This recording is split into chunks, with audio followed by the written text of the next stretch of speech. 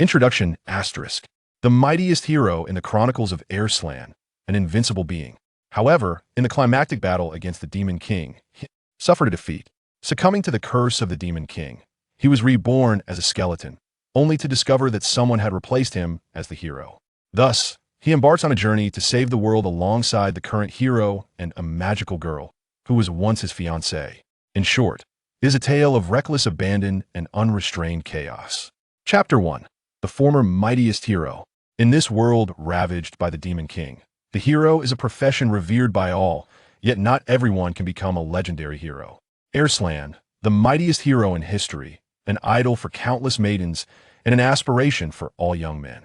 Armed with the sword of demon severance in his left hand and a holy shield blessed by the gods in his right, he traversed the path to vanquish the Demon King's army, effortlessly defeating fearsome foes such as the 4 dark heavenly kings, the 7 noble phantasms, the 12 golden magic fighters, and the 13th demon guard. Throughout these arduous battles, Alslan maintained an air of elegance and composure. At long last, Alslan, leading the heroes and the royal army, stood before the Demon King, ready for the final confrontation to restore peace to the world. The autumn winds howled. Alslan stood atop Demon King Mountain. The Demon King, drenched in cold sweat, faced Alslan. What should I do? The hero, Alslan. He is far too powerful. Facing him head-on, my chances are 0. The Demon King trembled, glancing back at his wife, children, and the million loyal subordinates. Finally, he resolved himself. No, even if I must die, I will die on the battlefield. I cannot disappoint those who adore me. Today I, the Demon King, shall fall, but tomorrow countless Demon Kings will rise. Wiping his sweaty palms, the Demon King gripped his sword and rose from his dark throne. Oh, you refuse to surrender, Demon King? Alslan teased, entirely dismissive of his opponent, his mind preoccupied with thoughts of accolades and marrying the princess upon his return to the royal city. The princess, though I've only seen her once, her beauty is unforgettable. I long to return to the royal city. Perhaps driven by his excitement, Alslan made the regrettable decision to charge at the Demon King. Creak! Alslan felt the ground give way beneath him. When he regained his senses, he found himself plummeting into an abyss. In the darkness, he heard the Demon King's voice. Fear not, haughty Alslan. I shall not take your life. Rather, I will grant you eternal existence and allow you to return to the royal city. Thank me sincerely for granting you the pain you could not fathom while you sat upon your lofty throne, a torment that will accompany you for all eternity. Go now, begin your new life. Today, the hero Alslan has perished. In his place stands skeleton Alslan. When Alslan awoke, he found himself in a desolate wilderness. Where am I? He looked around and spotted the royal city in the distance. Thank the heavens I am near the royal city. Did I truly lose in the final battle? Alslan sighed, seeming unconcerned with the notion of loss. After all, I am Alslan, the destined child favored by the gods. As long as I am alive, I shall surely rise again. With an optimistic mindset, Alslan trudged toward the royal city, mud caking his form. But the moment he stood, he sensed that something was amiss. What? What has become of my glorious skin and muscular physique? Alslan gazed at his skeletal hands and arms. The chest that countless maidens longed to embrace was now merely a collection of bones. Alslan understood that the Demon King had transformed him into a lich, specifically the most rudimentary skeleton. Demon King, I curse you. His cry echoed through the mountains and forests, yet could not alter the reality of his skeletal transformation. Alslan now comprehended the true intent behind the Demon King's gift of eternal life. In this skeletal form, he wished for nothing more than to escape existence. Alslan fashioned a rudimentary mask from tree bark to conceal his face and stealthily donned a hooded cloak pilfered from a nearby hunter's abode. Though it appeared incongruous, at least the hood would obscure his skeletal visage. Thus, Alslan infiltrated the royal city. After all, the royal city was Alslan's most familiar territory, filled with well-known streets, cherished friends, and an abundance of posters depicting him. The entire city was steeped in an atmosphere of adoration. Wait, something fell off. While the streets remained unchanged and familiar faces lingered, a glaring difference struck him. The city bore not a single poster of Alslan. Instead, a poster of a golden-haired girl adorned the walls. How can this be? I merely lost one battle, and the entire city has forgotten me. Alslan was on the brink of madness. What had been the purpose of his earlier efforts? Inquiring with a nearby toy vendor, he sought answers. Oh, you mean that hero Alslan who fell into a bear trap? Indeed, he was quite popular once, but now his fame pales in comparison to the new hero, Angelica. Only with Angelia's poster can children be persuaded to buy from me, the vendor said kindly, eyeing Alslan. You must be a stranger. I've never seen you before. Stranger. Alslan felt a wave of despair wash over him, yet a flicker of defiance remained. He refused to accept that no one revered him anymore. Sir. Alslan was merely ensnared by the Demon King's treachery. How could it be that he fell into a bear trap? And was not Alslan once the hero who cornered the Demon King? Can such a great hero's poster simply vanish? Alslan suppressed his rising anger, attempting to remain calm as he reasoned with the vendor. Oh, is there still someone defending Alslan? The royal army has already investigated the battle site. It was undoubtedly a common bear trap used by hunters that ensnared Alslan. If he were truly capable, how could he have fallen for such a rudimentary trap? A great hero? Humph. The vendor waved Alslan away as if swatting a fly. Enough. Leave before I lose my temper. Do you wish for me to shatter your skull? Alslan's countenance darkened. He felt worse than when he lost to the Demon King. He sensed something within him shatter. Still not leaving? Are you here to disrupt my business? Don't think you can look cool just because you wear that strange mask. The vendor stepped out from behind his stall, attempting to shove Alslan aside. Never having encountered such treatment before, Alslan forcefully pushed the vendor's hand away and shouted with all his might, Alslan. Alslan is a great hero. Even as a skeleton, Alslan yearned for the world to remember him as a hero. However, his words seemed to incite the ire of those around him. Bystanders gathered, encircling Alslan, hurling insults and mockery. Even children, led by their parents, spat at him. Hey, you masked brat. I warned you, if you continue to defend Alslan, I'll smash your skull. The burly man clenched his fists, the ominous creaking of his knuckles sending chills down the spine. A swift uppercut shattered Alslan's fragile bark-like mask, and from beneath it, a skull flew forth. Initially startled, the man didn't anticipate that a casual punch would truly obliterate a person's skull. But soon, dread seeped into his heart. How could a living being have their skull crushed?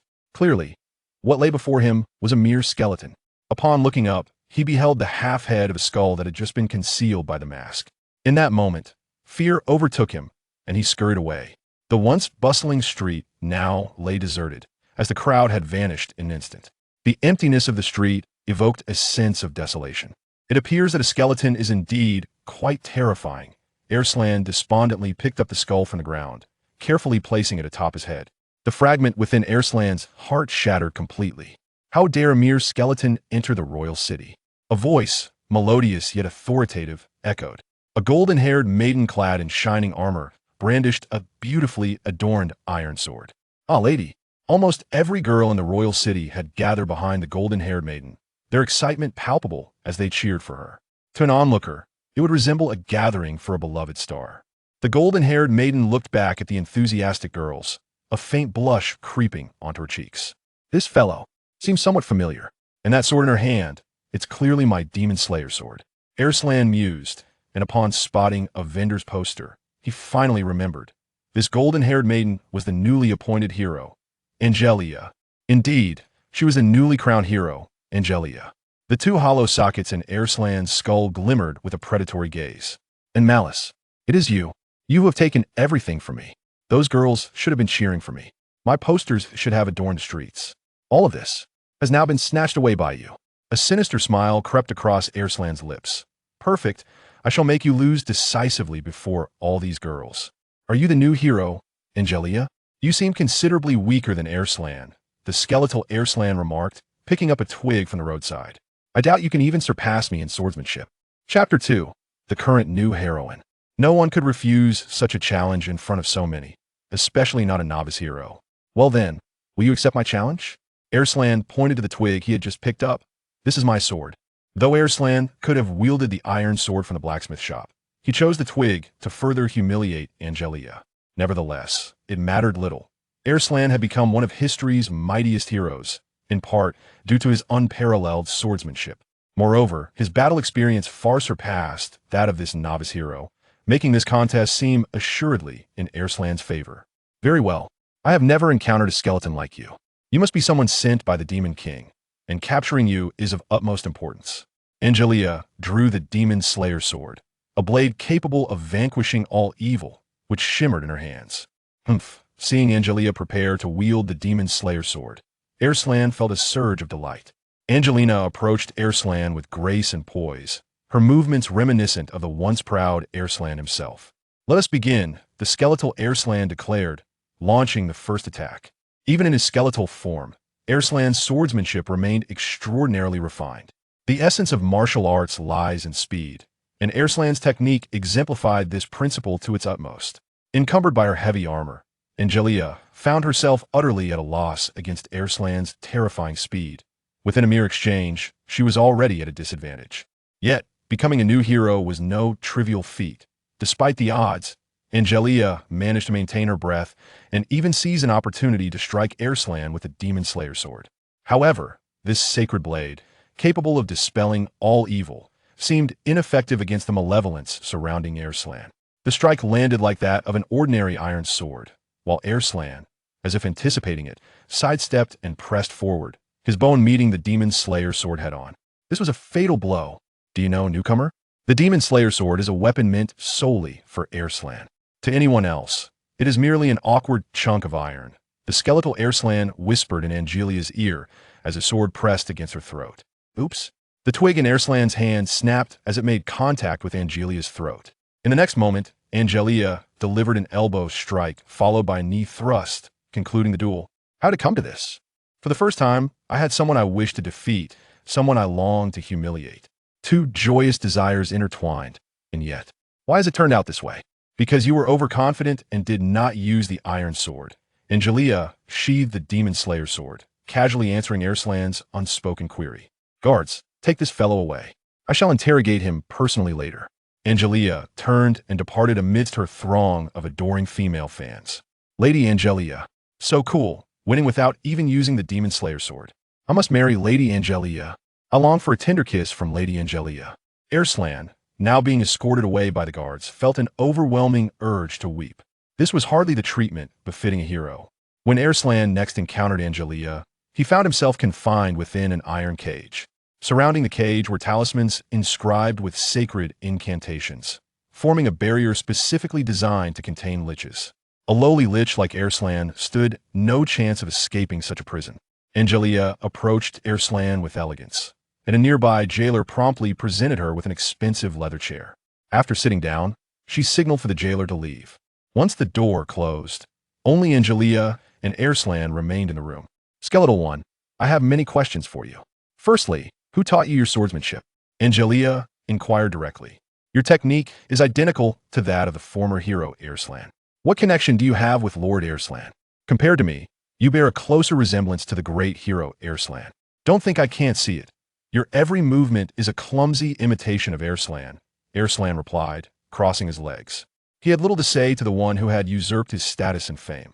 "Well, that is because a blush, reminiscent of youthful innocence, graced the delicate, fair features of Angelica. I hold Lord Alslan in great admiration. I remember everything about him quite clearly." No way. Tell me I did not just hear that." Alslan pinched his own cheek. "If I can't feel any flesh, it seems I am not dreaming." Overwhelmed with emotion, it was utterly moving. Who would have thought that even now, someone remembered the legendary hero Alslan, the mightiest of warriors? But why, of all people, was it Angelica, the newly minted hero who had taken everything from Alslan? No matter. Since Angelica admires me, I shall surely be able to clarify things with her. She will undoubtedly believe that I am Alslan. Listen carefully to what I am about to say. I am now ready to address the question you posed earlier. Alslan crossed his legs, adopting the haughty demeanor of his past. The truth is, I am Alslan. Silence enveloped the air. Angelica tapped the cage, imprisoning Alslan with her fingertip. A torrent of divine magic surged through Alslan's skeletal frame, which could not withstand the ravages of such holy power. Can we stop joking around now? A skeleton? How can my most revered hero possibly be in such a form? Angelica withdrew her finger from the cage, halting the tormenting magic enveloping Alslan. I'm not joking. Alslan immediately countered. Angelica's trust was the last thread of hope for his return to human society.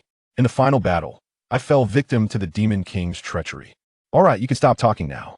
Even a child knows that Lord Alslan lost the battle due to being caught in a bear trap. Angelica interrupted Alslan, It seems continuing this interrogation is pointless. Tomorrow, I shall arrange for the priest to purify you. Angelica rose to depart. Her retreating figure felt like the fading hope of Alslan's return to humanity. Truly, you must believe me. You can ask me anything about Alslan, and I will know the answer, because I am Alslan himself. How else would I know more about the demon-slaying sword than you? Her steps faltered as Angelica recalled the words spoken to her by this unassuming skeleton during their duel. Clearly, this skeleton did possess a deeper understanding of the demon-slaying sword, which only Alslan had ever wielded. Very well, if you can answer one question correctly, I shall believe you are Alslan. Angelica resumed her seat. Hope had returned. I must seize this opportunity to convince Angelica of my true identity. Then, I shall pose a question from the Alslan fan club membership application. Angelica inquired nonchalantly. Please state Lord Alslan's zodiac sign, blood type, favorite food, dislike, and hobbies. This question should not be difficult. Alslan smirked. Such a simple question was akin to a gift. My zodiac sign is Libra. My blood type is B. As for favorite food, I don't seem to have any particular favorites. Dislikes? Well, I don't have any, as I am invincible in this world. My hobbies? Tearing the fabric of space with power, visiting other worlds for a stroll, and then returning. Alslan confidently concluded, now that I've answered, can you trust me? Angelica shook her head, looking troubled. It seems I can only believe you are a blabbering skeleton.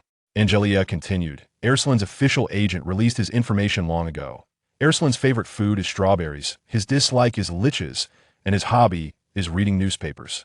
You have answered all incorrectly, and yet you dare claim to be Lord Alslan? Alslan was at a loss for words. Not to mention, he was completely unaware that he even had an agent. Having spent so long on the battlefield, he had never been interviewed about such matters. These details were certainly concocted by unscrupulous merchants seeking to create an Alslan brand effect to cater to fan preferences. Truly, these unscrupulous merchants are despicable. At this point, do you have anything further to say?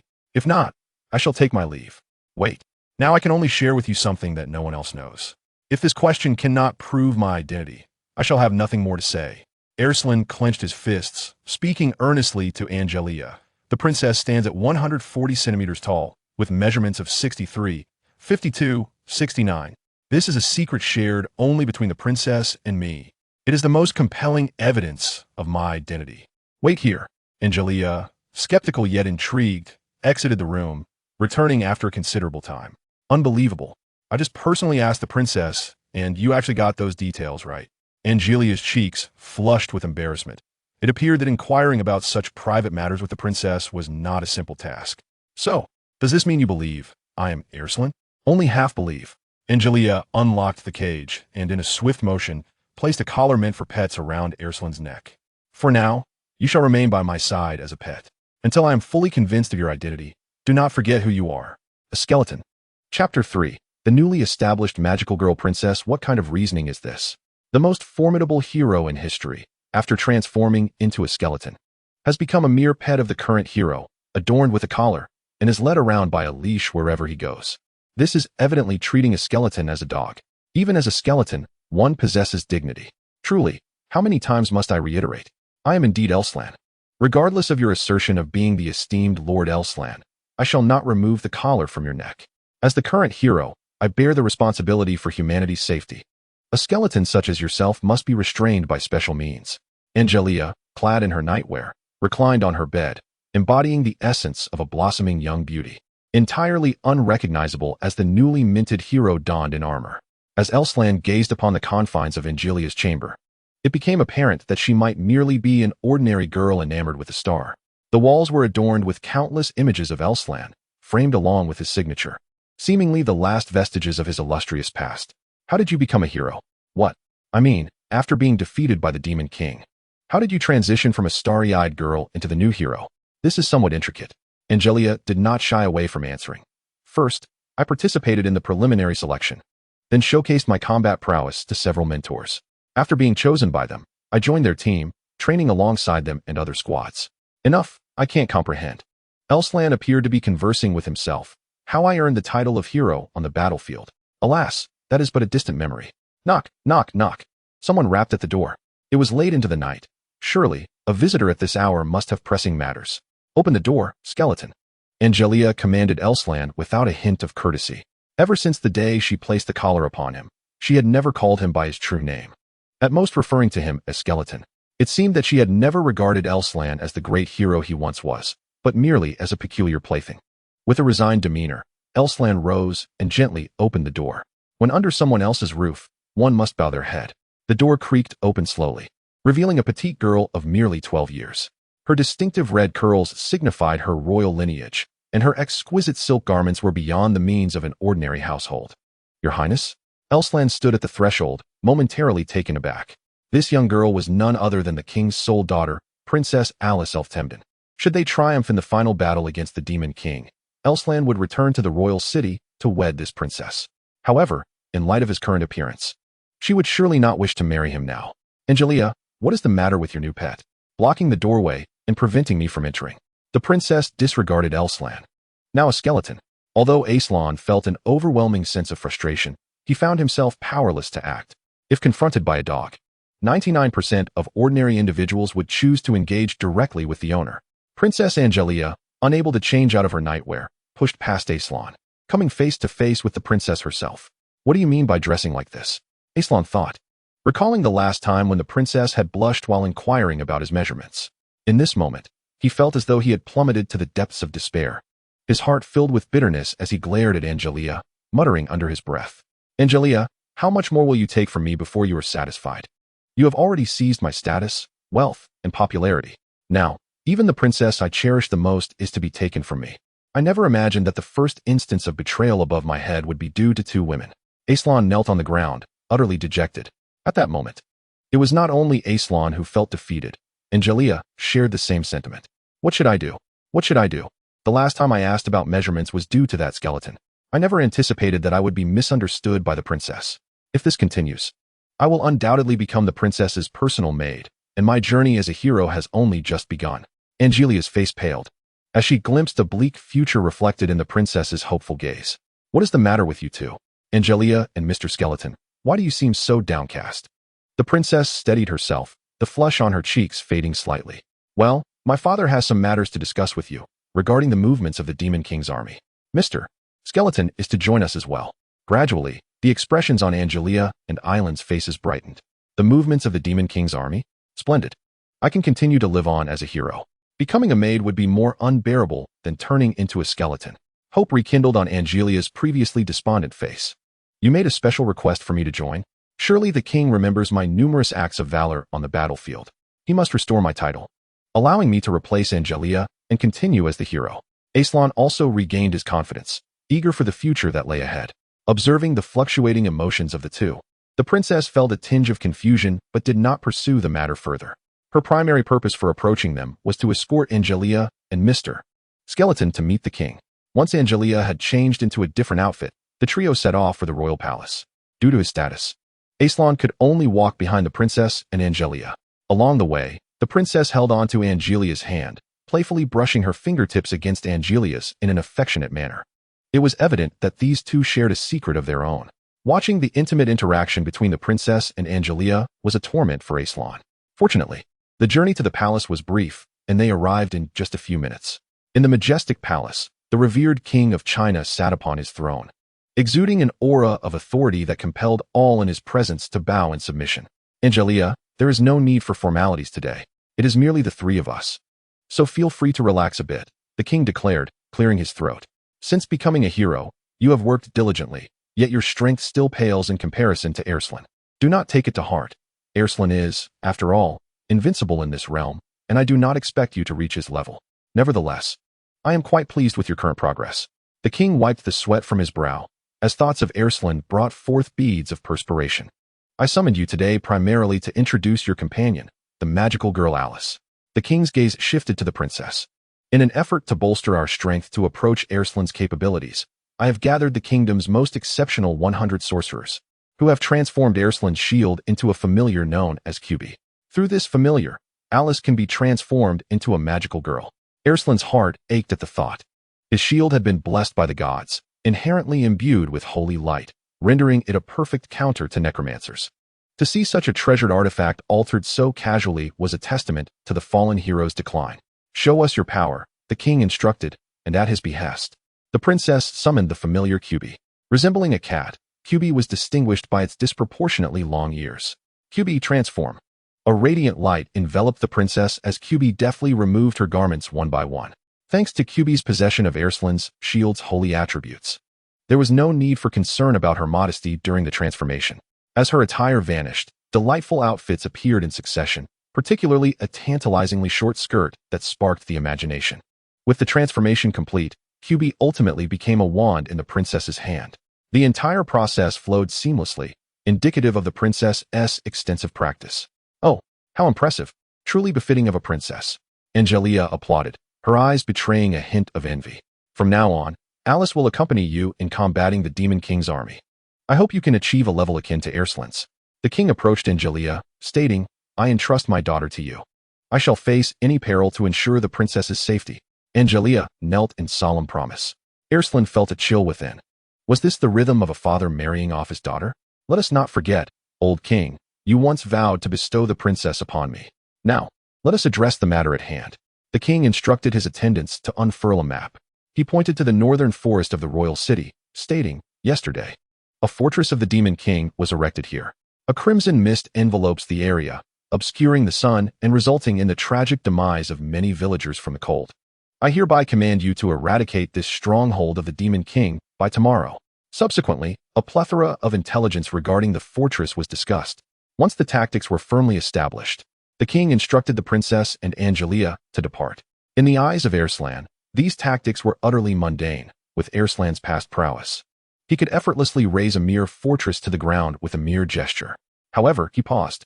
As Angelica's skeletal companion was to remain, there was something he wished to discuss privately. Just before their departure, the king suddenly spoke. No, this cannot be. Angelica interjected with concern, positioning herself protectively in front of the king. Though it is a pet, it is fundamentally an inferior lich. It is rather inconvenient to leave such a creature alone with the king. Moreover, this skeleton possesses formidable swordsmanship. What if something goes awry? Fear not. It will not lay a hand on me, the king replied, a faint smile gracing his lips. Chapter 4, Departure. Amidst the crimson mist once the others were dismissed, only the king and Alslan remained in the grand hall. Hey, skeleton, your true form is Alslan, isn't it? The king inquired nonchalantly. At that moment, a warm wave surged through Alslan's heart. Indeed, even if others doubted, the king would surely believe. Alslan was convinced that his bond with the king transcended mere hierarchy. They were once comrades who fought side by side on the battlefield. The king could not possibly forget his sworn brother.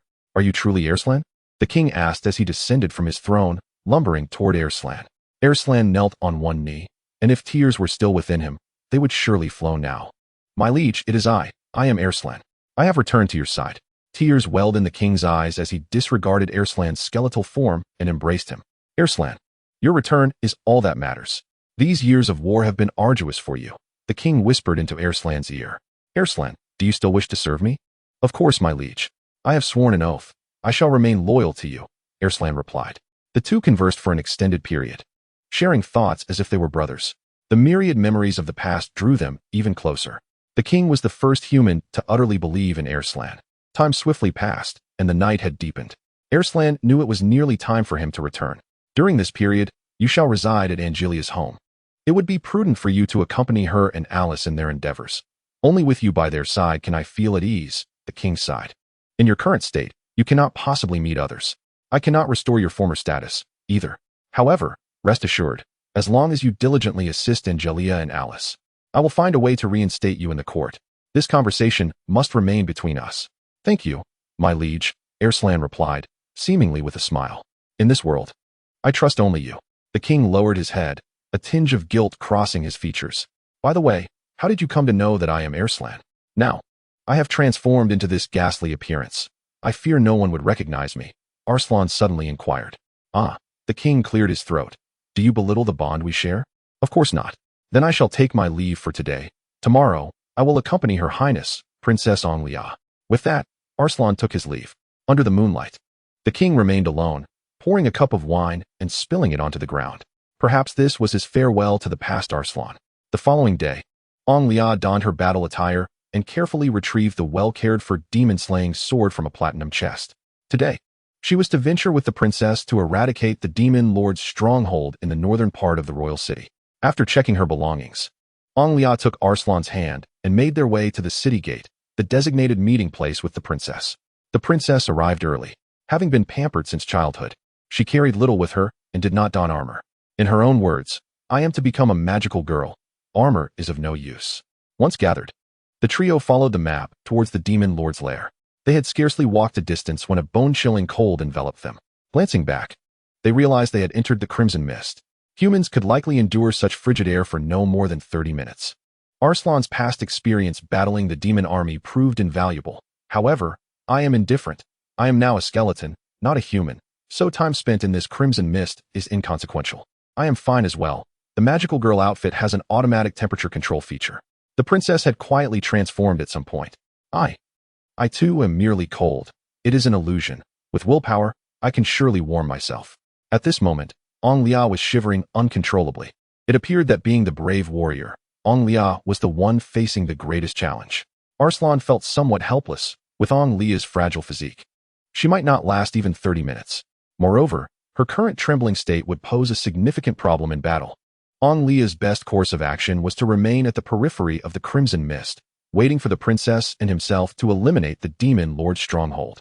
Just as he was about to speak, Arslan's gaze inadvertently met Anglia's. Her eyes reflected a determination that would not falter until she reached her goal. She would not allow her dignity to be trampled in such a manner. "Allow me to assist you." Arslan approached Anglia, gently touching her arm. "If you are cold, grip the demon-slaying sword. This malevolent crimson mist can easily be dispelled by it. But you are capable of this." Encouraged by a skeleton, Anglia drew the demon-slaying sword, which had never responded to her before. Now radiating a brilliant light, the activation of the sword's magic was bestowed upon her when the skeleton had just touched her. If it is true that the Demon Slayer sword can only be wielded by Lord Alslan, then this skeleton indeed appears to be a mere novice hero. The gaze of the newly initiated hero towards the skeleton shifted. Having resolved their need for warmth, the trio continued their journey forward. Along the way, they encountered nothing more threatening than a non-aggressive little fairy. After traversing for over half an hour, they should have reached the demon lord's stronghold by now. However, they had yet to catch even a glimpse of its shadow. "Hold on, this place doesn't match the location marked on the map. It seems we have taken a wrong turn." The princess halted her steps, scanning the surroundings for any recognizable landmarks. They had not strayed off course. Alslan, with a look of concern, gazed at Angelica and the princess, pondering the consequences if these two were to challenge the demon lord. They might not even reach his presence. Alslan picked up a twig from the ground and began to draw 3 intersecting circles. Then, he placed 3 leaves at the center of each circle. An angel found herself lost in a lake, seeking help from a farmer in her dreams. The farmer, in turn, dried up the lake with fierce flames and unleashed 100 wild boars to feast upon the dead fish. Ultimately, the angel emerged from the lake, cursing the farmer for his environmental destruction. Alslan naturally recited a passage from the kingdom's holy text. Upon completion of his chant, intricate patterns began to emanate from the centers of the 3 circles. Now, insert the Demon Slayer's sword into the circle facing north. For some inexplicable reason, Angelica found herself obedient to the skeleton, as though, in this moment, the skeleton truly embodied her Lord Alslan. Chapter 5, Terror. The mansion in the forest. The Demon Slayer's sword pierced the northern center. Moments later, everything around them underwent a profound transformation. The forest vanished, replaced by a mansion of half the size of a royal palace. Could this be the demon lord's stronghold? Alslan sensed a perilous aura emanating from the mansion. This place was certainly not suitable for Angelica and the princess. "I suggest we retreat. With the current strength of Angelica and the princess, they cannot possibly conquer this stronghold." "Impossible," Angelica declared emphatically. "There is no way we can retreat. Lord Alslan would never utter the word retreat." Indeed, the princess chimed in. "Mr. Skeleton, you aren't afraid, are you? Or perhaps you harbor a protective sentiment for your fellow lich." The princess's sharp tongue spared no one. Alslan, weary, placed a hand on his forehead. "Is this truly how you wish to become Alslan, Angelica?" Angelica was momentarily taken aback by the question. "You do not understand Alslan at all." The skeleton, embodying Alslan, chuckled. "Alslan is, in truth, an exceedingly timid individual. The moment he senses he cannot win, he would choose to flee without hesitation. Yet, regrettably, he has never had the opportunity to escape, for he has always been invincible." "You lie. Lord Alslan is brave and fearless. He is a hero, not a mere mortal." "Alas, he is indeed but a mortal. Alslan once again proposed, "Let us retreat. This is too arduous for you." However, the princess, who had remained silent until now, spoke up. "This is the barrier protecting the royal city. If we withdraw, who will safeguard it? Should we wait until I have grown stronger?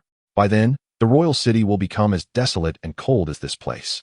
Both Alslan and Angelica were taken aback by the princess's words, astonished that such a wise sentiment could emanate from a mere 12-year-old girl. Alslan, too, found enlightenment in her statement. Perhaps his previous inclination to protect others stemmed solely from his own strength. Would he still rise to the occasion if he were not so powerful? Nevertheless, what was there to fear? After all, he was under the Demon King's immortal curse. And even if he were captured, he would not perish. Furthermore, despite his current frailty, he believed he could escort the princess and Angelica out of the crimson mist before any harm befell them. Even in defeat, the princess would still be able to live well. "Let us go and dismantle this stronghold," he declared. "But I must say this beforehand. Should any misfortune occur, I will prioritize your escape. You must remember to return for me." Though he muttered these words, deep down, Alslan held little hope for Angelica or the princess. The three approached the iron gate of the mansion with caution. The gate was as grand as that of the royal palace, and a peculiar red-haired girl donned in strange attire was sprawled asleep on a chair. What a fortunate opportunity. Listen carefully. Do not alert the guard. We shall slip inside quietly. The other two nodded in agreement. Following Alslan, they easily infiltrated the mansion, finding the endeavor far simpler than they had anticipated. Yet, they remained on high alert, for everything around them felt peculiar. Entering such a spacious mansion, they encountered not a single soul. Surely, it should be teeming with mass-produced lich soldiers, they thought. Could it be that the mansion's owner lacked the funds to hire them? The trio stealthily opened the door to the main hall and crept inside. With the crimson mist obscuring the sun, their movements were difficult to detect. Wait.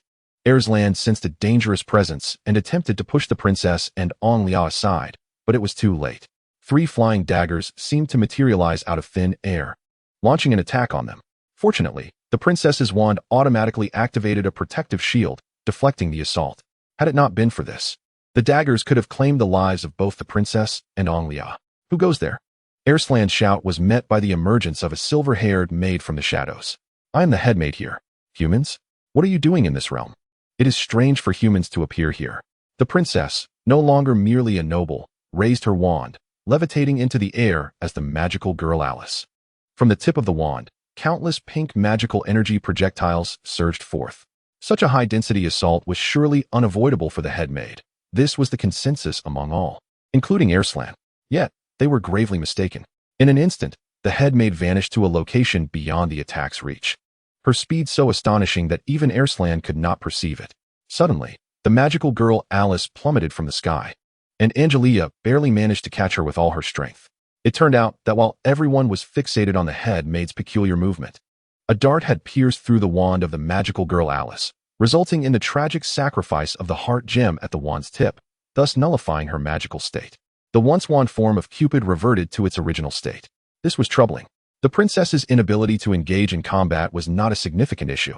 As her fighting prowess was never formidable, her absence was not a loss. The true dilemma lay in the fact that now, devoid of her magical girl state, the princess was vulnerable to the chilling crimson mist surrounding them. If this continued, she would surely freeze to death within 10 minutes. It seemed imperative to conclude the battle swiftly. "Angelica, hand me the Demon Slayer sword." Without waiting for Angelica's consent, Alslan seized the sword from her grasp. Upon entering Alslan's hands, the Demon Slayer sword gleamed brilliantly, emanating a divine power that thickened the very air around them. However, the price for such formidable strength was Alslan's unending agony. Presently, he existed as the most inferior of skeleton liches. Any ordinary skeleton would disintegrate upon encountering such a degree of divine energy. Fortunately, Alslan was afflicted by the Demon King's curse of immortality. Thus, even submerged in holy light, he would not perish. While he was spared from death, he was not free from suffering. As an undead, he had to endure the torment experienced by liches during purification. Is the Demon Slayer sword truly so powerful? If this skeleton is indeed Lord Alslan, then my prior actions of merely observing him were utterly misguided, Angelica thought, continuing her passive role in the chaos. Chapter 6. Astonishment. The truth behind the land dispute. Despite the immense power of the Demon Slayer sword, Alslan found it insufficient to satisfy his ambitions. Was this merely 1% of its former power?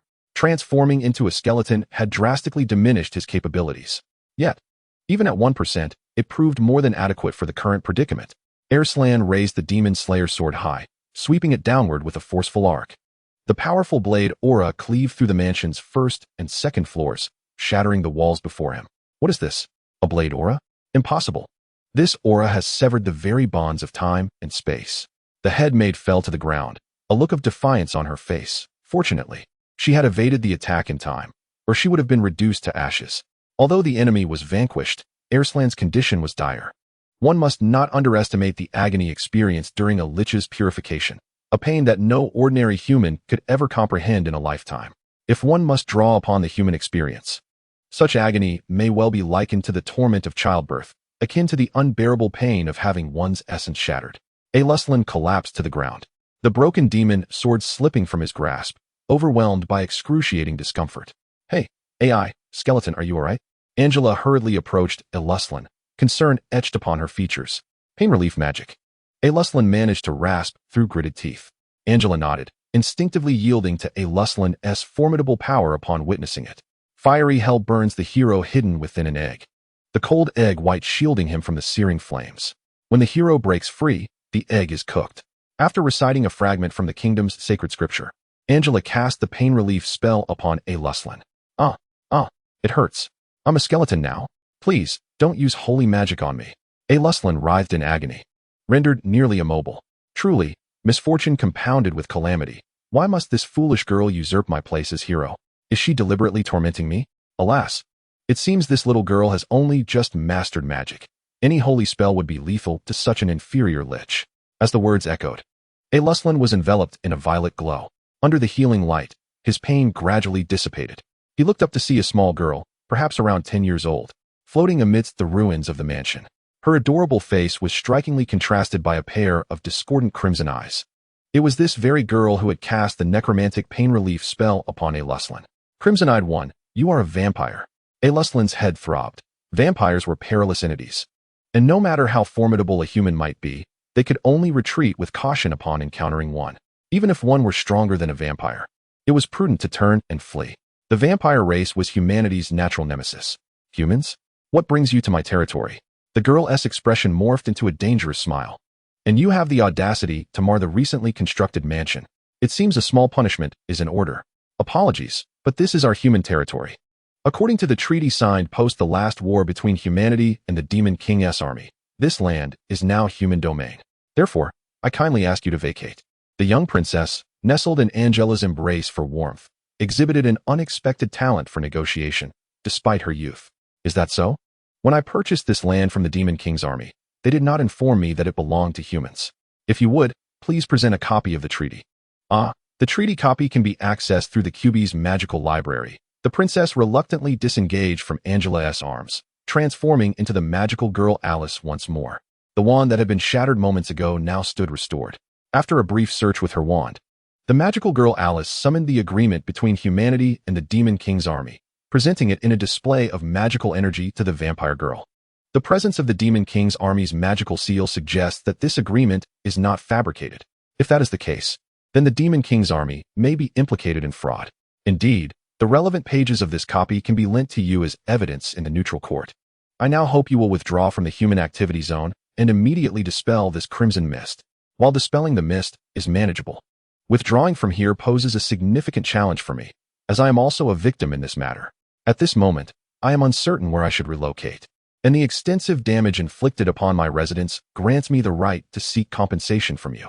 The crimson mist has rendered the surrounding farmlands largely frozen and has tragically claimed the lives of 33 citizens of our nation, which further entitles me to demand reparations from you. It is surprising that, despite her usual reticence, the princess speaks so pointedly when she does. This mature approach to negotiation is something even Alslan deeply admires. Ultimately, through the concessions made by both the princess and the young vampire girl, the latter agreed to dispel the mist and refrain from attacking the surrounding humans henceforth. The princess, in turn, committed to returning for negotiations in 3 days and to provide the young vampire girl with legal counsel free of charge. What two adults could not achieve through force was resolved by the eloquence of a mere 12-year-old girl. Perhaps brute strength is not always the answer. As the crimson mist receded, Angelica carried the wearied princess back to the royal city, a journey that proved quite arduous for a child of her age. At the city gates, countless young girls cheered for Angelica, exclaiming how handsome she was and how adorable the princess appeared. They wished to be the beloved pet of the elder sister, dreaming of the heroic feeling that might accompany such a title. Though still a skeleton, Alslan fantasized that participating in this venture would rekindle the admiration they once felt for him. Who was that skeleton behind the elder sister? How filthy! Death to the lich. Death to the skeleton. Accepting such a loathsome entity only illustrates the elder sister's exceptional grace. The treatment they received was worlds apart. Amidst the torrent of insults hurled by former admirers, Alslan caught sight of Angelica's solitary figure. Gone was her usual pride.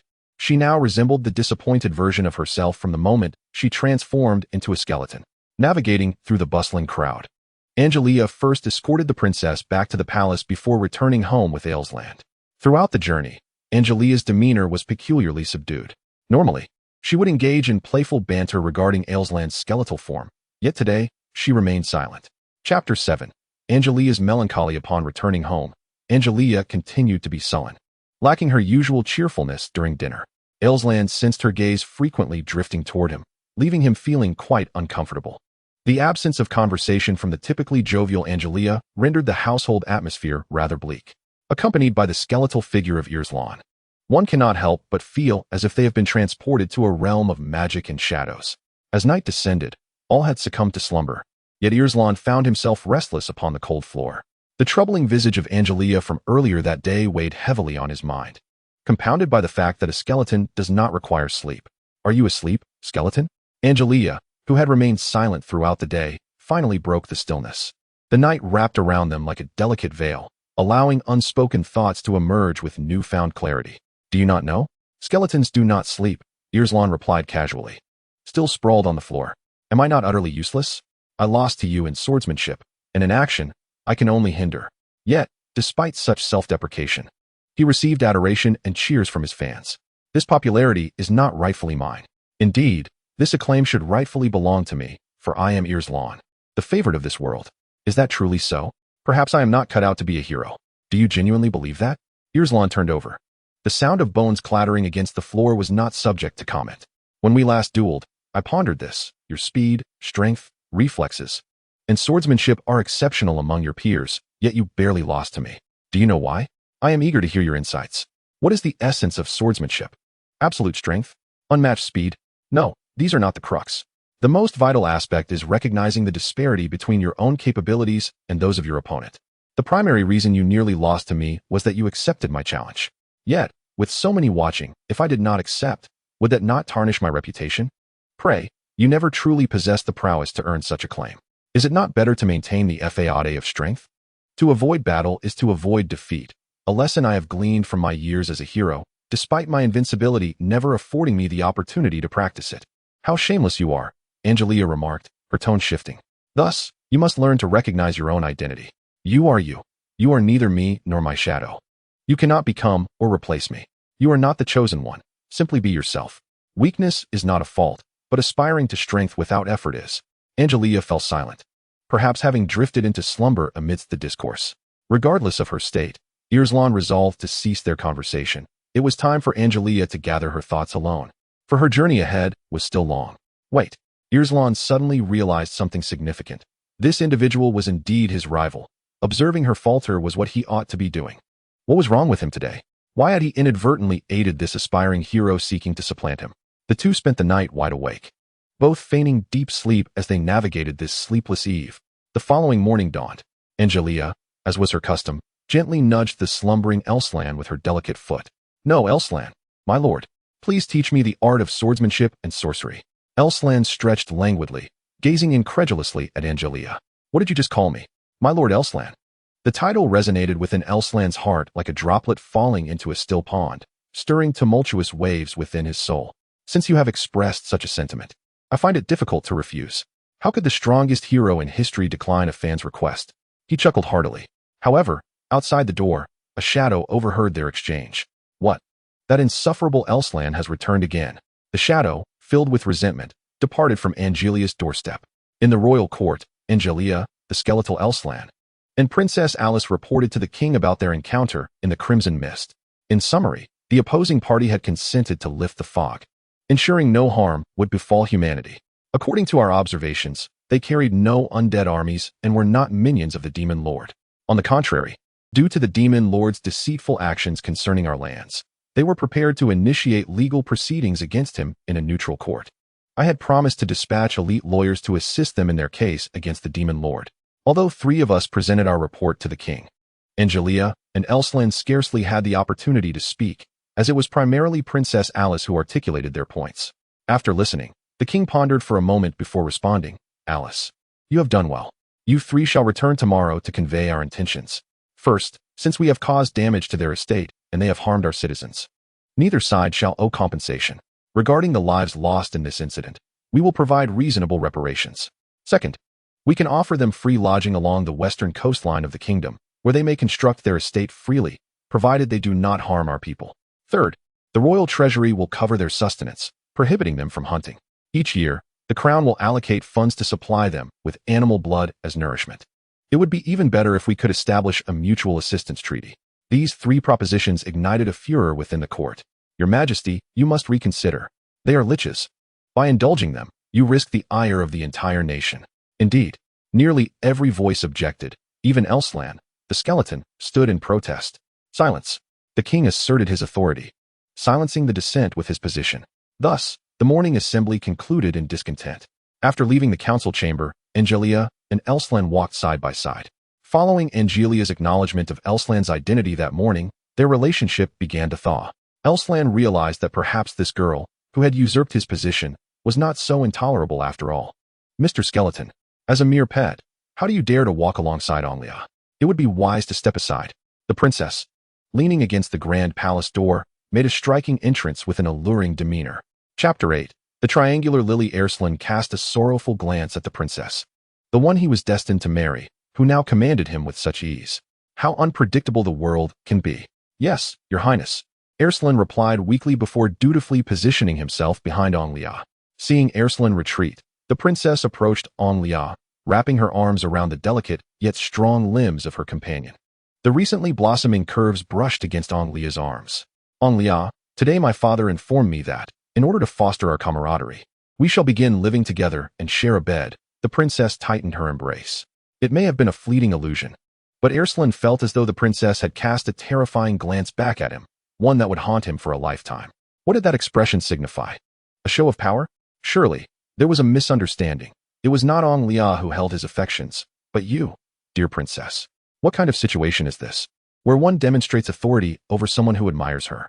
Alslan scratched his head in confusion. Yet, more perplexed than Alslan was Angelica. She chuckled nervously, unable to respond to the princess's advances. Internally, she chastised herself repeatedly. I am not a lily, I am not a lily, I am not a lily. However, at this tender age, it is entirely natural for the princess to develop affections for 1 or 2 girls. Should she acquiesce to the princess's wishes, awaiting the inevitable realization that their union is unattainable, or should she cruelly reject the princess's affection, watching her weep uncontrollably in despair? A girl of such youth, once determined, might seclude herself at home, potentially shaping the princess's character for a lifetime, a mistake that could be irrevocable. What to do? What to do? What to do? Both choices are excruciatingly cruel. With the princess's interference, the dynamics among the 3 became utterly tangled. Upon returning to Angelica's abode, the princess continued to cling to her, refusing to let go.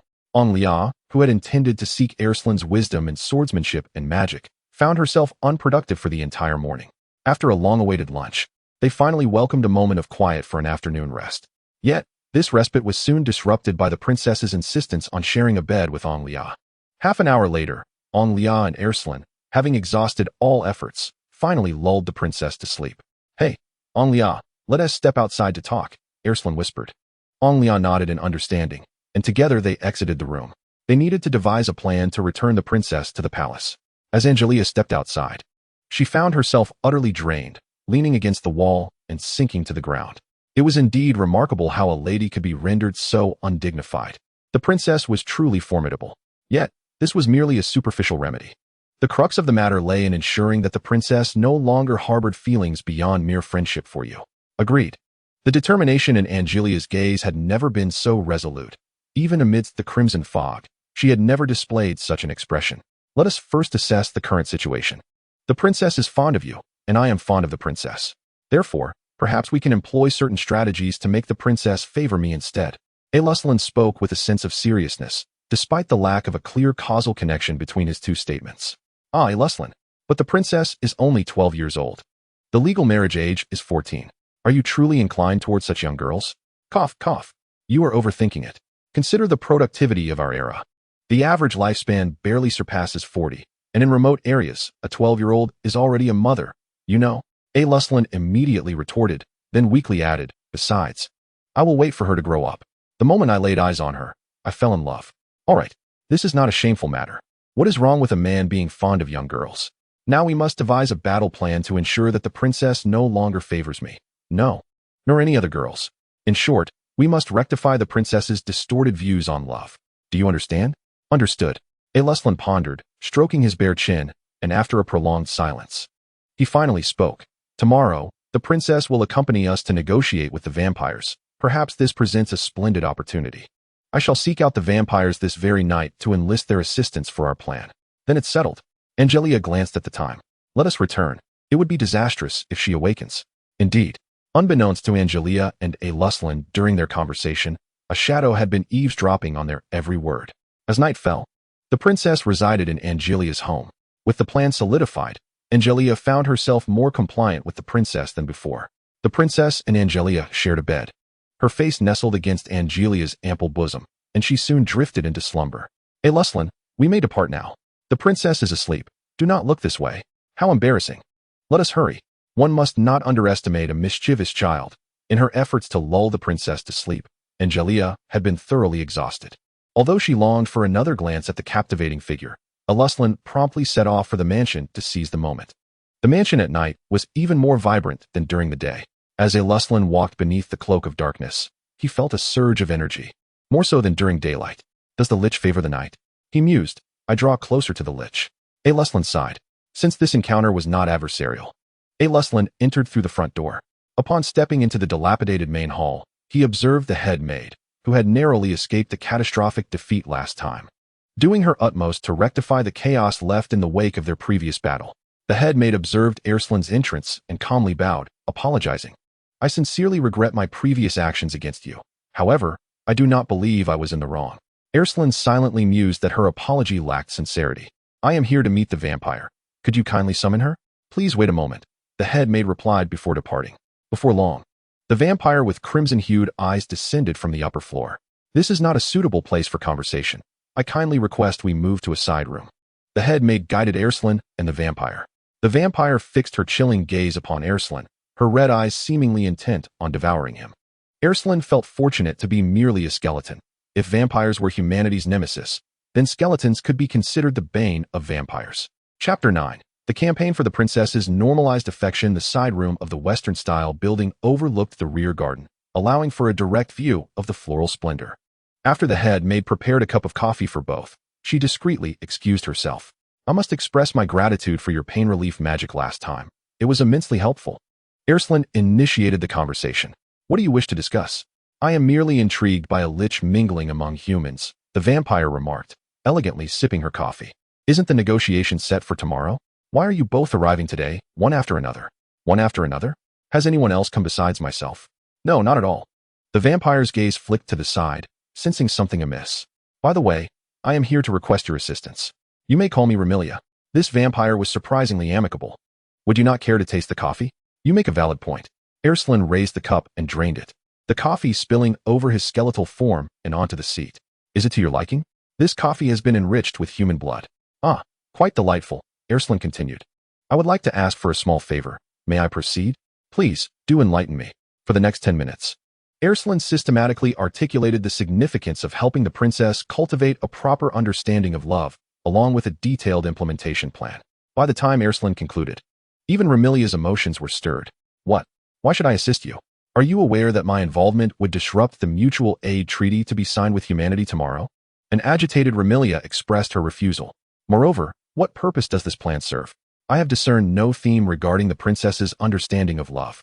The entire scheme appears to be a trap you have laid to win her over. Besides, this stratagem is rather antiquated. I witnessed the first human to employ it over 480 years ago. What was the outcome? I cannot recall if that individual succeeded. However, I do remember that his essence was quite delightful. His blood paired remarkably well with rock sugar. Alslan contemplated. Indeed, a vampire who has lived for over 5 centuries is not so easily subdued. To enlist this vampire's assistance for the upcoming endeavor, it appears that a subtle strategy will be required. Remilia stood up, slamming her hand on the table. If you assist me this time, I shall acquiesce to any demand you make. At that moment, perhaps in Alslan's eyes, he exhibited a spirit of unparalleled bravery. However, in Remilia's gaze, those who utter words devoid of principles are hardly worth a second glance. Very well, if you agree to be my dog for a day, I shall agree to assist you, Remilia conceded. Do not presume that Remilia would readily oblige for such a condition. Her willingness stemmed solely from a desire to test the dignity threshold of the skeleton before her. A dog, you say? If only he could turn back time. Alslan would undoubtedly deliver himself 2 resounding slaps and dismantle his own jaw to prevent further speech. How could I possibly agree to such a demand? I am the great hero Alslan. Should news of my kneeling before a vampire of childlike stature, licking her shoes in pursuit of the princess's affection, ever reach others after I regain my status, I would rather meet my demise, though I am no longer capable of dying. After much contemplation, Alslan gritted his teeth. Agreed. What is it to be a dog for a day? For the sake of winning the princess's love, I would do anything. After detailing the plan for the following day to the red-eyed vampire, Alslan departed from the mansion. On the 2nd floor of the mansion, a shadow observed Alslan's departure. The next day marked the return of the 3 to negotiate with the vampire. Early in the morning, Alslan lamented to Angelica about the humiliating ordeal he had endured the previous night. What a disgrace. A lifetime of shame. He wept, burying his face in his arms upon the table. Is it truly that humiliating? After all, you are ostensibly my pet now. So consider it a temporary arrangement at the vampire's abode, Angelica teased with a sly smile. The illustrious strongest hero in history appears to have been reduced to a mere dog since becoming a skeleton. Alslan's sorrow deepened. Angelica's words struck at the very core of his heart. Enough of the tears. The princess will awaken shortly, and we must set out early, or my fan club will obstruct our path. Angelica gently stroked Alslan's bald skull. They are my fan club. Alslan glared resentfully at Angelica. Once the princess arose and casually consumed a hasty breakfast, the 3 set off early. As anticipated, throughout the journey, the princess clung to Angelica, rendering Alslan an unwitting third wheel. My female fan has stolen my opportunity and is now courting my betrothed. This tale, if shared, would likely eclipse my adventures in popularity, lamented Alslan, looking increasingly skeletal in his despondence. Upon arriving at the mansion, the trio proceeded to the side room where they had conversed with the vampire the previous day. There was little of significance to discuss regarding the negotiations. Both the kingdom and the vampire were victims of the actions perpetrated by the Demon Lord's army. From this perspective, their interests aligned. And considering the considerable concessions made by the kingdom, the vampire had no justifiable grounds to reject the amicable mutual assistance treaty.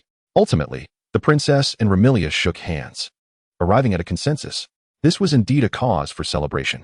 Angelica, be prepared and ensure I steal the spotlight, whispered Alslan into Angelica's ear as the moment approached.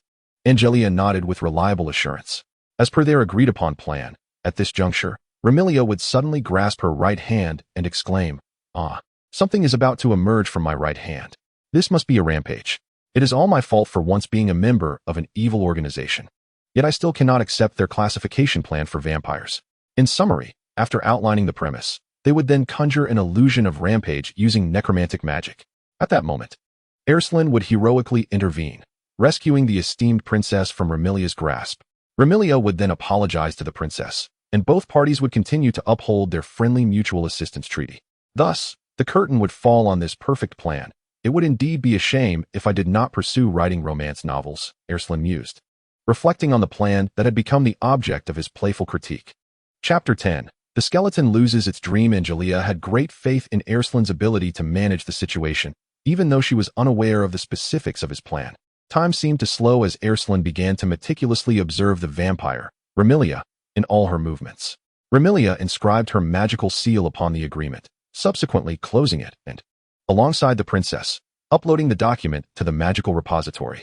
Once the process concluded, the plan was set to unfold. Alslan was fully alert, his focus unwavering. Indeed, the anticipated event transpired. Boom! A magic projectile, the size of a fist, plummeted from above, heading straight for the princess. What? This is not what was agreed upon. I meticulously drafted an extensive tome of guidelines for this endeavor, And just yesterday, I handed my manuscript to Remilia. Has she not read a single word? Or does she find my manuscript utterly foolish? Alslan cast a glance at the composed Remilia, noticing the faintest of smirks at the corner of her lips. Wait, is this truly happening? I have penned a staggering 88,750,000 words, and you haven't even glanced at it? Surely, a vampire with rapid reading magic could finish it in no time.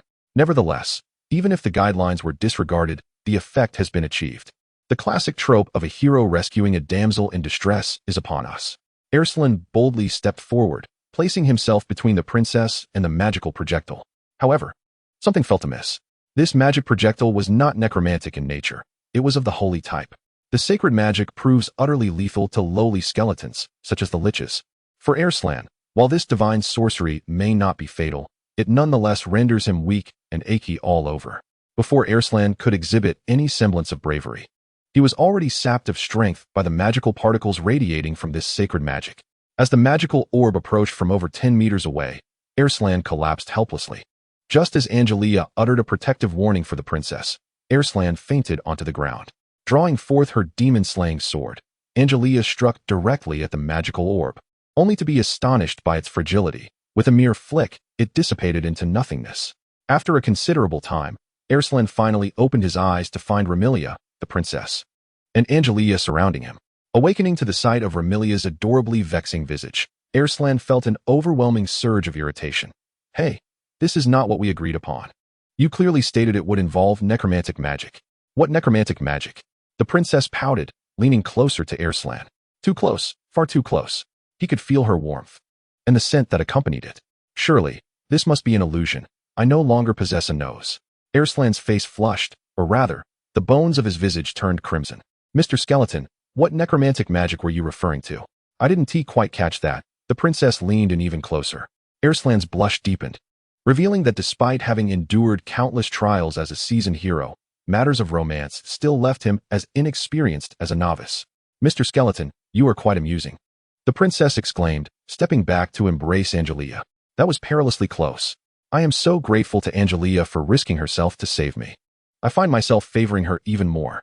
Angelica, caught in an awkward smile, felt the sting of a plan that had utterly failed and backfired. You might as well confess. Skeleton, your scheme has long been uncovered. Before your arrival yesterday, the princess's familiar sought me out. Remilia made a face. Moreover, the terms offered by her familiar were to lend you to me as a mere servant for 2 days. I figured the princess's authority would suffice to keep you in line, and thus, I acquiesced. Alslan was left utterly bewildered. So yesterday, everything was merely for amusement? Remilia leaned against the wall, shrugging her shoulders. For this magical orb, I even enlisted the help of my library curator.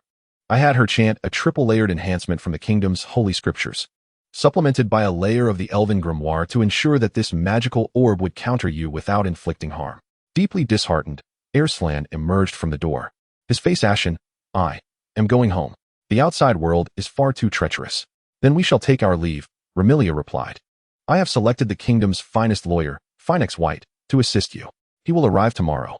His renowned catchphrase once sparked a legal sensation throughout the entire kingdom.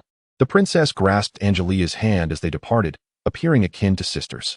Phoenix White, you say? I have also heard this name, and with his assistance, I feel reassured. Please take care on your journey. I shall write to you.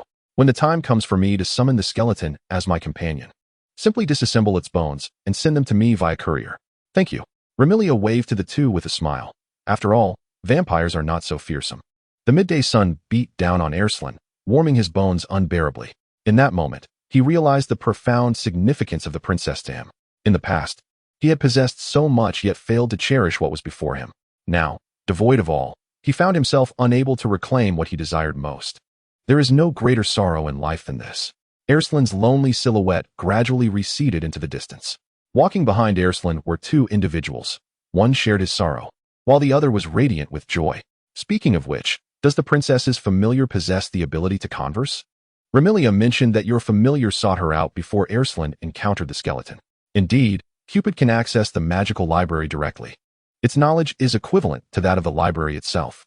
In other words, its linguistic capabilities surpass those of any human. The princess, affectionately leaning against Angelica's shoulder, said, When we return, please feed me bread with your mouth.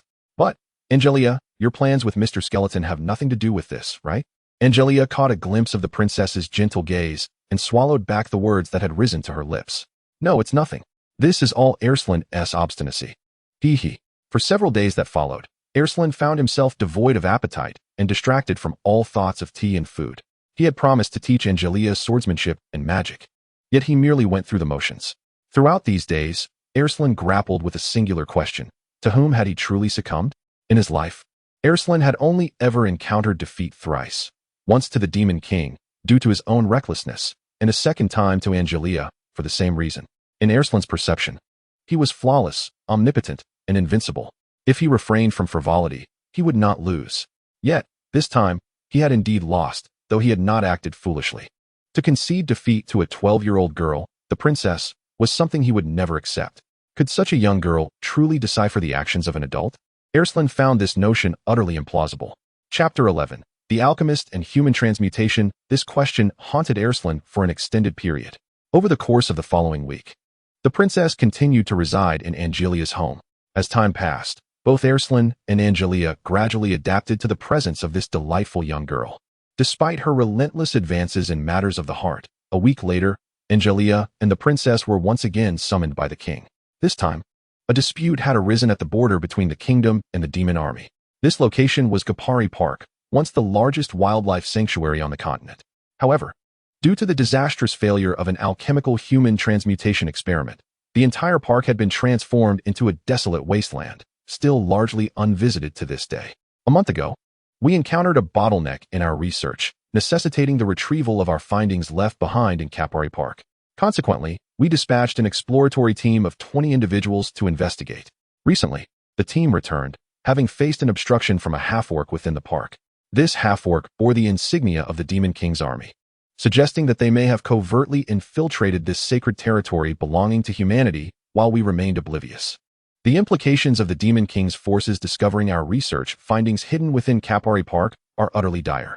Currently, it is the Grand Alchemist, Shatak, who is briefing Angelica, the brave, and princess on the situation. This esteemed alchemist appears to have engaged in some forbidden experiments, resulting in a prolonged estrangement from the royal family. Ahem, once again, I must entrust this task to you, brave Angelica and magical girl Alice. The king, with his corpulent form, approached the map and continued, stating, you will accompany alchemist Shatak on this journey, prioritizing his safety above all else. Upon reaching Kapari Park, Shatak will guide you to the research base within. Once you have secured the findings, return immediately.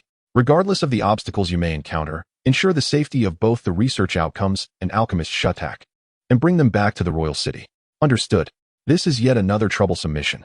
Perhaps the somewhat naive Angelica and the esteemed princess are unaware of the location of Kapari Park, yet Alslan, who has traversed the entire continent, is well aware of its whereabouts.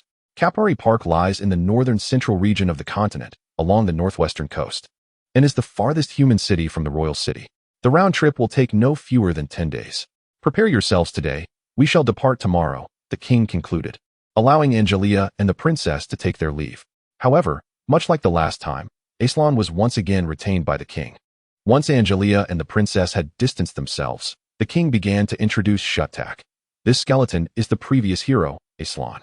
He was cursed by the Demon King after his defeat, which resulted in his current form. Such an unusual individual should pique your interest.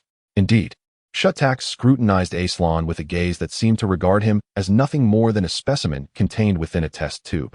Lord Alslan, it is an honor to finally meet you. Long ago, we shared a meal at the same table. Shatak's demeanor shifted as he smiled, attempting to establish rapport with Alslan. Not at all. I have long been aware of your esteemed name, but have yet to find an opportunity for a deeper acquaintance, Alslan thought to himself, reflecting on how during his days of glory, he was constantly surrounded by banquets, leaving little room to recall the faces of unfamiliar individuals. Please, converse freely. I believe you have much to discuss. I shall not intrude upon your youthful discourse, the king remarked, moving closer to Alslan. He then added, take care of the princess alongside Shatak and the research materials. I place my trust in you. Indeed, your majesty. The king cast a satisfied glance at Alslan before departing with a sense of fulfillment. In the vast council chamber, only Shatak and Alslan remained. My lord Alslan, I have many thoughts I wish to share with you, and I believe you will find my topics of considerable interest. Let us find a more comfortable setting to converse. A hint of danger flickered across Shutak's amiable visage. Unbeknownst to him, his words elicited a scoff from Alslan. I harbor no interest in your alchemy. Though I am a valiant hero, I possess a modicum of knowledge in this field. To put it succinctly, I devoted an entire month to mastering all the alchemical arts of the kingdom. I dare say my expertise is on par with yours. A sly grin creased Shutak's eyes. Since you are well-versed, our discourse shall be much easier. Might I inquire if you have heard of human transmutation? Human transmutation? Alslan, who had earlier regarded Shutak with disdain, now observed him with newfound respect. Human transmutation had long been prohibited by the kingdom. Discussing such a taboo subject within the palace would surely attract the ire of the guards, unless, of course, the speaker had the king's endorsement. Does the king support your experiments in human transmutation? Alslan inquired, astonished. May I ask if you would be amenable to discussing this in a different location? Alslan, gazing at his own skeletal form, yearned more than anyone for a corporeal body. Perhaps only human transmutation could fulfill his desire. After careful contemplation, Alslan followed Shutak to his underground laboratory. Shutak's laboratory resided on the outskirts of the royal city, adjacent to the kingdom's refuse disposal site, a locale seldom frequented. This very seclusion provided an ideal environment for such forbidden experiments. Please, come in. No food is permitted in my laboratory, so there is no need to offer you fine tea, my lord Alslan. Shutak gestured for Alslan to enter and unlocked the door to the laboratory. Inside, the lab was devoid of any personnel, with Shutak being the sole researcher present. Is this where you conduct your experiments on human transmutation? Alslan inquired, surveying the array of bottles and jars upon the workbench. Indeed, Shutak replied with a smile, retrieving a photograph from a drawer. This is one of my most successful living transmutation outcomes, and it bears some connection to you. Island's gaze fell upon the image, revealing the familiar form of the princess's familiar, Cupid. Chapter 12. Journey to Gapari Park. It is widely known that Cupid, the princess's familiar, was once the shield that Alslan wielded, blessed by the gods. After Island's defeat, the shield, along with the demon-slaying sword, was reclaimed by the royal army. Ultimately, the sword was bestowed upon the newly minted hero, Angelica, while the shield underwent transformation, becoming the familiar Cupid to accompany the princess. Have you truly mastered the art of transmuting magical beings on your own? A stir of apprehension coursed through Alslan as he contemplated the formidable complexity of creating magical beings. A feat second only to the intricate art of human transmutation in alchemy. I find myself woefully lacking in knowledge concerning the arcane arts. It was only through the assembly of over 100 distinguished sorcerers, summoned by His Majesty, that I was able to tenuously achieve this flawless specimen. Alslan was rendered speechless by astonishment. Perhaps if it were Ruotak, he might indeed assist in the transmutation of a human form. Let me present to you my previous experiments on human transmutation. As it is impossible to conduct experiments on actual human bodies, I resorted to using various meats as substitutes. Ruotak guided Alslan deeper into the laboratory. Here lies the product of braised pork and roasted lamb. This represents the results of boiled meat and pickled fish. And this, the outcome of scrambled eggs and char siu. Wait a moment. I distinctly recall someone stating that food is prohibited within the laboratory. Alslan gazed at the multitude of specimens, realizing that Ruotak's alchemical pursuits seemed to be a mere sideline, with his culinary endeavors taking precedence. Since human bodies cannot be used, I must confess, Ruotak lamented, I have yet to succeed in merging two living creatures into one. What then of Cupid? Cupid is a being conjured from nothingness. Its consciousness entirely derived from the residual awareness contained within your shield. One might say Cupid is but an extension of yourself. Ruotak's expression darkened. However, transforming two lives into a singular existence is far more complex than simply creating life. This is the impasse I currently face. Subsequently, Alslan continued to explore Ruotak's laboratory until just before dinner, when he finally took his leave. Wait, Lord Alslan, Ruotak called out before his departure. If my research were to succeed, it could very well shake the very foundations of this world. Sometimes I ponder whether it would be preferable for my experiments to never yield success, to prove that life is sacred and inviolable. Yet, as an alchemist, my innate curiosity compels me to persevere on this path. I genuinely do not know if I am on the right track. A glimmer of tears welled in the corners of Ruotak's eyes. The moral guilt stemming from human transmutation clashed with the pursuit of knowledge within his heart. It seems that the life of an alchemist is fraught with challenges. I cannot say, Alslan replied candidly, for I am not you. Nevertheless, you must grasp certain truths. Even if you were to halt your progress today, others will undoubtedly continue down this path tomorrow. Can you guarantee that the next individual who treads this road will possess a heart as virtuous as yours? With an air of nonchalance, Alslan articulated a series of eloquent remarks, leaving a perfect silhouette against the setting sun as he waved farewell. Not far away, a shadow lurked, observing Island's every move. The entirety of the dialogue between Alslan and Ruotak was meticulously recorded by this shadow. Upon returning to Angelia's residence, the narrative continues. Angelia was utterly exhausted.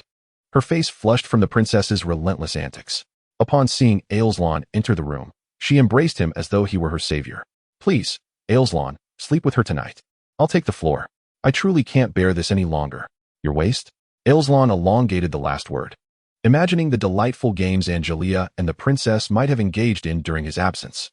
In any case, I fear we have encountered a significant issue with the princess's upbringing. Do you realize, while I was organizing my luggage today, she actually came over to sniff the scent on my undergarments? If this continues, the princess will transform into something quite alarming. We have contemplated solutions, yet we have only been outwitted by the princess. Alslan lamented, scratching his bald head awkwardly. For now, let go of me. We can discuss matters at a more leisurely pace. Prompted by Alslan's reminder, Angelia suddenly became aware that she had been clinging to Alslan's insubstantial form. TCH, whose fault is it that your touch is so uninviting? It feels the same whether I embrace you or not, Angelia retorted, turning her head away. Is that my fault? Alslan replied as he stepped into the inner room, which had descended into utter chaos. Is this truly your room? Angelia exclaimed, as though confronted with a crime scene ravaged by a band of marauders.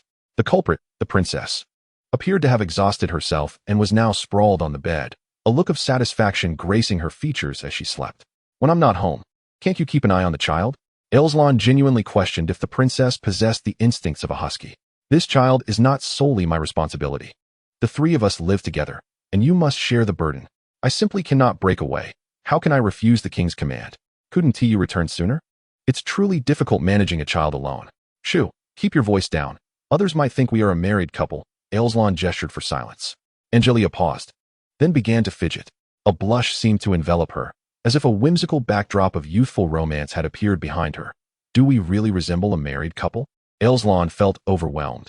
His two companions consisted of a possessive child and an inept hero lost in romantic fantasies. Even his considerable prowess struggled to manage two such burdens. Ultimately, it was Angelia who accompanied the princess to sleep that night. However, the princess's slumber proved restless, as children often do before an outing, and she was no exception. Thus, the evening passed in a cacophony of noise. The following morning, Alslan roused the two drowsy girls. He was immensely grateful for the demon lord's gift of a skeletal body that required no sleep. Otherwise, he feared he would be in the same groggy state as the two of them. Honestly, the child I can understand. But what about you, Angelia? Alslan chided, rapping lightly on her head like a wooden fish. Chapter 13. The riverside city of fervent fans. Angelia cast a despondent glance at Alslan before burying her head back into slumber. This predicament was troublesome. How could one possibly hire a carriage with a visage such as mine? Alslan touched his gaunt, unremarkable face and proceeded to gently tap Angelia on the head. Half an hour later, Angelia, barely alive, managed to rent a carriage and promptly lay down within it, succumbing once more to sleep. Though Angelia was notoriously unreliable, she at least fulfilled her obligation to make an appearance, allowing Alslan to manage the tasks that required no public presence. With the princess and Angelia aboard, Alslan went to collect Shutak near the refuse disposal site. Thus, the assembly for this journey was complete. Drawing upon his memory, Alslan charted the swiftest route, one that passed through only 3 cities with minimal traffic, sparing them from the misfortune of delays. If all went well, they would reach Gapari Park in approximately 7 days. However, this route had its downsides. It was exceedingly desolate, with few inns along the way, meaning that many nights would likely be spent under the stars.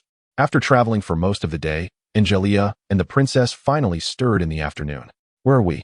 Angelia pulled back the carriage curtain to reveal the sparsely populated wilderness outside.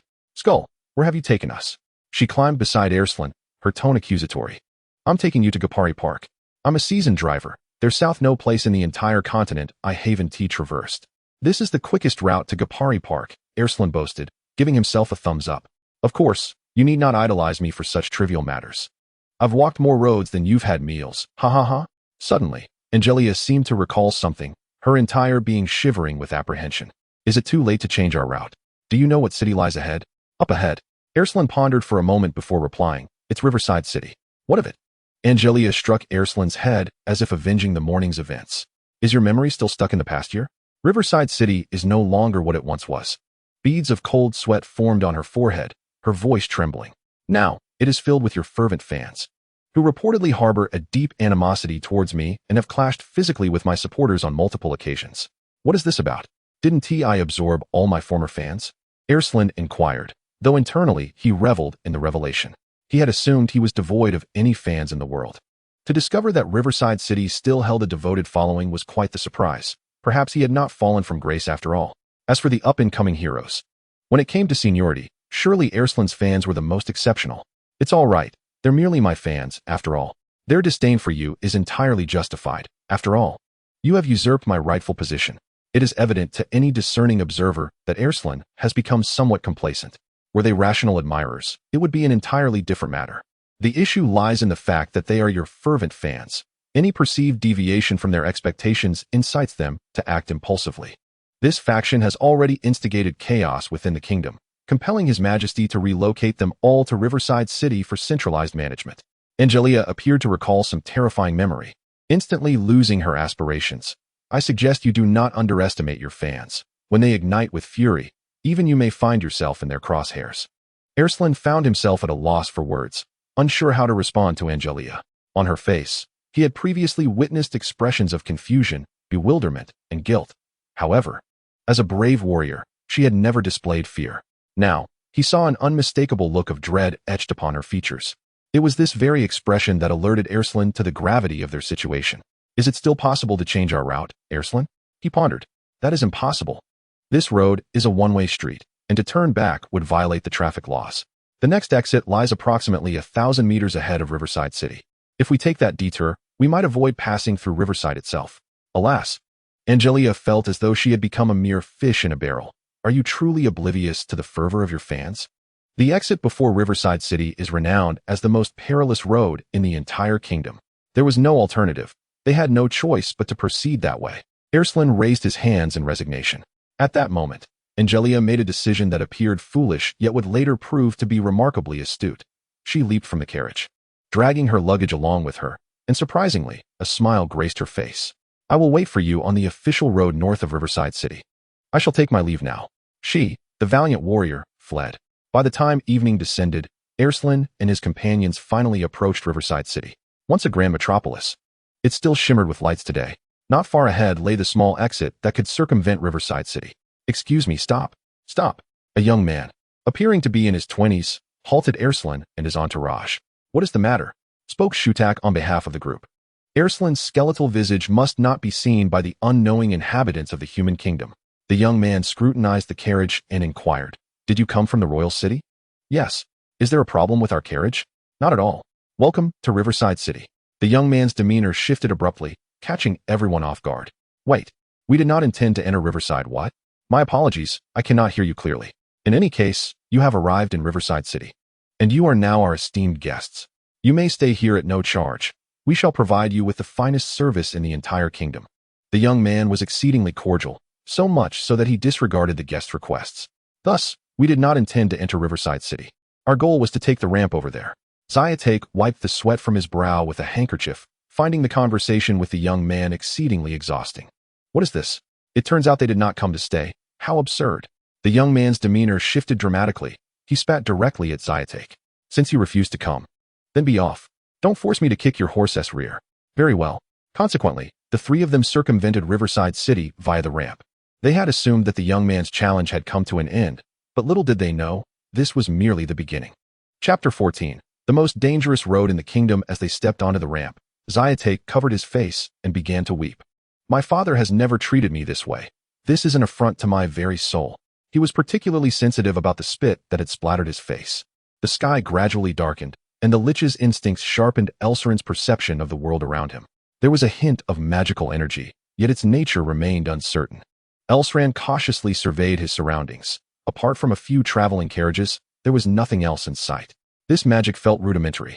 Although the principles and effects of the spell eluded him, one thing was clear: locating several magical pillars could dismantle it. "Skeleton, I detect some peculiar odor," he remarked. The princess also poked her head out from the carriage behind him. As a magical girl and an expert in the arcane, she would certainly recognize the magical traps that even Alslan had perceived. Princess, let us not hastily dispel this magic, he advised. To do so now might alert the caster. We can feign being ensnared to draw out the practitioner and capture them all at once. What magic? The princess inquired. I mentioned that the air outside this road feels strange. Ultimately, the princess was merely a child, and Alslan's expectation of her understanding was a folly of his own making. This was entirely normal. There was no comprehensive drainage system here like in the royal city, and even a slight rainfall could lead to unpleasant odors. Alslan patiently explained. Oh. The princess tilted her head, continuing to inquire. What was that magic you mentioned? I am quite curious about it. In that moment, unbeknownst to the princess, she had cast some spell upon Alslan, for after much contemplation, he divulged all that he had previously discovered to her. The more one knows, the greater the burden one bears. By confiding in the princess, Alslan was, in essence, affirming her capability to share responsibilities commensurate with his own. Then I shall rely on you, skeleton. I need to correct the disruption to my biological clock from last night, so I intend to go to bed early today. Surely, you can handle such minor matters, the princess stated, retreating to the carriage. It appeared that the princess's inquiries regarding magic were merely to satisfy her curiosity, not to assist Alslan in bearing responsibility. Alslan gazed up at the sky and could not help but smile bitterly. Alslan, when did you become someone who requires the help of others to shoulder your responsibilities? In the years gone by, did you ever furrow your brow while single-handedly facing an army of 1,000,000 demons? Such self-deprecation, yet a twinge of solitude surged within Alslan's heart. How he wished Angelica were by his side. In this moment, Alslan found himself reminiscing about the woman who had taken everything from him. The carriage continued its journey. After what felt like an eternity, Alslan sensed that the passage of time had become unbearably slow. Why had the sun not yet set? Gazing at the fading light on the horizon, it appeared as though the sun had just dipped below it. According to Alslan's perception of time, the sky should be adorned with countless stars by now. He halted the carriage, pulling it aside to scrutinize the unfolding events before him. Magic can transform the environment and alter individuals, yet it cannot change the relentless flow of time in reality. The passage of time in this world is the ultimate limitation of magic. From this perspective, everything around him should be an illusion. Thus, he resolved to test it with a magical array capable of dispelling illusions. Based on the terrain and orientation, Alslan drew a large circle on the ground accompanied by 4 smaller circles. The large circle faced east, while the smaller ones represented west, south, north, and center, respectively. Subsequently, he scraped some mud from the ground and formed a small mound in the southwestern corner. The deity asked the young prince, "What do you see?" The young prince replied, "I see you." The deity bestowed upon the prince a sharp knife, instructing him to extract his own eyes. The prince complied, and the deity inquired again, "What do you see now?" The prince answered, "I see nothing at all." After reciting a passage from the holy scriptures of the kingdom, the 5 circles on the ground emanated a radiant white light. Alslan stepped into the largest circle, observing the outside from within. Nothing had changed. Exiting the magical array, Alslan carelessly dismantled it. Looking back at the travelers on the road, he noted their bewilderment at the sun's refusal to set. It appeared that what surrounded him was not an illusion, but a reality unfolding before his eyes. A chilling sound echoed from behind him. Turning around, he beheld a multitude of corpses emerging from the previously barren ground. These ghastly figures, with bared teeth and decaying flesh, surged towards the terrified passers-by on the road. Panic ensued as the people fled towards the opposite side. Coincidentally, the gates of Riverside City suddenly swung open, dispatching an armored battalion to assist the fleeing citizens and travelers. The iron-clad soldiers, wielding sharp swords, stood undaunted before the advancing horde of walking corpses. Seizing the moment amidst the chaos, Alslan drove his carriage into Riverside City. The urgency of the situation leaving him no time to awaken the princess and Shurtak. Once everyone had evacuated, the gates began to close. At the very moment before the gates sealed shut, Alslan glimpsed the scene outside Riverside City. There was nothing beyond the gates. Neither the animated corpses nor the eternally suspended sunset existed. He had been deceived. At this moment, Alslan finally comprehended the nature of his recent experiences. The one embroiled in a dilemma often lacks clarity, while the observer sees the truth. Sometimes, it is only by stepping beyond the realm of magic that one can grasp the events occurring within it. In reality, a spatial enchantment had been cast upon the rampart near Riverbank City, wherein the practitioner integrated an eternally setting sun as the backdrop of the conjured space. This rendered the scene a tangible existence rather than a mere illusion, thus obscuring Island's ability to dispel the illusionary magic. Once Alslan was convinced that all before him was reality, the caster conjured further illusions within the spatial magic. Terrified by these phantoms, Alslan fled into Riverbank City with the carriage. Upon entering the city, Alslan stepped beyond the confines of the spatial enchantment and beheld the true world. Individually, these two magics were straightforward. However, the ability to intertwine them into such a grand deception indicated that the practitioner was no ordinary being. Alslan was astonished to encounter formidable opposition here, and he committed the name of this city, Riverbank City, to memory. Chapter 15. The Grey Cloak and the Black and White Bear. Alslan roused Shudatak and recounted the events that had transpired. Shudatak, upon hearing the tale, was taken aback, not expecting their mission to encounter obstacles in such an unforeseen manner. Ultimately, Shudatak revealed himself at a tavern in Riverbank City and secured a room, where they cautiously placed the slumbering princess. They spent the night there together. At dawn, the resonant chime of a bell awakened the trio within the room. The princess, bleary-eyed, surveyed her surroundings, which bore no resemblance to the environment she had seen before falling asleep. Alarmed, an overwhelming sense of insecurity washed over her. Skeletons! Skeletons! What is happening? She exclaimed, her voice echoing in the room. Alslan rose from the floor and patiently explained the events of the previous night. The princess, stern and unyielding, berated Alslan without hesitation. What good are you? You couldn't even see through a simple spell. Had I known, I would have walked alongside Angelica. Alslan found himself at a loss for words. It was indeed due to his actions that they were compelled to take refuge in Riverbank City. Alslan! Someone is knocking at the door, Shudatak interjected anxiously as he hurried back from the tavern's common area. Those individuals appear menacing, interrogating patrons indiscriminately.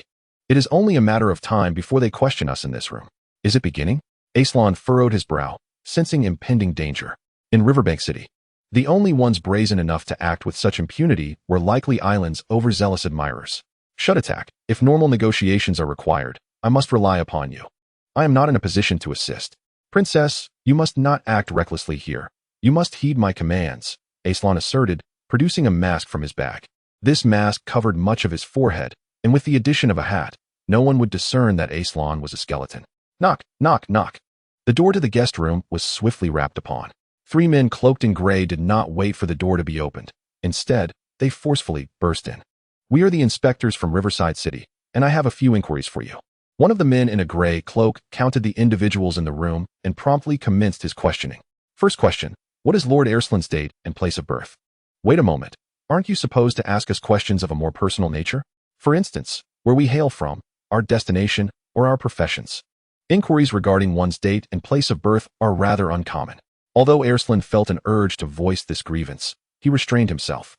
After all, the people present were all fervent admirers of his. They likely had no interest in matters beyond Alslan himself.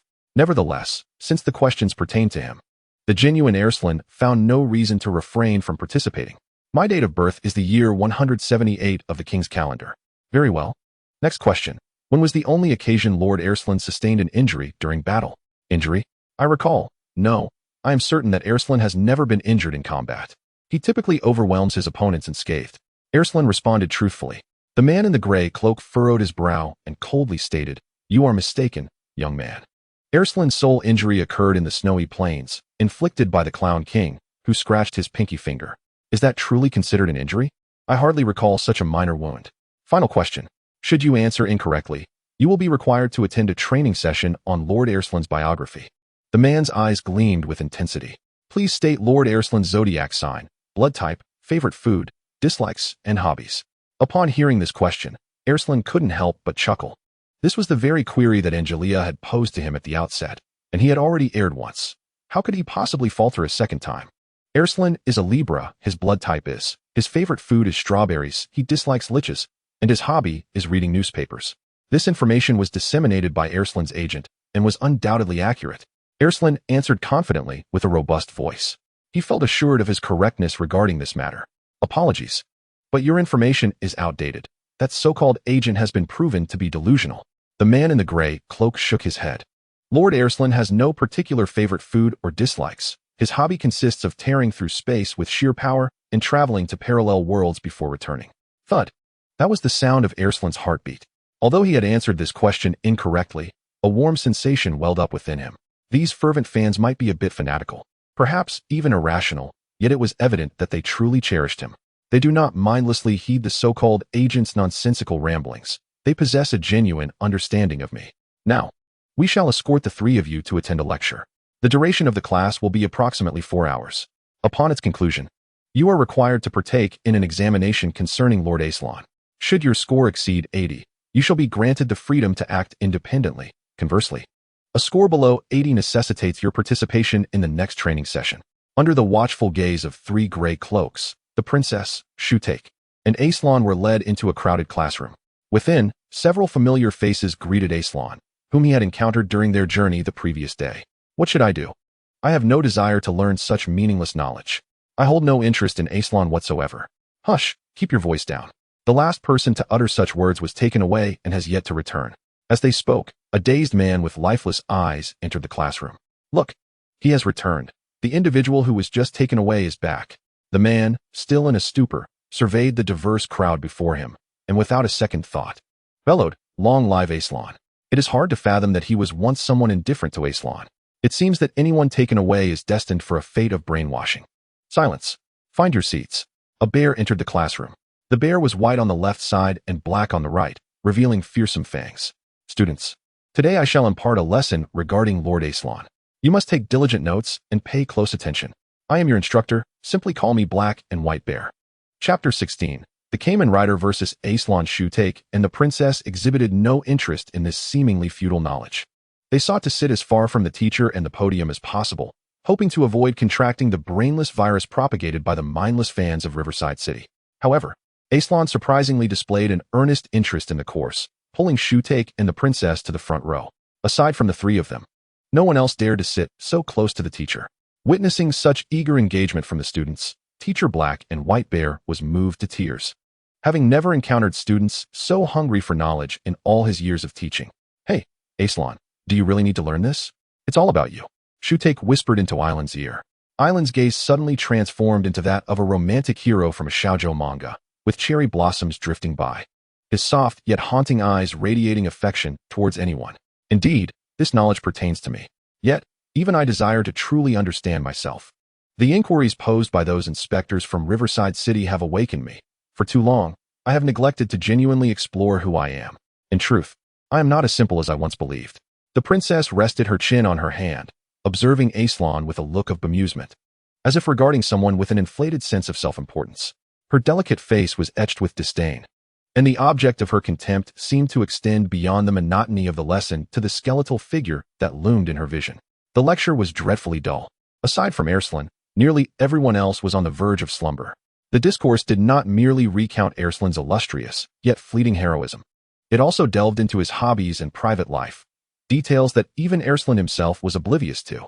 Meanwhile, outside the city gates, a suspicious figure adorned in armor and a striking red mask approached the riverside town. Upon noticing this vividly colored stranger, the guards promptly advanced, demanding, "Who are you? What is your name? Where do you come from? And where are you headed? Remove your mask, or entry is forbidden." Faced with such an aggressive inquiry, the enigmatic figure swiftly struck down a guard with a single punch. Curious about my name? Very well, remember this. I am merely a passing masked knight. With that declaration, the masked knight strode boldly into the riverside town. As the guards witnessed their comrade being incapacitated, they quickly regrouped to encircle the masked knight. "Why did you attack us?" "Brothers, charge!" they shouted, rushing forward, yet the masked knight remained unfazed. "Do you truly believe that quantity can triumph over absolute quality? I dare say you are mistaken." He picked up a sword from the fallen guard's waist. "Fear not, I shall wield the blade back." Meanwhile, after 4 long hours, the class finally reached a break. During this intermission, the staff, those cloaked figures from earlier, provided students with complimentary food, beverages, and even restroom services. However, regardless of the circumstances, none of those summoned to attend the lecture were permitted to leave the classroom. Alslan was the sole individual in this makeshift class genuinely intrigued by the subject matter. Even during the break, he relentlessly questioned the Black and White Bear teacher, eager to grasp the perceptions of his fans in the briefest time possible. Black and White Bear teacher, is it true that Alslan ultimately fell to the Demon King due to a bear trap? The bear stroked his chin thoughtfully. This matter is indeed quite peculiar. We are still investigating. In any case, it seems absurd for Alslan to be defeated by something as trivial as a trap. Hearing this, Alslan bashfully scratched his head, unaware that the odd figure before him, adorned with a peculiar mask and hat, was the very hero revered throughout the riverside town. Suddenly, with a thunderous explosion, the classroom ceiling gave way. Standing in the gaping hole was the masked figure. I am the masked knight, here to rescue you, ordinary citizens. I have dealt with the guards outside. Now hurry and flee. Chaos erupted within the classroom as everyone disregarded their safety and scrambled for the exit. While they had not acknowledged Alslan as a hero during the lesson, a new champion, the masked knight, had emerged in their hearts. Alslan gazed awkwardly at the so-called masked rider. The armor adorned on the masked rider bore an uncanny resemblance to that of Angelica. The voice echoed her tones, and even the color of the hair aligned perfectly. Such coincidences could not exist in this world. All evidence pointed to a singular conclusion. The masked rider was indeed Angelica. Hey, what are you doing? Angelica, I wish to know more about you. Huh, I am here to save you, Angelica retorted. I waited by the official road in the northern part of Riverside City for ages, worrying something had happened to you. I came here with good intentions. You ought to be grateful. Grateful to you? Have I lost my mind? You have thwarted my plans. Whatever. I am here to rescue the princess and Shutak. If you wish to remain here, then you may stay for eternity. Are you forcing me to act against you? Very well. I was hoping for an opportunity to redeem myself. Consider this a lesson, so you may witness what a true hero embodies. Come on. In the corner, the trembling black and white bear teacher was disregarded. The transformed Angelica and Alslan commenced a fierce melee. The two were evenly matched in close combat. However, clad in armor, Angelica appeared to hold a slight advantage. Alslan's feeble punches landed upon the armor, eliciting no response from Angelica. Are you finished? Is this how you trample on my goodwill? Seizing the moment as Alslan struck her, Angelica grasped his hand and swiftly delivered a powerful kick, sending him flying several meters away. Beside them, the black and white bear teacher was moved to tears. Unknown student, though our time together has been brief, you have done so much for this classroom. When destruction loomed, you rose to fight for our sanctuary. I am profoundly touched. The black and white bear stood resolutely before Alslan. Student, do not rise to battle. Just witness the silhouette of your teacher, facing certain defeat. The black and white bear declared, I was once a skilled mage in spatial and combination magic. Spatial magic? Combination magic? Alslan suddenly recalled being deceived by spatial magic on the ramp. So it was you who cast that spell. With a leap, Alslan delivered a well-aimed uppercut to the black and white bear teacher's chin. The bear crumpled to the ground. Chapter 17. The fortunate beast Riverside City lay in disarray. A chaotic scene orchestrated by Angelica. Meanwhile, Alslan and his companions had embarked on their journey away from the city. Really, I have finally found a group of individuals who truly understand me. And yet, Angelica, you extinguished the flicker of warmth I had managed to feel. It seems that a hero's nature is reflected in their fanbase. No wonder they are all such fervent admirers. Speaking of which, are you not also my fan? Your room is adorned with my posters, and you have even framed my signature. Ah, please stop. Angelica's face turned crimson. That was all in the past.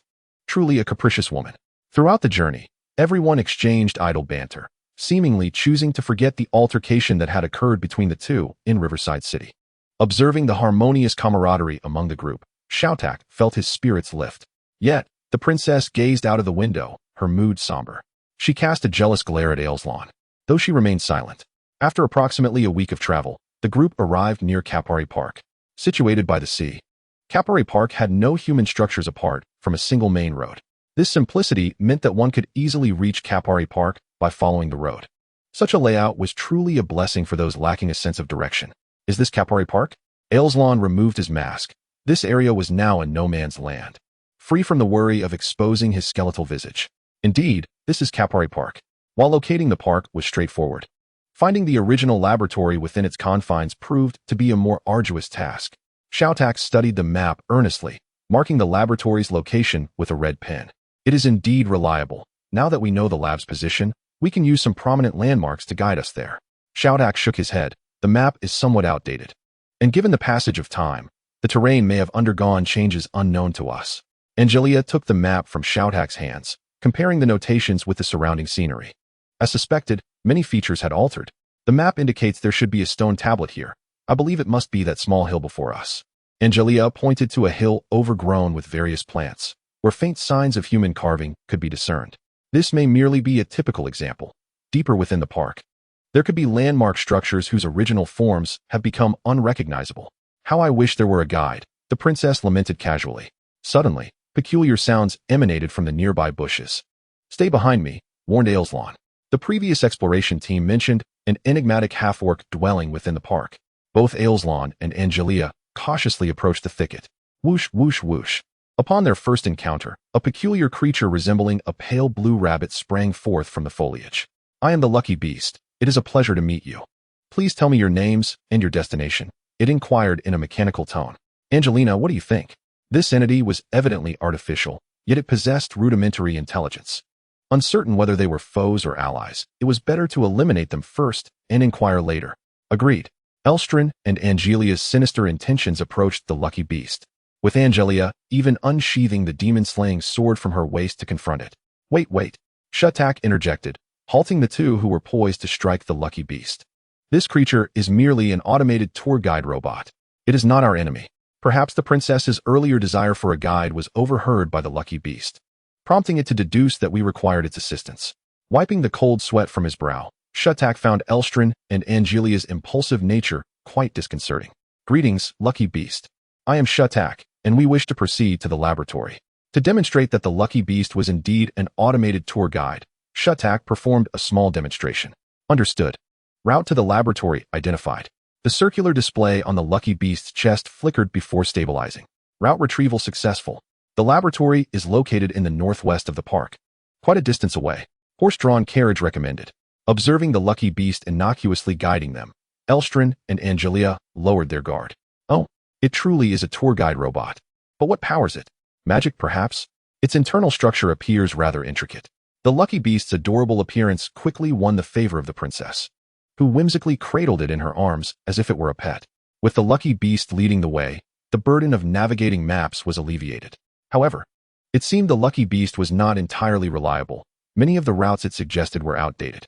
It appeared that its knowledge was akin to the obsolete maps held by Alslan and his companions.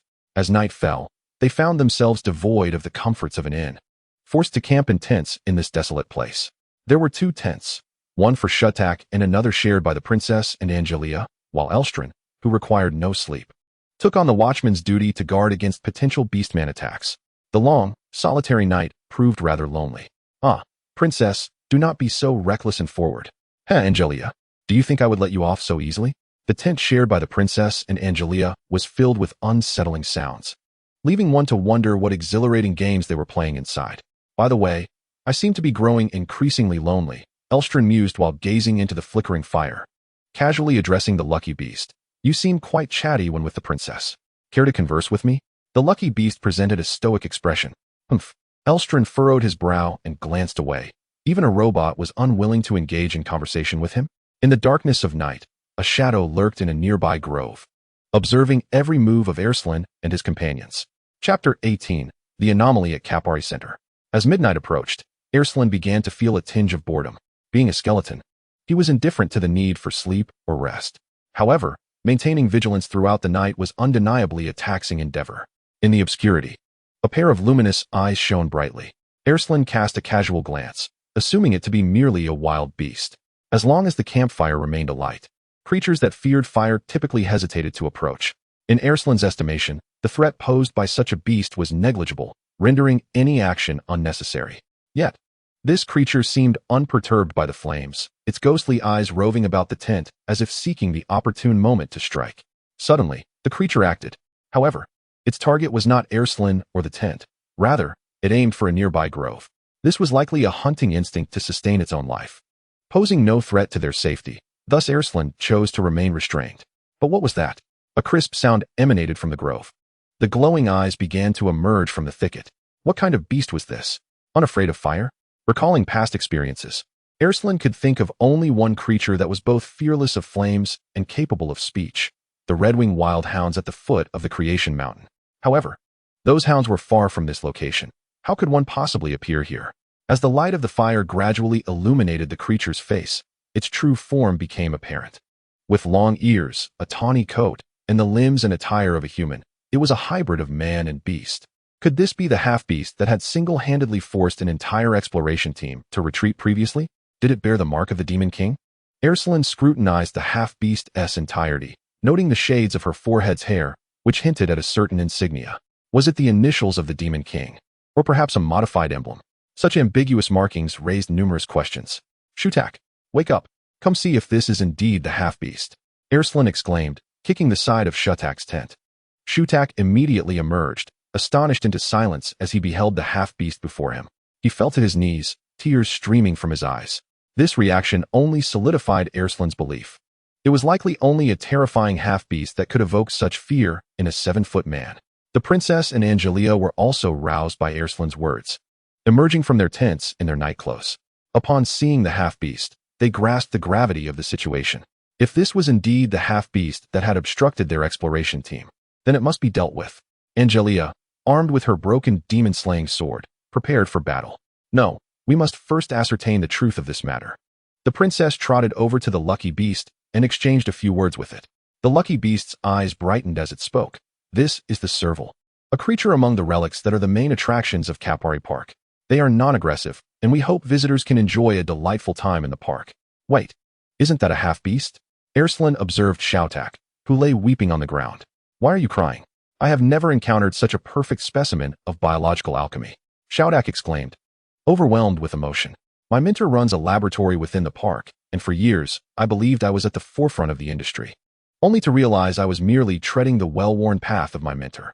Alslan could somewhat comprehend the unique sentiments of a scientist. However, shedding tears before articulating one's thoughts could easily lead to unnecessary misunderstandings, since the serval posed no threat to humans. Angelica rubbed her eyes and retreated to the tent for sleep. Unfortunately, sharing a sleeping space with the princess drastically diminished the quality of her rest. The princess and Shutak, however, remained awake, displaying immense curiosity towards the serval. To their astonishment, the princess adopted a rather infatuated expression.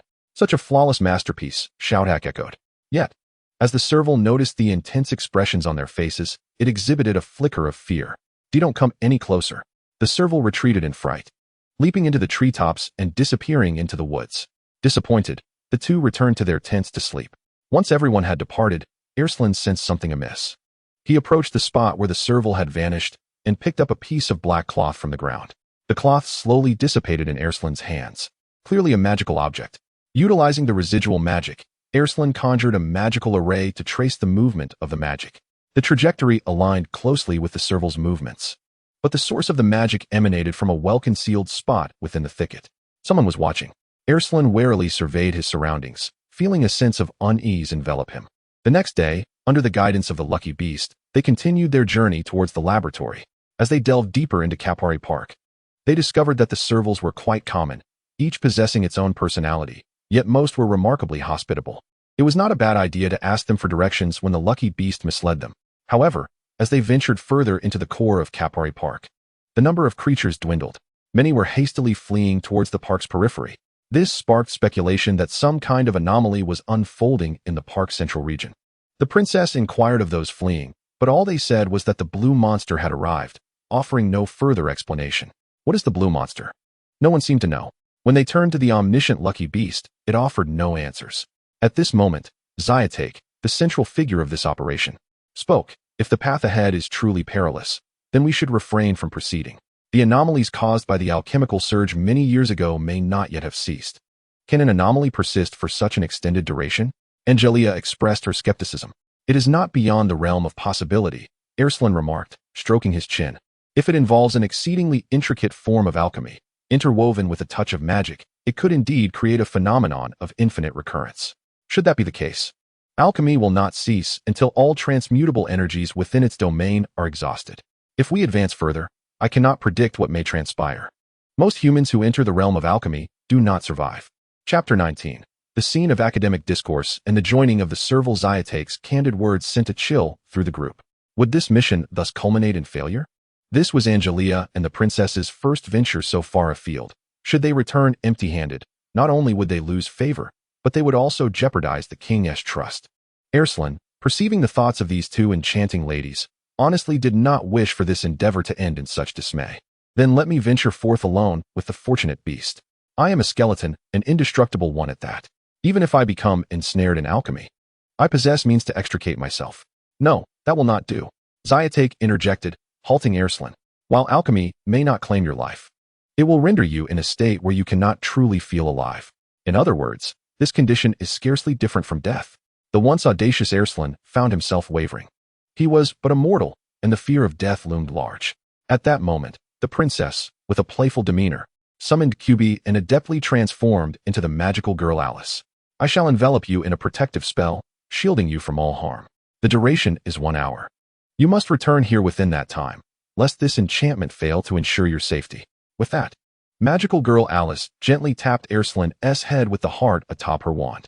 A pink protective membrane surged from the wand into Alslan's form. Its effect already in place. Time is of the essence. I shall depart, Alslan declared, seizing the lucky beast by its 2 rabbit-like ears, mounting his steed, and charging into the unknown ahead. Once Alslan departed, the princess reverted from her transformation. With an impassive expression, she issued orders to Angelica and Zyatake. Let us leave. We must exit Kapari Park. Why? Are we not waiting for Alslan or the skeleton? Indeed, he is our companion. The princess chastised them sternly. Do not regard the lich as one of our own. Those not of our kin harbor different intentions. The magic I just cast upon him lasts but a minute. I deceived him into believing it would last an hour, merely to ensure his demise. Angelica and Zyatake gazed incredulously at the girl before them. Could this truly be the same princess known for her affectionate nature? How could she be so cruel? Angelica, return with me, the princess commanded. I shall explain to my esteemed father the reasons behind this mission's failure, attributing it to the betrayal of the skeleton. You shall not face punishment. The princess's tone was imbued with authority, far beyond what one would expect from a mere 12-year-old girl. I apologize, Your Highness. I am indifferent to the notion of punishment. That skeleton you just framed is the person I hold in the highest regard and affection. If he were to perish before my very eyes, I would choose to follow him into oblivion. Angelica raised the broken demon sword, recklessly pursuing Alslan. Observing Angelica's retreating figure, tears welled in the princess's eyes. Alslan, Alslan, what merits do you possess? Even at this juncture, you still choose Alslan? I was the one who came first, whether it be with kisses, embraces, or falling in love with you. How has it come to this? The heart of a heartbroken girl seemed to darken the entire sky, as raindrops the size of bean-curd cakes struck her delicate face. Never judge a person by appearances. One cannot fathom the terrifying lengths a seemingly innocuous girl may go to for love, even if that love itself is a folly. Alslan dashed forward, the rain pelting against him, as if washing away the protective barrier the princess had cast for him. This is quite dire. It seems the princess's protective magic cannot shield against the rain. Alslan did not dwell on the matter. He attributed the vanishing of the barrier solely to the relentless downpour. Should I continue onward? Venturing further may lead to my demise. Perhaps it is best to turn back. I have no intention of perishing in this place. I must preserve my life to pursue the unfulfilled path of a hero. Alslan forced a smile, guiding his horse to turn back. Meow, meow, meow, meow, meow. A small wildcat leaped down from a tree, unmistakably marked by its presence the previous night near the campsite. What troubles you, little wildcat? Alslan dismounted, greeting the creature with ease. I believe you appear quite formidable. Join me in challenging the sky-blue monster. The wildcat's face was perpetually adorned with a smile. I shall pass, as I am uncertain of what lies ahead, and I cannot guarantee my survival should I venture forth. Please, seek another companion. You will not die? The wildcat asserted firmly. Ahead lies the domain of the sky-blue monster. With your strength, you shall surely triumph. What exactly is this sky-blue monster? It is a creature that sporadically multiplies. To evade them, one must flee. If consumed, one devolves into a mere beast. However, that does not apply to you, so there is no need for concern. The wildcat gave Alslan a thumbs up. You are the nemesis of the sky-blue monster. What? Is not the path ahead a grand alchemical formation? What alchemy? I am unaware. Upon reflection, the previous discussions regarding the alchemical anomalies ahead were merely conjectures based on clues. Compared to mere assumptions, what the wildcat had witnessed firsthand would undoubtedly be more authentic. Is there truly nothing ahead that poses a threat to me? Alslan, in his quest for certainty, inquired once more. No, there isn't. That is splendid, thank you. It was the same last night as well, thank you. Alslan gently caressed the fur of the serval cat, since he needed to visit the laboratory to retrieve the research materials. He thought it prudent to repay the serval cat for its favor. After all, what were a few monsters? He had faced countless creatures in the past without fear. Alslan hoisted the serval cat onto his steed, and together they galloped towards the true heart of Kapari Park. Meanwhile, the princess was nestled in the carriage, weeping. What have I done? I sent my beloved Angelica to the grave. Tears had long since dried, and regret consumed the princess. Chubby, was my action wrong? Your Highness, you did nothing amiss. The true villain is the nefarious Alslan. So, it is acceptable for me to disregard this matter? Of course, Your Highness. As long as you have me, Chubby, your most loyal servant, you need not worry. Suddenly, the princess's pupils constricted. You lie, Chubby. I have gravely erred. Why did I harbor murderous intent? Ah, Your Highness, this is your true self, the cruel and formidable future queen. Before me, you need not feign the charming disposition that everyone adores. No, that is not me. Even if I despise Alslan, I could never harbor such malice. There must be some misunderstanding. Chapter 20. Encounter with the sky blue monsters. After advancing a short distance, the terrain and climate underwent a dramatic transformation. Just moments ago, they traversed warm grasslands and jungles, yet suddenly, they found themselves in a snowy expanse. Alslan tapped the head of the fortunate beast. The creature remained silent, its disdainful gaze nearly inciting Alslan to dismantle it on the spot. I am aware of this. Different regions within the park inherently possess varied climates. A sneeze escaped the serval cat, indicating it might be catching a cold. Alslan removed his cloak and draped it over the serval cat. The creature shook its head, unable to accept such self-sacrificing generosity. It's all right. I am but a skeleton. I do not feel the cold. Alslan donned a cheerful smile, despite lacking any facial muscles to convey expression. Here we are. Ahead lies the territory of the sky blue monsters. Their numbers were beyond counting.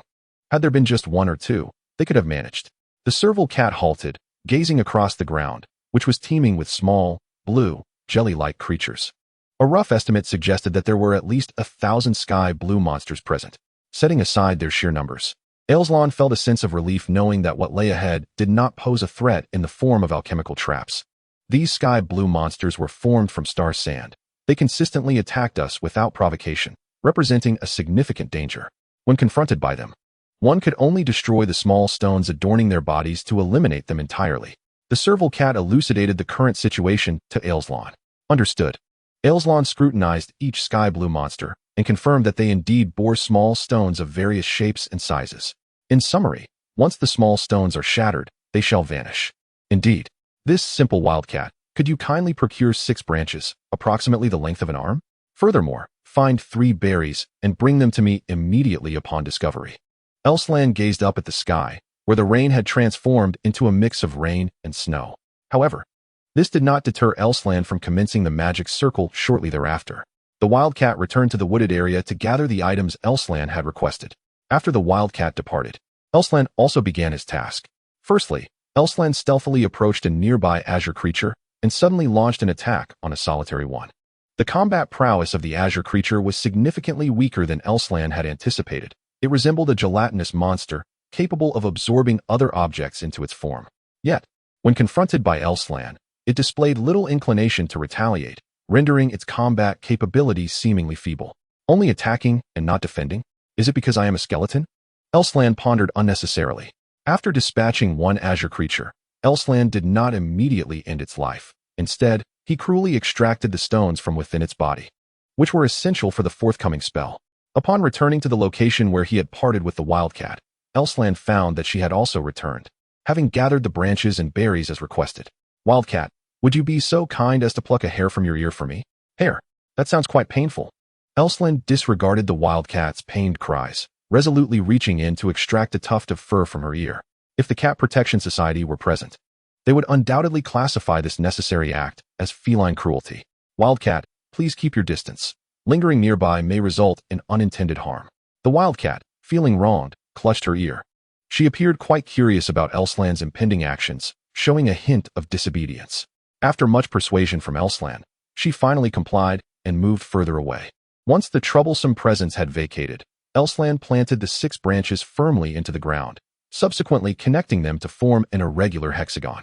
At that moment, Alslan crushed the berries, using their juice to coat each branch. The demon's eyes were pierced by the hero's sword, its eardrums ruptured by the teeth of a rat, its skin seared by the flames of retribution, its nose befuddled by the foul stench of angels, and its tongue severed by the hunter's dagger. Now, the demon was bereft of all senses, plunged into madness. Relying on memory, it unleashed a deadly assault upon its surroundings. The hero, the rat, the flames of retribution, the angel, and the hunter all fell before the demon's wrath. This time, Alslan recited the incantation from the Tome of the Undead. Upon completion of the incantation, all the branches on the ground became imbued with a sinister aura. This malevolent essence lingered within the entire magic circle, its peril evident. After 144 seconds, Alslan cast the wildcat's ear fur into the circle. After 214 seconds, the stone pulled from the azure creature was cast into the magic circle. Alslan raised his hands high and knelt upon the ground, fervently calling towards the northeast. Let the stone penetrate the demon's mind, becoming the sole impression within its brain. Clear away all akin targets for me. The dark magic within the circle seemed to heed Island's summons, transforming into countless limbs that simultaneously unleashed an assault upon the thousands of azure creatures. To the average observer, this might appear to be a flawless spell. Yet in Island's eyes, this magic was utterly flawed. In the past, he could have easily omitted the incantation. The contents of the world's grimoires were both foolish and shameful. Just as Alslan mumbled this, a menacing voice echoed from behind him. What is this? The azure creatures are vanishing one by one. The innate curiosity of the feline Tanoshi was now fully awakened. The wildcat pounced onto Island's back, inadvertently thrusting both itself and the unsuspecting Alslan into the confines of the magic circle. Briefly, oh dear parents of the heavens, after dying once, I am on the verge of death again. This time, I comprehend the truth that curiosity killed the cat. The dark magic within the circle propelled the wildcat and Alslan into the throng of azure creatures. The tremendous impact scattered Alslan's fragile bones in all directions. Yet he still selflessly shielded the wildcat. In such moments, Alslan did not overthink. His instinct to protect others was ingrained from his days as a hero. With a thud, darkness enveloped Alslan's vision, and he lost consciousness. Following in Island's footsteps, Angelica soon arrived at the snowy expanse. The snowy field displayed an exquisite magic circle and several frozen beasts of fortune. The ground bore traces of high-level necromancy, a magic only wielded by Alslan. Observing the footprints on the ground, Angelica noted 2 sets of chaotic tracks that ultimately vanished within the magic circle. Additionally, there were 2 sets of orderly prints. One orderly set belonged to the horse ridden by Alslan. Thus, whose were the other prints? Chapter 21. The amusement park of Kalinta. Angelica pondered with growing dread. She meticulously re-examined the positions and depths of these footprints. One set had been present from the outset, but was markedly deeper than the others, indicating a time discrepancy concealed beneath the snow. This suggested that Alslan had been trailed from the very beginning. After much contemplation, Angelica resolved to follow the unknown set of footprints. The owner of these tracks might pose the gravest threat to Alslan. The biting cold wind howled past her ears, seemingly infused with a hint of warmth. Oh, how tragically you perished, dear skeleton. Island's gaze was fixed straight ahead. I was under the impression that something significant was afoot, only to discover it was merely the tears of a wildcat. Alslan exhaled in relief, pondering the peculiar angle of view. Wasn't it evident that this was the scene of Chungu being embraced by Gui Yin Yi as they boarded a yacht? Upon taking a moment to reflect, Alslan realized he could not feel the presence of his own body. Wildcat, do not weep. I am still alive, and I have a favor to ask of you. Suddenly, the skull in his hand spoke, a revelation that would startle any ordinary person, let alone an innocent wildcat. Instinctively, the wildcat hurled Alslan's skull away. Wait, you're still alive, skull? The wildcat's voice faded into the distance. It wasn't until the skull rolled away like a football that the wildcat comprehended the foolishness of its actions. Retrieving Alslan's skull, the wildcat diligently assisted in locating the other bones of his body. The human skeleton comprises a total of 206 bones, and before long, they had found nearly all of them. It appeared that having a beast by one's side could be quite advantageous at times. Yet, 2 bones remained elusive, the thumb bone and a rib. Alslan chuckled as he patted the wildcat's shoulder. Please, do assist me one more time. Your sense of smell should be quite keen. The wildcat searched the snowy expanse once more, ultimately retrieving only the thumb bone. The rib at the bottom of Alslan's left chest remained undiscovered. After more than half an hour of searching, they had exhausted all possible areas. Continuing this endeavor would yield nothing but a futile waste of time. Moreover, Alslan sensed that his magical energy had not diminished despite the absence of a single bone. As long as his strength remained unaffected, the loss of a few items was of little consequence. Thus, Alslan instructed the wildcat to cease its search for the time being, allowing both to proceed onward. The snowy plains soon came to an end. Beyond it lay the amusement area of Kapore Park. This section resembled a theme park, showcasing a Ferris wheel, roller coasters, and various attractions rarely seen elsewhere, all in their finished forms. Alslan marveled at the advanced technology, which seemed to be a decade ahead of other regions, thanks to the presence of laboratories. Here, the decade refers to the alternate world, where the accumulation of knowledge may translate to a technological gap of less than a year in our reality. Seizing the opportunity while Alslan was distracted, the wildcat began to frolic around the amusement park, proving to be quite the troublesome child. However, in such a seemingly safe environment, the wildcat's carefree antics should pose little risk. After all, the wildcat was a self-sufficient creature, having lost the map in the snowy terrain. Alslan relied on his memory to surmise that the laboratory should be nearby. At that moment, a towering pillar caught Alslan's attention, a structure that did not appear on the map. Confident in his visual memory, Alslan was certain that such a pillar was absent from the Kapari Park map. Upon closer inspection, 3 prominent characters, Kalinda, were clearly engraved on the pillar, suggesting recent craftsmanship. This was peculiar, as this area had been uninhabited for many years. Who could have inscribed these letters? Surely, it could not be someone lacking literacy and the precision of necessary tools. The answer was evident. An unexpected presence had emerged within the confines of Kapari Park. At that moment, a line of smaller text beneath Kalinda caught Alslan's attention. The Cat Sage's Magic Bean Cultivation Center is located at the summit of Kalinda. For collaboration inquiries, please contact Magic 800. This was an advertisement that had become ubiquitous 2 decades prior. With the emergence of this advertisement, speculation became futile. It was clear that an unwarranted presence lingered within Kapari Park. Bobcat, amuse yourself here for a while. I shall ascend this tower, Alslan declared, gently touching the surface of Kalinda with one hand. The tower appeared to be designed for climbers seeking to hone their perseverance. However, for one adept in magic, scaling such a tower required no physical effort. The wings of a young sprite had been bitten by 3 mosquitoes, leaving 2 welts on the left wing and 1 on the right. The sprite sought remedies far and wide, yet none could alleviate this vexing ailment.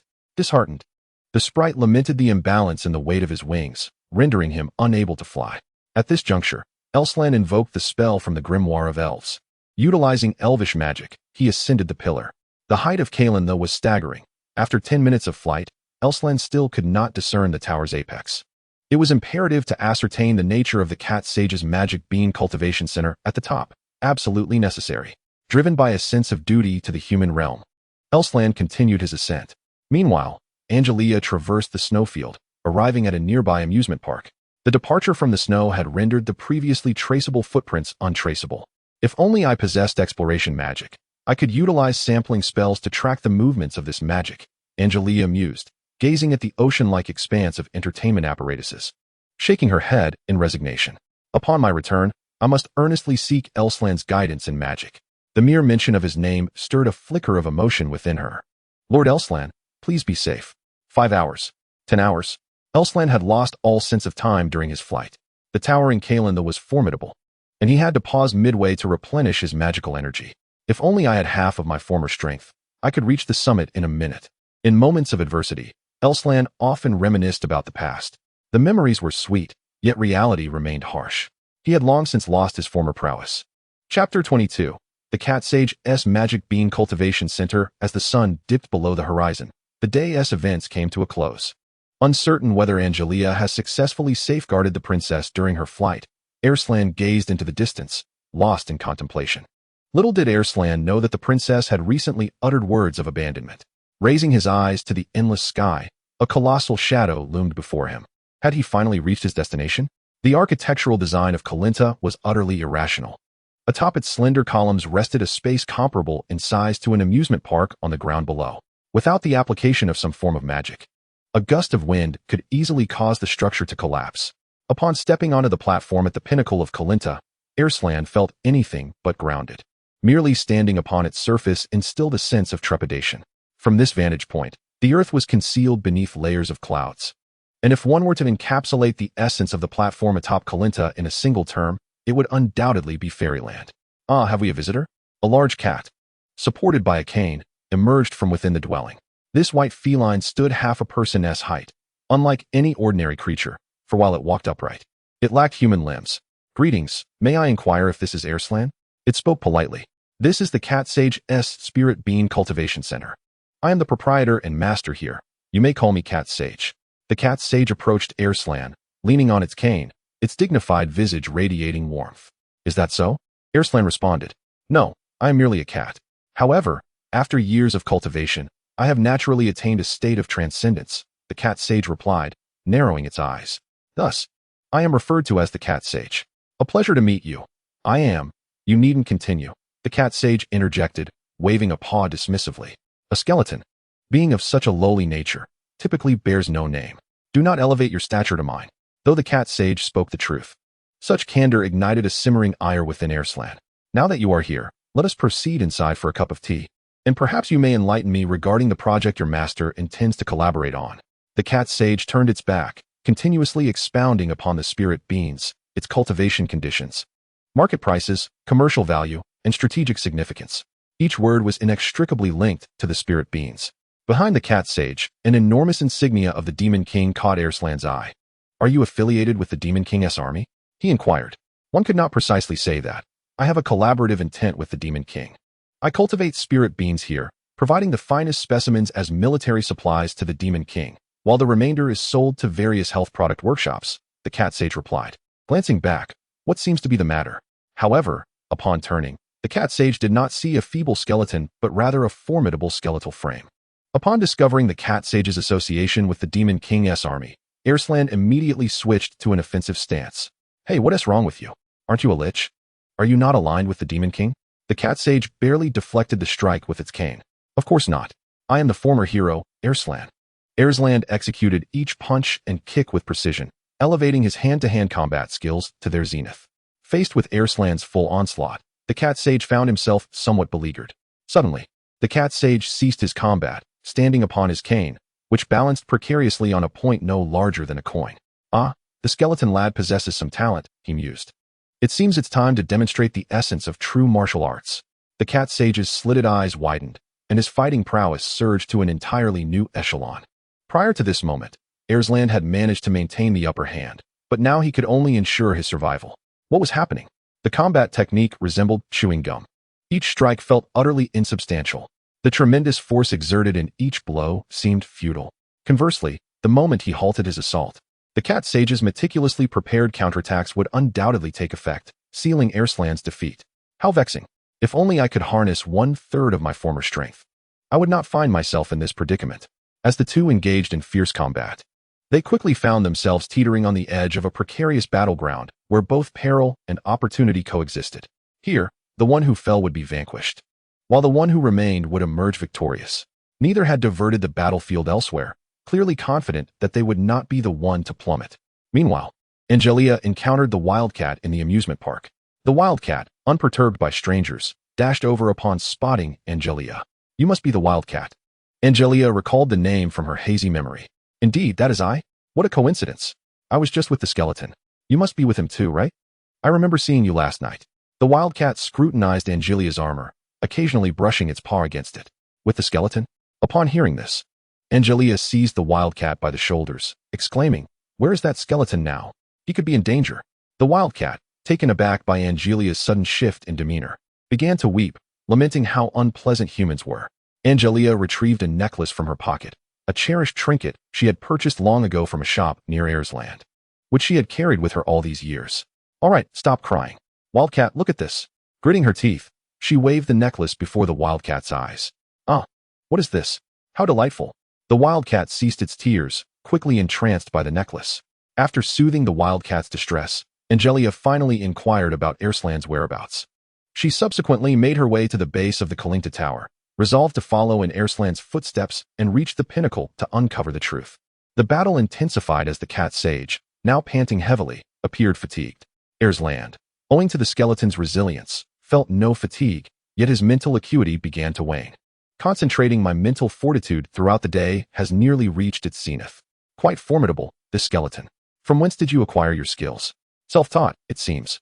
What you perceive now is merely a fraction of my true prowess. Alslan has once again adopted the mode of yesteryear. Are you still reserving your strength? I am prepared to unleash my full might. The cat sage bellowed, illusory fist.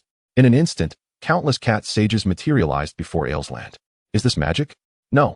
It is merely a manifestation of blinding speed. Stunned by this velocity, Alslan seeks a decisive strategy. Chapter 23. Are you bewildered? I can fly. At such a juncture, the only solution that springs to mind is magic. If only I could forsake incantation at this moment. However, the harsh reality is that Alslan's current abilities do not permit him to wield magic without chanting. Should he persist in casting spells, he would likely be vanquished by the cat sage before the incantation concludes. Countless phantoms assail Alslan simultaneously, each mirroring the same formidable strength. Initially, Alslan managed to fend off some of the blows, but soon he found himself overwhelmed by the cat sage's relentless onslaught. One thing perplexed Alslan. The cat sage has only one true form, yet why can each phantom strike? Could it be that in order to confound me, the cat sage retreats immediately after an attack to maintain the illusion, launching a new assault from another phantom's position? Surely not.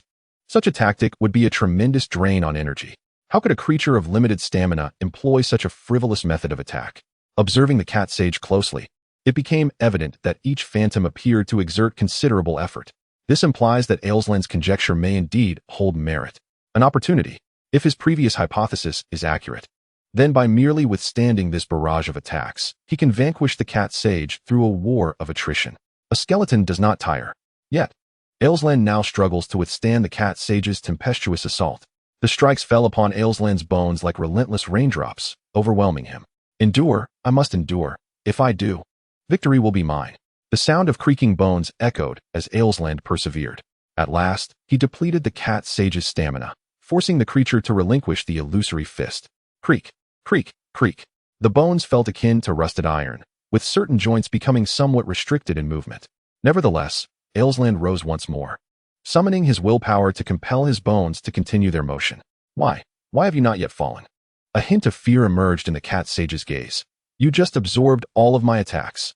Humph, curious to know why. Alslan suddenly charged at the cat sage, forcefully pushing him off the platform atop Corinta. Because a skeleton lacks flesh, even when experiencing pain, it comprehends that no internal harm is inflicted. In other words, my current state allows me to be ruthless with myself. Alslan stood at the edge of the platform, triumphantly proclaiming the defeat of the cat sage. Suddenly, a strip of cloth shot up from below, ensnaring Alslan's ankle. In an instant, the cloth yanked him downward, pulling him off the platform. Alslan lamented. Had he been more cautious and kept his distance from the precipice, he would not have been dragged down. The chilling cries of skeletons echoed around him. Yet, in his descent, Alslan did not plummet to the ground, but rather landed upon a soft, yielding surface. Confounded, he grasped the pale yellow substance beneath his feet, astonished to discover that he was standing atop a cloud. How do you fare, skeleton? The voice of the cat sage drifted from nearby, turning his gaze toward the sound. Alslan beheld the cat sage standing on a similar cloud. Surprised, are you? I can fly, the cat sage remarked, stroking his beard. The cloud beneath you is called the Nimbus Cloud, controlled by only 2 individuals in the entire world. I did not have you caught by the Nimbus out of pity. Rather, I wish to impart a message to you. Are you envious? With a hearty laugh, the cat sage caused the Nimbus Cloud beneath Alslan to dissipate into nothingness. As he lost his balance, Alslan plummeted once more towards the ground. That wretched cat, how despicable. Lava is the devil's boon, sunlight the angel's grace. When the two collide, the great battle commences, leaving humanity with no choice but to flee. During his fall, Alslan recited a passage from the Holy Bible of the Kingdom, then loosened the tuft of fur he had tightly clutched in his hand. This tuft had been snatched from the cat sage during their battle. The dispersed hairs intertwined in the air, forming a colossal net. At that moment, from high above, a furry object descended, landing squarely in the center of the net. Why do you wield sacred magic, you skeleton? The cat sage fumed, ensnared by the net, unable to break free. Allow me to decline answering how you feel right now. The sensation of being forcibly displaced should be quite unpleasant, wouldn't it? Now you shall plummet alongside me.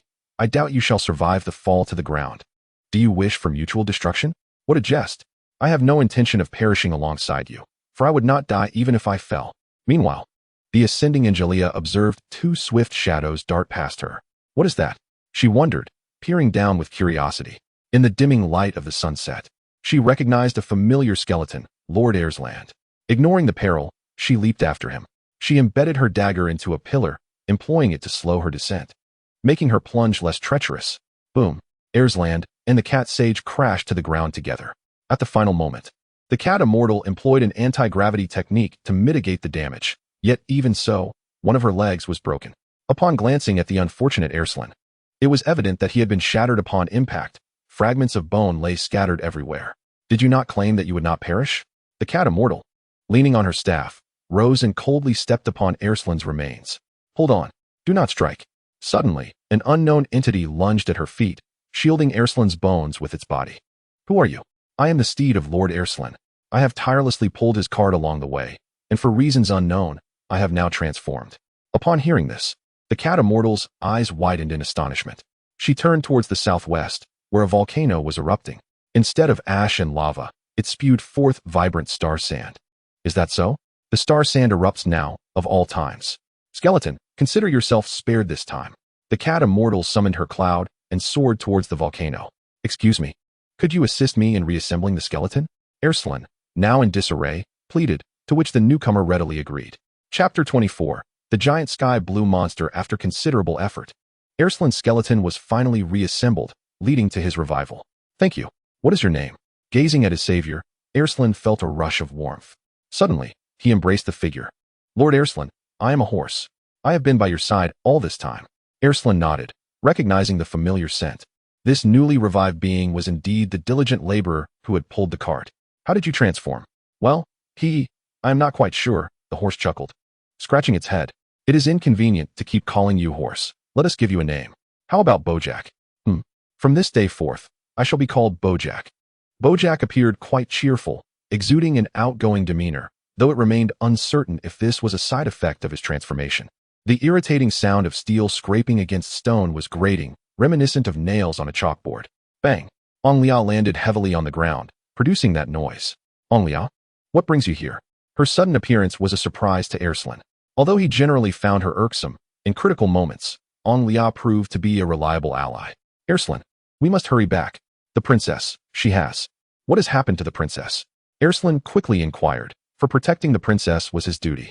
The princess is unharmed, but, upon hearing that the princess was safe, Alslan felt relieved and promptly interrupted Angelica. If all is well, then I have discovered the presence of the Demon King here. It appears that before retrieving the experimental documents, we must first confront the minions of the Demon King. The minions of the Demon King? It is clear to Angelica, which is of greater significance. So where are the minions now? We absolutely cannot allow them to leave Gapari Park alive. They have headed towards that volcano, the one currently erupting. We still have time to pursue them, right, Bojack? Yes. Bojack nodded.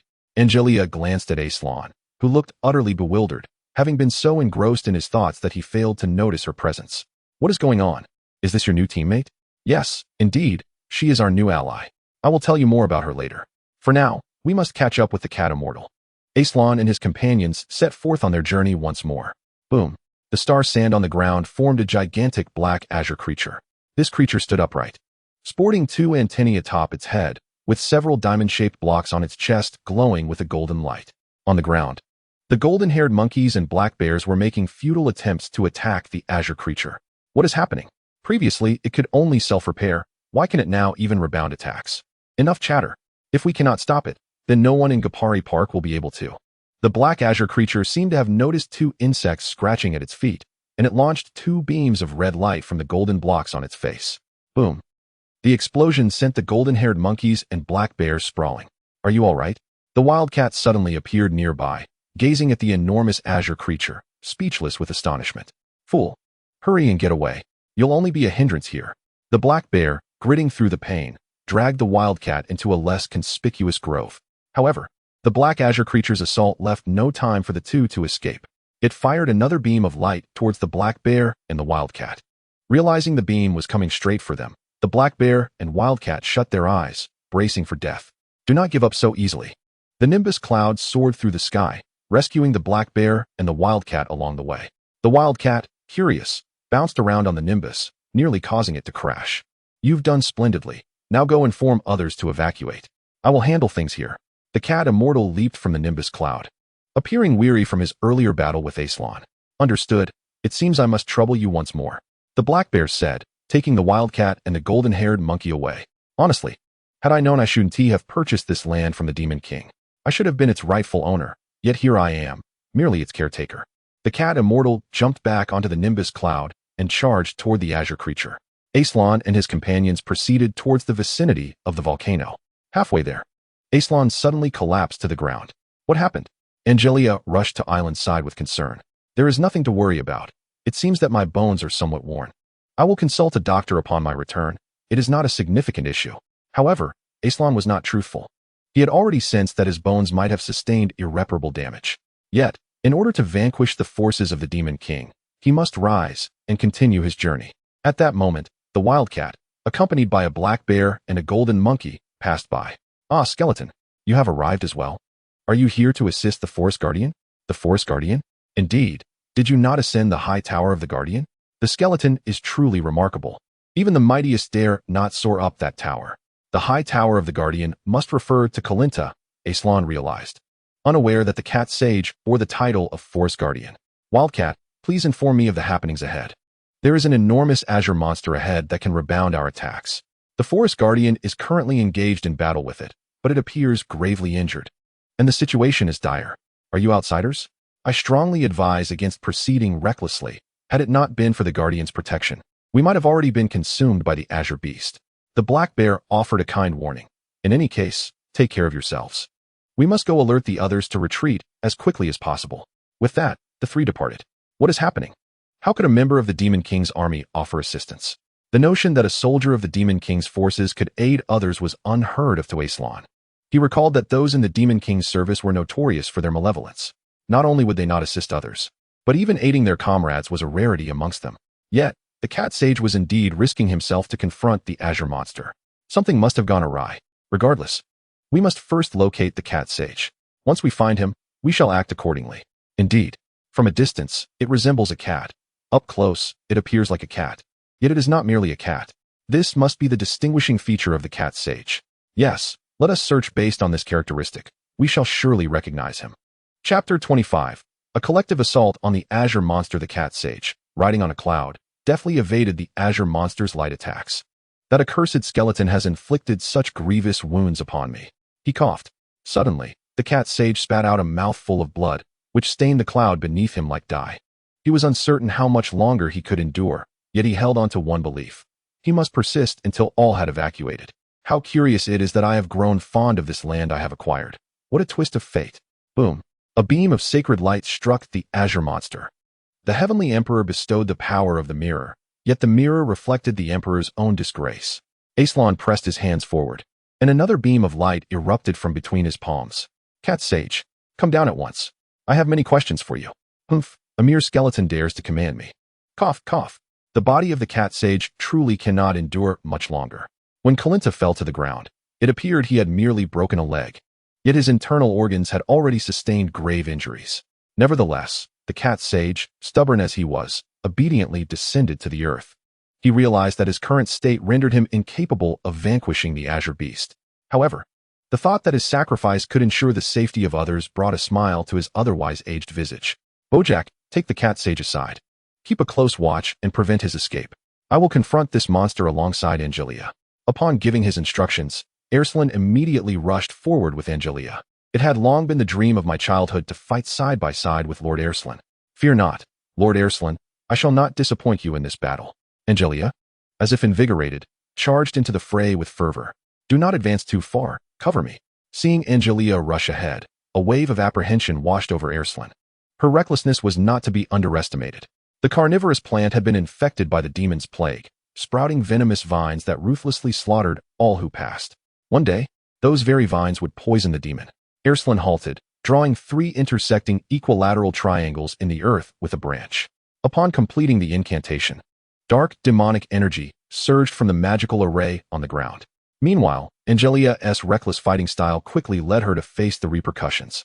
The beams emitted from the azure beast relentlessly assaulted her, leaving her no time to evade. Soon, she was engulfed in a cloud of dust from the explosions. Oh no! Angelica braced for severe injury from the impact, only to find a nimbus cloud appearing beneath her feet. The cloud whisked her into the air, allowing her to evade the azure beast's attacks while soaring in accordance with her will. Though bewildered by the turn of events, she realized she could now better restrain the azure monster. Not far away, the cat sage lay in Bojack's arms, appearing quite distressed, his breath seemingly in disarray. "For the sake of Kapali Park, I shall assist you this time," he declared. A nimbus cloud also appeared beneath Alslan's feet. He gazed gratefully at the cat sage. His curiosity about this benevolent figure within the demon army piqued. Could there truly be good souls among the demon ranks? Alslan found it hard to believe. Alslan and Angelica deftly maneuvered around the azure beast with the agility provided by the nimbus cloud. Angelia, fall back for now. I will lure it into a trap. Once it is ensnared, strike. As he flew beside Angelia, Alslan infused her with some of his magical energy. He then took on the role of bait, continuously launching feints at the azure beast. The warm magic emanating from Lord Alslan was a source of hope for Angelia, who wished for this enchanting force to linger within her body a while longer. However, the urgency of the battle allowed no room for hesitation. Angelia swiftly activated the demon-slaying sword in her grasp with this very magic.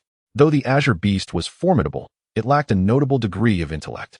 After receiving several harmless spells from Alslan, the creature fixated on the flying skeleton, following Alslan with singular intent. The sound of the magic circle resonated, drawing ever closer. Alslan successfully lured the azure beast into his trap. From within the magical array, black tendrils emerged, their barbed ends ensnaring one of the creature's legs. This presented a prime opportunity for attack. Angelia, I understand. The demon-slaying sword in Angelia's hand radiated with divine light, and an epiphany struck her on how to wield this extraordinary holy sword. The Holy Scriptures of the Kingdom, new chapter of the hero. The courage of hero Alslan rekindled the brilliance of the demon-slaying sword, which henceforth acknowledged its master. Even after Alslan vanished without a trace, the sword awaited the return of its rightful owner. Divine light explosive slash. With a powerful swing, Angelia sent forth a visibly tangible crescent-shaped beam of light extending over 20 meters, coalescing all the magical particles in the surrounding air. Its might was formidable. If all went well, this strike would shatter the azure beast into fragments. No, stop. The sound of the divine light explosive slash drowned out the feeble cries of the cat sage, whose kind warning went unheard. The azure beast stood firm, a pale blue translucent barrier materializing around its form. The divine light explosive slash struck the barrier, redirecting its force. Astonishingly, the blow rebounded back towards Angelia. Boom! With the resounding crash, Angelia plummeted to the ground. Had it not been for the protection of the nimbus cloud, she would have surely met a gruesome fate. The cat sage coughed up blood once more, evidently straining to shield someone with such a battered body. Alslan witnessed Angelia's failure. Her execution of the attack had been flawless, yet she was ultimately vanquished by the rebound. This unforeseen ability proved to be quite troublesome. You old cat, why didn't you mention this ability sooner? Alslan's expression darkened as he returned to the ground, nearly ready to strike the cat sage. He had never anticipated that he would become so furious on Angelia's behalf. The cat sage, appearing amiable, was indeed a member of the Demon King's army. Beneath that facade lay a mind constantly scheming, deliberately withholding critical information, clearly aiming to eliminate them by the azure beast's hand. Lord Alslan, do not hold it against him. He has been reminding you all along. Chapter 26, The Princess's Return. Bojack grasped Alslan tightly, fearful that he might make a regrettable decision. Is that so? Despite the tempest of anger within, Alslan could not wrongfully accuse an innocent. He found himself perplexed as to why the cat sage would still offer him counsel. Surely, this was not the demeanor one would expect from an army of demon lords. Thank you, he murmured gratefully before hastening to Anglia's side. Thanks to the safety cushion provided by the nimbus cloud, Anglia had not sustained grave injuries. Nevertheless, she had succumbed to unconsciousness for the time being. Even in her stupor, her grip remained fiercely tight around the demon-breaking sword. Anglia, I should have imparted more knowledge to you sooner, Alslan lamented inwardly. Had he taught her some evasive techniques, perhaps she could have been a formidable ally now. Gently prying her fingers apart, Alslan reclaimed his sacred sword from her grasp. Cat sage, nimbus cloud, I beseech you. In the face of formidable foes, Alslan had unwittingly come to regard the cat sage as an ally. The cat sage, though begrudgingly, placed the nimbus cloud at Island's feet to protect Kapari Park. After such a long interval, wielding the demon-breaking sword again stirred nostalgia within Alslan. We shall fight side by side once more, demon-breaking sword. Taking a deep breath, he channeled all his magical energy into the blade. Island's magic activated the sword, bestowing upon him immense holy magic. Yet this also meant that his lich form would once again be ravaged by divine power. The cat sage, observing the luminous spectacle above, was rendered speechless. This skeleton could wield holy magic and the demon-breaking sword, a weapon only Alslan could command. Who exactly was he? A fleeting thought crossed the cat sage's mind. The skeleton's initial declaration, I am the former hero Alslan. At that moment, the cat sage had dismissed it as mere nonsense, unaware that the little skeleton spoke nothing but the truth. The holy power of the demon-breaking sword granted strength, while simultaneously tormenting Island's body. In the brief span of mere seconds, Alslan lost track of how many times he had been knocked unconscious and awakened by pain. Yet, even now, confronting this foe with only 1% of his previous strength felt utterly inadequate. Alslan once more infused the demon-breaking sword with magical energy. However, his holy magic had been depleted. What he infused next was the necromantic power he commanded. The necromantic and holy energies coexisted within the demon-breaking sword, their opposing natures clashing like acid and alkali, igniting a tumultuous disturbance that would not easily subside. Alas, Alslan sought to reclaim the powers of the undead. Yet it was already too late. In the past, he had inadvertently infused his sword with both necromantic and holy energies, resulting in an uncontrollable surge that obliterated over 20 small villages within the Demon King's domain and flattened a mountain of magic. With Angelica and Bojack present, Alslan was determined to avert such a calamity. He had to conclude the battle before the sword spiraled into chaos, drawing back all magical energies. Alslan propelled himself towards the azure creature, unleashing a flurry of strikes upon its faceless visage. To his dismay, every assault was effortlessly deflected. It dawned upon Alslan that this azure monstrosity could not only repel magical attacks, but also physical ones. What to do? Was there truly no avenue for victory? Skeleton, do not despair. A soft, delicate voice resonated as Princess Alice transformed into the magical girl, appearing above the azure beast. Such was the advantage of a magical girl. They possessed the gift of flight. Skeleton, I shall restrain the azure creature. You must find a way to breach its barrier. Ascending to the heights of the sky, Princess Alice's eyes glistened with unshed tears. Cage of Love. Gripping her wand tightly, she conjured a massive heart-shaped bubble, flawlessly encasing the azure beast within it, rendering it immobile. Alslan's heart swelled with joy. Truly, a magical girl could wield all recorded spells. Now is the moment. Skeleton, ignore the rebound and attack with fervor. The princess, aware of the barrier's existence, urged Alslan to unleash his full might despite the risks. With such stakes, what could Alslan say? He chose to place his faith in the princess, the goddess of his heart. How could she ever deceive him? Holy light shattering slash. Without hesitation, Alslan summoned the full extent of his power, executing the sword's mightiest technique. The princess gazed at him with a cold demeanor, tears brimming in her eyes. Why? Why does Alslan trust me so?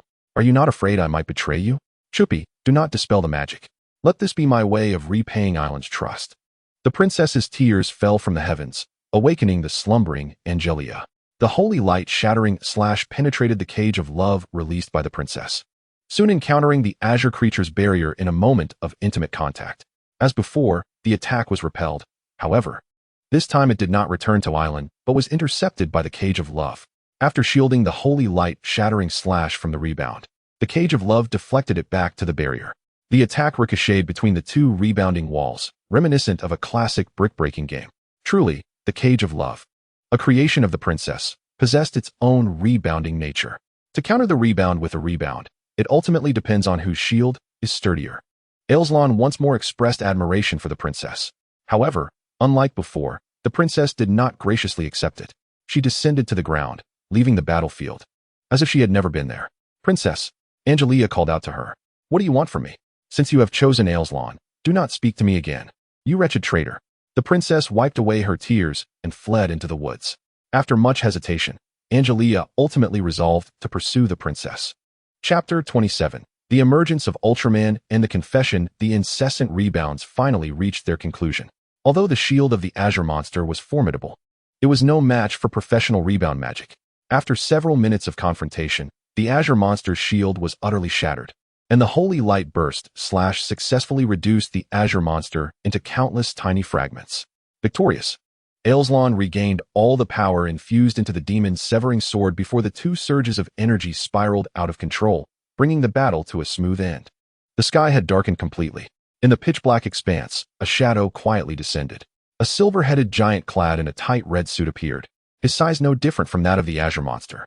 Another one, Alslan, racked with pain and unable to stand, found himself powerless against any action the red giant might take. Brave skeleton and valiant cat, I have witnessed your battle, the red giant spoke in human language, releasing a red beam from his hand that struck both the cat sage and Alslan directly. Alslan felt a wave of relief wash over him. The excruciating pain from forcibly wielding the demon-severing sword had seemingly vanished. Moreover, the wear and tear on his bones from the combat had healed, restoring him to a healthy skeleton. Meanwhile, The cat sage's injuries had also mended, and he was lively as if he had never lost a leg. Thank you for your assistance. Who are you? Alslan inquired. I am a warrior from the Land of Light in the 78th Nebula. You may call me Ultraman. I have come to retrieve the fragments of monsters left on this planet. Ultraman extracted a shard from the remains of the Azure monster, unveiling a yellow gemstone within. This is a fragment of the cosmic dinosaur Geddon. He is a powerful monster. Without your help, he could have caused far greater devastation. My sincere thanks once more. With that, Ultraman raised his hands high and soared into the sky. What is happening? After so many chapters battling the Azure monster, you suddenly tell me it is a creature? I cannot accept this. Alslan approached the cat sage, a serious expression on his face. Are you truly one of the Demon King's army?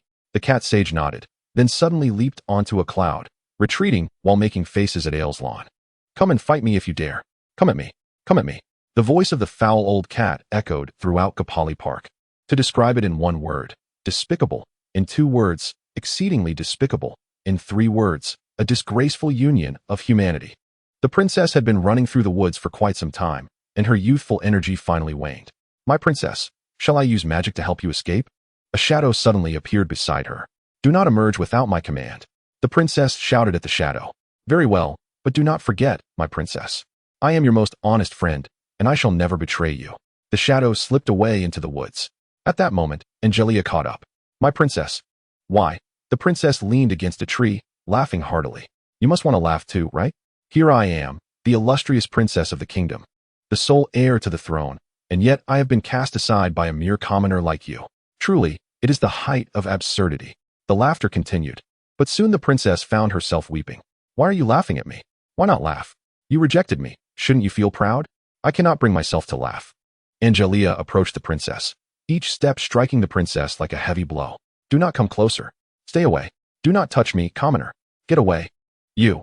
Ignoring the princess's protests, Angelica embraced her tightly, their lips pressed together, tongues and saliva mingling. The night, having just endured a torrential downpour, seemed to transform into a sky painted in soft pink hues. After what felt like an eternity, Angelica finally released her hold. My princess, I love you. I have always regarded you as a sister. We both know that there is no possibility for us. But, Angelica gently placed her finger on the princess's lips, leaning close to whisper in her ear, thank you for saving the skeleton. He means so much to me. Upon hearing this, the princess forcefully pushed Angelica away. Why? Why do you cherish Alslan so? Why can I not take his place? Alslan is nothing now. I possess all his reputation and status. Why do you not choose me? You already know that the skeleton is Alslan? Angelica exclaimed in surprise. The princess nodded. Angelica once again wrapped her arms around the princess. Alslan has become what he is now. Do not worry that he will take me away from you. I love Alslan, and I yearn to understand him more than anyone else. I have watched him grow from afar since childhood. He is the object of my admiration and affection. This love has never wavered. Then will you abandon me, Angelica? No, you and Lord Alslan are both of great importance in my heart. Losing either of you would bring me sorrow. The princess wiped her tears and buried her face in Angelica's embrace, finding solace in her warmth. Angelica, now clad in armor, must be feeling quite uncomfortable.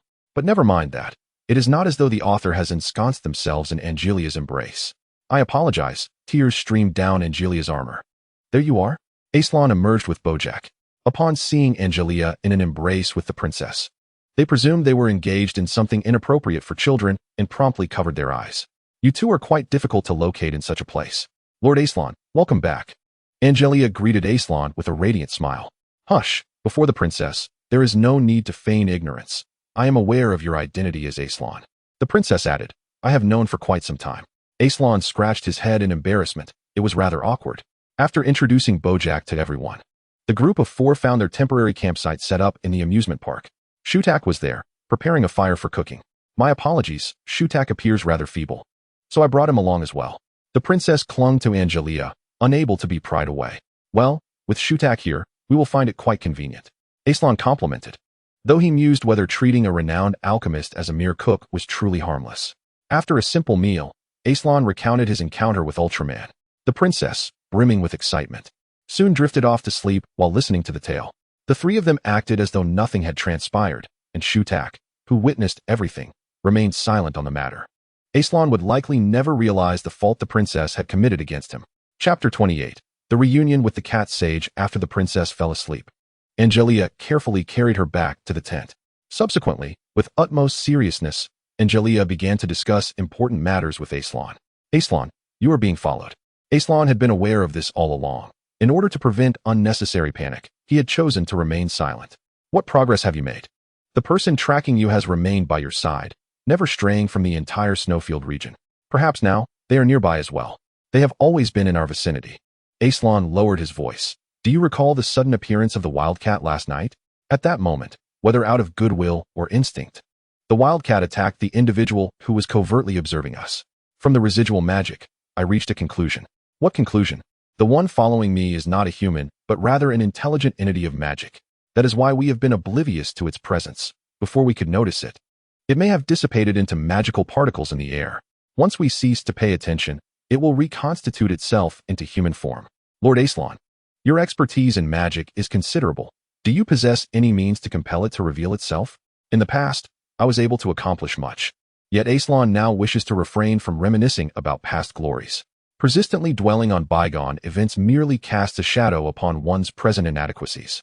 Angelica, let us feign ignorance regarding our pursuer for the time being. Sooner or later, he cannot remain concealed in the shadows forever. Inside the tent, the esteemed princess lay on her side, her eyelids fluttering gently as she listened to the conversation of two individuals outside. A hint of anxiety crept across her delicate visage. The following day, everyone slumbered late into the morning, particularly Angelica, whose exertions from the previous day's battle had left her fatigued. It was not until midday, prompted by the grumbling of her stomach, that Angelica finally awoke. Had there been no tasks at hand, she mused, she could have slept until the end of time. Let us consume a modest meal. We have matters to attend to shortly. Do not forget to maintain a sense of appropriate hunger, she advised. Angelica devoured her food voraciously, as if attempting to compensate for the missed breakfast and lunch. Only after satisfying her appetite did she turn her attention to Alslan. Is there something we must address today? Were we not to have Shoutak continue the search for the laboratory? She inquired. Have you forgotten? Alslan gestured towards the sky. Above us, there is a member of the Demon King's army. Today, the three of us shall seek an audience with the cat sage. Oh, right, Angelica recalled. Realizing that a cat sage resided at the pinnacle of Corinta, she felt a surge of curiosity, despite being affiliated with the Demon King's forces. The cat sage had exerted considerable effort to assist them during the battle yesterday. Had the internal atmosphere of the Demon King's army transformed into something so benevolent? Alslan and the princess shared her sentiments of bewilderment. Though still youthful, the princess possessed an uncanny maturity, seemingly grasping the complexities of adult matters, often exhibiting greater prowess than many adults. In any case, I inadvertently engaged him in combat yesterday. Upon our ascent today, let us first converse politely with the cat sage. If things take a turn for the worse, we can resort to force, Alslan declared, turning away. Neither of us initiated combat with the cat sage yesterday, yet you, without seeking clarification, fought him to a standstill, the princess reproached. Her mood significantly improved compared to the previous day, as she refrained from uttering anything excessively harsh. Angelica gazed up at the boundless heights of Corinta and asked, how shall we ascend? I am a magical girl. I possess the ability to fly. I wield advanced magic, and I can soar along the pillars, replied Alslan, her tone imbued with confidence. Angelica felt as though her psyche had endured a great blow.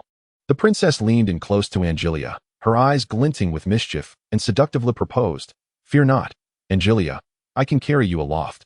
We could, had the young princess, merely 12 years of age, truly uttered such words? Angelica was initially reluctant, yet each time she recalled her words to the princess the day prior, she feared that her refusal might once again wound the princess's tender heart. The princess's spirit was fragile, and every action she took could potentially lead to the princess's descent into darkness. Very well, I shall entrust this to the princess for now, but you must refrain from any peculiar antics along the way. Thus, the three of them took flight together, while Shoutak and Bojack remained on the ground to guard the home. United in their efforts, they ultimately arrived at the summit before dusk. Watching the sunset from the pinnacle of the platform proved to be a rather romantic affair. Cat Sage, are you present? As Alslan spoke, he approached the sole cottage on the platform, which was surrounded by vast fields of cultivated greenhouses. The cat sage cautiously revealed a sliver of the door, catching sight of the skeleton that had sustained grave injuries the previous day. Without uttering a word, the cat sage hurried over with a cane in hand. You little wretch, how dare you come here? The cat sage, known for a fiery temper, charged at Alslan and unleashed a flurry of strikes. Had it not been for Angelica and the princess intervening, Alslan's bones would have surely been crushed beneath the cat sage's wrath. This time, Alslan refrained from retaliating, allowing the cat sage to vent his frustrations from the previous day. Once the outburst subsided, the cat sage's tone softened. What brings you here this time? We wish to inquire whether you truly align with the Demon Lord's army. Of course, I am a collaborator with the Demon Lord's forces. Look at these extensive fields of magic beans. They are my supply to the Demon Lord's army. Angelica and the princess exchanged concerned glances. Perhaps the cat sage was a kind-hearted individual, yet he ultimately stood on the wrong side. The Demon Lord's army and the human kingdom were eternally opposed. And no matter how benevolent the cat sage may be, it could not alter the reality of their confrontation. As their conversation continued in a somewhat disjointed manner, Angelica's hand gently rested on the broken magic sword at her waist, ready to draw it at a moment's notice. Hold on. The princess interjected, stopping Angelica. Cat sage, in light of your protection of Kapali Park yesterday, I shall ask you one more question. At this moment, the princess appeared more mature than the two adults present. Why have you constructed a cultivation base on human territory? Human territory? The cat sage stroked his beard, perplexed. Chapter 29. The Resurgence of Demon Lord Land Fraud. The princess, utilizing her Cupid embodiment's magic wand, accessed the magical library. She retrieved a copy of the land ownership certificate for the area from the library. Upon seeing the clearly stated certificate, the cat sage realized that this land belonged to the human kingdom, not the Demon Lord's domain. Upon receiving this news, the cat sage appeared both shocked and heartbroken. I purchased this land from the Demon Lord's army for 60, and they even signed an agreement with me, granting me priority as a buyer of magic beans. I am filled with excitement, as I believe my long-dormant career was finally about to take flight, only to discover that it was all a ruse orchestrated by the Demon King. The cat sage gazed sorrowfully at the vast fields, appearing to age several centuries in an instant. It matters not, reassured the princess, for not everyone possesses the privilege to access the magical archives. Behind her, Alslan and Angelica keenly noted two pivotal keywords from this incident: territory and fraud. Once again, the Demon King's army has audaciously sold land that does not belong to them. An unequivocal act of deception according to the neutral court's decree. The steadfast cat sage, confronted with the undeniable truth, finally relented. Might I ask a favor of you? I wish for you to keep this matter confidential. To us common folk, there is little distinction between the Demon King's army and the human kingdom. We merely desire a parcel of land to commence our endeavors. If the human kingdom were to discover this, my nascent enterprise could be jeopardized. Indeed, you wretched feline. Alslan interjected. Allow me to introduce these two esteemed individuals. This youthful one is Princess Alice of the human kingdom. The elder Angelica promptly stepped on Alslan's foot, clearly displeased with the description. Ahem, and this armored figure is the newly appointed hero of the human kingdom, Angelica. In a certain sense, they both possess the authority to represent the kingdom. Alslan continued, unaware of Angelica's peculiar sensitivity in such an odd setting. The cat sage, stroking his beard, was not taken aback by their identities. So, how do you both wish to address this situation? I must preface my statement by saying, should you intend to expel me from Kapali Park, I shall resist you to the bitter end. A faint smile graced the princess's lips. Let us retreat indoors to discuss this matter further. The cat sage invited the three into his abode, preparing cups of Longjing tea for Angelica and the princess. Yet he treated Alslan differently, neglecting to serve him tea or offer him a seat, leaving him standing by the negotiation table like a mere post. Princess, please share your thoughts. Allow me to outline our concessions first. If you find the kingdom's offers agreeable, we may proceed with further negotiations. First, you may continue to cultivate this land as before. Second, the human kingdom's army shall never launch an assault on your Kolinta. Are these concessions acceptable? The cat sage nodded, though unease began to creep into his heart. Such significant concessions from the princess surely meant that her demands would be substantial. There is no such thing as a free lunch. Now let us discuss the conditions. There are but three. First, you are prohibited from selling any celestial beings or products thereof to the Demon King's army. The human kingdom will purchase the celestial beings you previously supplied to them at full price. Second, the agreement you signed with the Demon King shall be renegotiated with the kingdom, retaining the same terms as before. Thirdly, I implore you to approach the neutral tribunal and file a lawsuit against the Dark Lord, should you violate any stipulation. I cannot assure you that the aerial fleet of humanity will refrain from bombarding this place. The princess's words, seemingly innocent, conceal a chilling depth, harboring lethal intent. Should the cat sage acquiesce to this condition, the Dark Lord would be beset by the dual pressures of both the Cat Sage and Remilia. Consequently, the Dark Lord would face significant repercussions in both legal and economic realms. Although the kingdom would incur substantial losses, they pale in comparison to the vast resources of the Dark Lord's army. The princess's political acumen is truly beyond the reach of common folk. Upon hearing her words, the Cat Sage was rendered speechless with tears. "Wah, you are the second individual, after the Dark Lord, to recognize the value of the celestial being. Consuming a single celestial being can sustain one for 10 days and heal injuries instantly. Despite the lengthy cultivation period and the incessant care it requires, it remains the world's premier strategic resource." Even in tears, the Cat Sage did not forget to promote her product. Naturally, she readily accepted the agreement proposed by the princess. Upon returning to the royal city, emissaries would be dispatched to formalize the treaty, solidifying the matter. She then inquired about other matters. But the Cat Sage appeared unaware of the existence or location of the alchemical laboratory. It seems that her acquisition of this land from the Dark Lord was purely incidental, rather than for the purpose of advanced alchemical technology. On the ground, Bojack sat within a circle inscribed with runes, while Xiatek circled around him. This was a remarkable creation, utilizing stardust as a catalyst to fuse human and animal into a singular masterpiece, radiantly dazzling. Xiatek's gaze, long absent of ferocity, now gleamed with intensity, causing Bojack to withdraw in trepidation. "What do you intend to do, Master Xiatek?" "Hee." Xiatek wiped drool from his mouth. "I desire you. You are such a beautiful little darling. My heart and soul are utterly captivated by you. If I could indulge in your essence, I would have no regrets, even in death." "No, that cannot be. I am merely an animal. Humans and animals cannot engage in such acts." What relevance does that hold?" Xiatek laughed heartily. "In fact, your being an animal excites me even more. If you were human, I would have no desire to touch you at all. Your peculiar preferences need not be articulated. I am the steed of Lord Alslan, and I cannot be subjected to your whims. What difference does it make? Lord Alslan is not present at the moment. It is just the two of us now. No one will know what we do. That is unacceptable. I am a virtuous steed. I cannot acquiesce to your desires." "Hee." "The decision is not yours to make." With that, Xiatek lunged forward. Chains. Suddenly, pink chains ensnared Xiatek's hands. Seizing the opportunity, Alslan and Angelica whisked Bojack away from Xiatek's grasp. "Xiatek, you are a master alchemist. How could you commit such a grave breach of conduct?" Alslan expressed profound disappointment in Xiatek. "Indeed, just a few days have passed, and you can hardly endure the absence of women. To think you would not even spare a horse." Angelica, following suit, began a critique. Xiatek now found himself at a loss for words. Chapter 30. The Alchemical Laboratory, The Lost Heart, Where Have You Been? Xiatek explained helplessly. "My interest in her is solely due to alchemy. If we fail to locate the laboratory this time, I hope to gain insights into this advanced form of human transmutation through the study of Bojack." This explanation was quite reasonable. Angelica and Alslan exchanged flushed glances, apologizing for their wicked thoughts. Another night passed, when the sun once again graced the sky.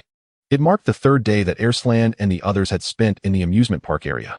The previous days had been consumed with various matters, but today they could finally focus entirely on the search for the laboratory. Through careful study of the map, Alslan reaffirmed that the laboratory was indeed nearby. However, the surroundings bore no resemblance to anything related to a laboratory. What does a laboratory typically look like? Aren't they generally characterized by stark white walls, postmodern architecture, and a grand scale? That pertains to large-scale laboratories. Here, on the border of the human kingdom and the demon army, constructing such an expensive facility is simply unfeasible. Xiatek wiped the cold sweat from his forehead. According to him, he had never even set foot inside this laboratory. This was indeed troubling. The clues had completely dried up. Perhaps we should inquire? Once the crisis with the blue monster has been resolved, they should all return to this area, Bojack suggested, counting on his fingers. Perhaps it was due to the events of the previous night, but Bojack appeared much more bashful than before. He had been so lively and cheerful when they first met. Taking Bojack's advice, everyone began to ask around. The tale of their recent victory over the blue monster alongside the forest guardian, the Cat Sage, had spread. And now Alslan and his companions were well known throughout Kapari Park. People eagerly rushed to alleviate their troubles. Alslan had not felt the exhilaration of being treated as a hero in quite some time. One could not help but admire the impressive network of information exchange among the locals. Their frequent conversations had established a web of knowledge where knowing a little led to knowing much more. With their assistance, the location of the laboratory was soon discovered. The laboratory had been disguised as a stone door, with its entrance located at the base of a volcano. Indeed, the very volcano that had erupted a few days prior. As they approached the vicinity, Alslan could not shake off the feeling of helplessness he experienced when caught off guard by the rebounding shield. Had it not been for Her Highness, victory would have been impossible. He awkwardly initiated a conversation with the princess. Humph. The princess maintained her aloof demeanor. What was the matter? Why did the princess retain this attitude toward me even upon learning my identity as Alslan? We once had a betrothal. Had her feelings for me faded over time? Alslan was reluctant to ponder further. If even the princess who loves him is lost, then Alslan is truly left with nothing. A sense of unease brewed within Alslan as he followed the main troop forward, yet his empty heart lagged behind. He arrived at the stone door of the laboratory. The laboratory, integrated with the volcano, often went unrecognized as such. After much speculation, Alslan and his companions decided to investigate. Before witnessing this stone door with their own eyes, they had no inkling that it could be considered a laboratory. Stop! Alslan suddenly called out to everyone. He gazed down at the faint footprints on the ground. Indubitably human. Such prints could not belong to a cat spirit, which implies an unknown human presence here. Are there others exploring this place besides us? Angelica questioned. If so, why would they enter the alchemical laboratory? Look at these footprints. There are only those leading in, none leading out. That person must still be inside. If we enter and set up a barrier, they won't be able to escape. To Alslan's surprise, the princess concurred with his suggestion, transforming into a magical girl. She conjured a heart-shaped pink barrier, granting the group the courage to enter the stone door. In stark contrast to the modest exterior of the stone door, the interior was remarkably exquisite. The various experimental apparatuses within could still be deemed cutting-edge even by today's standards. Utilizing geothermal energy, the equipment and lights could continue to function once powered. Ruthak, your priority now is to search for the experimental documents, Angelica instructed, standing protectively beside him. If you discover anything unusual, call out immediately. Bojek, stay close to Angelica. If she engages in combat with the unknown individual, escort Ruthak to safety. Alslan solemnly devised the optimal strategy. Soon, only the princess and Alslan remained. An opportunity had arisen. Alslan mused. Although the time and setting were not ideal, this was a chance to rekindle the princess's affection for him. He still could not believe that the princess, his former fiancée, had no lingering feelings for him. A skeleton and a girl, a peculiar duo patrolling the empty laboratory. Princess. What is it? The princess's face wore its usual displeasure. How do you perceive me? A skeleton, filthy, a lich, worthless. And what about my past self? The princess hesitated. Your past self? Conceited, with many enemies. My father's betrothal to you was a favor, yet you regarded it as my climbing the social ladder. The princess turned away. Perhaps to others you are a heartthrob, but I detest you. I loathe you. This was the most the princess had spoken to Alslan in days. He could not help but pause. If he were capable of shedding tears, he would surely be weeping now. He chuckled, a self-deprecating smile gracing his lips, as he lamented his own past obnoxiousness. His hollow chest felt as if it were pricked by 1,000 needles. The sound of approaching footsteps pierced the air. Without a moment's hesitation, he seized the princess and drew her into an alcove. Though she harbored disdain for him, she complied, remaining silent.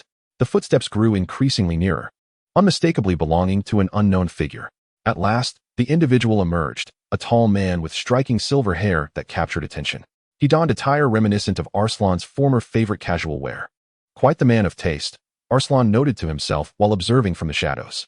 As the stranger's face gradually emerged from the shadows, the dim laboratory light illuminated his features. The princess gasped, covering her mouth in shock, while Alslan found himself momentarily speechless. This visage was an exact replica of Alslan prior to his transformation into a skeleton. Chapter 31. Alslan II. The man, identical to Alslan, bore a nonchalant expression, his demeanor strikingly similar to that of Alslan before his skeletal change. Intuition suggested that this man was indeed Alslan. The princess glanced between this stranger and the skeleton beside her. Who are you? She inquired, her words dripping with a painful poignancy. Who exactly are you? She pressed again, directing her query not at the man in the corridor, but at the very skeleton that was undeniably Alslan. I am Alslan, he declared. Yet, the princess seemed oblivious to his words, muttering to herself, we have been so easily deceived. Why would we trust a mere skeleton? Could the valiant Alslan truly have been transformed into a skeleton by the Demon King? Such a notion is absurd. Even though I detest Alslan, his prowess is beyond question. It is inconceivable that he could fall victim to the Demon King's curse. In fact, should Alslan be defeated, the Demon King would surely eliminate him without hesitation. Why then would he spare Alslan's life to return to the capital? Thus, the conclusion was drawn. Skeleton, you must be a spy for the Demon King's army. The princess's relentless accusations struck Alslan like daggers, each word piercing his heart. Why do you refuse to believe me? I wield the demon-breaking sword. He implored. Is it truly so difficult to wield it? By mastering specific magical wavelengths and frequencies, one could replicate Alslan's magical essence flawlessly. With sufficient skill, anyone could wield the demon-breaking sword. Once someone has chosen not to believe in something, even the most compelling evidence is rendered inconsequential. Alslan's heart ached. Even though his chest felt utterly empty, the pain lingered. Was this what it felt like to possess nothing? The princess cast a disdainful glance at the skeleton, entirely dismissing its presence. She strolled out from the corner and inquired of the robust man before her. Are you Alslan? The man nodded gently, kneeling on one knee before the princess. My apologies, Your Highness. I have arrived late. A skeleton has been impersonating you by my side. I hereby command you to seize him and escort him back to the royal city. I wish to publicly pronounce the skeleton's crimes before the citizens of the royal city and let all witness his annihilation in the holy light. A smile crept upon the man's lips. I'm afraid, Your Highness, I cannot comply. Why not? You are the valiant Alslan. You are obligated to heed my commands. Indeed, I am the valiant Alslan, yet that skeleton is also Alslan. He has committed no transgressions. You cannot condemn him based solely on your subjective judgment. The princess, momentarily bewildered, composed herself and continued to question, You are Alslan. Why is he also Alslan? Is there truly another Alslan in this world? No, there is but one, and I am the impostor. The man nonchalantly revealed his true nature, seemingly unconcerned about the implications. From the shadows, the observing skeleton Alslan emerged slowly, gazing at the man who bore his likeness. Initially captivated by his own striking visage, he was soon inundated with questions that remained unvoiced. Then who are you? Why do you impersonate me? How did you come to know I am Alslan? The man's lips curled into another smile, his flippant demeanor reminiscent of a replica of the original Alslan. I am Alslan. I have no need to masquerade. I inherently recognize you as the true Alslan. The princess and Alslan furrowed their brows. The answers to these three questions bore little distinction between affirmation and denial. I believe Tuck and the others should have nearly located the experimental data. Let us seek them out. I apologize for intruding upon your moment together. The man tilted his head slightly. By the way, to distinguish myself from the skeleton, you may refer to me as Alslan II, or simply II for brevity. Alslan II appeared quite assertive, exuding a certain flair in his every gesture. However, Alslan felt perplexed. Such audacity was characteristic of the strong. Yet he sensed no magical particles emanating from Alslan II. He was a mere mortal devoid of magic. With lingering questions, the princess and Alslan followed Alslan II to Tuck. As anticipated, Tuck had indeed found the research materials. These are quite substantial. Can I not take them with me? Perhaps I shall simply reside here, Tuck exclaimed in amazement, eyeing the piles of paper laden with research data. Do not fret, we can return another time. Furthermore, the cat sage is now somewhat of an ally. So residing here for research next time would provide some reassurance, Bojack reassured him. With great care, Tuck ultimately gathered a backpack filled with the research data. Number 2 stood quietly at the doorway, observing them for a while. Once they settled into silence, he stealthily made his entrance. The sight of the corporeal Alslan took both Angelica and Shutak by surprise. Why has Alslan crafted his own physical form using the research apparatus here? Shutak was the first to express his astonishment, disregarding the danger as he approached Alslan, constantly feeling the flesh of his body. This body is undoubtedly a product of alchemy. Its skin is too delicate. Only a newborn could possess such pristine skin. Tears of emotion welled up in Shutak's eyes. In my lifetime, to witness true human transmutation is truly... Wait, Shutak. The genuine Alslan has arrived. I am Alslan. This fellow is merely a counterfeit, emerging from who knows where. Exercise caution, as his allegiance is uncertain. The skeleton and the princess also stepped forward, causing Angelica to be taken aback. Stammering, she exclaimed, T2, two Alslans. Number 2 suddenly approached Angelica, gently caressing her hair with a tactile hand. I am Alslan number 2. I am but a mere imitation. Gazing upon that long-desired visage, Angelica's youthful heart surged with emotion. And no, you are Lord Alslan. I have finally awaited your return. The true Alslan felt a pang of irritation. Who was this impostor to charm his companion? Chapter 32. You are undoubtedly human. Alslan abruptly pulled number 2 away from Angelica, positioning his skeletal form protectively in front of her. He vowed to defend Angelia's honor at all costs. The tension escalated. The air between Alslan and number 2 crackled with their shared arrogance, akin to a volatile gas ready to ignite. Alslan, come here. I have something to discuss with you. I shall come, but I fear you not. The two exited the room, shutting the door behind them. Within this simple chamber, only the two Alslans remained. Both were in ill spirits, and if they were to engage in combat within this enclosed space, there would be no one to intervene. Alslan, let us strike a bargain. Imposter, what do you propose? Huh, will you allow me to finish? Number 2 produced a wooden board from somewhere, sketching a triangle upon it. The 3 corners bore the names Alslan, the princess, and Angelica. The current dynamic among you is somewhat as follows. You have affection for the princess favors Angelica, and Angelica is enamored with you. Is that correct? Alslan nodded. Number 2 continued. At present, the princess and Angelica have grown closer, yet due to Angelica's fondness for you, the princess's demeanor towards you is notably poor. This is indeed a fact, is it not? Alslan nodded.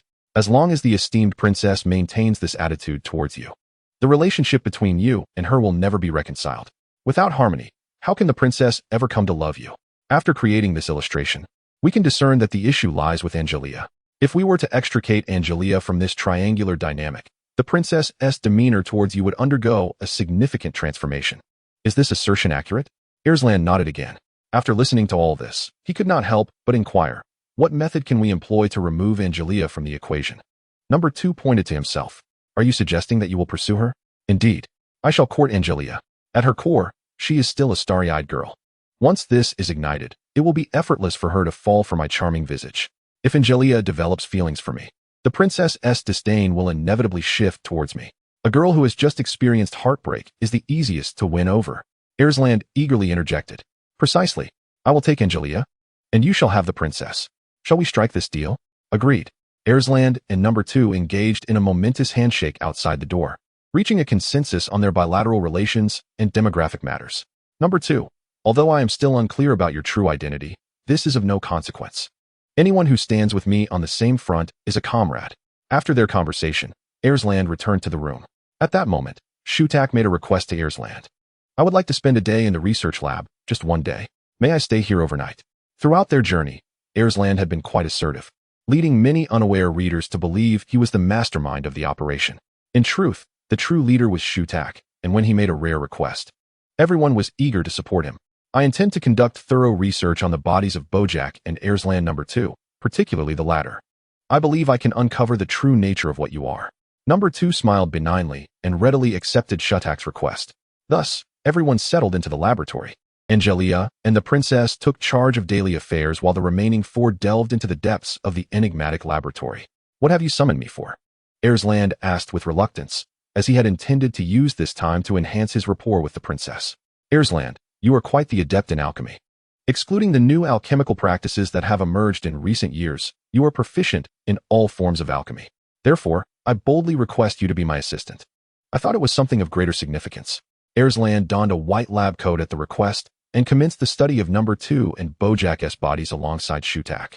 The first subject of analysis was Bojack, whose physique was unremarkable, quite ordinary in comparison to others. It was standard. Zyatake meticulously compared the experimental data left behind and swiftly became well acquainted with Bojack. Consequently, there was little left to investigate regarding Bojack in the laboratory. Following the conclusion of the research on Bojack, he ventured forth to assist Angelica and the princess. The primary focus now shifted to the examination of the second's body. Zyatake first extracted small pieces of flesh from the second, subsequently employing these samples for experimentation and study. Upon analyzing the comparative research data, he arrived at a striking conclusion. So, you are the second. But wait, what does this mean? After humanization, one should still be human. Wouldn't that imply no change at all? What if the second is not human? Zyatake gestured towards Alslan's left chest, where a rib had recently been lost. This is merely a bold hypothesis. It is quite possible that your rib was catalyzed by the stardust, automatically transforming into a human form. Furthermore, from your rib, he acquired all your memories. In other words, the consciousness of the second is also a manifestation of yours. Is that not akin to Cupid? How many manifestations of my consciousness exist? Alslan was bemused. He found this conclusion rather unsurprising. While it was the subject of this research, the second, who appeared perplexed. Do not jest. How could I possibly be? I am human, he chuckled. Alslan deeply empathized with the second's sentiments. If he were not human, he would be devoid of the privilege to engage in activities reserved for humanity, much like Alslan in his current skeletal form, who lacked the qualification to present himself before others. Of course, you are human, Alslan smiled, grasping the second's hand. You are undoubtedly human. One Alslan had already transformed into a skeletal form, forfeiting his humanity. It was imperative to ensure that a second Alslan did not also become a skeleton. Perhaps I have projected my own fantasies onto the second. After the primary research concluded, Zyatake delved into some more advanced studies, which Alslan found beyond his comprehension, as alchemy had developed remarkably over recent years. The following day, the group prepared to return. Chapter 33, The Search for 86. Upon their return, the group discovered that the carriage had seemingly been left behind by the princess outside the snowy expanse. Without the carriage, I suppose we must walk back, one remarked. I am indifferent. A skeleton does not tire. I too am unconcerned. The magical girl possesses boundless magical power. I am likewise unperturbed. The horse's endurance is quite commendable. Each time such matters arose, it was Angelica who bore the brunt of the emotional toll. Just as they were fretting, a cloud of somersaults descended from the heavens. The cat sage stood upon this cloud, gazing down upon the group of explorers. I shall grant you a favor, brave Angelica. I shall gift you a somersault cloud, which you may use to transport everyone back to the royal city. With that, the cat sage lightly cut the cloud with his staff, and a portion of the somersault cloud swiftly separated. The nimbus cloud soared to the feet of Angelica, lifting her into the heavens. Is this a gift from the cat sage? Indeed, this cloud now belongs to you, replied the cat sage, his expression suddenly stern. However, this cloud must not be tainted by the filthy footprints of skeletons. A sense of displeasure washed over Alslan. Was it truly necessary to hold a grudge over a mere skirmish? This wretched old cat seemed to target him at every turn. Were it not for the fact that the cat sage was currently an ally of the kingdom, Alslan would have long since shattered his feline head. Initially, Alslan presumed the cat sage was merely jesting, but to his dismay, every time he attempted to step onto the nimbus, it would disperse. The cat sage, while possessing a benevolent nature, was surprisingly petty, such a charming sage, and yet, one couldn't help but wonder if he would have another opportunity to meet him. After bidding farewell to the cat sage, all but Alslan boarded the nimbus, departing from Kapali Park in a grand procession. Alslan, the unfortunate skeleton, was left to retrace his steps, one painstaking footfall at a time. My lord Alslan. Bojack came rushing over from a distance. What's the matter? Weren't you supposed to join them on the nimbus? Bojack flashed a brilliant smile. How could I allow my master to be alone? I had them let me down. Come, climb aboard. Bojack, in his equine form, knelt and offered his back for Alslan to mount. In a moment of perplexity, whether due to a lapse in judgment or some other reason, Alslan found himself unthinkingly seated upon Bojack's back. Ah, master, there's something hard pressing against my back. Forgive me. I am a skeleton. I am hard all over. The peculiar scene did not go unnoticed, leading others to speculate about Island's unusual preferences. In no time, Island's heroic status in Kapali Park plummeted. Eventually, succumbing to public opinion, Alslan dismounted and requested Bojack to walk alongside him. At this pace, they would not reunite with Angelica and the others until nightfall. If only there were a faster mode of transportation, like a car. Alslan mused. Recalling his past as a hero, he often ventured to other worlds, and on one such occasion, he had acquired a car, which Dr. Bang Bang later modified to such an extent that it could even traverse dimensions, albeit at the risk of exploding at any moment. If memory served, this very car should have been left in Kapali Park. Bojack, can you detect any metallic scents nearby? As he spoke, Alslan cast a spell to enhance Bojack's sense of smell. Bojack, with his keen nose, sniffed diligently and reported back with the direction of any metallic scents. Is there any metal mixed with an unusual odor? Upon inquiry, Bojack sniffed again. Yes, a solitary figure, accompanied by a horse, followed the scent in a singular direction. After traversing for a considerable part of the day, the destination remained elusive. Lord Alslan, I believe it may have been swifter had we ventured directly from the outset. Persevere. For shortly, I shall present you with an extraordinary sight. With this mode of transport, we could circumnavigate the entire continent within 3 days. Such a marvel seems implausible. Bojack remarked, her understanding still nascent, having recently acquired human consciousness. We shall see. Time passed, and the sun drifted toward the western horizon. Worry crept in that darkness might envelop them before they discovered the automobile. Lord Alslan, I suggest we abandon the search for that object and instead proceed to meet Princess Angelica. This course of action may yield better results. Even Bojack's patience began to wane. And Alslan, too, felt the stirrings of impatience. He recalled that the vehicle was supposed to be within Gapari Park. Could he have misremembered? As Alslan pondered, Bojack exhibited an unusual reaction. There is a strong scent of metal nearby, within this grove. Without waiting for Alslan's response, she bounded forward. Amongst the trees, she discovered a silvery sedan, an unfamiliar sight to her. Was this the object in question? Alslan approached, and, upon closer inspection, recognized it as the very vehicle he had lost. I recall this model, in '86, the signature edition of the legendary Akina downhill champion. Eagerly, Alslan opened the door and sat down in the driver's seat. Bojack, hurry and join me. With this, we shall swiftly reach our rendezvous point. His words were imbued with hope, and Bojack eagerly climbed inside, only to be met with disappointment. Oh no, we're out of fuel, Alslan said sheepishly, scratching his head. However, procuring gasoline was not an insurmountable challenge. Alslan was well-versed in alchemy and could transmute some fuel with relative ease. Thus began Alslan's arduous task of refining gasoline. By the time he succeeded and drove through the snowy expanse to meet Angelica, night had already fallen. Having taken a lengthy detour, they ended up in a situation akin to having traveled without the car. After their reunion, the automobile was once again forsaken. Alslan, his powers still insufficient, found even the act of creating gasoline taxing. Under such circumstances, the vehicle became merely an unwieldy hunk of metal. Once they located the carriage, the remaining matters became simpler. Although Bojack had undergone a transformation, her equine attributes persisted, allowing her to fulfill the role of pulling the carriage. Nevertheless, it was somewhat controversial to have a young maiden assume such a task. Reluctantly, Angelica ventured into the nearby town to procure a horse to replace Bojack for the journey. Bojack appeared quite disheartened, yearning to contribute by pulling the carriage. On their return journey, they skirted the banks of River City, thus avoiding any significant mishaps. Approximately 10 days later, the group finally arrived back at the Royal City. The Adventure of the Black and White Bear, Episode 01 Once Upon a Time. The charming 8-year-old suggested, please remember to bookmark after reading for easier access. Alas, you have been dismissed. Following the chaos instigated by the masked rider in Riverside City, the inhabitants were left utterly disillusioned with the Black and White Bear, whom they had hired. What a farce, this so-called space magician, who was ultimately bested by the masked rider. Such a being is utterly unworthy of adoration for Lord Alslan. With his belongings in tow, the Black and White Bear cast a final glance at the shattered Riverside City.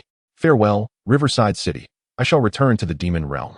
The Demon Realm, as it is known, is the domain of the Demon King's army. The Black and White Bear was originally of this realm, having been displaced to the human kingdom due to the upheaval of the last war. In a kingdom where monsters are met with disdain, the Black and White Bear could scarcely survive a single day. However, a group of individuals arrived in Riverside City. They identified themselves as ardent fans of Lord Alslan, extending a hand of support to the Black and White Bear, offering him stable employment and a position as a teacher, urging him to strive for the revitalization of Riverside City. Yet, there was a condition. He must become a fervent admirer of Alslan. Alslan, upon hearing this name, the Black and White Bear was filled with indignation. Alslan was the instigator of war, the destroyer of the Demon Realm, a disruptor of order. Such a figure was loathed in the Demon Realm, and now they expected the Black and White Bear to become his devotee? This was an impossibility. Like many newcomers to the workforce, the Black and White Bear was sharp-edged, holding steadfastly to his principles. Yet, in the name of survival, he dulled his edges, relinquishing his beliefs. Allow me to work for you. I am willing to embrace the faith of Lord Alslan. The Black and White Bear knelt before the man clad in a gray cloak, pleading for another chance. Haha, we knew you would come around. Welcome aboard, Black and White Bear. Yet, those joyful days have long since faded. Ever since the masked rider's visit, the Black and White Bear found himself dismissed. Thank you. You eccentric denizens of Riverside City, I shall seek a new life of my own.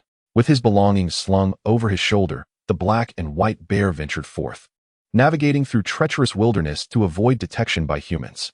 In the month that followed, the Black and White Bear finally returned to his homeland, Wanmei Village.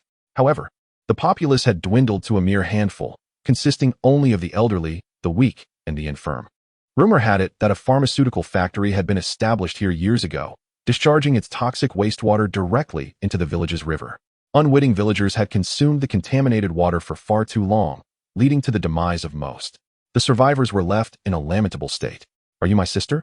With a flicker of memory, the Black and White Bear recognized an elderly lady who appeared to be in her 90s.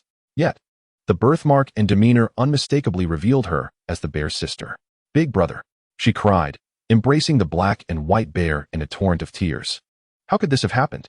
It's all because of that pharmaceutical factory. But do not despair. We have already engaged a lawyer, the most formidable one from the demon realm, who is willing to assist us in winning this lawsuit. Once victorious, we shall receive a substantial compensation and can relocate to the city." As she spoke, a well-dressed, human-like lich entered the village.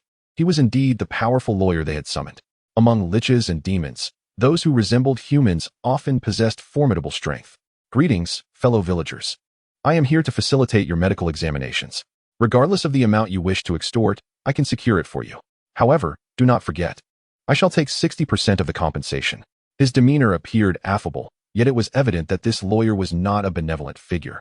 The black and white bear quietly leaned in to whisper to his sister, "Why did we hire such a lawyer? Though he demands a hefty fee, he has a track record of winning his cases, and we cannot afford to lose." Gazing at the pompous little man, the bear recalled his own struggles in Riverside City, where everything revolved around monetary gain. "What is his name? It seems to be Gu Mei Meng, is it not?" The black and white bear approached Gu Mei Meng, pondering what fate awaited him.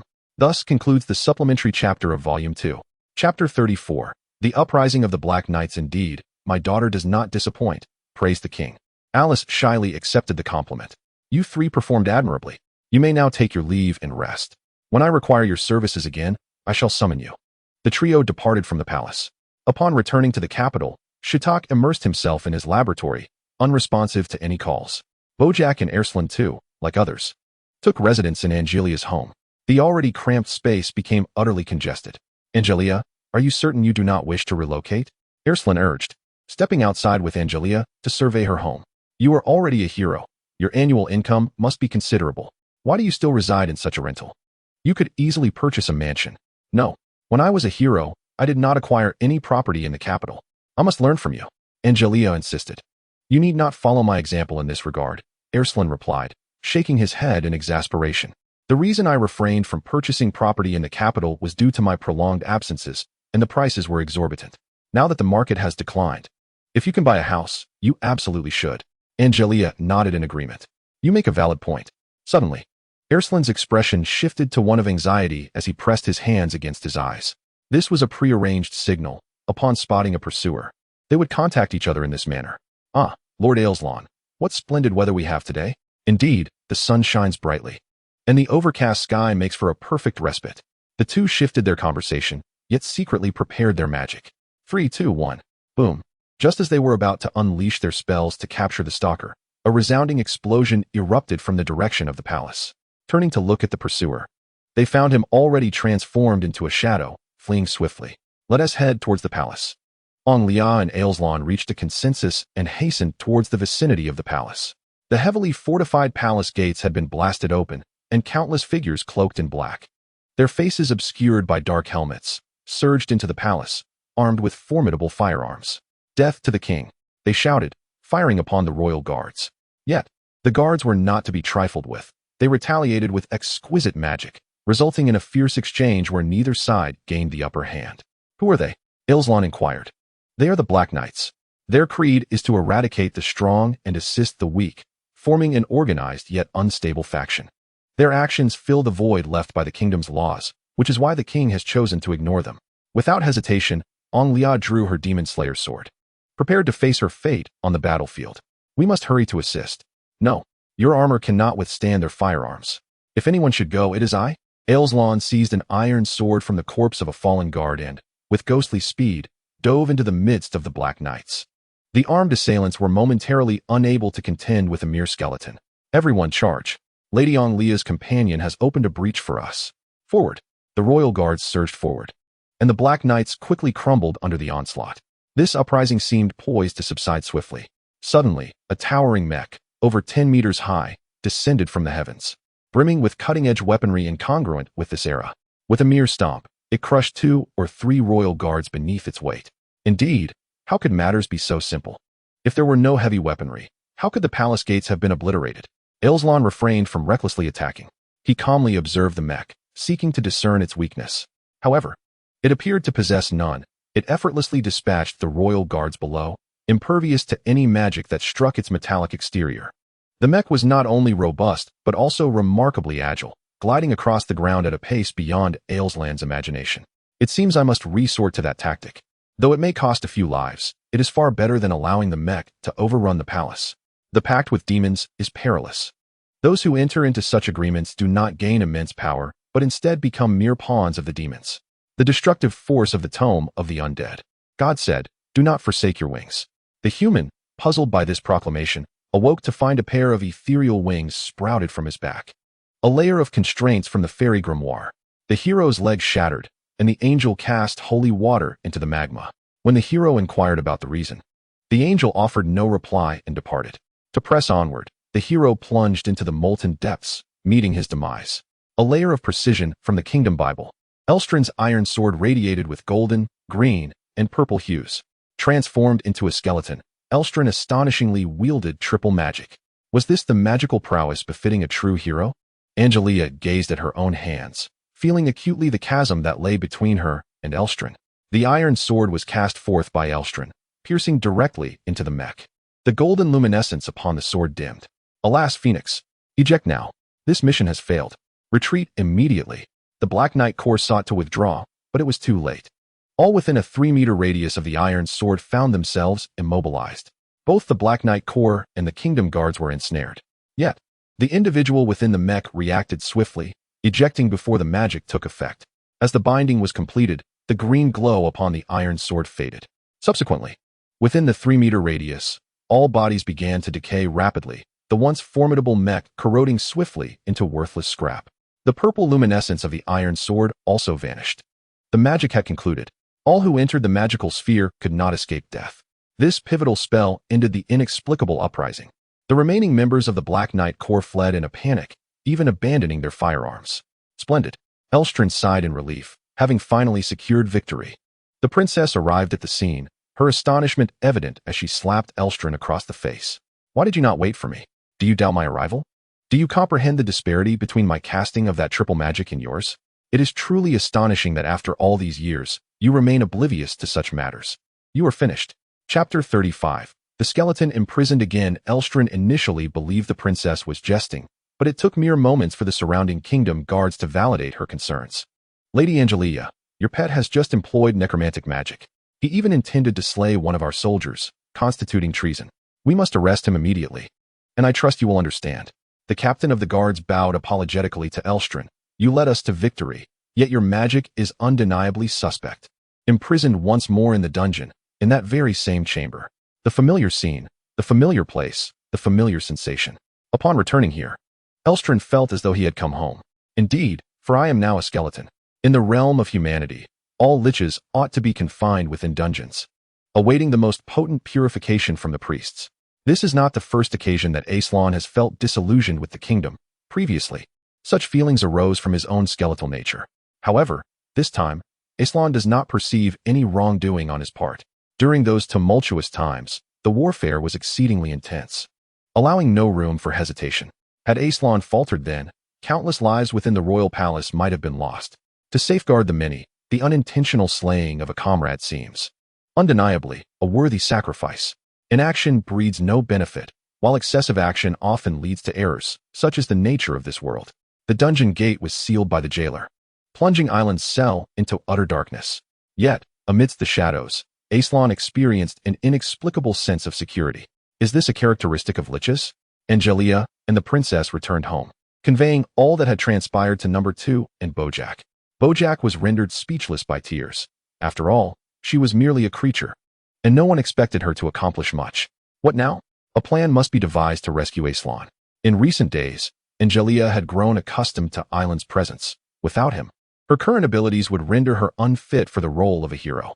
Rather than becoming an ineffective champion, it would be preferable. The princess furrowed her brow, recalling the moment when Angelica had recklessly pursued Alslan, disregarding her own life. For Angelica, Alslan represented the very essence of her existence. Should Alslan be purified by the priest this time, it was uncertain whether Angelica might follow suit into death.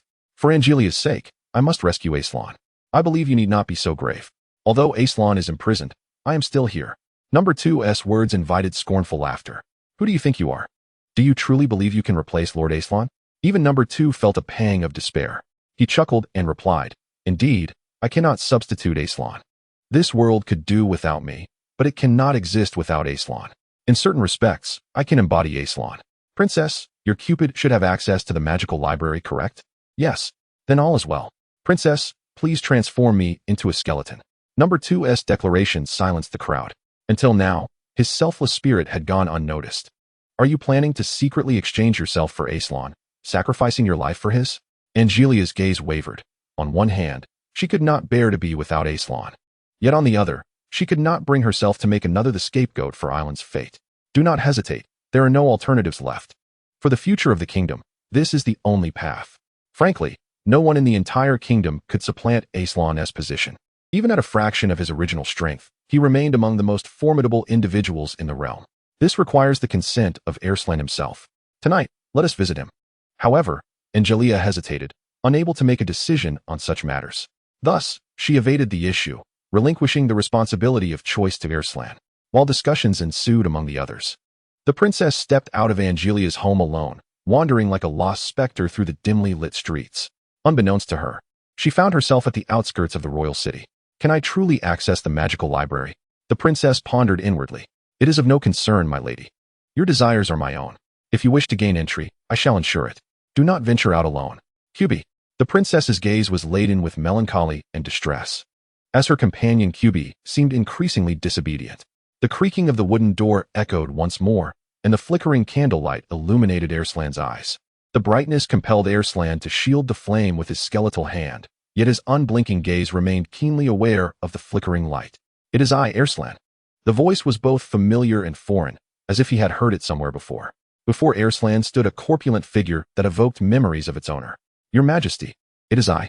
The king sat regally in a chair capable of accommodating his substantial form, utterly alone. "Is it acceptable for you to meet with me in solitude? For I am now a lich. I trust you, and within this dungeon, you are powerless to act. Indeed, the barrier here renders me feeble."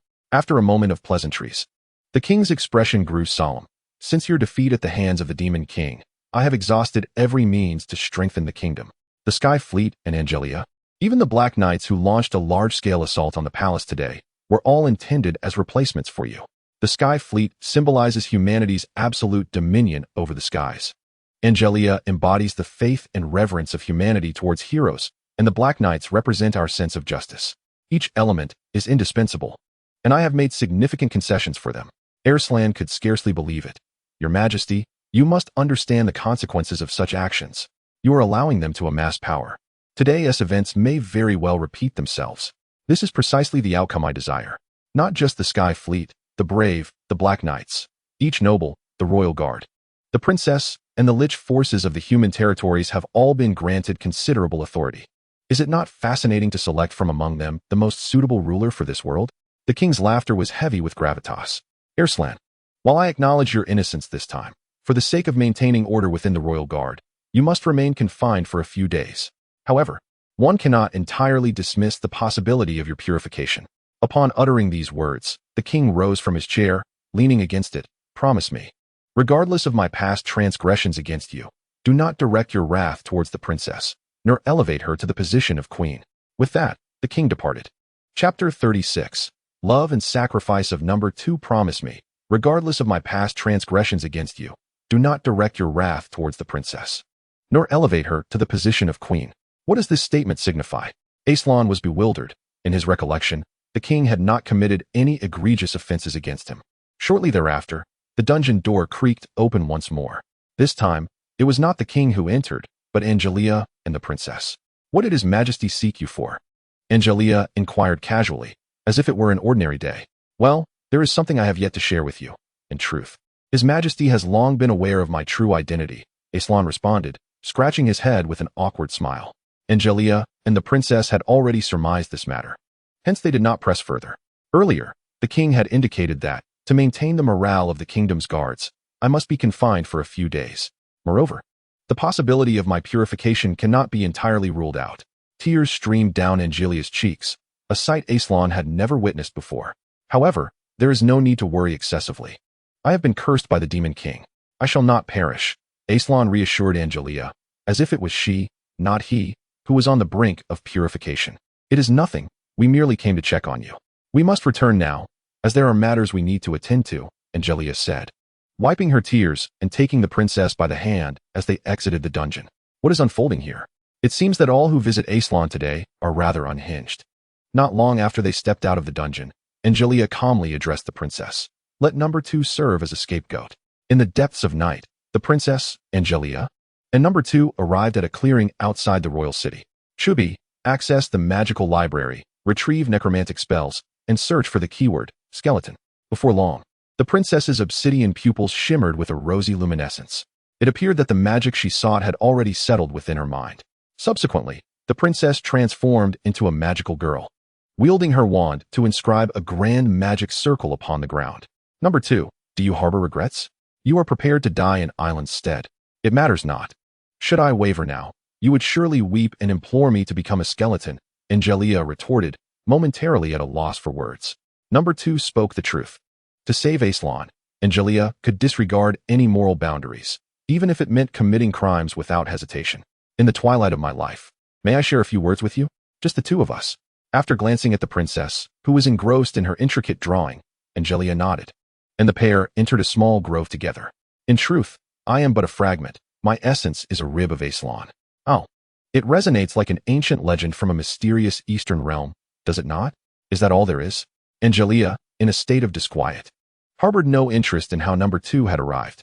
Gazing upon Angelica's visage, number 2 could not help but muse, Alslan.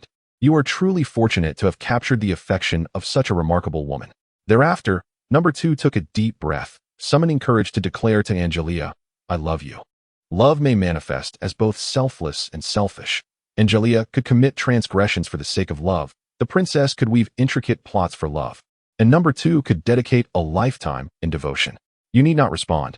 I merely request your promise never to be with Alslan. Why? If you were to unite with Alslan, the entire world would tread the path of ruin. After a moment of silence, number 2's face once again donned an innocuous smile. This is but a jest. Tell Alslan he must strive to be a good king. At that moment, the princess had completed her magic circle. Number 2 stepped into the center of the circle, accepting the princess's enchantment. A surge of purple light enveloped him, and number 2 transformed into a mere skeleton. Upon witnessing this, Angelica rushed over to inquire, only to be astonished to find that number 2 could no longer utter a word. The princess, pointing her finger, remarked, such a complex spell. I seem unable to master it yet. I made an error while inscribing the magic circle. Now, number 2 had lost his capacity for thought, reduced to an ordinary skeleton. He might even pose a threat to us. The princess recognized her mistake and closed her eyes, bracing for Angelica's reprimand. Yet, instead of scolding the princess, Angelica gently caressed her head. It seemed number 2 had anticipated this magical mishap, hastily voicing everything he wished to say. This is inconceivable. An increasing multitude of questions arose in Angelica's mind. The following morning, the leader of the Black Knights arrived at the royal palace for an audience, his visage concealed behind a mask that none had seen. At the same moment, Marshal Nick Fry of the King's Guard entered the council chamber. Nick Fry, the one-eyed man, was renowned for his keen sight within the kingdom. How audacious for the architect of yesterday's assault on the palace to appear before the king today. The king had sanctioned this meeting. The tension between the two was palpable, and had it not been for the presence of the sovereign upon the throne, a conflict may have already erupted. Nevertheless, even in this tense atmosphere, their actions remained a grave disrespect toward the king. You have come to see me today. Do you have something to convey? After performing the customary noble greeting, he got straight to the point.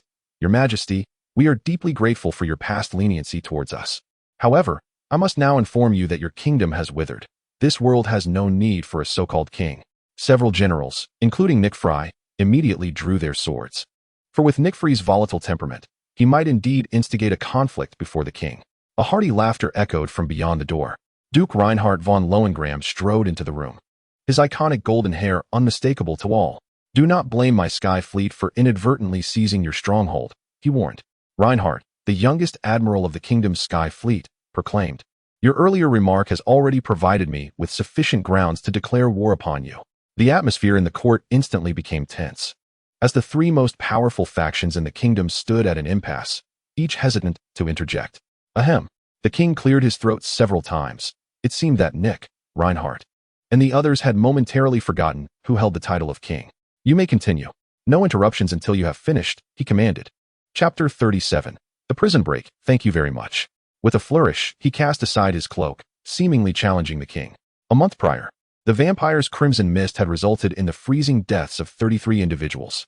Not only had His Majesty failed to hold the vampire accountable, but he had also taken it upon himself to clean up the ensuing mess. Pray tell, whose head shall bear the burden of those 33 lives? The king remained silent. Recently, another village, Chuzamezawa, in the southeast, had been forcibly demolished by the king's men. The entire village was in protest, yet no one listened. Whose human rights, I ask, are to be accounted for? The Black Knights have always stood up for the downtrodden, and we can no longer tolerate your oppression of the weak. You are no longer needed. I am here to issue you a warning. Shortly, I shall establish a new republic in the borderlands. His words resonated with conviction, and having conveyed his message, he prepared to depart. Wait, I do not recall any demolition projects currently underway, the king interjected, perusing documents as he spoke. You must be mistaken. We have not initiated any such projects in the past year. Humph, he halted his steps.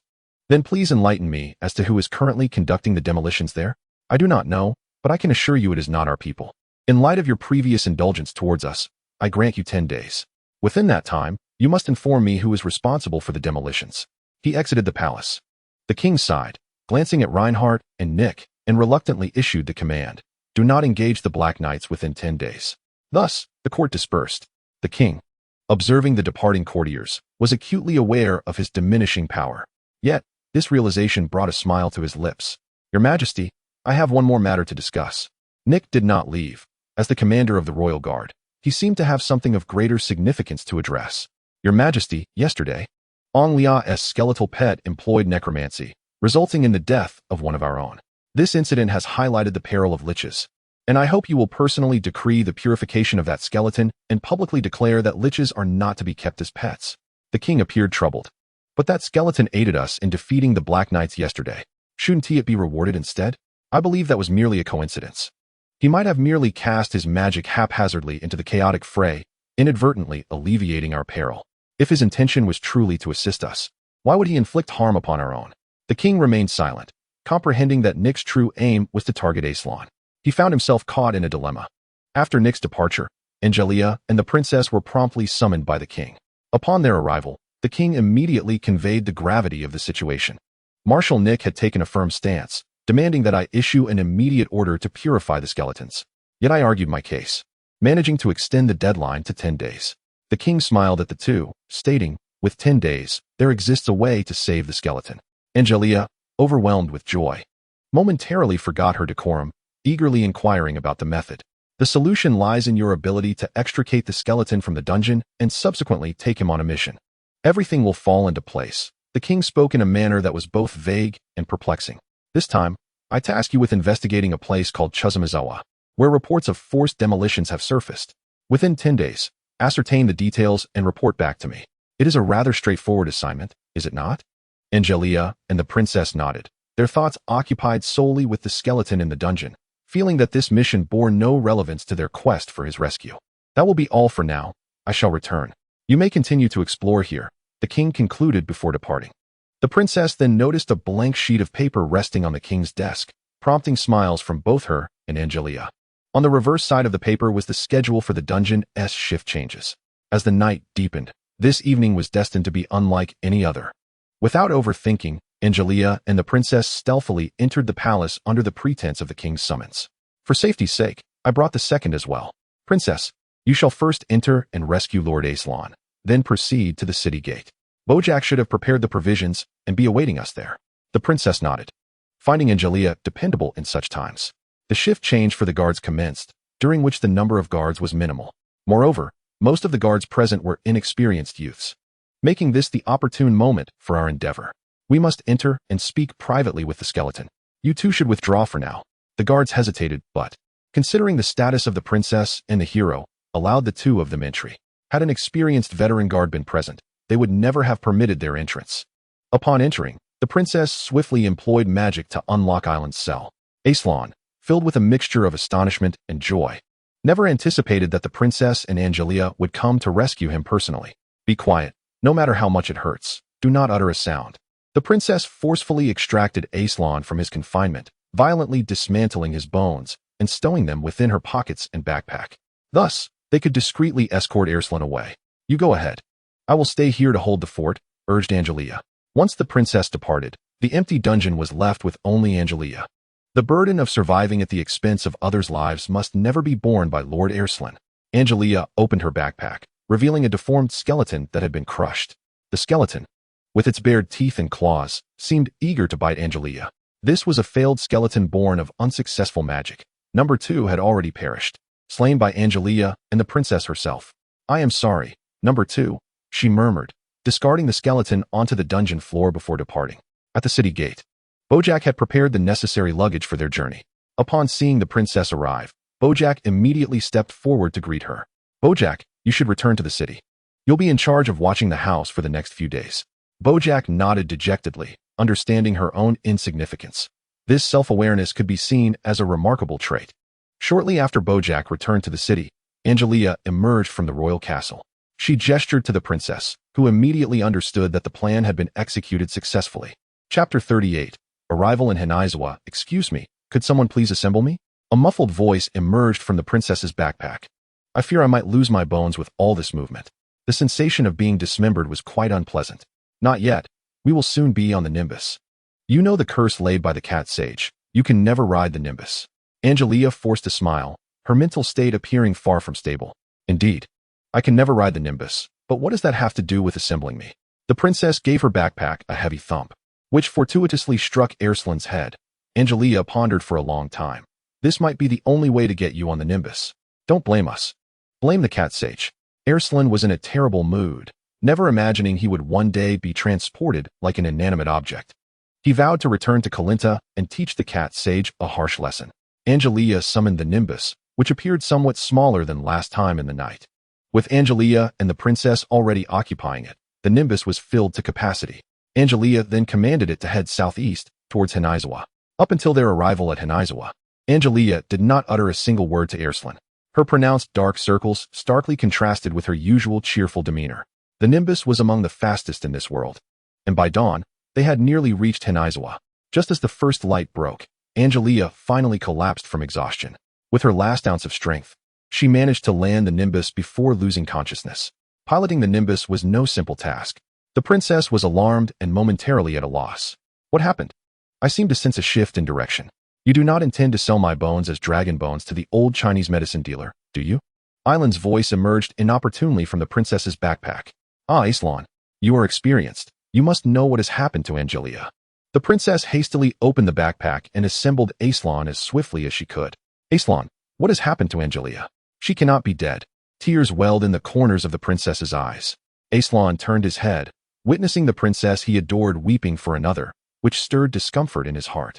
Fear not, my lady. I shall examine Angelica's condition at once. Alslan, though sorrowful, attempted to move his body, only to find it stiff and immobile. The young princess, still unfamiliar with the human skeletal structure, had hastily assembled many of the bones incorrectly. Alslan now resembled not a human skeleton, but rather a grotesque monster. He chuckled outwardly, yet his heart felt heavy with melancholy. He painstakingly reassembled his body and proceeded to check Angelica. Alslan used magic to peer into every corner of Angelica's being, discovering no abnormalities. Thus, the only plausible conclusion was that she was simply exhausted. Upon hearing Island's words, the princess's spirits lifted considerably. By the way, what of number 2 and Bojack? Upon being asked, the princess's expression changed immediately. She glanced around before quietly informing Alslan. They are at home watching over things. Oh, Alslan did not dwell on the matter, unwilling to entertain the trivial thought that the princess might deceive him. There is a small town called Shingon before Hinizawa. Let us find an inn there to rest. Indeed, the responsibility of carrying Angelica naturally fell upon Alslan.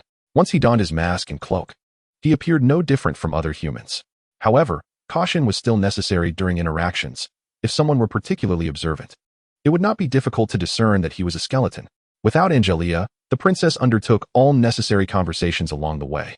Alslan then recognized that the princess possessed a far superior command of discourse and eloquence compared to Angelica. He had often overlooked the princess's immense potential and capabilities, having relied on Angelica's presence. After locating a modest inn, the two settled in.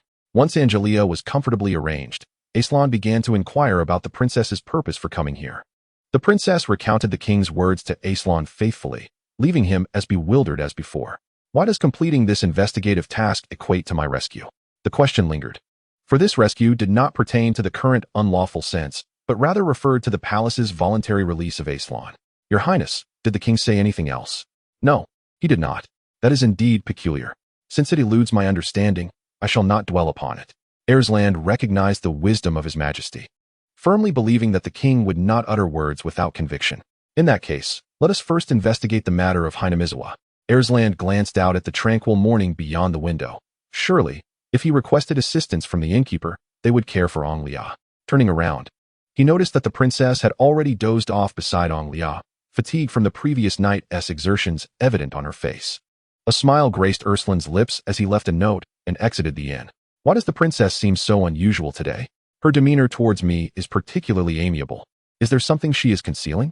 The distance from Kai-Kei Palace to Hinamizawa was not far. A mere 10 minutes on foot would suffice. However, wearing a mask, Alslan felt conspicuous, standing out starkly from the crowd. Thus, after traversing a stretch of the main road, he opted for a woodland path leading to Hinamizawa. In such rural settings, there were indeed many such trails. These paths often served as dumping grounds for villagers, where discarded cabinets and replaced security doors accumulated in the woods. Naturally, this was a common occurrence in many locales. Continuing along the narrow path, Alslan soon beheld Hinamizawa. Emerging from the woods, he was met with a landscape resembling a vast sea of refuse. Where am I? Just as Alslan began to feel lost, a photographer clad in a vest approached him. Are you a local? The photographer wore a broad smile, exuding a friendly demeanor. No, not really. I intended to visit Hinamizawa, but I seem to have lost my way. Alslan admitted, feeling a bit sheepish. I often got lost when I first arrived here. It is a pleasure to meet you. My name is Fujitaka. Chapter 39, Fujitaka. Pear Blossom, Secrets. Fujitaka was exceedingly helpful, guiding Alslan out of the refuse-strewn area. Do you frequent this place often? Indeed, it is a paradise for bird photography. However, it is slated for demolition soon.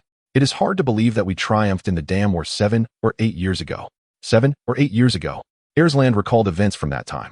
A dam was to be constructed here, but the villagers of Hinamizawa fiercely resisted, even clashing physically with the demolition crews. Ultimately, the king himself promised that no dam would ever be erected in this location. Let us not dwell on the past. Since then, each year has seen its share of terrifying occurrences. A dangerous smile flickered across Fujitaka's lips. By the way, what brings you here? With the impending demolition, it seems only those leaving are present, not newcomers. I merely happened to be passing through and wished to tour the area for a few days. Alslan deflected the question, yet he sensed an odd intensity in Fujitaka's gaze. Tomorrow, there will be a festival known as the Cotton Flow Festival. Would you care to join me? Fujitake gestured towards the camera in his hand, saying, this will be the final Cotton Flow Festival, and everyone wishes to preserve the finest memories. Therefore, tomorrow may very well be the grandest celebration in its history. He chuckled, adding, perhaps I could even capture a few photographs for you. After exchanging pleasantries, Fujitake bid farewell to Alslan. Following their parting, Alslan wandered through the quaint village of Hinamizawa. The village was sparsely populated, with only a handful of residents. Yet, these villagers had once shaken the very foundations of royal authority with their resolute spirit years prior. They were indeed formidable individuals. In Hinamizawa, nearly every household displayed banners, most of which expressed their opposition to the proposed demolitions. Nevertheless, the villagers had aged, and the fervor of rebellion that once burned brightly within them had dimmed. While they vocally opposed the plans, many had begun to contemplate compensation and their future living arrangements post-demolition. It was perplexing. The king had not mandated their relocation, so who were they truly being displaced by? Suddenly, Alslan collided with something. A young girl with flowing purple hair, appearing to be no older than 10, fell to the ground. Despite his extensive experience with people, Alslan sensed an unusual resilience emanating from her countenance. He bent down to inquire if she was injured. The girl flashed a charming smile. I'm fine. Is that so? That is splendid. If anything hurts, do let me know, Alslan replied. As he straightened up, he noticed a faint apparition hovering behind the girl. The figure bore an uncanny resemblance to the child, sporting 2 horns atop its head, an unmistakable indication that it was not human. The moment Alslan glimpsed the apparition, it seemed to have noticed him as well, retreating quietly behind the girl to evade his gaze. Intriguing, Alslan mused. He helped the girl to her feet and suggested, let me take you to the hospital. Neglecting even minor injuries could lead to lifelong regrets. Thank you, uncle, she replied. Alslan chuckled to himself, pondering how he might appear in a mirror, questioning his own age. Yet, he dismissed the thought, after all. His skeletal visage could easily be mistaken for that of a young man or an elder. As they walked side by side, the townsfolk regarded them with admiration. It was later that Alslan learned the girl's name was Rika, a shrine maiden and the very spirit of Hinamizawa. Rika, do you sense anything following you? Alslan inquired kindly. No, Rika replied, maintaining her cheerful demeanor, her tone betraying no hint of hesitation. At that moment, Alslan became increasingly convinced that Rika was acutely aware of the apparition lurking behind her, as evidenced by her immediate, unthoughtful response. After escorting Rika to the local clinic, Alslan returned for the time being. Upon returning to the inn in Shingon, the esteemed princess was still diligently caring for Angelica. Angelica's condition had improved significantly, yet she seemed weary from her prolonged fatigue and required an extended period of recuperation. A hesitant Alslan gazed at Angelica, then suddenly bowed to both of them in gratitude, saying, "Thank you, Princess Angelica. I truly appreciate your assistance. Why are you thanking us?" The second princess began, but her words faltered as Angelica gently tugged at her, silencing her. "It is of no consequence, Lord Alslan. Your safety is all that matters." Angelica appeared to harbor some concerns, her spirits not quite uplifted. Alslan felt increasingly certain that there was something she was concealing from him. As night fell, with both the princess and Angelica fast asleep, Alslan ascended to the rooftop of the inn. Gazing up at the vast expanse of stars, he found himself deep in contemplation. The distance between them seemed to grow ever wider. With a heavy sigh, he reflected that the bond between the princess and Angelica could be sustained by a secret unknown to him. Yet his own connection with them felt like a kite severed from its string, drifting aimlessly with the winds. A troubling thought crept into Alslan's mind. He had long sensed the presence of watchers. Perhaps he might employ some means to observe them in return, thus uncovering the secret. He pondered the spells at his disposal for surveillance. Unfortunately, the few he knew were either too easily detectable or yielded inaccurate information, leaving him without the perfect magic for his purpose. If only I possessed the shadowy methods of that monitoring magic group, he mused, recalling the very organization that had been surveilling him. Undoubtedly, that group represented the ideal means of surveillance he sought. If he could devise a way to replicate that magic, all his dilemmas would be resolved. Alslan closed his eyes, ruminating on the various incantations he had encountered. If he could arrange and combine them, introducing new attributes, perhaps he could achieve his goal. In the midst of his thoughts, he conjured a miniature illusionary sand table before him, where all his magical experiments could be conducted within the palm-sized domain. Thus, an entire night passed as Alslan endeavored to reconstruct the magic that had trailed him. Unbeknownst to him, dawn had arrived. Creaking sounds echoed as the rooftop door swung open. "So this is where you are. What are you doing?" "Observing the celestial phenomena. You have an interest in astronomy?" The princess turned, huffing lightly. "Well, you are Alslan, the one who seems to know everything. I, too, have my gaps in knowledge." Observing the princess's unkind demeanor towards Alslan, he felt as if he had been transported back in time. It seemed that Angelica's condition had indeed improved considerably. Upon returning to the room, he found this to be true. Due to the presence of the Sword of Disruption beside Angelica, her recuperative abilities have indeed multiplied several times beyond that of an ordinary person. However, to be frank, Angelica's current condition is still far from optimal. It would be overly ambitious for her to participate in the investigation. Therefore, today, let the princess continue to care for Angelica. With 9 days remaining until the deadline, I am determined to uncover some leads. No, I cannot allow this, Angelica resolutely declared. "Princess, you and Lord Alslan should go investigate together. Although I am unable to contribute at this moment, I do not wish to become a hindrance." The princess looked at Angelica with concern and nodded in agreement. The two of them walked along the path to Hinamizawa, and time seemed to rewind to the moment before the final battle with the Demon King. Prior to that battle, the king summoned Alslan to the throne and promised him that if Alslan could eradicate the Demon King's menace, he would grant him the hand of the princess in marriage. At that time, Alslan was the mightiest being in the world. How swiftly circumstances have changed. "Princess, I have heard that there is a cotton flow festival taking place here tonight. Perhaps we should remain and conduct a thorough investigation. We might stumble upon unexpected answers," Alslan suggested, though deep down, he merely yearned for a date with the princess.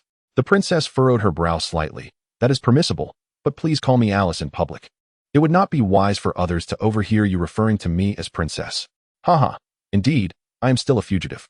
I suspect that once they discover my escape from the dungeon, a warrant will be issued in the vicinity of the royal city today. That is of little concern," the princess replied with a light cough. In this delicate atmosphere, The relationship between the two had not significantly progressed. Within Hinamizawa, they inquired with many villagers about who was responsible for the demolitions. Most villagers were indifferent. Their primary concern was the safety of the shrine.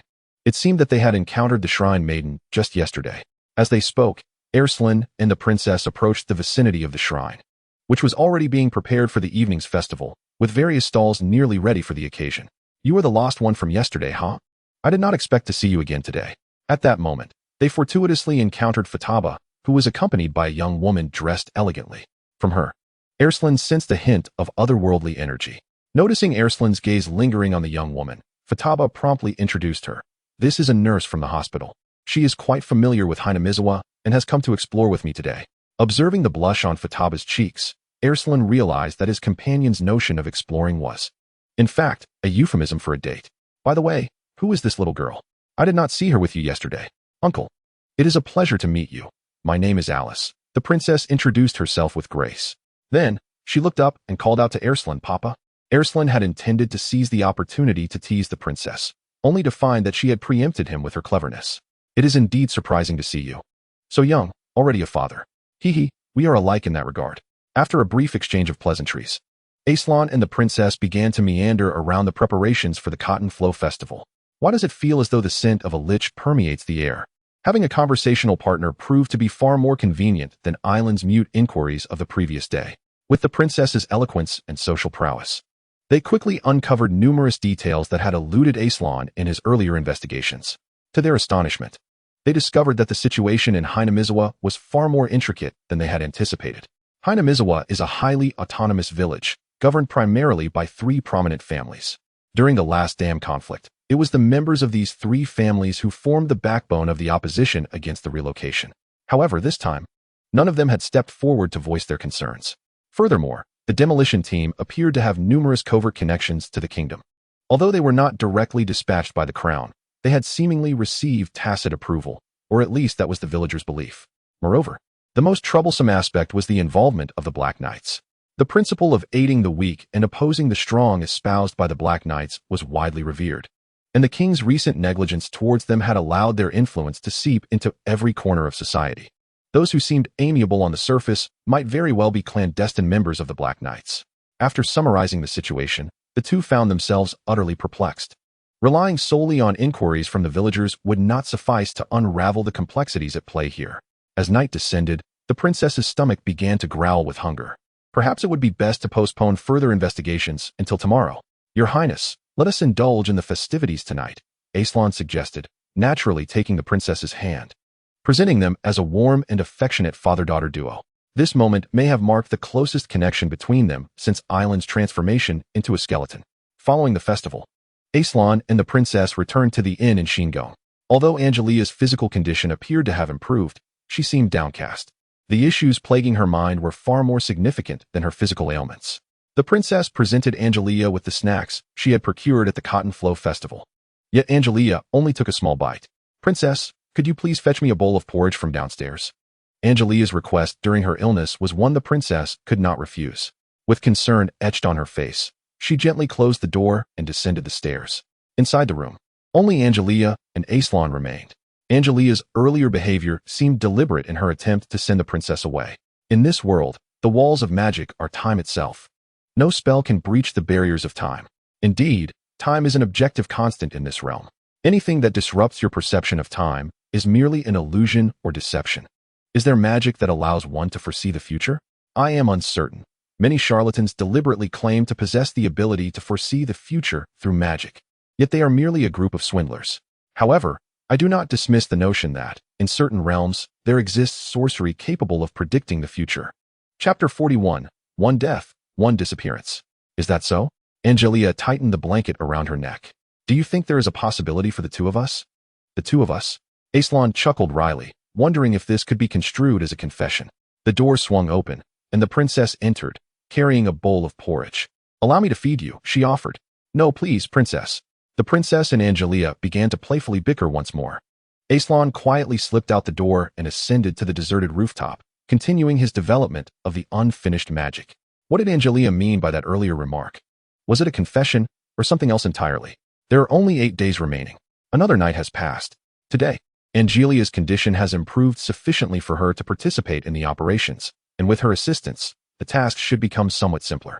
Yesterday, I had gleaned all the information I could from the villagers. It is time to investigate elsewhere. Alslan pointed at the map, appearing, at first glance, quite like a commander. Let us three investigate the royal families this morning, the demolition team in the afternoon, and the Black Knights in the evening. Tomorrow, we shall rest and organize the information we have gathered. What do you think of this plan? So, the investigation you speak of refers to illegal intrusion? If we were to inadvertently get caught, and it were discovered that the princess and the hero were the ones committing the trespass, it would be utterly disgraceful. Do you think we are all as shameless as you? Princess. Angelica surprisingly reprimanded the princess for her insolence. Having been raised in luxury, the princess had never been shouted at before. A silence enveloped the room for a moment. I shall step outside for a moment, the princess announced before leaving the room. Angelica sat on the edge of the bed, lost in thought. Your mental state has not been well lately. You should rest today. As for the investigation, I will insist on dragging the princess along with me. Alslan stood by Angelica's side, perhaps the most comforting gesture he could offer. Alslan, do you wish to become king? Or have you ever contemplated the day you might ascend to the throne? Angelica suddenly queried, seemingly continuing a conversation interrupted the previous day. I must implore you not to speak of this. It would be most unfortunate if it were to come to light. There was a time during a hunt when the king confided in me, saying, if one day the princess cannot become a capable queen, let it be you who takes her place. Ever since that moment, I have often fantasized about the sensation of sitting upon the throne. Yet, since my transformation into a skeleton, those fantasies have ceased, for I know that even if the king were to relinquish the throne to me now, I would not win the hearts of the people. Angelica's gaze wandered. Angelica, what is troubling you? Why have you been this way for the past few days? Regarding the matter of the second individual, you have consistently evaded it, and now you utter these peculiar words. Your behavior has been constant, and I am genuinely concerned for you. Do you care? Angelica smiled, yet within her laughter, there was not a trace of joy. My lord Alslan, pursue the princess, but do not harbor any inappropriate thoughts towards me, nor should you concern yourself with my well-being, lest the world be plunged into chaos. Should you ascend to the throne one day, I implore you to be a benevolent king. I do not comprehend. What is Angelica saying? I cannot grasp a single word. What does this signify?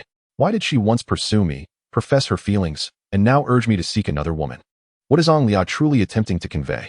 Alslan refrained from responding to Angelica's remarks. He exited the room, in need of solitude to gather his thoughts.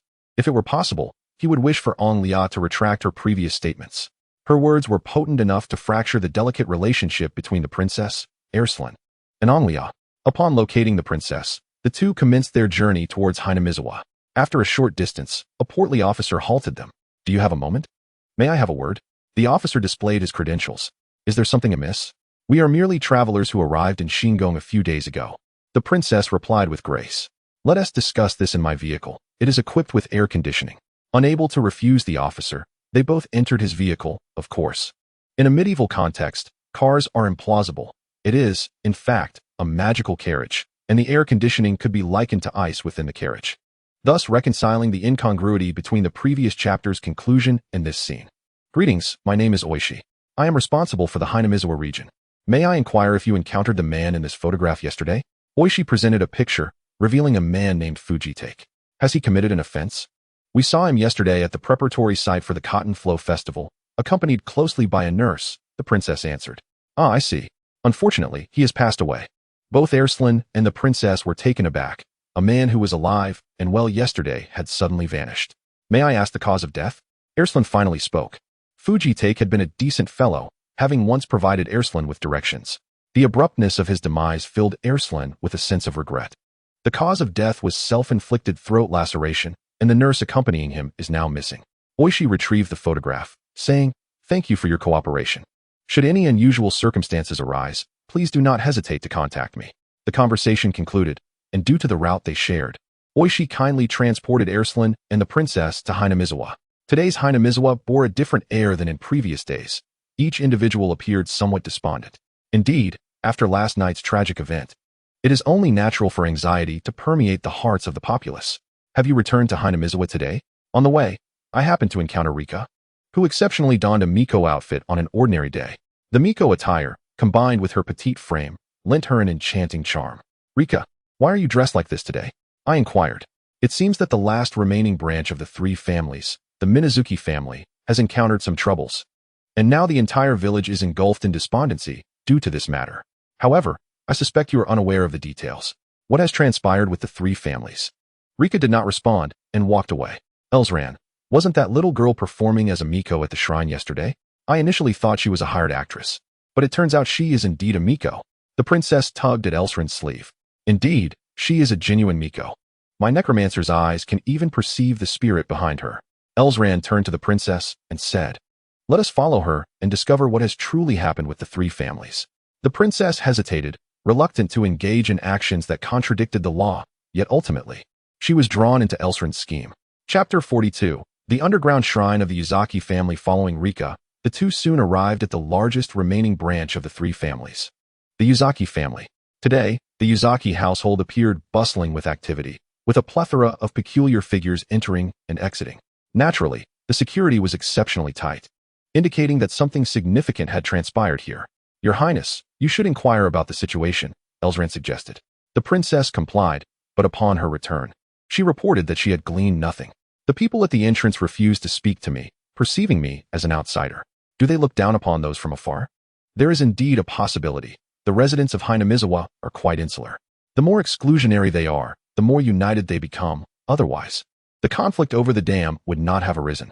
Alslan pondered. "Since inquiries have yielded no results, we shall have to infiltrate and ascertain the truth ourselves.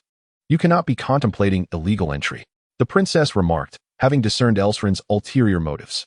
Unlike the princess, who prefers dialogue to resolve issues, both Alslan and Angelica are pragmatic problem solvers. With a playful wave of her hand, Alslan feigned innocence. "What illegal entry? As public servants, can our actions be deemed unlawful? I only wish to step away for a moment. Please wait for me here." With that, Alslan attempted to depart.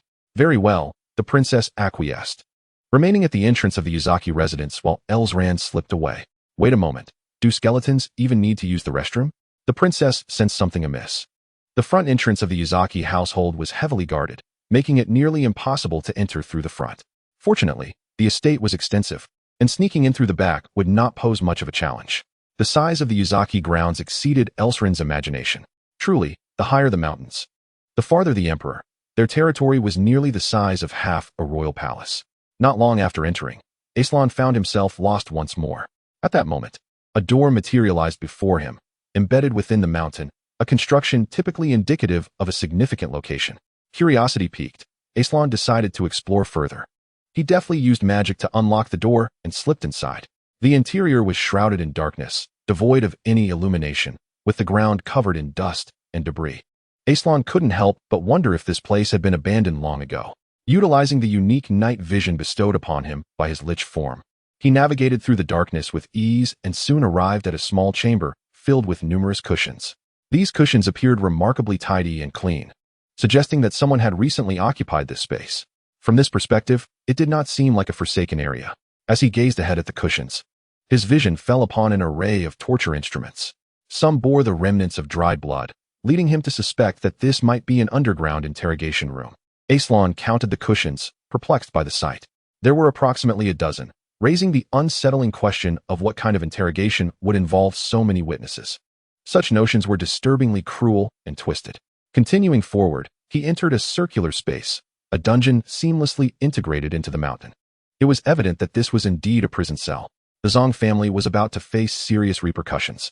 The kingdom's laws had prohibited the establishment of private prison organizations for 30 years.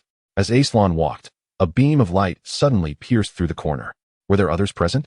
In a moment of urgency, Alslan concealed himself within the cell, his skeletal form allowing him to slip through the gaps between the iron bars. The light grew brighter, revealing a young man with red hair. His upright stature accentuated his physique, suggesting he would be quite well suited for women's attire. A peculiar emblem adorned his collar, an insignia of the Black Knights. It was clear that the Black Knights were indeed involved in the affairs of this place.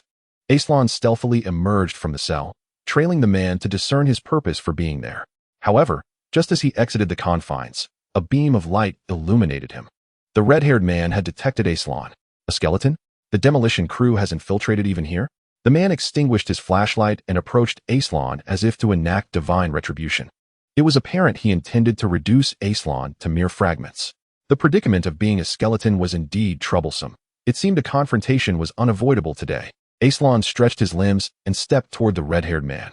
Both appeared to be seasoned veterans of battle, refraining from premature attacks that would squander their energy, yet remaining vigilant for the perfect moment to strike. As they engaged at a short distance, both launched simultaneous attacks against one another. The red-haired man was initially careless, failing to anticipate that the skeleton possessed systematic combat skills. In the first round of their confrontation, he was knocked to the ground by Island's kick. Seizing the opportunity, Alslan pursued him, only to be unexpectedly met with the red-haired man's swift counter, which shattered the bones in Island's hand. This individual's fighting prowess was among the elite of mortals, and his strength formidable. Direct confrontation would be unwise. Alslan hastily gathered the scattered bones from the ground, retreating while reassembling them. The king was powerless against the moon's assault. An angel, representing the king, ascended to the heavens to declare war on the invaders. The incantation from the holy scriptures of the kingdom coalesced into lines at Island's fingertips. With a sudden flick, he unleashed a laser that shattered the flashlight in the red-haired man's grasp. The solitary source of light within the prison vanished. Most human information is acquired visually. Once this sense is lost, the average person is rendered helpless. However, Alslan was different. Upon becoming a skeleton, he gained an ability to see in the dark, a gift unknown to humanity. Thus, in the absence of light, an information asymmetry formed between Alslan and the red-haired man. At this juncture, even with his eyes closed and flailing blindly, Alslan could overpower the red-haired man. Yet, the red-haired man proved to be quite formidable, even in darkness. He managed to execute optimal counterattacks. It took considerable effort for Alslan to bind the red-haired man with the implements of torture from the interrogation room. Unexpectedly, these unsettling tools proved effective in such a situation. Chapter 43. The Killer. The Black Knight's Alslan commenced the interrogation. He had no interest in employing torture on a man. "What is your name?" The red-haired man remained silent, glaring at Alslan with malice before countering with a question of his own. "What are you? How can you talk and wield magic?" The man's bravado shifted the dynamic, making Alslan feel as though he were the one being interrogated. "I am the one asking you." Island's irritation grew as he retrieved a small instrument from the array of torturous devices, threatening, every 10 seconds. "I shall remove one of your fingernails. I will persist in this until you answer my questions." A flicker of fear finally crossed the man's face. "I ask you again, what is your name? What are you doing here? Why is the Black Knights involved in the demolition of Hinamizawa? Why are we involved? Is this something you are unaware of?" The red-haired man chuckled nonchalantly. "You may kill or maim me as you wish. I will not answer any questions regarding the demolition team." The demolition team? It appeared the man mistook Alslan for a member of that group. However, in truth, the Black Knights indeed regarded the demolition team as their adversary. Such a sense of responsibility undoubtedly explained the multitude of their followers. "Hey, skeleton, were you the one who assassinated the old witch?" The red-haired man spat at the skeleton and inquired, "Who is the ghostly woman? Is the unusual state of the Yuzaki family today due to her assassination?" Regardless of her identity, the Yuzaki family stands as the foremost among the 3 great families of Hinamizawa. Those who dare to strike at such a lineage are not mere commoners. Reveal all that you know. Who is this ghostly woman? Why has the Yuzaki family exhibited such peculiar behavior? If you possess any clues regarding the death of Tamatake, share them as well. Alslan positioned his instruments of torture upon the man's fingertips, declaring, "This time, I shall truly take action." The man's vision, albeit slightly restored in the darkness, reflected astonishment as he gazed at Alslan, exclaiming, "It cannot be. I recognize this skeleton. It is the very one that annihilated the mechas on the day of the palace assault. Shouldn't it have been imprisoned? Why is it here? Answer me." The man slightly lifted his fingernail, causing blood to flow forth. The pain was undoubtedly intense, akin to a heart-wrenching torment. "You are one of the king's men. It is evident that the demolition crew has ties to the king." "That is not true. I am here to investigate the demolition crew." "Yet what are you, the Black Knights, doing in such a place?" "Huh, I shall not divulge that."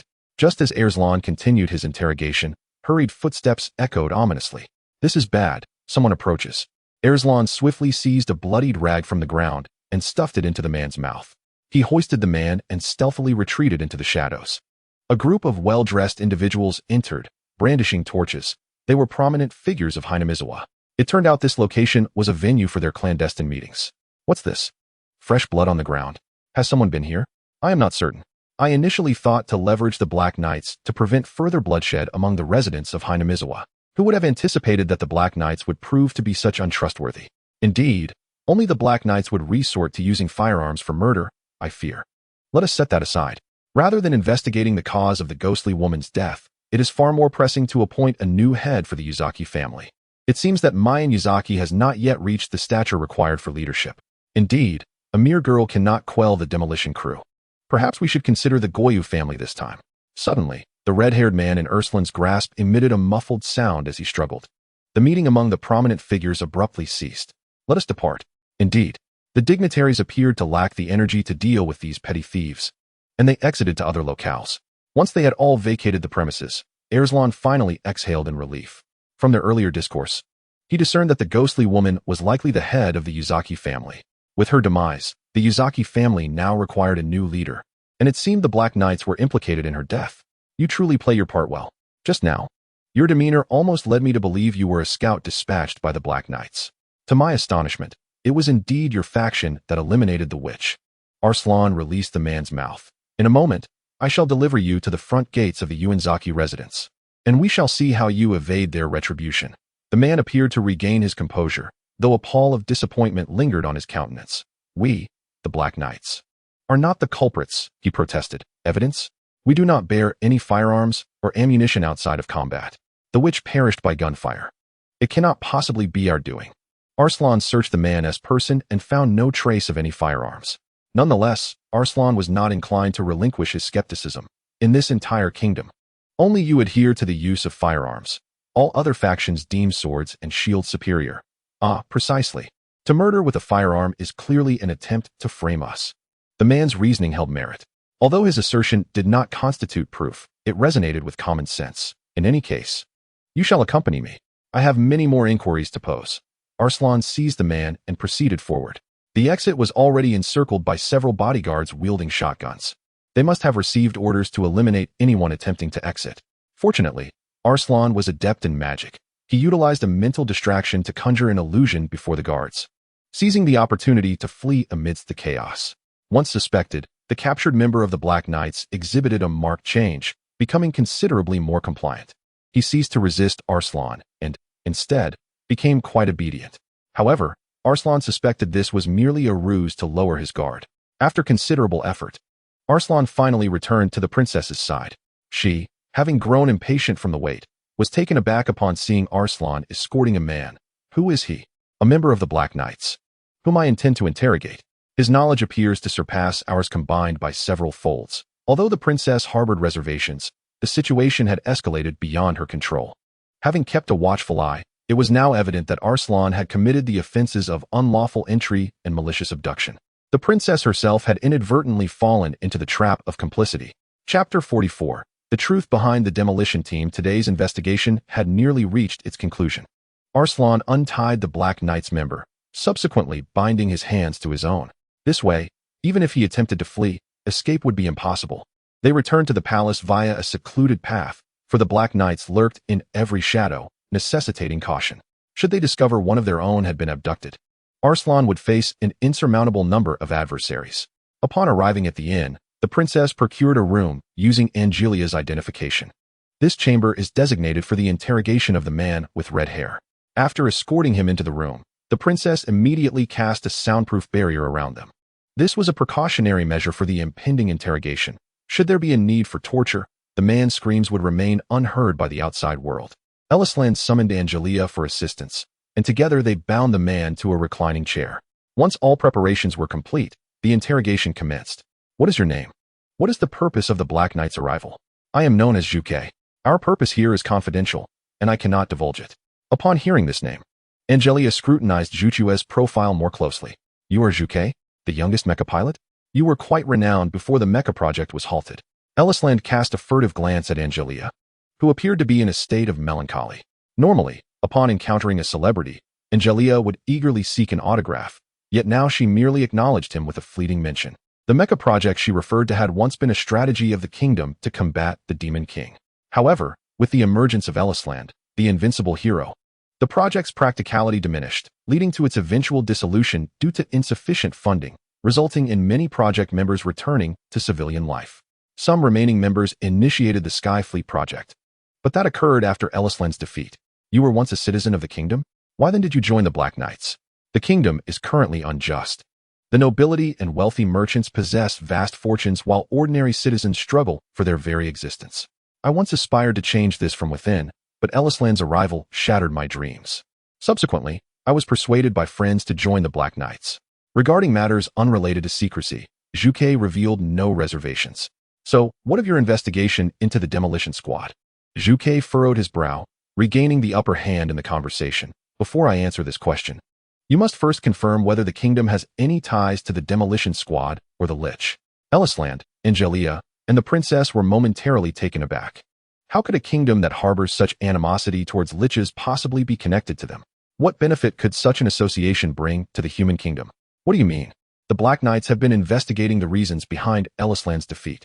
Through our analysis, we concluded that during the final battle, Alslan had little chance of losing. Thus, we suspect that the king colluded with the Demon King's army to conspire against the hero Alslan. Recently, we discovered skeletons fighting on behalf of the king, further solidifying our conviction. We, the Black Knights, are not racists. We treat both liches and humans equally. However, the lich's oppressive demeanor has rendered them our adversaries. If the king is in league with the lich, then the king is our enemy as well. Zhuchue's words left the three of them in a state of bewilderment. Ordinary people often prefer to interpret unwelcome events through the lens of conspiracy theories, such as the assassination of a particular leader from the United States. But the truth is seldom so dramatic. For instance, in the final battle, Alslan's loss can simply be attributed to his own shortcomings.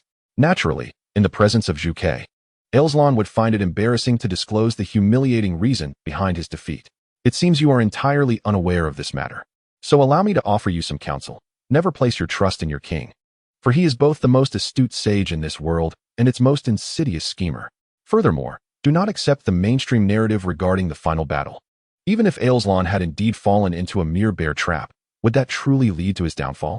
Juke's words stirred Alslan and awakened certain memories regarding the final battle. He had indeed been ensnared by a trap, yet after that incident, he recalled nothing. To be honest, he never believed there existed anything capable of ensnaring him, as Alslan himself was synonymous with invincibility. But let's set that aside for now. First, enlighten us about the demolition team. It appears that your Black Knights possess far more insight into this matter than we do.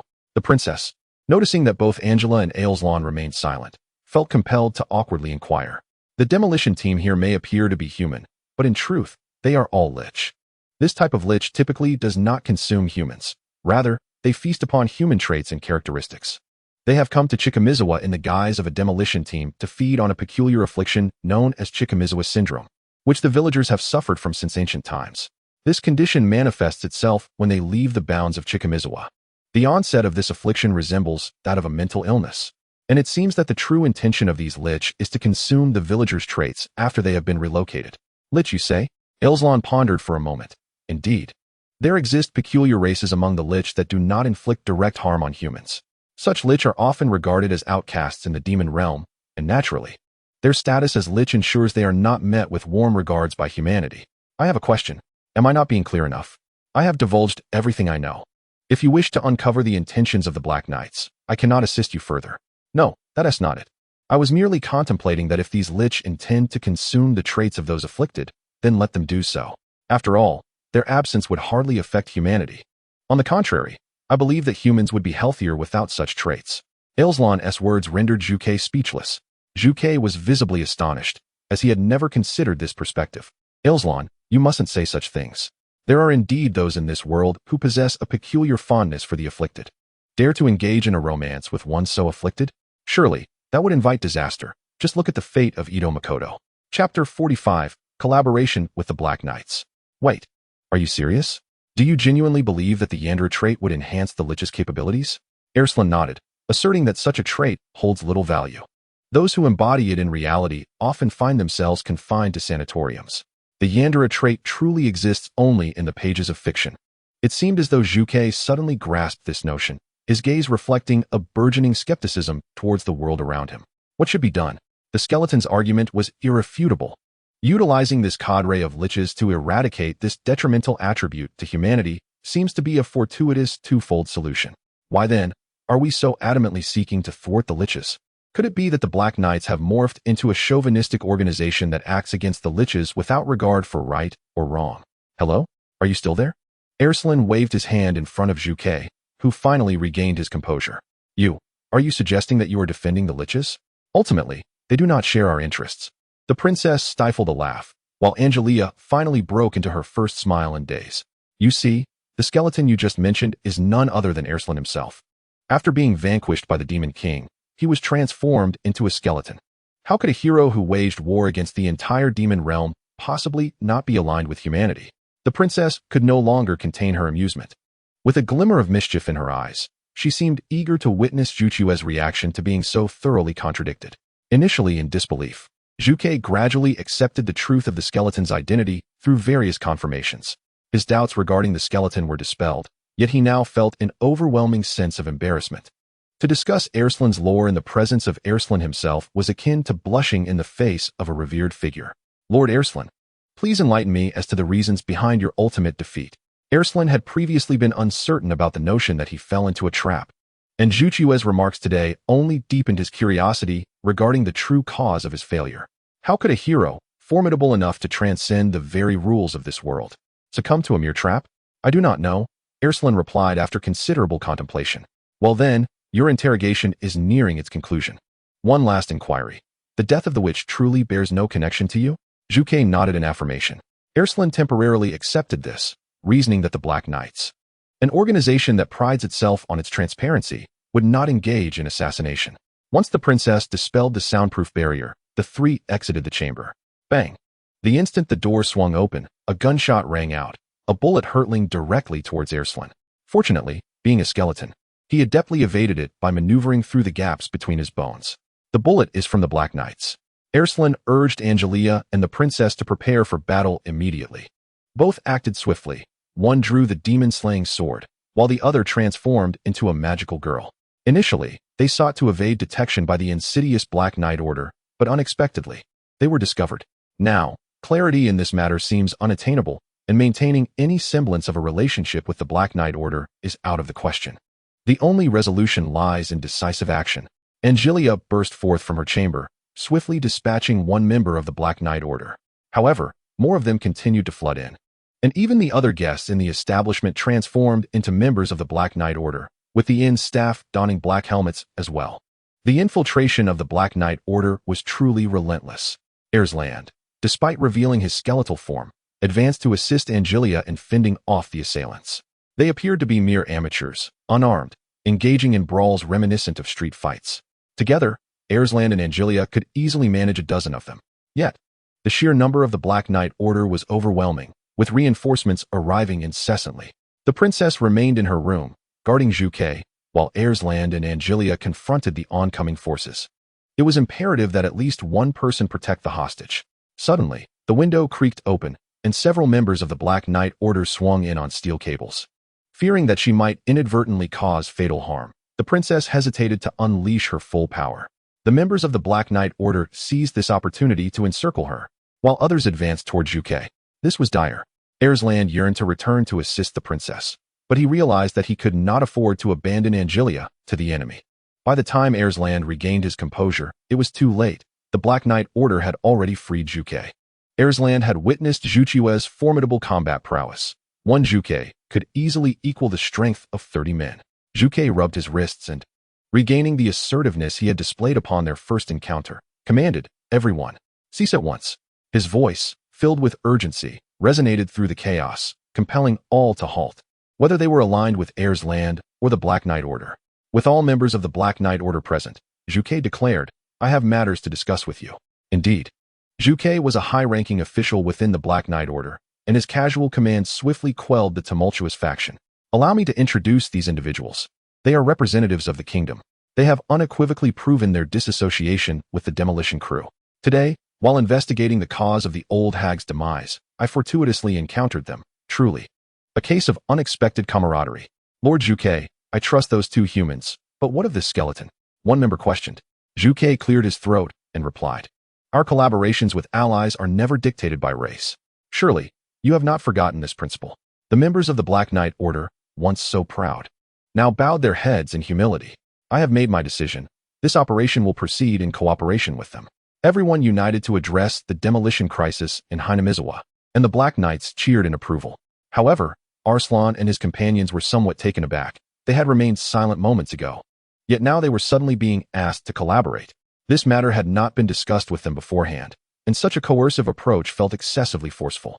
Zhu Ke extended his hand toward Alslan and the others, signifying a request for a handshake. This clever young man had initially invited the Black Knights under the guise of goodwill, and now he was making this overture.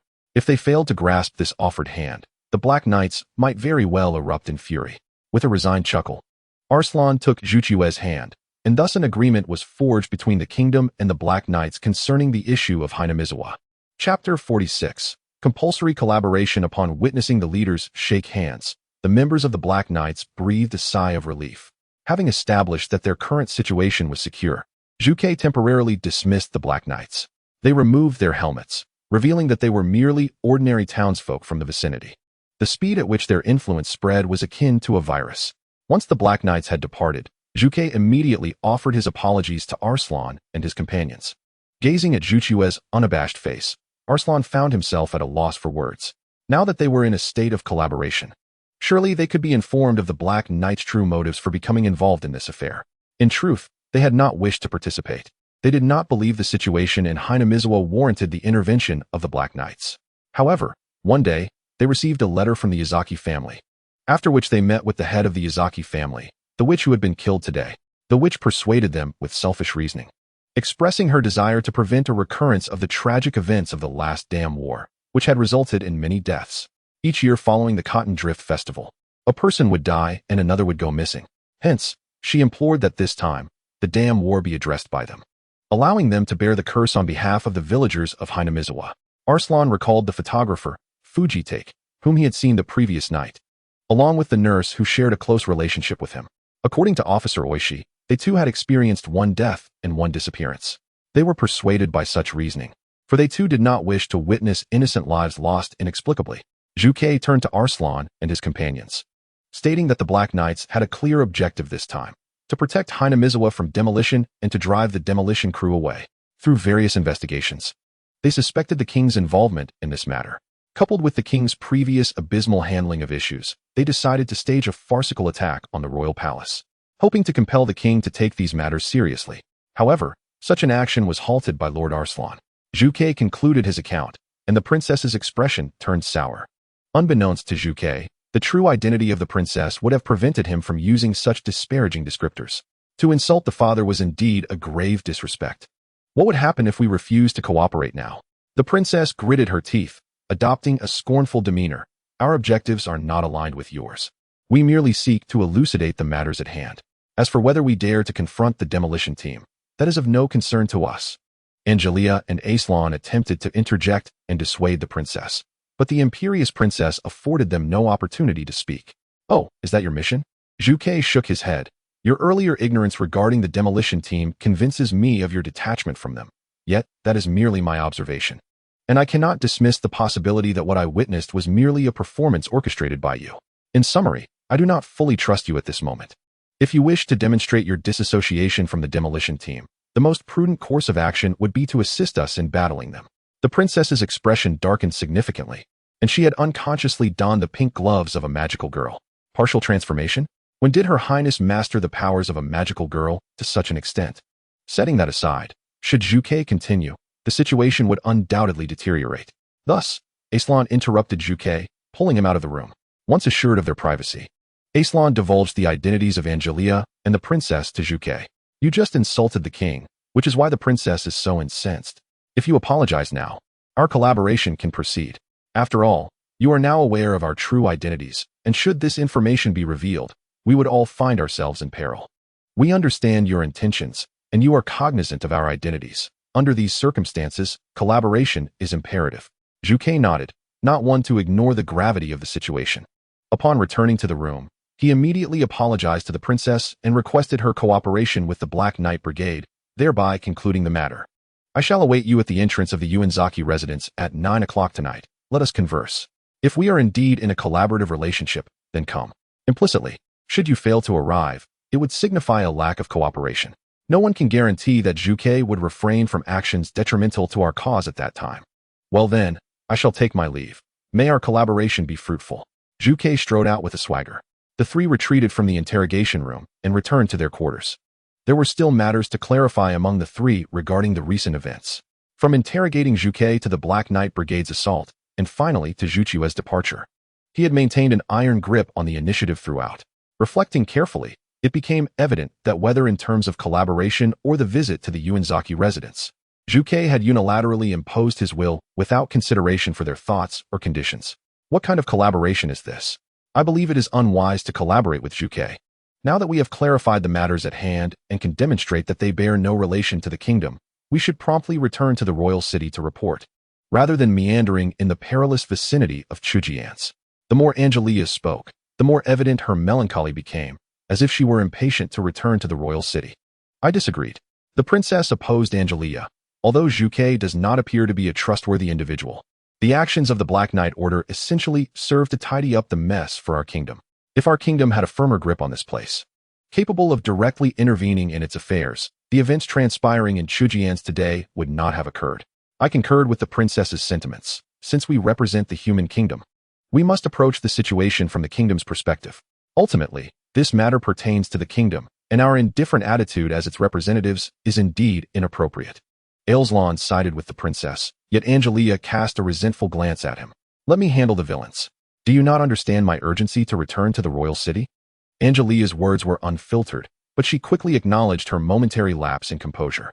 The weight of her internal struggles was evidently immense. Chapter 47. The midnight meeting of the Uenzaki family allow me to handle tonight's affairs alone. I can represent us adequately, Angelica said, lowering her head. Alslan gently placed a reassuring hand on Angelica's shoulder. Let us all go together. It is better to have mutual support. In the event of an ambush, we would all be ensnared. There is no cause for concern. We are of the kingdom, and the Uenzaki family would not dare to act recklessly. I was referring to the Black Knight Order. Angelica was correct. Our primary concern should not be the Uenzaki family, but rather the Black Knight Order. This presented a dilemma for Alslan, who was well aware of Angelica's worries, having contemplated similar matters himself. However, he genuinely feared whether Angelica's mental state could withstand such social engagements, as a slip of the tongue at a critical moment could lead to complications. Conversely, Alslan noted that the princess possessed social skills far superior to Angelica's.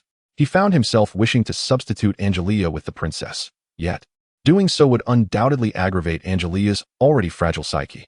We shall go together. I commanded you, Angelica. Since the princess had spoken, Angelica had little choice but to acquiesce. In recent encounters, the princess often aligned with Alslan's views, and his fondness for her began to blossom. Yet Alslan understood that this was merely a reflection of the princess's maturation. Given her status, her psychological age might not differ greatly from Angelica's. The clock struck 9. The princess, Angelica, and Alslan arrived at the doorstep of the Uenzaki family. Traversing the mountainous paths of Hinamizawa at night proved perilous. The well-preserved ecology harbored the potential for wild beasts to emerge unexpectedly. You have arrived, greeted a man clad in a black helmet. His voice revealed him to be Suzu, a member of the Black Knights who concealed their identities in such a manner when making public appearances. Once a member of the Black Knights removes their helmet, one might discover they are merely a local street thug, or perhaps even your university professor. After exchanging pleasantries, Suzaku led the trio into the Uenzaki residence. This was their first time entering through the front door, and indeed, the Uenzaki estate was vast, albeit seemingly limited in architectural expanse, consisting of only a few villas. The four entered a room already filled with people. All were influential figures from Hinamizawa, including the esteemed Rika Furud. The glances directed at Suzaku were tinged with malice. At long last, you have arrived, Black Knights, spoke an elder with white hair, a member of the prominent Goyu family. In the face of such a provocative greeting, Suzaku chose to selectively disregard it. With refined politeness, he addressed the assembly. Indeed, as per our agreement, we are here today to discuss the final plan. He then introduced Alslan and the others, clarifying that they had come to assist in repelling the demolition crew. Upon learning of the identities of the princess and Angelica, the influential figures promptly offered their seats to them. The two felt a sense of discomfort as they sat in the honored positions, akin to sitting on pins and needles. Well, we have acquired a new ally, which is indeed a matter of great joy. However, the purpose of our gathering today is neither to discuss the final plan nor to prevent the demolition. We have summoned you, Black Knights, in hopes that you will confess your crimes. Suddenly, several burly bodyguards entered from outside, positioning themselves on either side of Suzaku. Alslan couldn't help but smirk internally. Two mere bodyguards believed they could intimidate Suzaku, whose combat prowess far exceeded their wildest imaginings. Yet, to maintain a semblance of respect for the influential figures of Hinamizawa, Suzaku feigned a demeanor of unease. Black Knights, you may now confess in the presence of the princess regarding the murder of the old hag. Alternatively, you may refuse to answer this inquiry and subsequently face the Yuzaki family's retribution. I swear, we, the Black Knights, have no connection to the death of the old hag. To implicate us with the firearms of the Black Knights is patently a ruse to deceive all. Yet, no one heard Suzaku's explanation. Their subconscious bias had already branded him as the murderer. Regardless of his protests or the evidence he might present, their minds converged on the conviction of his culpability. You refuse to divulge the truth. It seems you are prepared to accept the Yuzaki family's punishment. The elder from the Goyu family resumed his seat. Behind an inconspicuous screen in this room, a girl with green hair tied in a ponytail emerged. The girl exuded a dignified aura, her piercing gaze suggesting she was no older than a middle schooler. Upon our first encounter, I introduced myself as the newly appointed head of the Yuzaki family, Yuzaki Mayan. It was indeed surprising that the new leader of the Yuzaki clan was merely a young girl in her early teens. Though she possessed a certain charisma befitting a leader, it was evident that her primary role as head of the family was to gauge the reactions of those around her. She anxiously observed their expressions, fearful that her words might not align with their expectations. This new head of the Yuzaki family was, in truth, merely a puppet. Such occurrences are not uncommon. Reminiscent of the dynamics within a royal court, Alslan shook his head and leaned closer to the princess, whispering, "Shall we lend a hand to Suzaku? He did not summon us merely to spectate." Before he could finish, the princess forcefully pushed him aside. "I, Yuzaki Mayan, hereby declare your crimes. From this moment forth, you shall face the punishment of the Yuzaki family." Mayan's voice trembled, her eyes dimming as she glanced at Suzaku with an expression of regret. As though she knew he was not the culprit, two muscular bodyguards seized Suzaku, who offered no resistance, turning his gaze towards the princess. With all eyes upon them, action was inevitable. "Wait," the princess commanded, halting the bodyguards in their tracks. As the head of the Yuzaki family, according to our laws, direct evidence is required to substantiate the claims against the Black Knights. There is evidence. It was not Mayan who spoke, but an elder from the Koyo family. He produced a sealed bag containing a bullet and placed it before the assembly. This evidence, rather than implicating the Black Knights, suggested otherwise. The Black Knights did not carry firearms during their operations in Hinamizawa, making it impossible for them to have fired this bullet. Only the Black Knights wielded firearms throughout the kingdom. Could not this bullet serve as their emblem? No, the princess asserted, rising from her seat. Firearms and ammunition can be procured in many places, especially in regions close to the demon realm, where they are commonplace in many households. What proof do you possess to establish that this bullet belongs to the Black Knights? Chapter 48. The dangerous Suzaku the elder from the Koyo family, visibly agitated, struggled to catch his breath and quickly swallowed several heart-protecting pills. Head of the Yuzaki family, I implore you to render your judgment. With the demise of the old hag, you are now the true pillar of the Yuzaki clan. After delivering her statement, the princess took her seat. Her mature discourse belied her youthful appearance. Yuzaki Mayan grew increasingly hesitant. She was torn between offending the influential figures of Hinamizawa and falsely accusing an innocent. I believe this incident is likely the work of the demolition team, who have framed the Black Knights to incite discord from within. We must not fall for their ruse. Mayan's gaze remained restless, reminiscent of Angelica during recent times. Could it be that the child, Mayin, is actually aware of the true culprit, yet has been deliberately avoiding the matter of the real murderer? This is merely Alslan's conjecture. The moment Mayin uttered this statement, it garnered immediate agreement from the others. They adeptly shifted the existing clues to implicate the demolition team. With such individuals around, how has Hinamizawa managed to maintain its stability for so many years? Truly, it is a fortunate little village. Although Juke does not believe that this lich, who survives by consuming others, would genuinely take a life, there is a need for a common adversary to sustain the cooperative relationship with Hinamizawa. Thus, Juke shamelessly aligned with this perspective. Subsequently, Juke and the representatives from Hinamizawa convened to discuss the final plan. In essence, it was determined that within the forthcoming days, Hinamizawa would reach a resolution with the demolition team. Initially, this plan was to be postponed, but with the recent demise of the ghostly old woman, the emotions of everyone involved were inflamed, necessitating an expedited conclusion to the final plan. As the late-night meeting drew to a close, all present appeared somewhat exhausted. The princess had even fallen asleep on Alslan's back, her slumbering form radiating an endearing charm. Thank you all for today, Juke remarked, as he walked alongside the three, traversing the path of Hinamizawa. Did you already foresee that today would be challenging, prompting you to summon us for assistance? Indeed. In the darkness, Juchua's radiant smile seemed to transform into that of a malevolent spirit. After taking a few more steps, he parted ways with them. All had been ensnared in his machinations. Every action and decision on their part had been calculated by Juke. The three representatives of the kingdom had become mere puppets in Juchua's hands. Once Juke departed, Alslan's frustration surged. If only I had heeded your advice sooner. We wouldn't be embroiled in such trivial matters now. Angelica retorted sharply. Juke is far too dangerous. Collaborating with him offers no sense of security. This insecurity arises from a lack of control. Indeed, the inability to control anything breeds fear. If one day we find ourselves betrayed by Juke, we might even assist him in counting the spoils. Have we not already been sold by him? The atmosphere grew tense. Upon reflection, Alslan and the others indeed found themselves sold out, and they had inadvertently aided Juke in tallying his gains. How infuriating. Why has it come to this? Ever since becoming a skeleton, Alslan's life has seemed plagued by setbacks. Alslan turned to Angelica. She hesitated. It's nothing. With that, their conversation came to an abrupt halt. Alslan, if someone were to inform you about future events, would you act according to their words? Only 7 days remain. Awakening one morning, Alslan's gaze fell upon the ceiling of the inn. It seemed he had experienced a rather peculiar dream. What is happening? Can a skeleton truly sleep? Upon discovering this change, Alslan felt a surge of joy. Did this signify a reduction in the lich traits that plagued him? Indeed, skeletons do sleep, albeit differently from humans. While humans slumber each night, skeletons do so once a month. Furthermore, let me remind you that skeletons may enter hibernation during winter. The princess awakened, seated upon her bed, engrossed in a book. Hibernation? I would rather not slumber like a beast, my lady. Is there any means to prevent me from hibernating this winter? I am unsure. The princess dismissively brushed aside Island's inquiry, lacking even the patience to consult the magical library.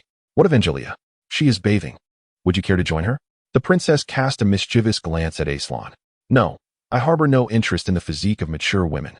Do not casually express your preferences in the presence of underage maidens. You are quite the lolicon. Amidst this ceaselessly noisy routine, Alslan felt a flicker of warmth. Is this what one deems ordinary happiness? Having occupied a high position for so long, I have never truly savored life. If Island's visage held any semblance of muscle, he would likely be smiling now. Not long ago, the Black Knight's Hinamizawa branch convened in secret. A group clad in black helmets gathered, some clutching recently purchased groceries, others munching on remnants of breakfast, indicating the urgency of the situation. The one who summoned them was none other than the supreme commander of the Black Knights, Suzaku. However, upon their arrival, Suzaku did not immediately address them. Instead, he stepped aside to make a phone call. Regarding the matter of Hinamizawa, I have recently heard of a novel solution. Oh, Suzaku, it is rare for you to present a concrete plan. Pray do share. Since the demolition team's liches desire the traits of a Yandere, let us bestow those traits upon them in exchange for their withdrawal from Hinamizawa. After all, the Yandere traits hold no advantage for humans. Those who are genuinely Yandere have already been illustrated in the manuscripts. Suzaku recounted Island's words from the previous day to the person on the other end of the line. What? Such a strategy exists? After an exclamation, silence fell on the other end. It appeared they were not accustomed to resolving issues through negotiation. The Black Knights, being an armed organization, were used to combat, and likely found discussions unfamiliar. Are you still there? Ahem. Yes, I am here. Your idea is quite commendable. Let us proceed as you suggest. The call ended, and Suzaku conveyed the latest orders to the members of the Black Knights. The reaction from the members was remarkably uniform. Although their mission was to assist the weak regardless of race, over 95% of them were human, making it difficult to approach the matter without bias. Chapter 49. Before the final plan, moreover, many members of the Black Knights in this vicinity are residents of Hinamizawa and Kamiya themselves, and they are filled with confusion and indignation at the orders recently declared by Suzaku. Some radical members of the Black Knights even believe that Suzaku has betrayed them, outright refusing to comply. This predicament highlights the downside of the Black Knights' relentless expansion over the years. While their numbers have grown, most new recruits are merely following the trend. It is exceedingly rare to find individuals who share the same convictions. Tensions were escalating uncontrollably, with some members of the Black Knights even resorting to violence. Such conflicts had never occurred since the establishment of the Black Knights. Stop, Suzaku commanded, urging everyone to listen. He explained, Our ultimate goal remains to expel the demolition team from Hinamizawa. We are simply adopting a different approach. Violence is not the sole solution to our issues. In this world, dialogue is often the more effective means of resolution. Furthermore, I ask you all, does this change in plan affect your interests in any way? Do you truly require this Yandere attribute?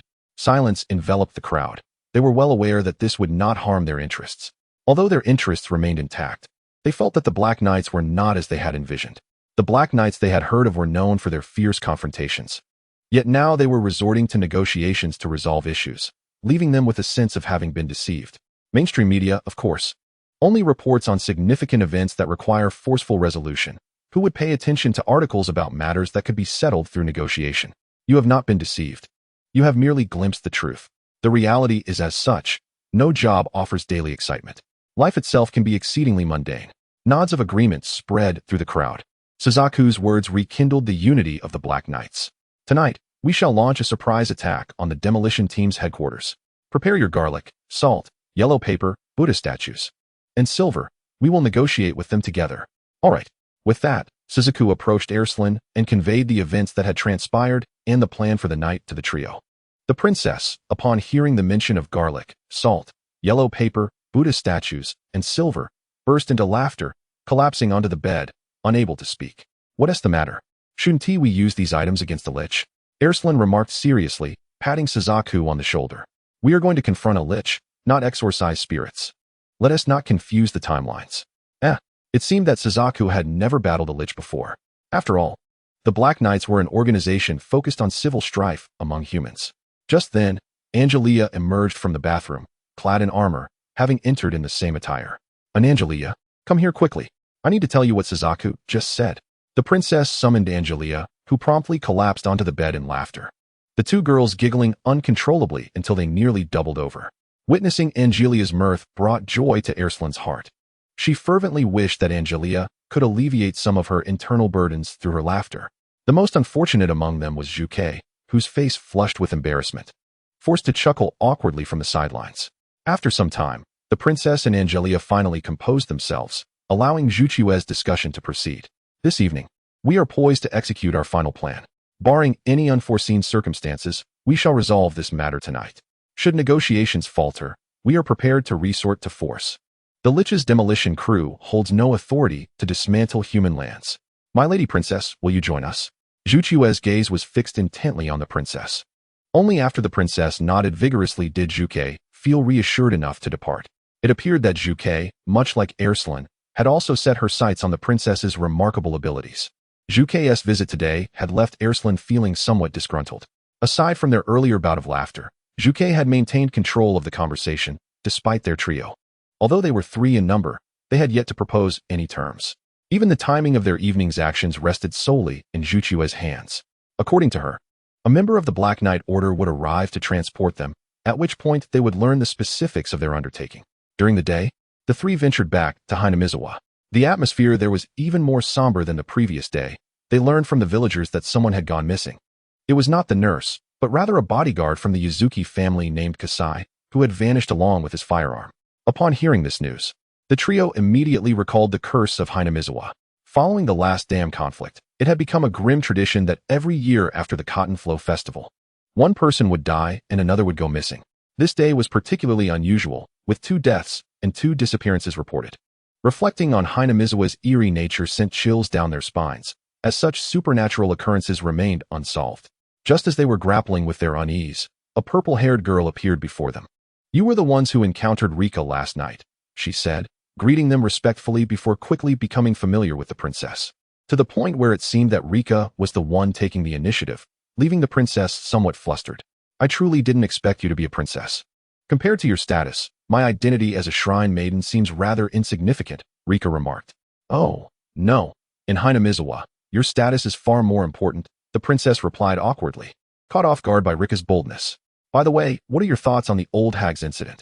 She was murdered during the Cotton Flow Festival last night, Rika said, her innocent tone betraying the gravity of the subject as she spoke of death as if it were not a matter of sorrow. Are you inquiring about the identity of the murderer? Certainly, uncle. It is unlikely that the demolition team would be the culprits. Should they eliminate the ghostly matriarch, it would undoubtedly provoke a more profound resistance from the Yuzaki family. Even in the absence of a family head, they would surely devise every conceivable means to undermine the demolition team, drawing from the historical precedent of the Great Dam War. The demolition team must not underestimate the cohesion of Hinamizawa. Rika Furude's remarks were remarkably astute, showcasing the wisdom of one far beyond her years, akin to a seasoned elder. Yet, her gentle demeanor and youthful form reveal that she is merely a primary school girl. Who, then, is this enigmatic young lady, Rika Furude? Chapter 50, The Unbreakable June. The commencement of action. What of that apparition? Alslan observed the phantom had vanished. The specter that had trailed Rika was no longer present. Rika, have you sensed anything unusual today? Alslan inquired with urgency. Rika widened her eyes momentarily, but this fleeting surprise quickly transformed into an innocent fa-ade. Not at all, Maipa. Angelica, please escort the princess over there to inquire about certain matters. Rika and I have some matters to discuss privately. After dismissing Angelica and the princess, Alslan and Rika wandered aimlessly through Hinamizawa. As they strolled, they found themselves at the junkyard, the very place where Alslan had first lost his way in Hinamizawa. Just a few days ago, I was lost here as well. In such a short span, I have gleaned a fair understanding of the demolition affairs in Hinamizawa. Alslan casually remarked. This is Lena's paradise. That abandoned bus ahead is Lena's secret base, but we cannot enter without her permission, Maipa. Rika's smile seemed eternally untouched by sorrow. Yet her silhouette evoked an inexplicable sense of solitude and melancholy. Rika, what is your true age? For reasons unknown, Alslan felt compelled to pose this question. Asking a girl her age is rather unwise. My apologies, Alslan scratched his head. Today, your friend is not by your side. Rika, who had been walking ahead, halted suddenly. Her soft voice transformed, taking on a regal sharpness. Who are you? That can see Hanyu? Alslan removed his mask. I am but a skeleton. You. Rika sensed a palpable danger, instinctively retreating a few steps. The grimace upon his face was certainly beyond that of an elementary school student. Alslan raised his hands in a gesture of goodwill. Rest assured, I stand with humanity. Both the princess and the hero have acknowledged my identity. You should understand that this attests to my lack of threat. These words provided Rika with a modicum of reassurance. How can you see Hanyu? Even if you are a skeleton, such sight is implausible. Have you perished? Or traversed through time? I have never journeyed through time, though I frequently traversed space in the past. Moreover, how could one possibly achieve time travel through magic? A faint smile graced Rika's lips. That is quite unfortunate, Mr. Skeleton. Magic possesses the ability to traverse time under certain conditions. However, it only permits passage through the same segment of time, soon rendering one weary to the point of nausea. Yesterday, Alslan recalled a dream from the previous night. The dream's essence was quite simple. A woman softly inquired whether, if someone were to reveal future events to you, you would heed their words. Can you reveal to me the method to traverse time? Do you yearn to journey through time? The voice of Lihua exuded both authority and madness. Indeed, if you wish to cross time, then you may take my place. Over and over. Through the June of this year, do you comprehend the anguish it entails? Oh, how I long to glimpse the world beyond June. Tears streamed from the corners of Lihua's eyes. Ultimately, Alslan remained oblivious to the whereabouts of the apparition that lingered behind Lihua. The two clasped hands as they returned to the main street of Hinamizawa. Upon reuniting with their companions, Lihua transformed back into an innocuous and charming visage, her talent for performance rivaling that of a master thespian. It is truly unfathomable how many Junes this child has endured and the burden she has borne. The capacity for endurance varies from person to person. Had Angelica possessed the same resilience as Lihua, perhaps she would not be so despondent. As twilight descended, the trio awaited their transport at the inn. Beep beep. The sound of a horn echoed from below, and the princess peered out the window, spotting Officer Daisher waving at her. Care to join me? My vehicle is equipped with air conditioning. Daisher waved kindly, his collar adorned with the emblem of the Black Knights. The three were taken aback, astonished that the Black Knights had infiltrated every sector. Did the king genuinely harbor no desire to impose restrictions upon them? Once aboard Daisher's vehicle, he began with a self-introduction. Today, I am not Officer Daisher, but a mere soldier of the Black Knights. I appreciate your cooperation regarding today's events. We never anticipated that even you were a member of the Black Knights, they responded. Hee, it seems I stumbled upon the right path by mere chance. As Daisher focused on the road, he casually inquired, how goes your investigation into the curse of Hinamizawa? This year has seen 2 missing persons and 2 fatalities. Is this truly a curse? The princess replied swiftly. While I am unaware of the nature of the curse from previous years, it is evident that the old hag was murdered. Officer Daisher, rather than pursuing the perpetrator, attributed the victims' deaths to a curse, showcasing his earnest diligence. Hee. What an astute child you are. Daisher's expression turned serious. Personally, I believe that the curse of Hinamizawa is a mere fabrication. The so-called curse may simply be a series of homicides. By the way, are you not affiliated with the king? If, upon your return to the royal city, you find yourselves with leisure, perhaps you might summon Charlotte and Watson. Such a perplexing case may only be resolved by a renowned detective. Without the incompetence of individuals like us, how could the talents of a renowned detective be highlighted? Officer Daisher remarked with self-deprecation. Yet the other three in the vehicle felt an overwhelming chill. The car traveled at a leisurely pace, and before the sun dipped below the horizon, Daisher delivered everyone to an unfamiliar location. This is the place. We shall prepare to infiltrate the demolition team's encampment from here.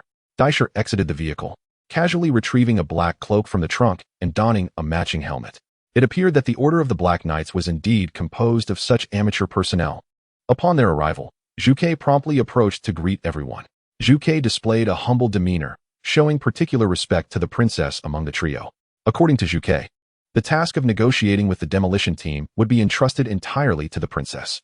Although she feigned reluctance to accept this responsibility, she felt a thrill at the prospect of her abilities being acknowledged, eager to showcase her skills to everyone. Chapter 51. Aid may kill as the sky darkened. The Order of the Black Knights remained still, embodying their characteristic style and dedication. To complement their dark attire, they preferred to operate under the cover of night. However, there were exceptions, such as direct assaults on the palace gates, which required media attention.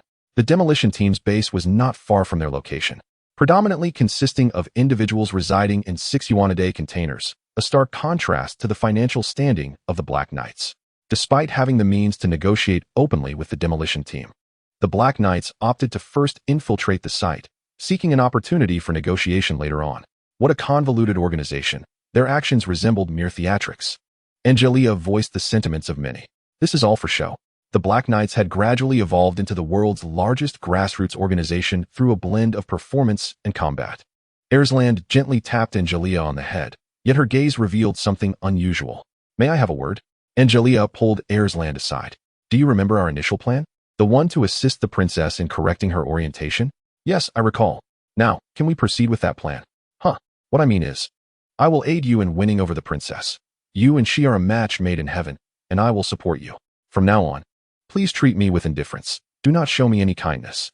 After saying this, Angelica returned to the crowd. Alslan remained behind, finding Angelica's thoughts quite astonishing. Had she lost interest in him? While Alslan himself held no particular feelings for Angelica, he felt an inexplicable sense of loss at that moment. What am I thinking? In comparison, I find myself more fond of the princess.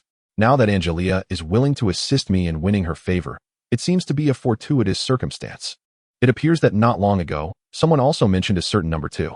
Upon recalling this name, Alslan felt a twinge of concern. Though number 2 could be considered a doppelganger, he possessed no power whatsoever. All metrics indicated that he was nothing more than an exceedingly ordinary individual. Nevertheless, such matters were of little consequence. The impending action was of paramount importance. As the clock struck 9:30, the time designated for action, numerous members of the Black Knights stealthily infiltrated the demolition team's camp, armed with salt canisters, garlic, and effigies of their leader, all intended as protective talismans. It seems that Juke has yet to muster the courage to inform his subordinates that these items are ineffective. What a character afraid of losing popularity he is. Alslan and Angelica, alongside the princess, remained poised, unwilling to reveal themselves prematurely. After all, heroes are meant to make their grand entrance at the climactic moment, and those who rush in often meet an untimely demise. Alslan was particularly keen on ensuring that the 2 individuals beside him encountered no peril. The amateurish members of the Black Knights were soon discovered by the demolition team, whose immediate reaction was to flee, followed by a report to their superior, who in turn ordered a collective retreat. Is this truly a necromancer wreaking havoc within the human realm? They lack even the courage to fight, fixated solely on escape. The path of retreat for the demolition team was promptly blocked by the Black Knights. Despite their disarray, encircling these timid necromancers was a trivial task. Once surrounded, the demolition team surrendered, leading to an encounter that was expected to be arduous, concluding rather effortlessly. Is this what a necromancer is? This cannot be. I have never encountered one with such a meek disposition. Both Angelica and the princess were incredulous. This is merely due to your limited exposure to necromancers. In truth, most are not so different from humans, Alslan clarified. After the confrontation, under Zhu Chue's guidance, the princess and her companions met with the demolition team's leader. This middle-aged man, his weathered face bearing the marks of years spent toiling for his family, was visibly worn. "Are you truly necromancers?" the princess inquired, voicing her astonishment upon meeting him. "Have we been exposed?" the leader murmured, bowing his head. "We beg your pardon. We are harmless necromancers. We do not consume humans, nor do we intend to inflict harm. Please forgive us." He knelt before them, resembling a penitent criminal seeking redemption. "We mean you no harm. We simply wish for you to cease all activities concerning Hinamizawa and to depart from the territory of the human kingdom, returning to the demon realm." "That is out of the question," the leader replied with a sorrowful expression. "We are a unique species from the cosmos, known as Ada Michael. Due to certain circumstances, we cannot return to our universe. Our sustenance differs from that of other necromancers. While they relish human flesh, we have never partaken. Our sustenance embodies the very essence of humanity. If we were to relinquish the deranged attributes of Hinamizawa, we would surely perish." The leader wore a troubled expression. Casting aside his identity as a lich, he was, after all, a diligent and responsible superior for his subordinates.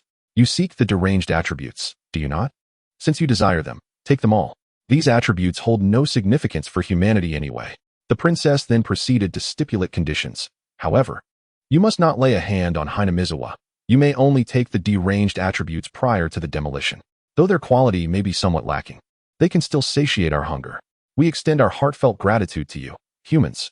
The leader's gaze toward the princess shifted. "By the way, young lady, your deranged attributes are remarkably pure. They are among the most promising I have ever encountered. I wonder if you could grant me." The princess's pupils transformed into a shade of violet, a shadow entwining around her feet, ascending her form. Boom! A surge of holy light enveloped her, and she astonishingly transformed into a magical girl, soaring into the sky and unleashing a barrage upon all the aid Michaels of the demolition team from above. "What on earth is happening?" Zhuke demanded, gripping Alslan's collar. "I have no idea. I am not a parasite dwelling within the princess. In any case, we must stabilize her." Alslan was equally perplexed by the princess's sudden outburst. Her transformation had occurred without any warning, lacking even the customary transformation sequence. This was unlike any of her previous metamorphoses. Chapter 52, The Rampage of the Magical Girl Comrades. Humanity has deceived us. Just moments ago, they were negotiating with us, and now they seek to annihilate us. We aid Michaels are gentlemen who cherish peace, yet we shall not retreat in the face of life-threatening peril. Let us reveal our true forms. Eliminate all humans. The leader of the demolition team was the first to transform, becoming a towering black beast, half human, half dragon, standing over 5 meters tall. Following this, the demolition team, who had previously scattered in flight, suddenly transformed, black monstrosities emerging from their human forms, towering over 2 meters. In the face of death, they finally unveiled their true selves. This is a Demon-Cleaver. The forms of the aid Michaels varied greatly. Some could fly, while others tunneled underground, each embodying an animal prototype. These aid Michaels, with their animal traits, harnessed their characteristics to the utmost, coalescing into a formidable fighting force. First, capture that magical girl. With the attributes of a magical girl combined with the deranged traits, she is indeed a rare delicacy. At the command of the leader, several flying aid Michaels ascended into the sky. The princess sensed the impending danger, gently waving her wand, reducing these aid Michaels to ashes. They did not even comprehend how they had met their end. Could the princess's strength truly be so immense?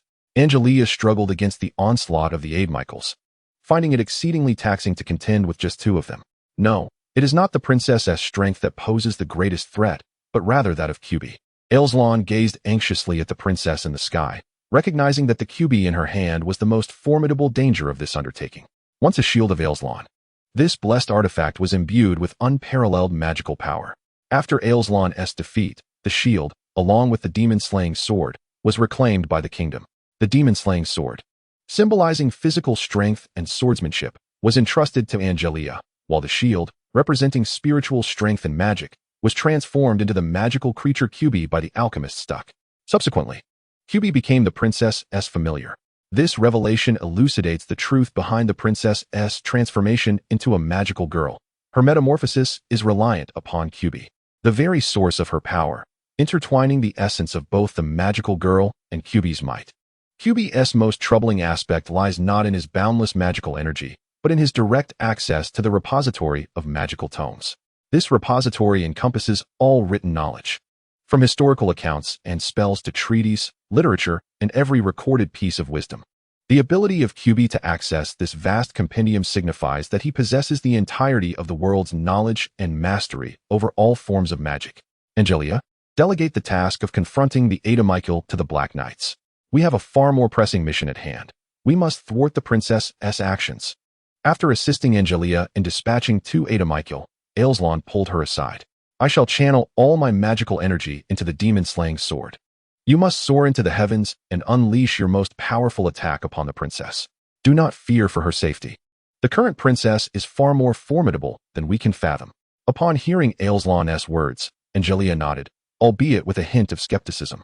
Meanwhile, the princess, having been targeted by the Ada Michael for merely a minute, had already unleashed over 80 spells. Without a shred of mercy, she obliterated all of her adversaries with ruthless efficiency. This is the Sky Queen, Zhuke, marveling at the potency of her magic. As the Ada Michael's attempts faltered, their leader sensed impending doom. He left a small contingent to cover their retreat and personally led the remaining members fleeing into the northern mountains.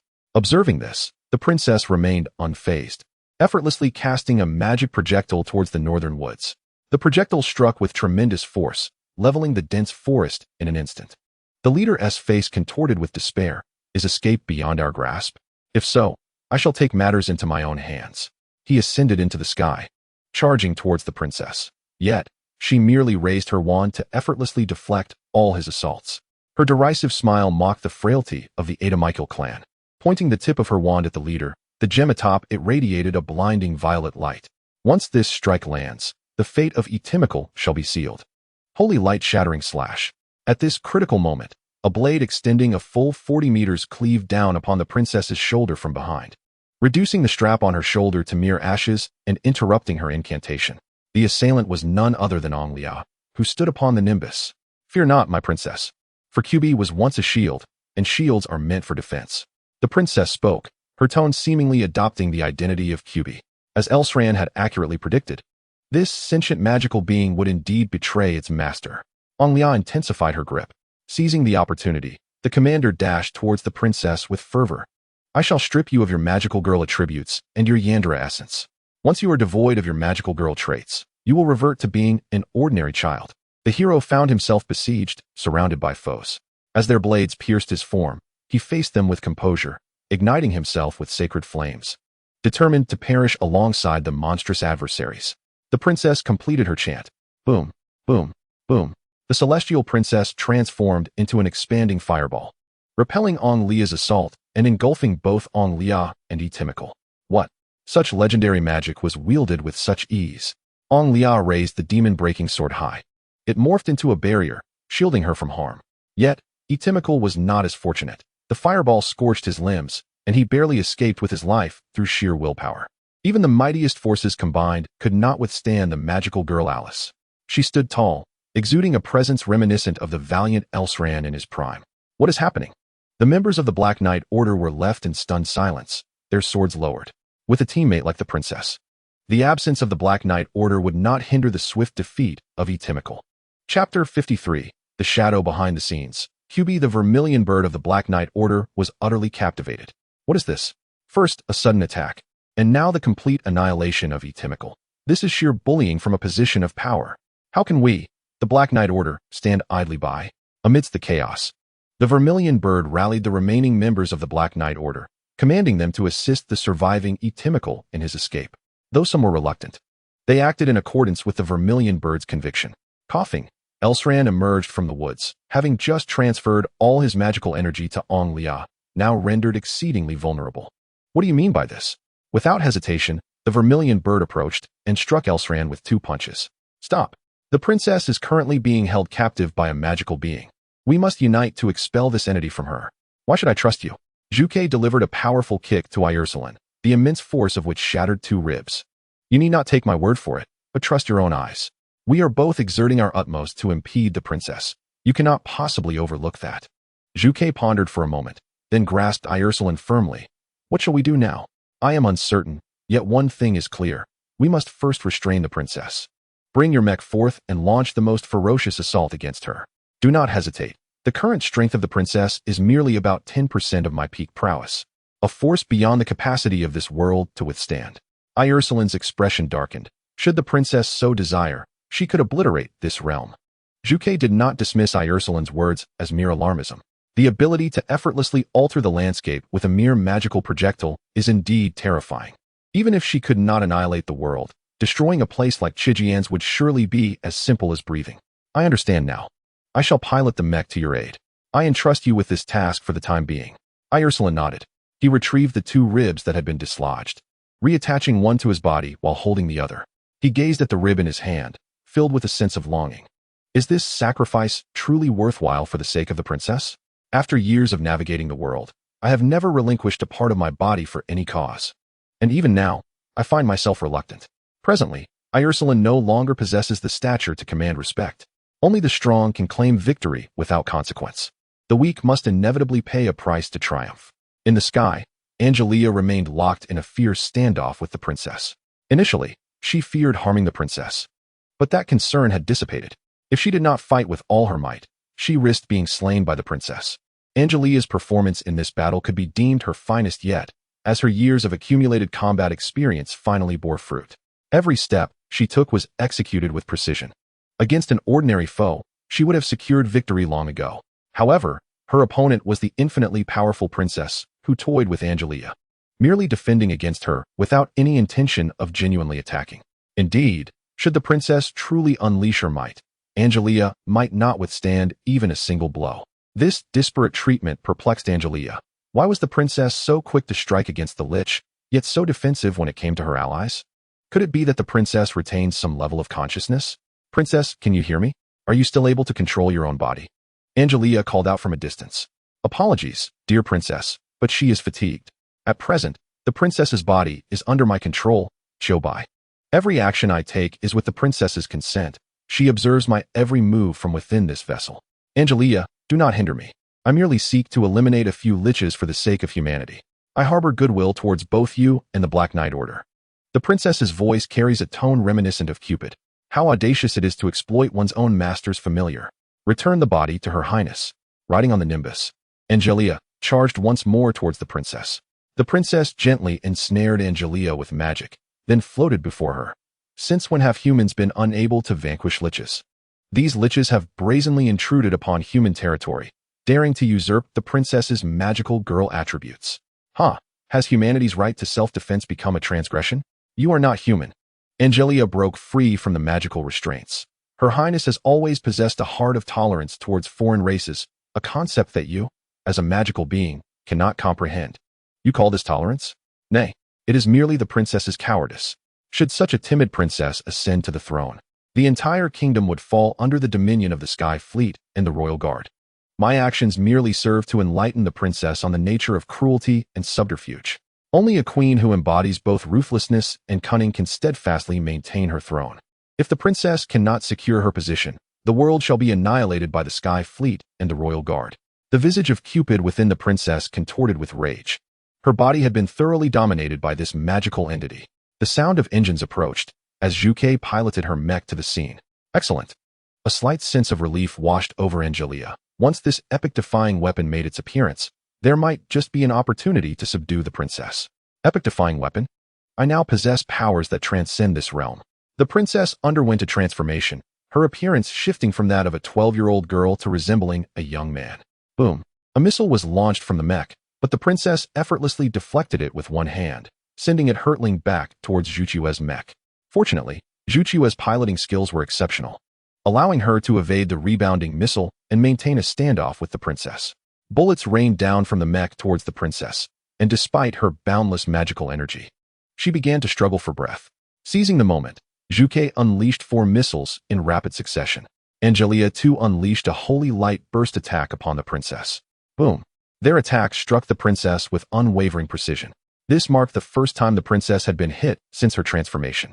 Truly, this 12-year-old form is feeble, only capable of manifesting a fraction of Alslan's former peak strength. As the smoke cleared, the princess vanished, replaced by an adult man. This man's features and physique bore an uncanny resemblance to the former Alslan. It was as if a new Alslan had emerged. Chapter 54. The summoning of the heroic spirit of the virtual machine, what is happening? Both Zhuke and Angelica were perplexed. At that moment, Angelica recalled something Alslan had once confided in her. The power of QB derives from Alslan, and its consciousness emanates from the tactile sensations left on the shield by Alslan. In other words, QB is a manifestation of Alslan. At last, this avatar reveals its true form.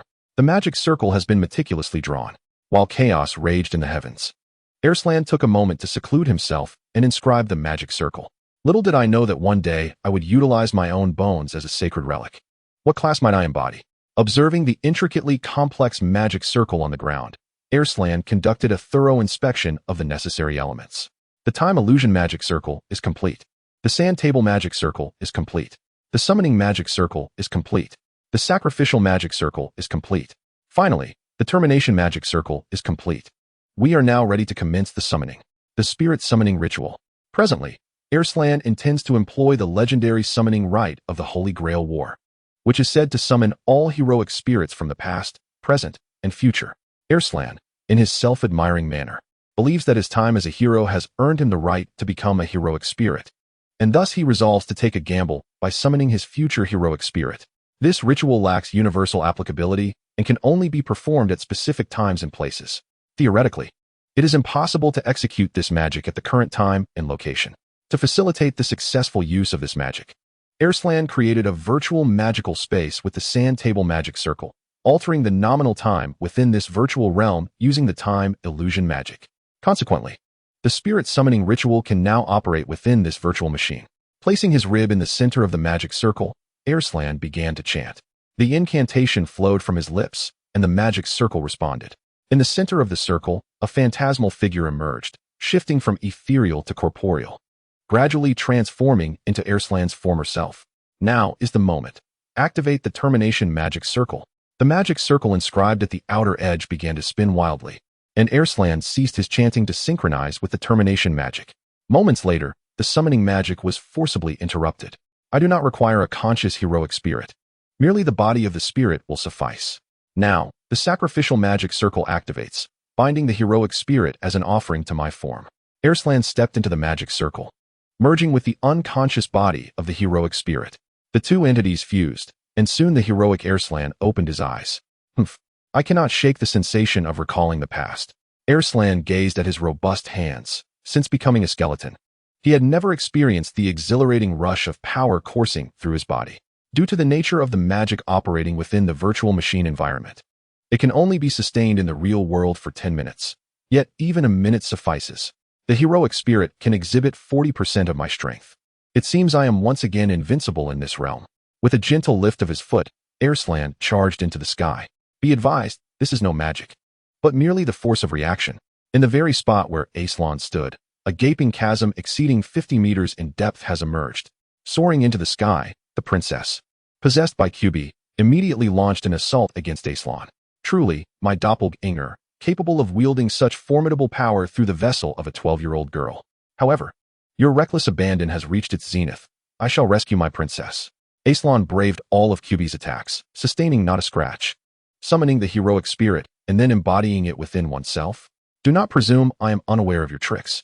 By the way, QB suddenly hurled a colossal magical orb, approximately 5 meters in diameter, towards Alslan. Such a spell is potent enough to annihilate the entire world. Incidentally, are you adept at alchemy to unravel my spell? The massive magical circle before Alslan shattered unexpectedly. As QB had stated, Alslan indeed utilized alchemy to transmute the magic into mere magical molecules. How did you know? Alslan gazed at QB in astonishment, as the princess's form and visage began to closely resemble his own. To onlookers, it appeared as though two islands were engaged in combat. Angelica, to whom should we lend our support? I must confess, I have a touch of face blindness. I do not know. In any case, Zhuke, you handle the photography. If we sell these images to Yatengu's One-Win News, we might earn a considerable sum. Do not forget the 50-50 split. That makes sense. After all, we are of no assistance here. Wait, I believe I have discerned the truth. The one clad in women's attire must be QB, while the one who appears normal is surely one of our own. It matters not. We are of no assistance here. Shall we fire a couple of shots? No. We must not harm our own. Regardless, we are of no assistance here. Saying it thrice does not necessitate such self-deprecation. I apologize. But each of my actions is of course significance. As for me, my every endeavor is mere background noise. Wait, are you suggesting I am accustomed to self-doubt? Above in the sky, the two islands had transformed into streaks of light, vying against one another, their movements indecipherable to the naked eye. Who are you truly? How is it that you seem to know my every move? I am you. I am the one cleaning up the mess from your foolish actions. Quickly, extricate yourself from the princess's body. Not yet. The princess must become a cold queen first. The current princess is already sufficient. As long as I am here, the princess need not lift a finger. You are indulging her. One day, you shall regret your actions today. Suddenly, QB ceased his assault, escaping from the body of the princess, who was thus released from her magical girl state. Only then did Alslan realize that without QB, the princess's form had become a mere shadow, the very shadow that had been stalking him day and night. Is it you who has been following me all along? Regrettably, it is not I. The true pursuer is the real Cupid. Well then, you may as well end my life now. I shall not resist. I yearn to witness your regret. Without further ado, Alslan struck through Cupid's heart with a fist aglow with holy light. Cupid transformed back into a pink wand, automatically returning to the princess's hand. I shall return. I never anticipated my own irrationality. This time, I relinquish. Go and indulge in your fairy tale dreams with your princess. These were Cupid's final words. The wand reverted to its normal form, and Alslan felt a sigh of relief within. It seemed that this rampage was not solely the fault of Cupid. He too was a victim of possession. Chapter 55. And the princess fell from the sky, and the firebird, piloting a mech, caught her. Now the princess had succumbed to a faint, yet it appeared she had not suffered much harm. Cough, cough. Is this the magical girl who suddenly attacked us? The head of 8 Michael approached, dragging his battered form, looking as though he had little time left. What do you intend to do? The war has ended, and I will not permit you to harm the princess in the slightest. Angelica raised her sword before the princess protectively. The head of the organization smiled ruefully, saying, We 8 Michael are not aggressive liches. I merely wish to observe this magical girl of the highest attribute and have her illustrate a book for me. It is my final wish before I depart this world. It is said that a dying man's words are kind. Since he is nearing death, one cannot deny his last wish. However, this final wish is exceedingly repulsive. Such words clearly belong to a reclusive otaku. No offense intended to otakus. They have not burned down my home, nor have they consumed my meals, nor have they wronged my family in any way. So please, otakus, refrain from directing ire towards me. What shall we do? Angelica, should we let him draw? With a look of disdain, Angelica gazed at the head and replied with reluctance, Very well, let him draw. At that moment, high above the earth, Alslan gazed down upon the cerulean planet. There are only 30 seconds remaining. I must return to Earth, or I shall perish here. In this brief moment of formidable power, Alslan wished to etch the experience into memory. Who knows if I shall ever have the chance to feel so potent again. Let us return. Alslan dashed toward the atmosphere. But why did this summoning ritual succeed? After being cursed by the Demon King, I should be immortal. The summoning ritual can only call forth the deceased. A new question surged within Island's mind. Just as he returned near Hinamizawa, he beheld the nearly lifeless 8 Michael sketching a book for the princess. Angelica, how could you allow him to approach the princess? Alslan dashed back to the ground and, with a deft flick of his wrist, incinerated the head of the 8 Michael. The half-finished manuscript became his final memento. Yet, even that relic did not escape his wrath. With a subtle gesture, he reduced the manuscript to ashes. Angelica, do you lack common sense? Although 8 Michael does not take lives, he can see something far more precious than life itself. Alslan gazed at the princess with concern. Your magical girl attributes have been stolen by 8 Michael. Angelica had erred once more, and this mistake could lead the princess to harbor lifelong resentment towards herself. I am at a loss for words. Angelica, you have truly disappointed me. Alslan's temper flared, a rare occurrence for him. As the 10 minutes elapsed, the flesh on Alslan's body gradually withered away, transforming him back into a mere skeleton. Let us return.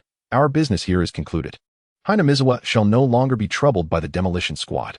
Our collaboration with the Black Knights has also come to an end. With the princess in his arms, Alslan strode towards the direction of the imperial palace. Juke observed their receding figures, silently paying homage to them. Alslan, if memory serves, you were imprisoned in the dungeons after our assault on the palace. You are now a fugitive. And what of it, Juke? Do you believe you can assist me in this matter? In a few days, he would visit the palace to await the king's response. And he would demand that Juke be released from prison. Should the royal guards refuse, they would face the threat of the entire Black Knights. Alslan inclined his head slightly to Juke. Thank you. Thanks to you, My impression of the Black Knights has not deteriorated to the lowest depths. There, Alslan and Juke parted ways. 6 days remained until the deadline for their mission. The previous night, he had rushed the princess to the hospital. The doctor stated that she required several days of slumber due to extreme fatigue. However, no one knew the exact duration of her unconsciousness. During this time, Angelica would need to care for the princess diligently. Yet, while such care could enhance their rapport, Alslan only hoped that Angelica's attentiveness would not overly elevate the princess's fondness for her. Worrying about this was futile, for the princess was currently in a deep slumber. After entrusting the princess to Angelica, Alslan found himself with numerous tasks to attend to. Today, he received an invitation to a meeting at the Yuzaki estate. Since the princess remained in a coma, Alslan attended as her representative.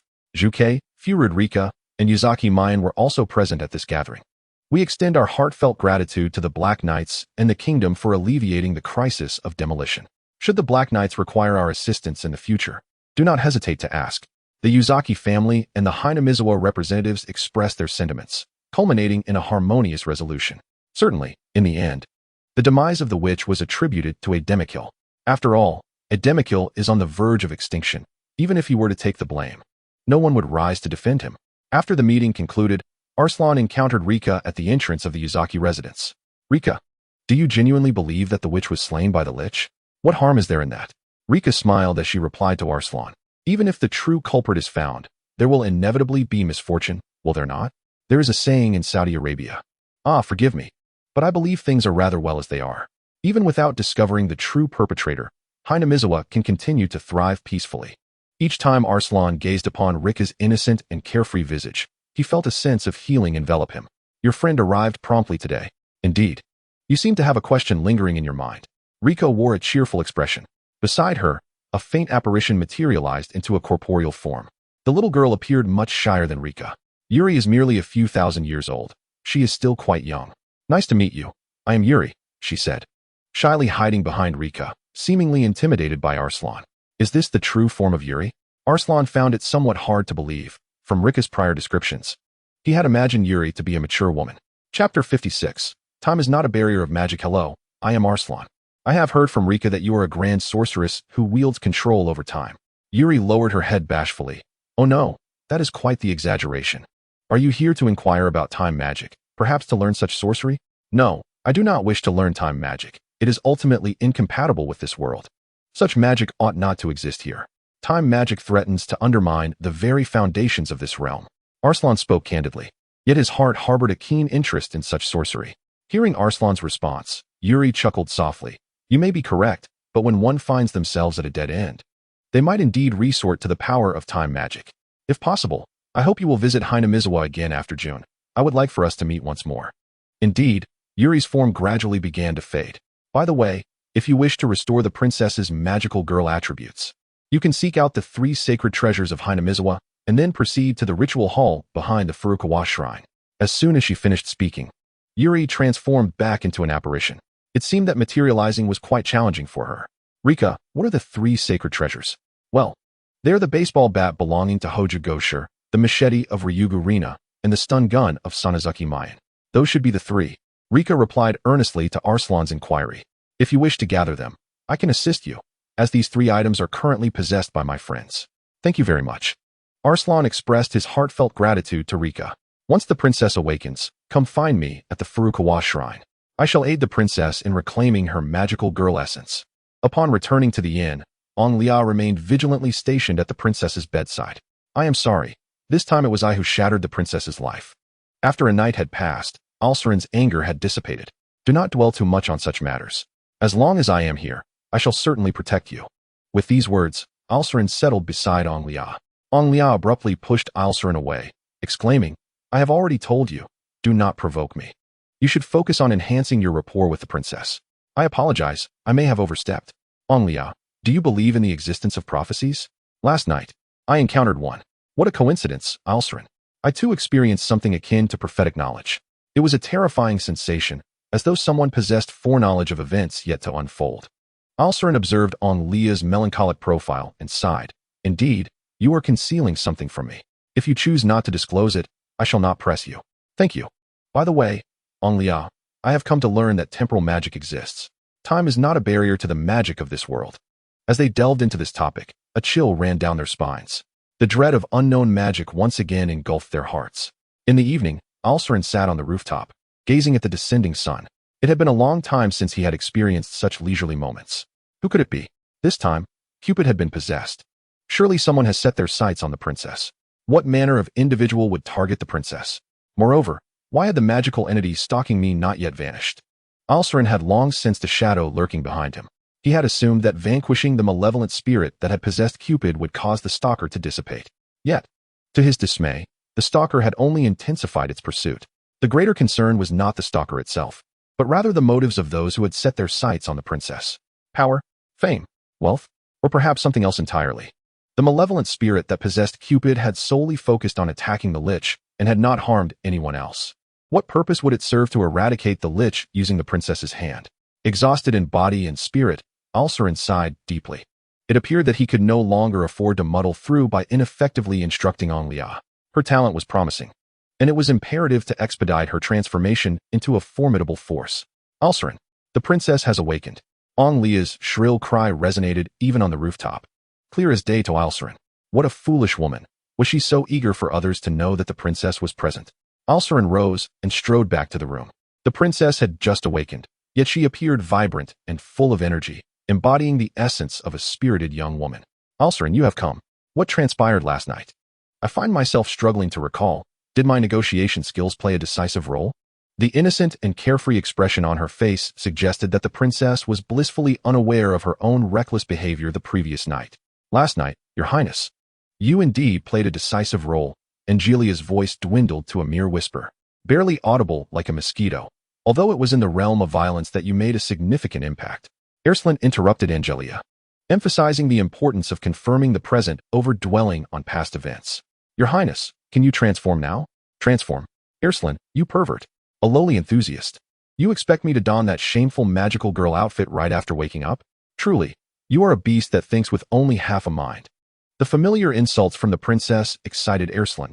Her ability to unleash such a torrent of words indicated that her health was no longer in jeopardy. Your Highness, please listen to Alslan just this once. Try transforming. The princess regarded the earnest faces of Alslan and Angelica, and for Angelica's sake, summoned Cupid. Woof. Cupid reverted to its original animal form, much to the princess's astonishment. Cupid, what about the language I asked you to learn? Woof. Cupid tilted its head, as if the princess had never issued such a command. Judging by the princess's reaction, it appeared that Cupid had been possessed for quite some time. Perhaps since the princess first became a magical girl, the entity accompanying her had never been the genuine Cupid.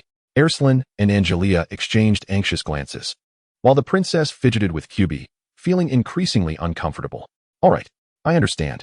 I can transform first, can I? A flash of holy light enveloped the princess, and her clothing vanished. Now, the princess had not a shred of modesty left. What is happening? Normally, I would immediately change into my magical girl uniform. Caught off guard by this bizarre occurrence, the princess, overwhelmed with embarrassment, dove under the covers, refusing to show even half her head. Alslan, sensing the moment, discreetly exited the room. Despite having no organs within his skeletal frame, Alslan remained a being of the opposite gender. Chapter 57. The true culprit behind the witch's death after several more attempts. The outcome remained unchanged. The princess had lost her ability to transform into a magical girl. She was now merely an ordinary girl. It seemed the princess was reluctant to accept this reality, persistently trying to transform. Yet the harsh truth was undeniable. She had lost her powers as a magical girl. The princess, unwilling to accept mediocrity, once again became commonplace. Why is this so strange? It feels as if everything has changed since I woke up. Cupid is not the same as before, and I still cannot transform smoothly. What on earth have I experienced? The princess gently stroked the unfamiliar yet familiar Cupid beside her. Tell me what happened last night. Who swapped my Cupid? Alslan and Angelica exchanged glances, both unwilling to be the harbingers of this cruel reality to the princess. It is not someone who has swapped your Cupid, but rather your Cupid has reverted to its original form. After a moment of silence, Alslan spoke. As the former hero, Alslan felt it was his duty to reveal the harsh reality to the princess. Very well, Alslan, I shall take it from here, Angelica interjected, delicately conveying to the princess the terrifying truths that had transpired the previous night. No, this cannot be true. You must be jesting. Since childhood, My father has instilled in me the values of racial equality. I have always treated both liches and humans with the same regard. How could it be that I am the reason for the near extinction of the Admir family? The princess, unwilling to accept this grim reality, requested Alslan and Angelica to leave her alone in the room to gather her thoughts. It is all my fault. If only I had detected QB's anomaly sooner outside. Alslan and Angelica heard the princess's thunderous sobs, worry etched on their faces. Alslan, is it possible to erase the princess's memory? Are you suggesting yes? I wish for the princess to forget the events of last night. She is only 12 years old. This burden is too great for her to bear. I propose a time limit, allowing her to learn of last night's occurrences a decade from now. Angelica's reasoning held merit. Since taking on the responsibility for the princess, she had increasingly embodied the role of a compassionate elder sister. To be honest, I despise the magic of memory erasure. Even if some memories are wiped away now, there will inevitably come a day of regret. Memories are the treasures bestowed upon humanity by the world, and for any reason, they must not be tampered with. Now is not the time to discuss principles. The princess is at a formative age. Such significant events will undoubtedly alter her character and fate. Which holds greater weight, your principles or the future of the queen? Alslan gazed at Angelica before suddenly smiling. You have matured. Let us proceed as you suggest. However, before we erase the princess's memory, we must first restore her magical girl attributes. Is that achievable? Indeed. The reason I have withheld this from you is to observe your regret and the princess's reaction upon losing her powers. Perhaps it is my wicked amusement. Angelica retorted. I would much prefer to witness your expression of regret after losing to the Demon King and your reaction upon becoming a skeleton after losing your powers. Do not impose your suffering upon others. Once the princess's emotions had stabilized somewhat, Alslan led her to the Furakami shrine, where Rika and Hanyu had been awaiting their arrival. It appeared they had gathered all the sacred treasures of Hinamizawa, under Rika's guidance. The princess and Alslan entered the shrine's rear courtyard, where a locked chamber awaited them, the shrine's sacred treasures hall. Upon entering, they were greeted by the sight of a statue with a severed hand. The surroundings were cluttered with various instruments of torture, their horror rivaling that of the private prison belonging to the Roundzaki family. Is this where it ends? Indeed. Hanyu materialized, standing here. I shall infuse Rika with the powers of another world. Subsequently, Rika will entrust this power to you, urging you to cherish it dearly. This is a force from another realm. I am truly grateful. You have salvaged the future of the entire kingdom. Island's incessant gratitude left both Rika and Hanyu feeling somewhat bashful. With the reunion of the three sacred artifacts, Hanyu infused Rika with the otherworldly power. Rika, enveloped in sacred light, transformed into a magical girl. The wand in her hand was the wooden hoe she had used during her performance at the Cotton Drift Festival just days prior. Rika then placed the hoe on the princess's lap. In but a moment, Rika's magical energy visibly surged into the princess's body. Approximately 5 minutes later, Rika reverted from her magical girl form, and the princess reclaimed her powers. I feel I can transform. The princess immediately sensed the return of her strength and eagerly transformed on the spot. The appearance after transformation bore slight differences from before, yet undoubtedly, the princess had regained her rightful powers. Thank you immensely. The princess and Alslan expressed their gratitude to Rika. Your mission is complete. I suppose you shall soon depart from Hinamizawa. Indeed, it is a tad bittersweet to leave this village, but rest assured, I shall return after June. As Rika and Hanyu bid farewell, Alslan departed Hinamizawa with the princess. Uncle Skeleton ultimately failed to uncover the cause of the witch's demise. Indeed, this time it was Cheyenne who took the lead. The incident concerning Satoshi was a tremendous blow to Cheyenne. I never anticipated she would seize Kasai's gun to slay the witch. Given the circumstances, this world has become devoid of meaning. Hanyu, let us continue our search for a resolution. Back atop the inn's rooftop, during Alslan and the princess's departure, Angelica meticulously drew a beautiful magical circle as per Island's instructions. What are you planning? I have encountered this magic in the library. This is, before the princess could finish her sentence, Angelica gently struck her on the neck. In the conventions of novels, anime, television, and film, such an action would render the princess unconscious. Let us begin. Angelica dragged the princess into the center of the magical circle and stepped aside, awaiting Island's magic. Alslan nodded to Angelica, chanted a few incantations, and then stepped into the boundaries of the magical circle. Chapter 58. Betrayal, the past that cannot be reclaimed. Once within the confines of the magical circle, Island's consciousness would depart from his body, soaring into the princess's mind. Subsequently, Alslan would begin to explore and review fragments of the princess's memories. ultimately sealing away those deemed unnecessary. Such is the simplicity of this magic. Within the recesses of the princess's memories, Alslan encountered myriad unseen scenes, particularly the cherished moments shared between the princess and Angelica. These recollections, if revealed without a veil of concealment, would surely evoke a sense of embarrassment. Should they be obscured, they would appear as mere pixelated fragments. Truly, they were two headstrong children. Perhaps spurred by a whim, Alslan seized the opportunity to rummage through the princess's memories. Curiosity and the innate desire to uncover secrets are inherent to all beings. At this juncture, Alslan's gaze fell upon the memories of the princess and Cubi. It became apparent that shortly after the princess acquired Cubi, he began to exhibit peculiar behaviors, frequently imparting dubious intelligence to her. For instance, during the Crimson Fog incident, Cubi revealed the true identity of the skeletons to the princess. It was Cubi who took the princess's place when Alslan and Angelica sought to thwart the plan aimed at correcting her inclinations, even coordinating with the vampire Remilia in advance. From the perspective of a familiar, Cubi's performance was indeed impeccable. However, this flawless facade soon began to unravel, as Cubi's behavior grew increasingly erratic. During the Gabori incident, Cubi went so far as to persuade the princess that Alslan's eyes were deceiving him, that it was not real. How could a mere 12-year-old princess commit such heinous acts? Surely, I must be mistaken. The memories that unfolded before Alslan shattered his idealized vision of the princess in an instant. At Gabori Park, the princess, swayed by Cubi's words, cast a false shield upon Alslan, even urging him to plunge into perilous territories. The intent was unmistakable, to place Alslan in mortal danger. It was inconceivable. Cubi must be the instigator. After all, the princess was but 12 years old. Alslan's smile gradually faded. If only the princess's heart were truly that of a child.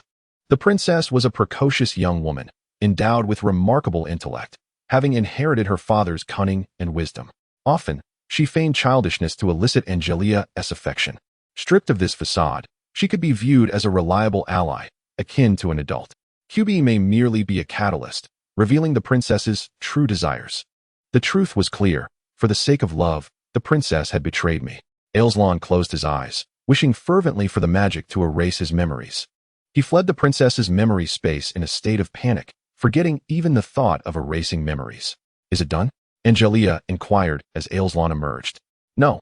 I believe it might be better for the princess to retain this painful memory. Without suffering, there can be no growth, Alslan replied, his countenance ashen, the gray skeleton casting an eerie pallor beneath the moonlight. Alslan, what troubles you? There is nothing much to say. I merely witnessed events that I ought not to have seen. Alslan gazed kindly at Angelica, expressing his gratitude for her choice during their time at Gabori Park. Angelica's face betrayed astonishment. He had discerned the memories Alslan had uncovered. The matter that Angelica and the princess had desperately sought to conceal was now laid bare before Alslan's perceptive eyes. Listen to me, he said. The princess has misjudged the situation. Yet, I have never heard her utter an apology to me. Alslan remained remarkably composed, his calmness bordering on the uncanny. Pack your belongings for our return to the royal city. We shall depart early tomorrow.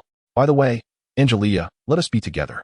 Angelica stood rooted to the spot, aware that this might just be Alslan's reaction upon glimpsing the princess's memories. However, even if it were mere words of anger, Angelica was more than willing to embrace them. I am truly sorry. Number 2, I have failed to fulfill your dying wish. I apologize. I genuinely hold affection for Lord Alslan. Like a devout prayer directed towards the starry essence of Alslan, Angelica simply hoped that Number 2 could forgive her selfishness. As a woman and as a hero, I have been woefully inadequate. The following morning, the trio hired a carriage and set forth towards the royal city. Hinamizawa was not far from the royal city, merely a 2-day journey. The princess, still groggy from sleep, immediately pestered Angelica, inquiring why they had employed memory-erasing magic on her the previous night and what precisely had been erased.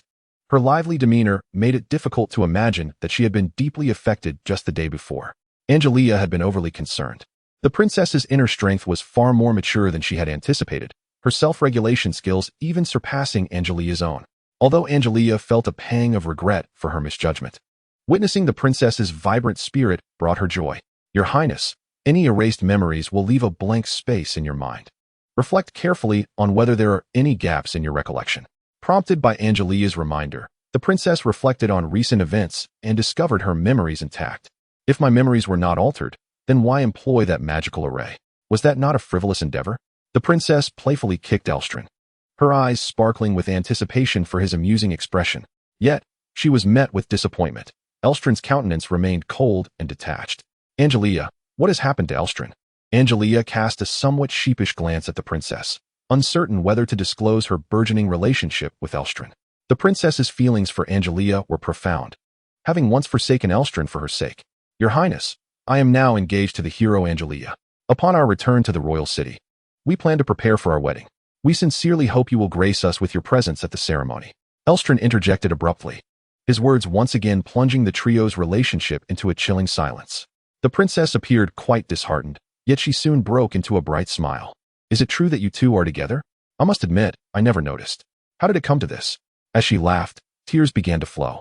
Alslan reminisced about the cherished memories shared among the three of them, longing for those blissful days. How he wished to spend each day teaching Angelica swordsmanship, with the princess playfully causing mischief beside them. How he yearned for the nights when the three of them would sleep in the same room without a care. Why must the princess act in such a manner? Why did I foolishly delve into the princess's memories? Why can the three of us never return to the past? Epilogue 2. The Journey of the Black and White Bear 2. My name is Black and White Bear, a former mage. Now, I have returned to my hometown, ready to seek apprenticeship under Mr. Gumaman. Can you bring me wealth? No? Then do not stand in my way. You might as well don all the heavy metals from your home on a stormy day, climb a ladder, and let the lightning strike you. Perhaps that might improve your wretched genes. Mr. Gumaman's words were merciless. Just when I thought I had found my path forward, I found myself engulfed in confusion once more. The rain pelted my face as I despondently crouched in the bushes by the roadside. I truly wished I could transform into a bonsai tree. At least then, I would know how to navigate the future. Excuse me, are you Black and White Bear? A kindly old man held an umbrella over my head. In that moment, I felt as though this elder was an angel sent from heaven to rescue me. No, not an angel. Apologies. Having lingered too long in the human kingdom, I have been deeply poisoned. I am a clerk from the Gumaman agency.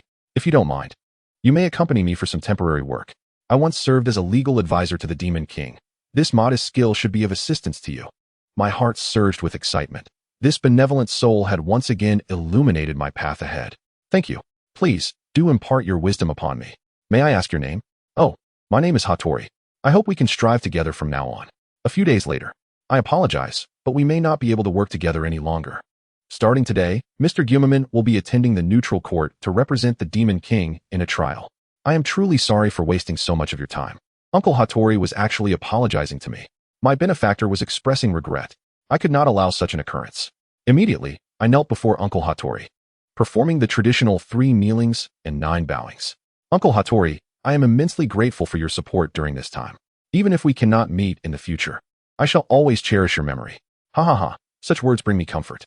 Uncle Hattori handed me a map. Follow the route indicated, and in half a month, you shall arrive at Private Hope Peak Academy. I once taught there, and mentioning my name should allow you to enroll without examination. Your future is still long, so do not squander your time longing for an old man like me, half buried in the earth. Ha ha. I shall never forget the silhouette of Uncle Hattori. After our farewell, I ventured to the prestigious Hope's Peak Academy. To my astonishment, it turned out to be an institution situated within human territory. How remarkable it is that Uncle Hattori had once taught in such a place. Upon reaching the academy's entrance, I fortuitously encountered a stylish high school girl. She initiated a conversation with me. Surely, this must be the most fortunate day of my life. A man who has never had much luck with women suddenly finds himself amidst such beauty. Are you familiar with the concept of ultimate despair? The girl's smile was perilous, far more dangerous than the most fervent admirer of Alslan. Who are you? I instinctively inquired, forgetting even to employ polite language. Me? The girl answered with a haunting smile. I am the ultimate fashionista. Just call me Junko Inashima. I am here to enroll, and I truly hope to witness this school filled with hope. Amidst my days of despair, I instinctively took a step back. My instincts warned me that this girl was dangerous, and I should avoid entangling myself with her. Yet, I found myself with no retreat. My consciousness began to fade. Chapter 59. The Skeleton Purification Ceremony. The carriage glided into the brilliantly illuminated royal city under the night sky. The serene atmosphere of the city was reminiscent of days gone by. Finally back. How nostalgic this place is, isn't it, Your Highness? I shall return to the palace to rest tonight, so I will not disturb you too. The princess dispassionately disembarked and walked toward the palace, disregarding Angelica's smiling face. Since the princess has returned to the palace, let us also make our way back, Alslan said, firmly grasping Angelica's hand as as they strolled homeward like a couple. Although Angelica felt a pang of guilt toward the princess, she deemed that as long as she could maintain this relationship with Alslan, nothing else mattered. At that moment, the sound of cannon fire erupted as a throng of citizens surged toward the central square of the royal city. Alslan and Angelica held on to each other tightly, barely managing to remain together amidst the crowd. "What is happening?" Angelica casually inquired of a bystander. The citizen, appearing innocent, replied, "I don't know. But it seems they are to execute a skeleton." Ever since Alstran's death, the demon army has been growing increasingly audacious, even daring to bring a mere skeleton to the royal city. After finishing, the citizen joined the flow of people heading toward the central square. Execution of a skeleton. A sense of foreboding flashed through Angelica's mind. When thinking of a skeleton in the royal city, the first thought that arose was of Alslan too, who had taken Alstran's place in prison just days prior. In a reckless attempt to rescue Alslan, Angelica had transformed too into a skeleton and, under the cover of night, cast him into the dungeon to exchange for Alslan. It cannot be, it must not be too. Angelica cast aside Alslan's hand and surged into the throng towards the central square. The square was already teeming with people, while guards brandished torches to deter further advances. Amidst the encirclement of the guards, a priest ascended a hastily erected platform. The priest softly chanted, as sacred verses from the kingdom's holy scriptures transformed into countless visible characters, drifting through the sky. At that moment, two guards brought forth a skeleton. The skeletal figure, driven by primal instinct, clawed and lunged towards the crowd. In the mindless gaze of the skeleton, all living beings were mere sustenance. "I purify you in the name of the king." A beam of holy light descended from above as the priest gently raised his hand, directing the sanctified glow towards the skeleton. Under the purifying light, the skeleton instantly reverted to an ordinary state. The purification ritual was complete, and the priest along with the onlookers withdrew from the platform. Just as everyone was preparing to disperse, a one-eyed marshal stepped onto the stage. "People of the kingdom, I am Marshal Nick Fry of the King's Guard. I warn the liches of the demon realm. Do not underestimate us humans. This skeleton is merely the beginning. I have submitted a request to the Neutral Warfare Bureau. The holy crusade against the demon realm shall commence soon." Marshal Nick Fry's lengthy discourse became unbearable for Angelica. "I must visit the royal palace to clarify this matter." She found Alslan and, with fervor, they rushed towards the palace. Within the palace, Angelica and Alslan encountered the king. The king appeared even more corpulent and frail than before. Angelica hastily reported the events that transpired in Chijian's, then proceeded to interrogate, "Your Majesty, what was the meaning of the purification ritual just now?" The king, rubbing his head in exasperation, replied, "I apologize. It seems I have lost ground in the power struggle with the King's Guard. This game of power that I initiated has spiraled out of control. Are you implying? Indeed, if this continues, I may be rendered powerless." "Huh, you two need not worry. I do not believe my body will last until that day." Upon hearing this, Angelica and Alslan's hearts sank. In unison, they asked, "Your Majesty, do you harbor an ailment? Is there no remedy?" "Merely a chronic illness." The king appeared indifferent to his own fate. "The world requires a new monarch. Whether it be myself, the King's Guard, or the Sky Fleet, all are but sacrifices for the emergence of this new king. Your Majesty, what are you truly contemplating? You will understand once I am gone." The king smiled apologetically at Angelica. "I sincerely regret this. The skeleton you imprison has become a pawn in this power struggle. It is of no consequence." Angelica felt a pang of guilt for the skeleton, which she referred to as Alslan too. "Skeleton? What skeleton?" Alslan realized he could not comprehend the exchange between the king and Angelica. Angelica, filled with shame, cast her gaze upon Alslan and recounted everything she had done in the past few days to rescue him. The burden of such a heavy secret had become unbearable for her. Upon learning the truth, Alslan could only silently express his condolences for Alslan too. He bore no resentment towards Angelica. Her actions were all for his sake, which, in fact, only deepened her affection in his eyes. At the very least, he thought, Angelica would never betray me. Subsequently, the king instructed Angelica to return home, retaining Alslan for a private conversation.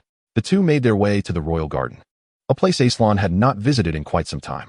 "Alslan, I may not have much time left," the king stated gravely.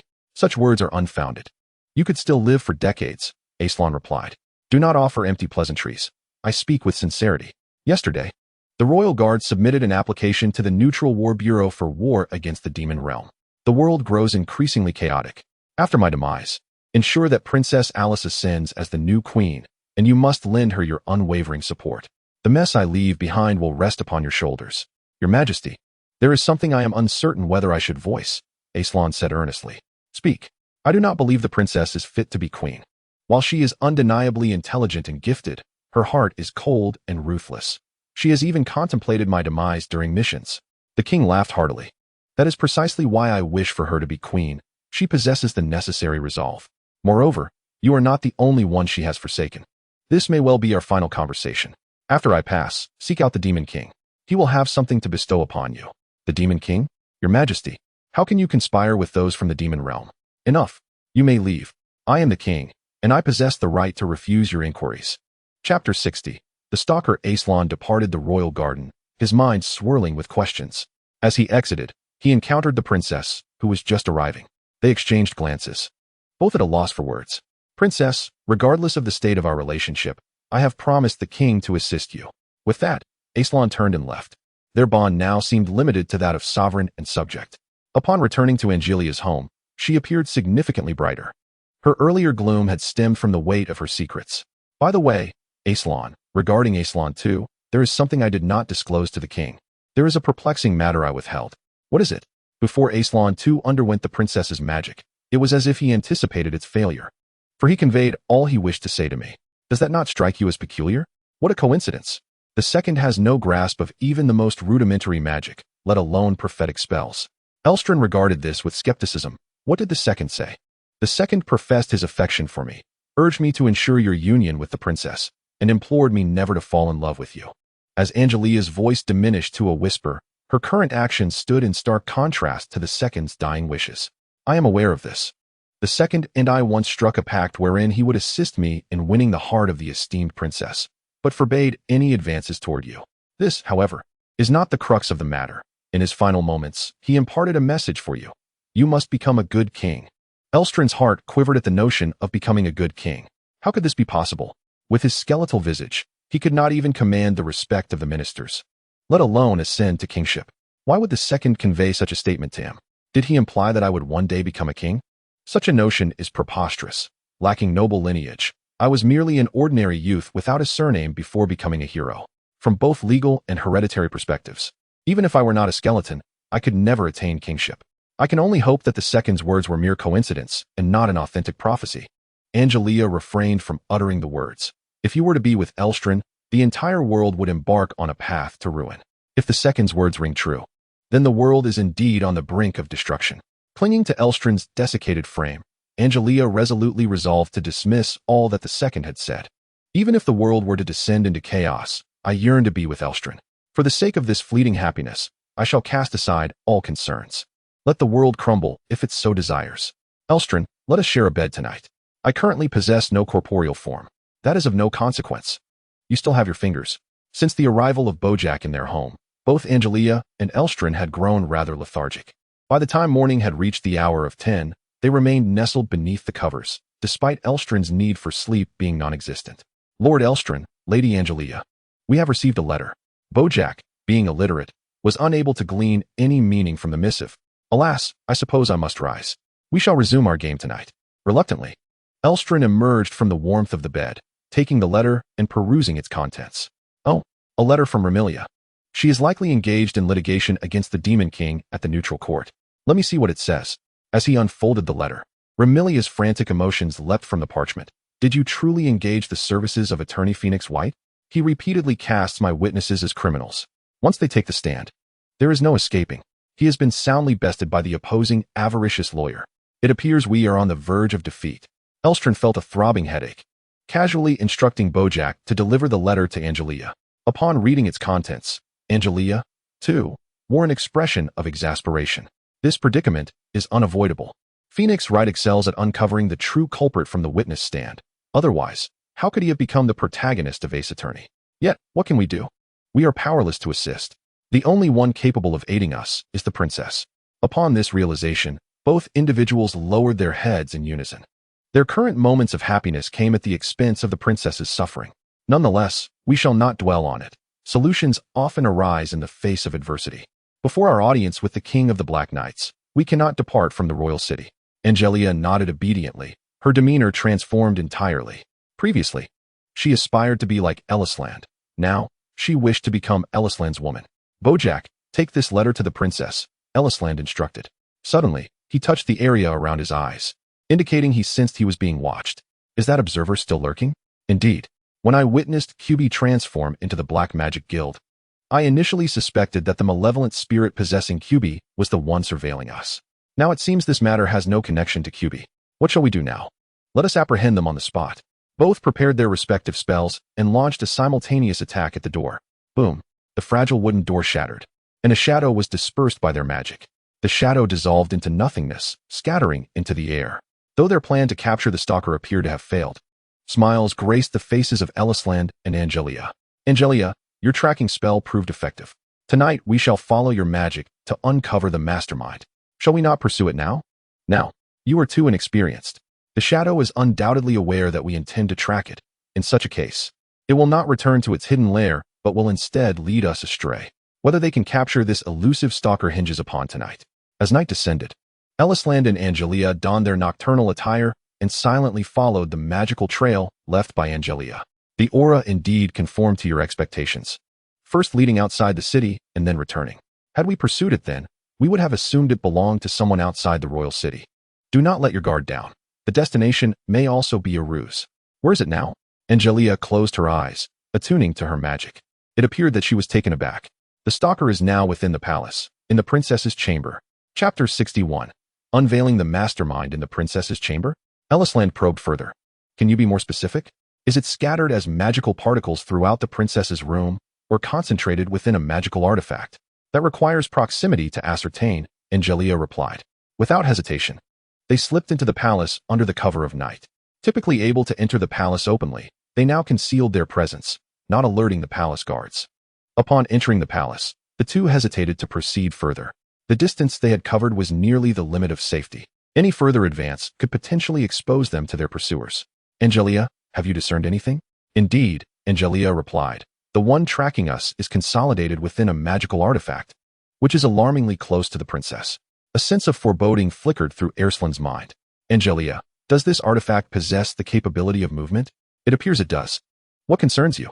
The moment the words escaped her lips, Angelica realized the implications.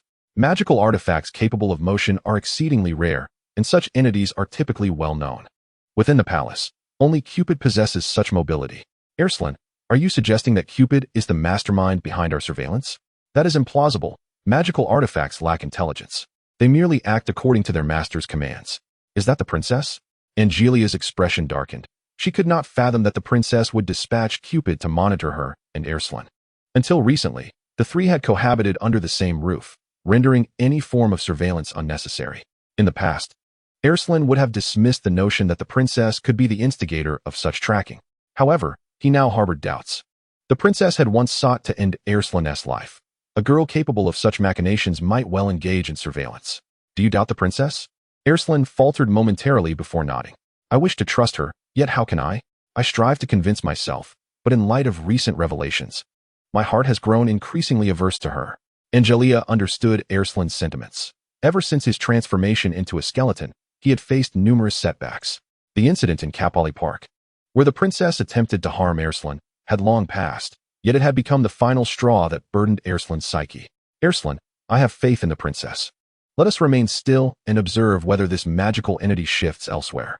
Perhaps, as you suggested, this shadow pursuing us is merely a ruse, entering Cupid's form to mislead us. Although Alslan remained silent, he tacitly accepted Angelica's course of action. Recently, she had increasingly embodied the traits of a decisive hero. As night deepened, the lights in the princess's chamber dimmed. She must have retired for the evening.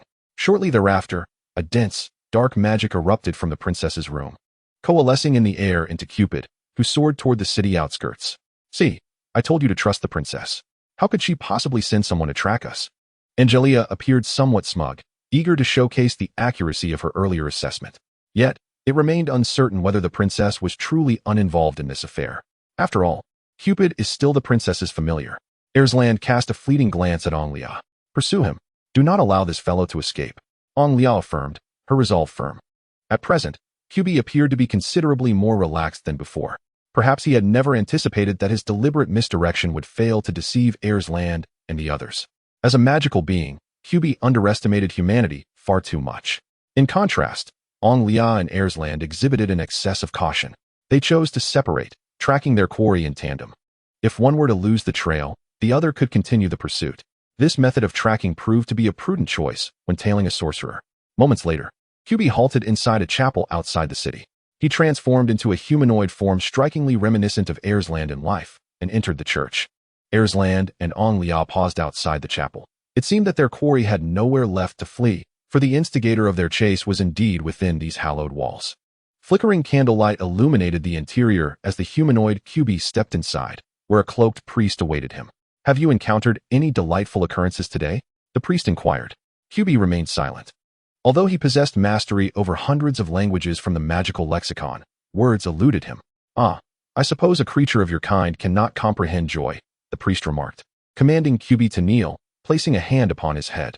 "I am grateful for your hospitality today, and for the intelligence you have brought."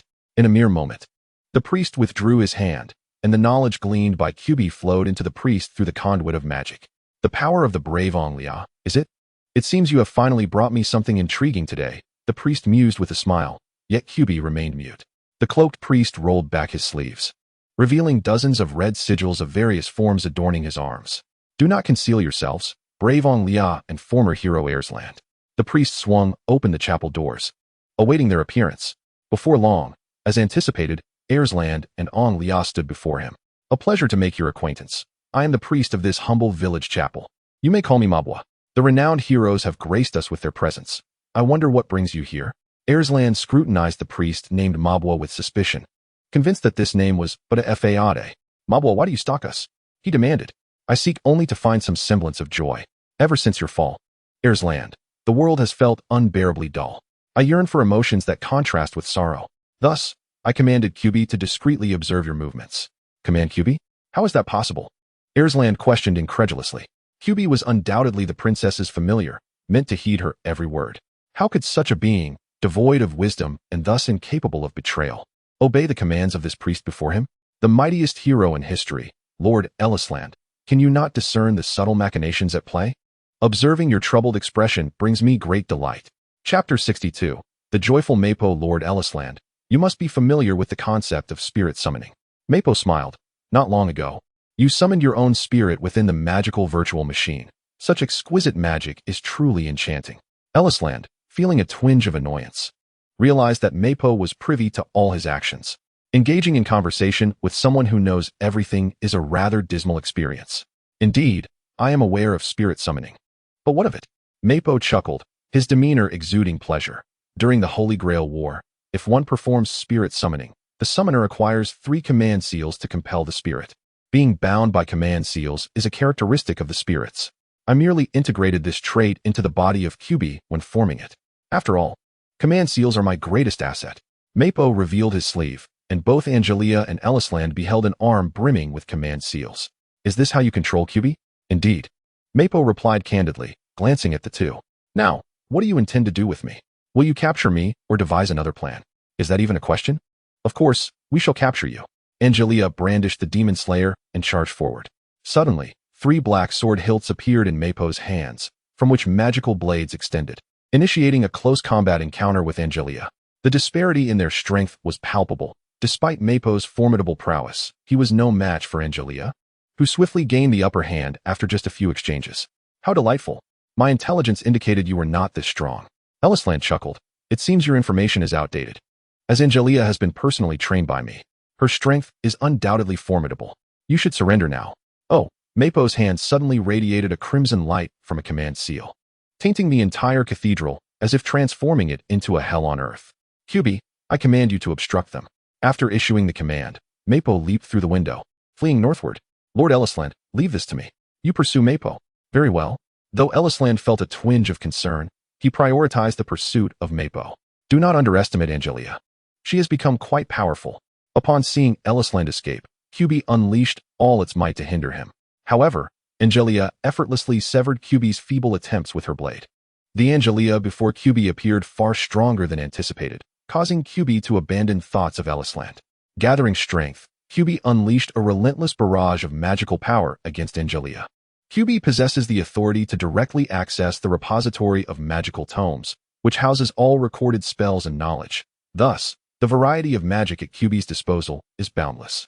Should he manage to arrange and combine these spells with sufficient ingenuity, he would ascend as the pinnacle of power across the entire continent. One formidable spell after another left Angelica gasping for breath, as she found herself consistently at a disadvantage. Very well. Let me unveil a new technique that even Lord Alslan has yet to witness. Angelica's cheeks flushed crimson as she shyly regarded the demon-slaying sword in her grasp. Since participating in the mana replenishment ritual with Lord Alslan the previous night, her magical essence had taken on characteristics of his own, even in her current weakened state. She possessed the capability to wield this sword. The sword quivered violently, as the impure magical energy from Alslan surged into it, creating intense turbulence within the blade. Although still unstable, Angelica could already sense the formidable magical power emanating from the sword. Holy light-shattering slash. Angelica raised the demon-slaying sword high and cleaved through all of QB's incoming spells. The sword trembled too fiercely, and she was unable to master it proficiently just yet. Even if her skills were to improve slightly, QB would still not be her match. Reluctantly, she acknowledged that with her new technique, she could only manage to stalemate with QB. To truly defeat him, she still required further strength. Meanwhile, to the north, Alslan was in pursuit of Mabwa. The elven prince never misses. Anything within his sight cannot escape his range. The descended angel fell head over heels for the elven prince and became a third party. As the incantation concluded, a magical circle appeared above Alslan's left eye, rotating clockwise while maintaining an appropriate distance from his eye. This blue magical circle enabled him to perceive the colors of magical energy, ensuring he would not overlook the traces of Angelica's magic on Mabwa. Thanks to Angelica's efforts, she had infused magical energy into the tracker, who subsequently transferred it to QB, ultimately allowing Mabwa to siphon it away and channel it back to himself. Alslan vowed not to squander Angelica's endeavors. As Alslan closed in, the pressure from the mightiest hero in history bore down upon Mabwa. Truly, the world's strongest hero proved to be a formidable adversary, even when diminished to a mere 1% of his power. Mabwa chuckled with delight, pondering a question without an answer. If the strongest hero from this world were to face the oldest king from another realm, who would emerge as the more powerful? As she spoke, the command seal in Mabwa's hand began to shine once more. This is bad. I must not allow the command seal to activate. In a moment of urgency, Alslan unleashed a barrage of long-range spells. Yet, without exception, all the spells were deflected by the sword in the hands of the sorceress. It appeared that her sword possessed a certain resistance to magic. The radiance of the incantation intensified, and Alslan was acutely aware that he had failed to interrupt the sorcery.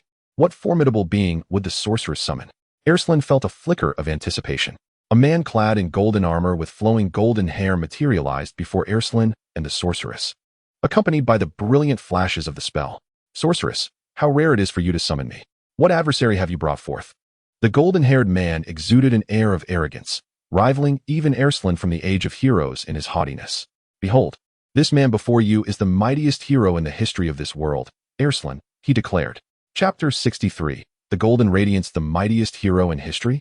Gilgamesh scoffed coldly. The so-called strongest hero you speak of appears to be nothing more than a lowly necromancer, unworthy of my effort. Presently, he possessed only 1% of his peak strength. Should he regain half of his power, even you might not stand a chance against him.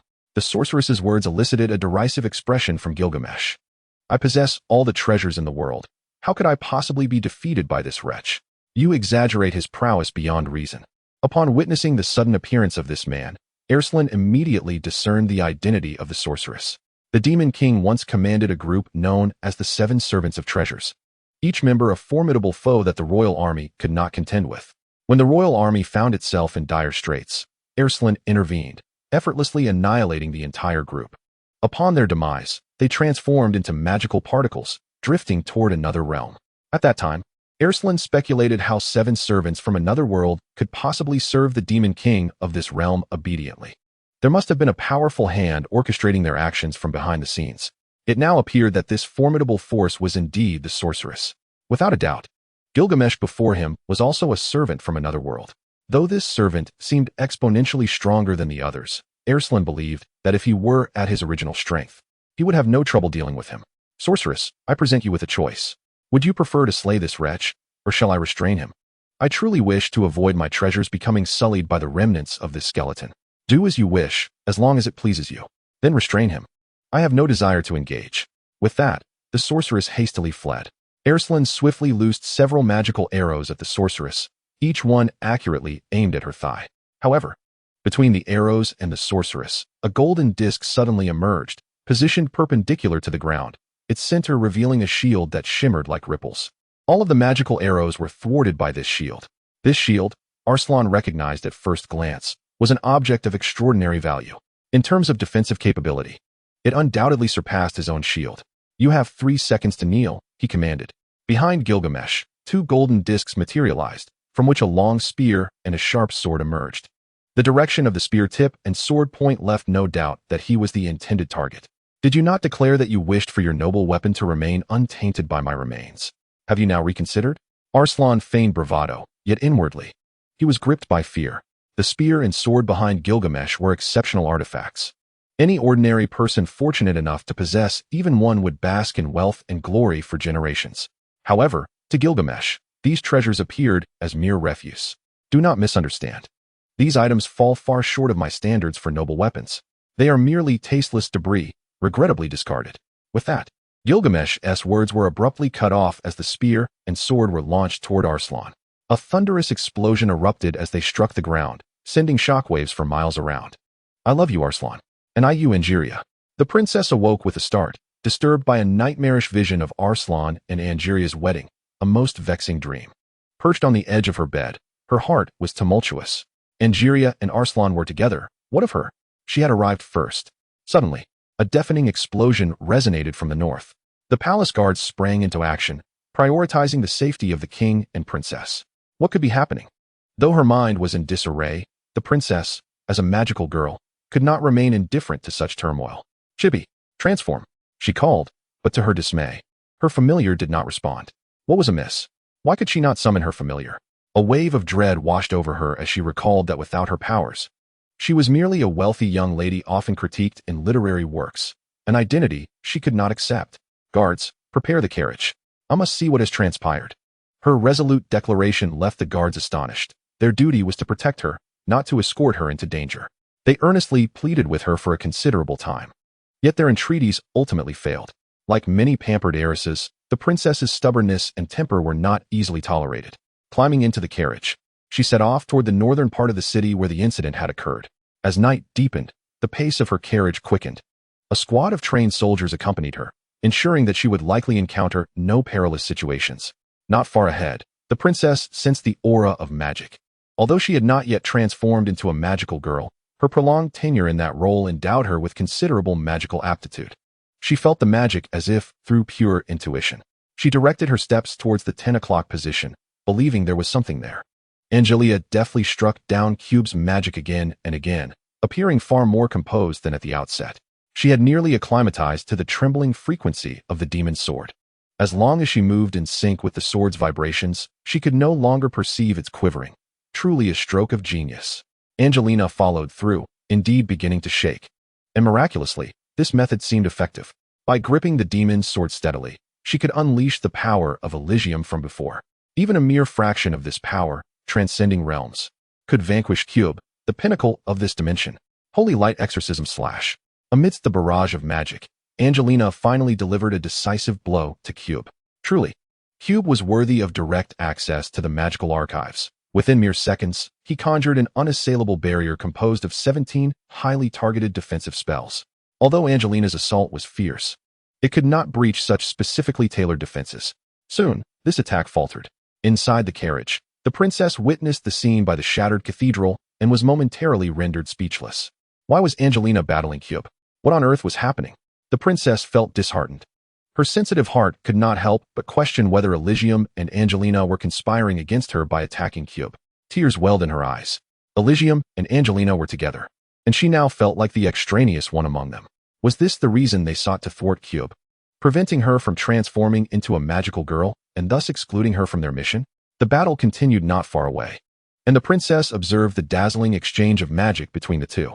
She said softly to the guards, "Let us return. I am weary." Yes. The guards followed her back towards the palace. In the midst of battle, Angelica seemed to notice a rustle in the grass. She wielded the demon's sword to fend off Cube and dashed into the underbrush alone. A sense of foreboding washed over her. If she did not pursue now, would she regret it for all eternity?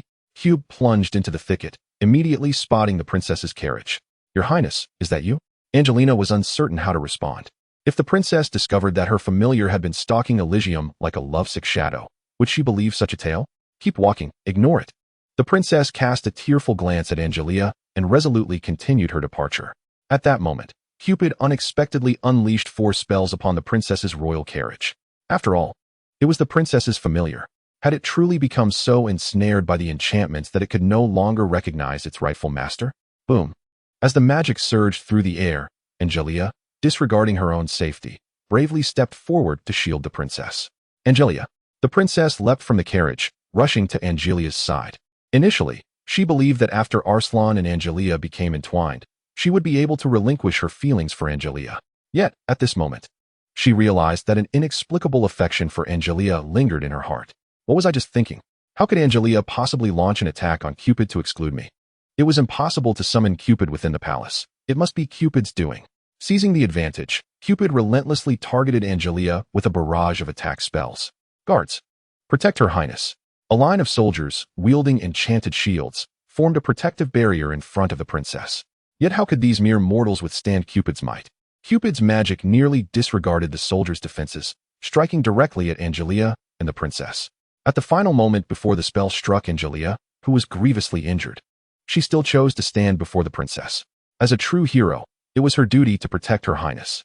No, a demon despises the scent of coffee beans. Farmers often employ this tactic to drive them away. A formidable protective barrier enveloped Angelica. Behind her, a soft pink glow began to rise. The princess's pupils transformed into a vibrant purple, and she astonishingly transformed once more into a magical girl. Could I still transform without Cupid? The princess ascended into the air, feeling her powers were significantly diminished. In her previous transformations, she could omit incantations for all types of magic, but now was different. She could only utilize the spell she had mastered, and each spell required her to recite the incantation personally. This bore little distinction from an ordinary magician. Nevertheless, despite this alteration in appearance, the princess felt an overwhelming surge of courage welling up within her. "Angelica, can you still stand?" Angelica nodded. She was gravely injured and could collapse at any moment. The next attack could be their last chance. "I will open the way. You look for an opportunity to deliver a fatal blow." "Yes, Your Highness." Angelica followed closely behind the princess, witnessing helplessly as Cupid thwarted the princess's spells one after another. With mastery over all recorded spells, Cupid inherently understood how to counter each, making him a natural nemesis for a magician like the princess. Yet for the sake of Angelica behind her, the princess persisted time and again. "The time for hesitation has passed. How could a noble princess suffer for someone like me, a mere warrior?" The sword of demon severance gleamed with holy light, and Angelica prepared to launch an attack. However, this strike was intercepted by the princess. "Do not concern yourself with me. I am no longer a princess. I am the magical girl Alice. This is not the opportune moment for an assault. We must bide our time." Though the princess spoke bravely, her body was already marred with wounds. As the king had declared, the princess was a woman capable of resolute determination. The two approached Cupid slowly. The ideal moment for their attack was upon them. The princess, wielding her sharp blade, initiated a lethal strike against Cupid. "O sword of demon severance, I implore you to sever all evil. Break the curse that binds Cupid." Angelica prayed fervently to the sword, then swung it with great force, tracing a beautiful arc through the air. "What is happening, Angelica?" "I'm afraid my hand trembled too violently, and I accidentally threw the sword. By sheer coincidence." Cupid had not anticipated that the sword would slip from Angelica's grasp, and thus did not defend against the aerial threat. When the sword of demon severance descended, Cupid realized too late the folly of his oversight. The sword struck true, embedding itself squarely in Cupid's head. "Ah!" Cupid howled like a beast, crimson magical energy pouring forth from the wound created by the sword. This was the power of the curse unleashed. Once the magical energy had completely drained, Cupid returned to his ordinary form, a small cat, whose cuteness was undeniable. "What has transpired? Tell me everything. Do not treat me like a child." Angelica nodded, recounting the details of the pursuer and everything concerning Cupid. The princess's expression shifted to one of shock. She could not fathom that Cupid, who had been her constant companion, was an agent of another. Gazing at Cupid sleeping on her, a flicker of fear crossed the princess's eyes. If even the closest of allies could betray, who else could she trust in this world? "Do not worry, dear princess. Both I and Alslan shall always stand by your side, even if we are united. We remain your steadfast companions. Should you face any peril, we will be there to protect you. Both I and Alslan would make the same choice. For we are the kingdom's chosen heroes. Chapter 65. A disastrous defeat. In stark contrast to Angelica's successful battle, Alslan found himself in utter disarray. Reduced to but 1% of his original strength, he was being relentlessly pursued by the hero King Gilgamesh, with nowhere to hide. Gilgamesh's lofty demeanor incensed Alslan. Yet it was clear he possessed the might to maintain such arrogance. Indeed, a mongrel is still a mongrel. Will you not yet submit to me? The only king in my heart is the current monarch of the human kingdom. You are unworthy of being my sovereign. Alslan struggled to rise from the ground. His bones fractured in numerous places. The skeletal form of Alslan lacks the regenerative abilities inherent to the living. Once a bone is shattered, it results in irreversible damage. Though previous fractures of several ribs did not impede his mobility, this time, as Alslan gazed upon his utterly crushed foot, he realized that not only his future life, but even this battle was beyond his reach. The resounding crash had originated from that very spot. Follow me, charge ahead. Yes. Angelica's voice echoed from nearby, accompanied by the sound of numerous footsteps. Had reinforcements arrived? Gilgamesh glanced at the fallen Alslan with sidelong eyes. You are truly fortunate this time. To be honest, I admire your loyalty to humanity as a lich. Typically, I would label such individuals as foolishly loyal. With that, Gilgamesh vanished into thin air. The multitude of treasures he had cast dispersing into golden dust. Are you all right, Lord Alslan? Angelica and the princess emerged from the side, gasping at the sight of Alslan's plight. Even with merely 1% of his power remaining, Alslan was still among the most formidable beings in the world. What kind of enemy could reduce Lord Alslan to such a state? A squad of guards promptly began searching the vicinity, uncovering only a few faint footprints from when the demon had fled. Leaning against a tree, Alslan mournfully regarded his shattered foot. Why have I become so weak? I should be the invincible Alslan. If a skeleton could weep, Alslan's tears would have formed a river. Angelica tenderly caressed Alslan's bald head as if she were a gentle and devoted partner, while the princess remained silent.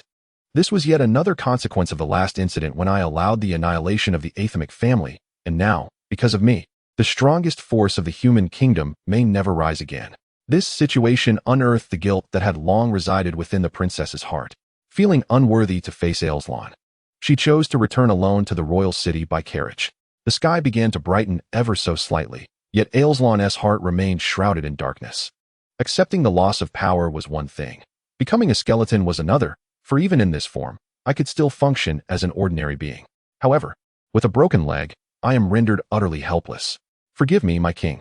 I cannot fulfill our agreement. Lying against Angelica's bosom, Alslan suddenly grasped her warm hands. Angelica, promise me, no matter what happens, you must make the princess the next queen of the human kingdom. What is wrong, Alslan? Why do you say such things all of a sudden? This is a task entrusted to me by the king, and now I find myself unable to fulfill that promise. Hence my shameless request. No, that cannot be. Your feet will surely heal. It merely requires time for recovery. Impossible.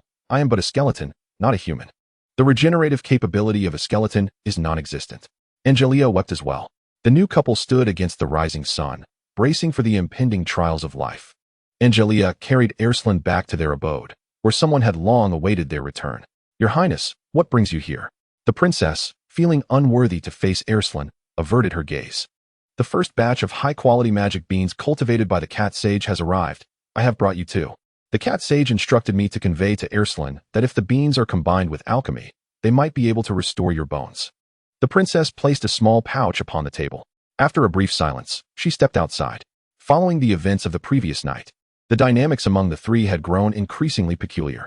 The princess, once close to the duo, seemed to drift further away. Angelica, you should rest for a while, Alslan suggested, offering her a magic bean. However, Angelica hesitated to consume it. Let this bean be reserved for your bone restoration. My injuries will mend in due time with proper care. Your well-being must not falter. Thank you. Angelica soon succumbed to slumber, her head resting on the table. Bojack, please carry Angelica to bed. Then take me to see Shurtak. Bojack nodded, her animalistic strength proving advantageous as she effortlessly lifted both Angelica and Alslan. They arrived at the alchemical laboratory on the outskirts of the royal city, which remained as spacious as the last time they visited. Shurtak seemed to have undergone a transformation after his trip to Kapali Park, personally brewing a fine pot of royal milk tea for Alslan and Bojack, albeit instant. Last time, You said food was not permitted in your laboratory. What has changed? Alslan inquired. Do not mock me. I practically reside in the lab daily. It's impossible not to bring food.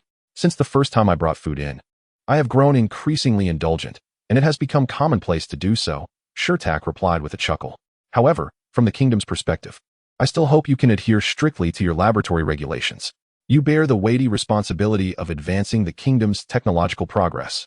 Understood, Lord Alslan. I shall be more mindful next time. Shurtak adjusted his glasses. May I inquire as to the purpose of your visit today? Alslan unveiled his bandaged foot. I seek your assistance in crafting a foot. Crafting a foot? Are you referring to the skeletal structure or the flesh? Certainly the skeletal structure. If you could refine flesh, I would gladly request a completely new body. Upon hearing Alslan's request, Shiitake found himself in a quandary. In a certain sense, bones are indeed part of the human body. Although I have acquired significant experimental data in this regard, I cannot guarantee a 100% success rate.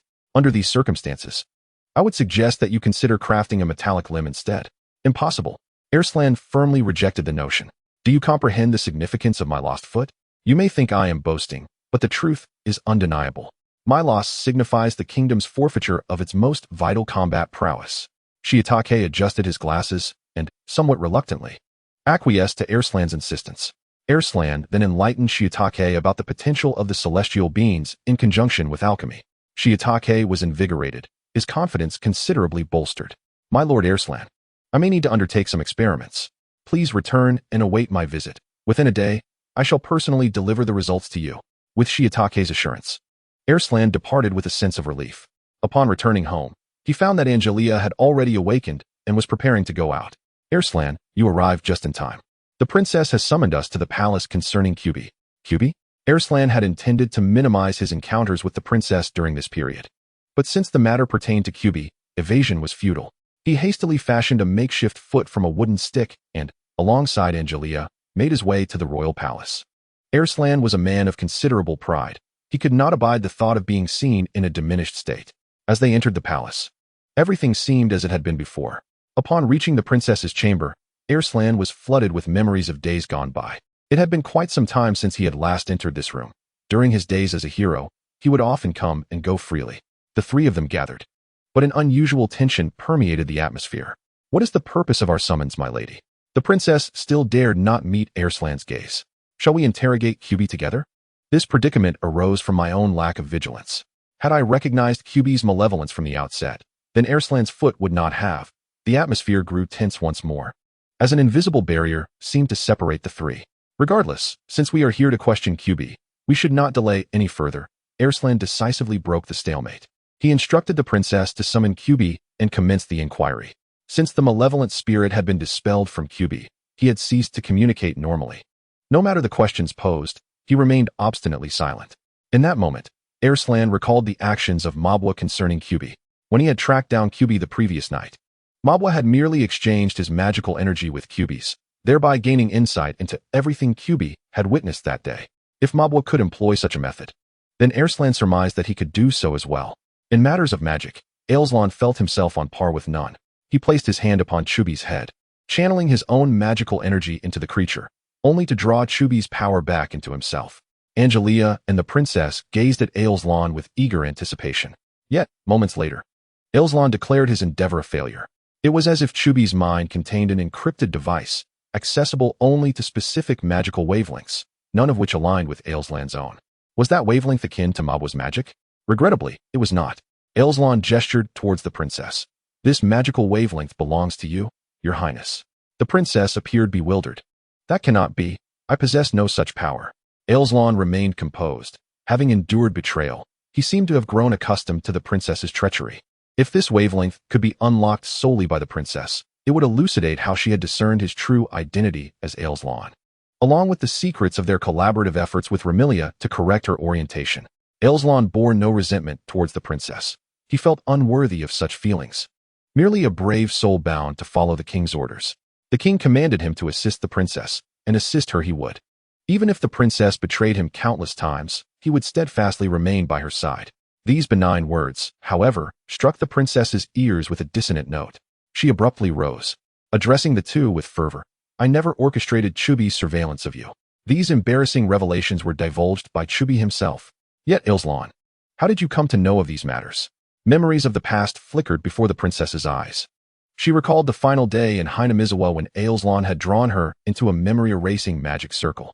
Could it be that he had glimpsed her memories at that moment? The princess, initially intent on shifting blame to Alslan, now wore a grim expression, having surmised what he had witnessed. He must have seen the moment she abandoned him in Kapali Park. It was not my intent. The princess wailed, tears streaming down her cheeks.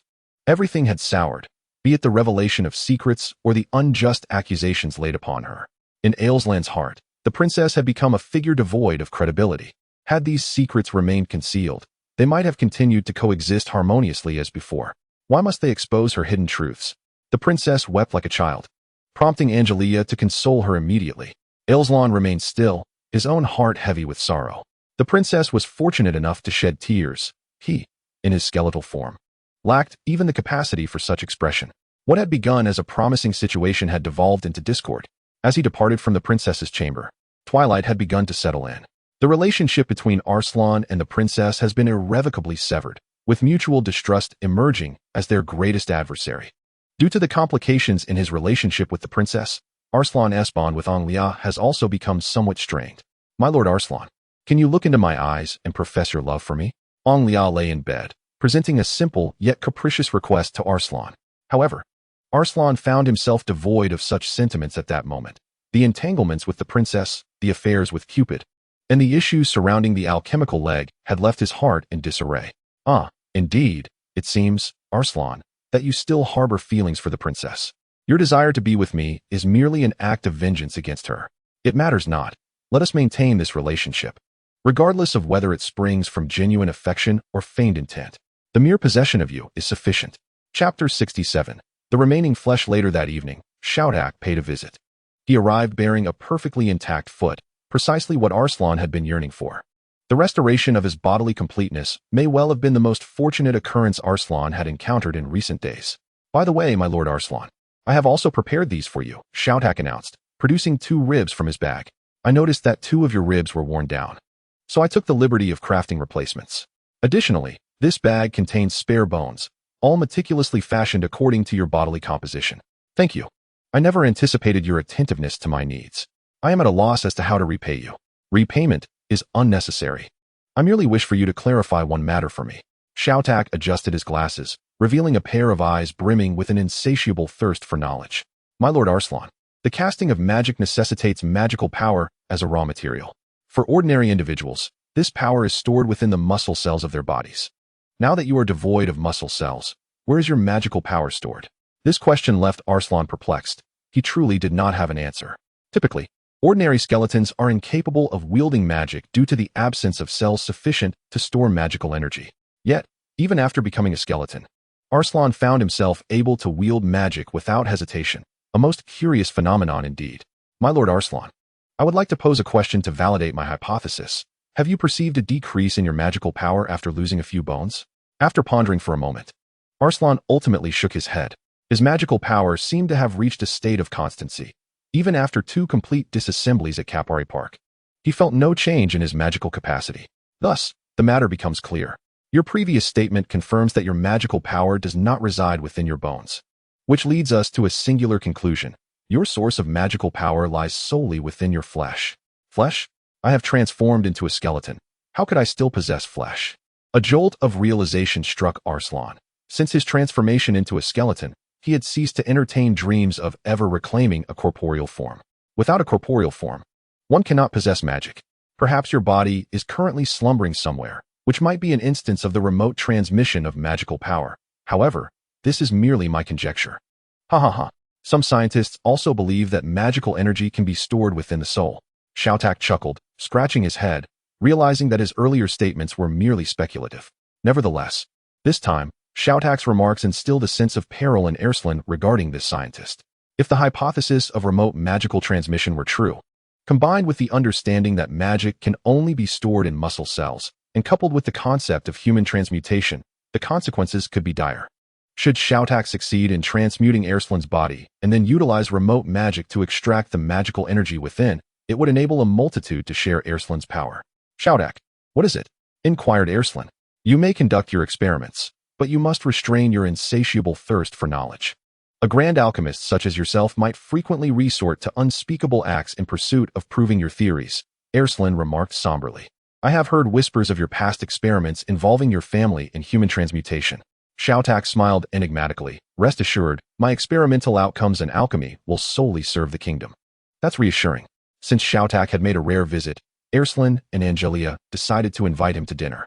Due to their prolonged absence from home, there was little in the way of culinary delights, rendering the meal rather meager. Fortunately, Alslan, being a skeleton, had no need for sustenance. The trio engaged in conversation while sipping the dwindling supply of wine. As Shoutak imbibed, he became somewhat inebriated.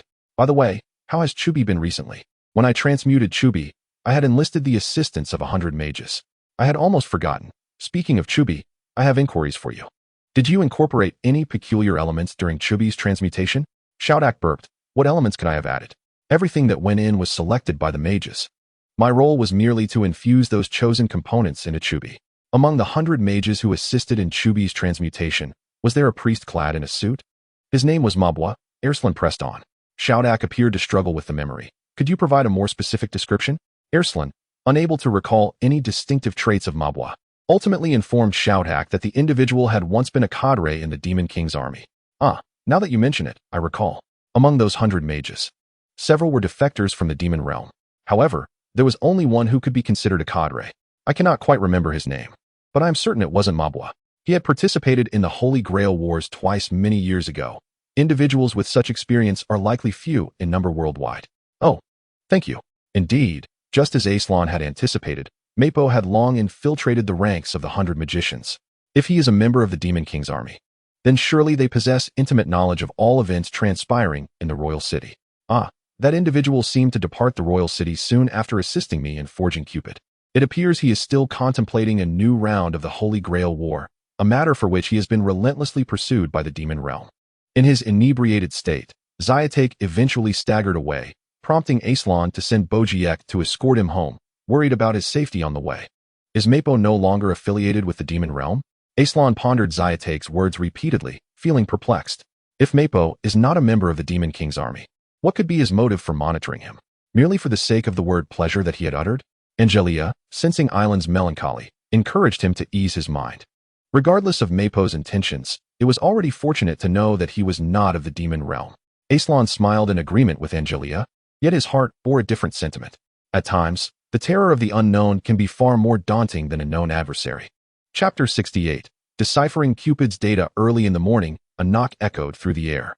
This was quite bothersome, especially as Angelica was still rolling about in bed. The dawn barely breaking. Was it only 5:50? Reluctantly, Alslan rose from his slumber and opened the door. Good morning, the princess greeted, cradling Cupid in the brisk morning breeze. Her darkened eye bag suggested she had not rested in quite some time.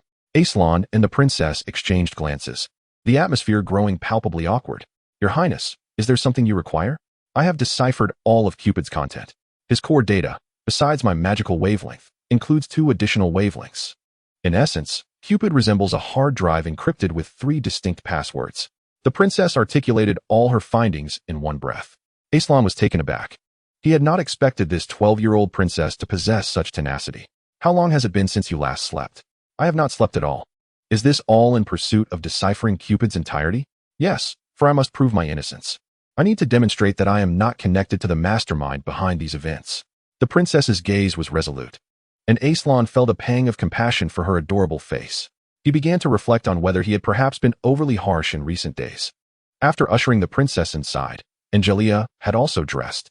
The 3 of them crammed into the small room, rich with memories, and commenced the endeavor to unravel Cupid's secrets. The princess first revealed her wavelength, detailing what could be observed within Cupid. These observations were mundane, aligning with the memories Alslan had seen of the princess. However, this raised an intriguing question. According to the data parsed from Cupid, he had been monitoring Angelica prior to Island's return to the royal city, and it was only after Island's arrival that Cupid began to observe him. Moreover, it was Cupid who proactively revealed Princess Alslan's true identity. Such familiars do not act without commands. Thus, who was it that instructed Cupid to disclose this to the princess? The princess's wavelength is the most easily discerned. Besides her wavelength, Cupid, the magical creation, possesses 2 distinct wavelengths. Alslan's second wavelength is yours. The princess lowered her gaze towards Alslan, momentarily taken aback, and said, "I trust you, Alslan. So please, trust me as well. I have had enough of this life. I long to be with you all." In that moment, the princess appeared to revert to her innocence, and Alslan could only nod, verbally affirming his belief in the princess. Restoring someone's trust is no simple task. Alslan identified the second magical wavelength and, after making slight adjustments to his own magic, successfully unlocked more information. In truth, this magical wavelength did not belong to Alslan. It merely bore an astonishing resemblance to his own, exceeding 98 similarity, to the extent that even the princess could not distinguish between them. Within the newly unlocked information, the trio encountered more bewildering revelations. For instance, QB deliberately sabotaged the princess's favorite toy, killed her beloved dog she had cared for over 6 years, broke her best friend's leg, restricted her access to the magical library, and even attempted to persuade the princess to conspire against Alslan, controlling her body to torment Admikir. This locked memory was evidently left behind by the malevolent spirit that had possessed QB. Fortunately, that malevolence had been entirely eradicated by Alslan in the Battle of Hinamizawa. Otherwise, it would have posed an even greater dilemma than the current situation. What is the meaning of this? Alslan pondered the magical energy strikingly similar to his own. Recalling a statement made by QB through the princess's voice during the final moments of the Hinamizawa battle, "I am you." The wavelengths of magic are not immutable. They undergo subtle changes over time, and a variation of 2 is quite normal. Alslan was relieved that his skeletal visage betrayed no change in expression. Had his inner concerns been revealed to the princess and Angelica, it might have incited unnecessary worry. The 3 of them gazed at this memory, none feeling at ease. It was precisely because of this memory that their relationships were gradually fraying. It is likely that all 3 harbored a desire for this memory to vanish swiftly. "Let us skip this section," Alslan suggested with a foolish grin, scratching his head. The princess and Angelica did not engage with this comment, and Alslan's foolish demeanor made him appear genuinely simple-minded. After bypassing that segment, the trio followed the princess's magic to discover the 3rd wavelength. This 3rd wavelength belonged to the malevolent spirit. Due to their limited understanding of the malevolent spirit's magic, they were unable to decipher the final remnants of content. However, it is commendable that a comprehension of the preceding 2 paragraphs has been achieved. At the very least, the trust that Alslan holds for the princess has begun to rekindle. The matter has reached a temporary resolution. Today, the princess, as in times past, is enjoying her breakfast in Angelica. "Princess, do you still dare to employ such a creature as QB?" Angelica suddenly interjected. "This QB is exceedingly perilous. One cannot ascertain whether it will be exploited by others. After all, its master is you, yet it has been manipulated by 2 individuals unrelated to you. Such a familiar is far too dangerous." "Indeed," Alslan remarked, grasping QB firmly. "I can obliterate QB at any moment." Yet the princess immediately interjected, "Wait. There are still details regarding Mabwa that need to be clarified. I spent the entire night on this." The princess appeared utterly exhausted, as if she might collapse at any moment. Alslan raised a finger and shook it from side to side. "Is the information about Mabwa truly of significance to us? He has merely been tailing us and has not inflicted any harm, has he? If this is the case, we may as well allow him to follow. We only need to successfully evade his pursuit. As for how to deal with Mabwa, we can address that when we next capture him." Alslan seemed remarkably unperturbed by the situation, perhaps a remnant of his days as a hero, accustomed to being followed by paparazzi. "Shall we back up the information contained within, and then destroy QB?" The princess understood all too well that without QB, she was merely an ordinary sorceress. The illustrious identity of a magical girl would forever be a thing of the past. She yearned to once again transform into a magical girl, standing alongside Alslan and Angelica at an equal level. Though her heart resisted, the princess ultimately relinquished QB. After Alslan imported the data from QB into a spellbook, he inscribed a magical circle upon the ground. Upon the conclusion of the incantation, Alslan annihilated QB. Chapter 69, Reconciliation. The affection for the princess. What does it feel like to witness the destruction of a familiar that has accompanied you for so long? Some might express reluctance to part with such a being, while others might reminisce about the warmth shared with their familiar. However, for the princess, there was no sentiment of loss for QB. What remained between them was but betrayal and malice, leaving nothing else. Yet, tears still welled in the princess's eyes. What she mourned was the bond with Alslan and Angelica. "Alslan," the princess whispered to herself, surprised to find that the first name to escape her lips was that of Alslan, rather than Angelica. QB was obliterated before her eyes by Alslan, reverting to an unremarkable shield. The book containing QB's information was carelessly discarded into the royal library, seated in the rear garden of the palace. The princess felt an inexplicable absence beside her. It was indeed rare. Since you became a magical girl, I have seldom seen you here admiring the flowers. The king, leaning on his cane, sat beside the princess, gently stroking her long hair. It had been a long time since this father-daughter duo had shared such intimate moments. Father, I am no longer a magical girl. A look of despondency clouded the princess's face, but this sorrow stemmed not from the loss of her powers, but from the absence of someone dear. Isn't it wonderful? You've been flitting about as a magical girl, and your father has been quite concerned for your safety. Fear not. I am always protected by Alslan and Angelica when I venture out, the princess replied, her face lighting up with a smile as she reminisced about the past. Youth is such a delightful time. What nonsense. Your father is still youthful at heart. Ah, I am but an old fool, which is why I have always indulged you. However, should you err, it is imperative to learn the art of apology. I always apologize when I am wrong. The princess nestled into the king's embrace. For familial affection is the finest balm for the wounds of failure. Ah, you silly child. Everyone makes small mistakes and offers apologies. Yet, when it comes to grievous errors, how many possess the courage to admit their faults? Interpersonal relationships are similar. What harm is there in making concessions to sincere friends? The king gazed at the princess with a knowing look, silently wishing that time could halt at this moment, though he knew his own time was fleeting. I'm sorry, Alice. I've taught you to apologize for your mistakes, yet I lack the courage to face you with my own. I truly regret this.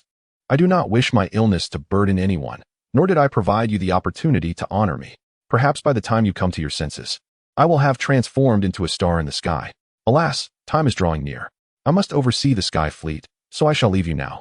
The king stood with the aid of his cane, as a nearby guard swiftly approached to assist him. He now required help even to walk. Oh, I seem to have gained weight, the king remarked, waving goodbye to the princess. Until we meet again. How long will that be? After the king departed, the princess found herself more composed. The king's blood ran through her veins, and she had inherited his wisdom and vigor.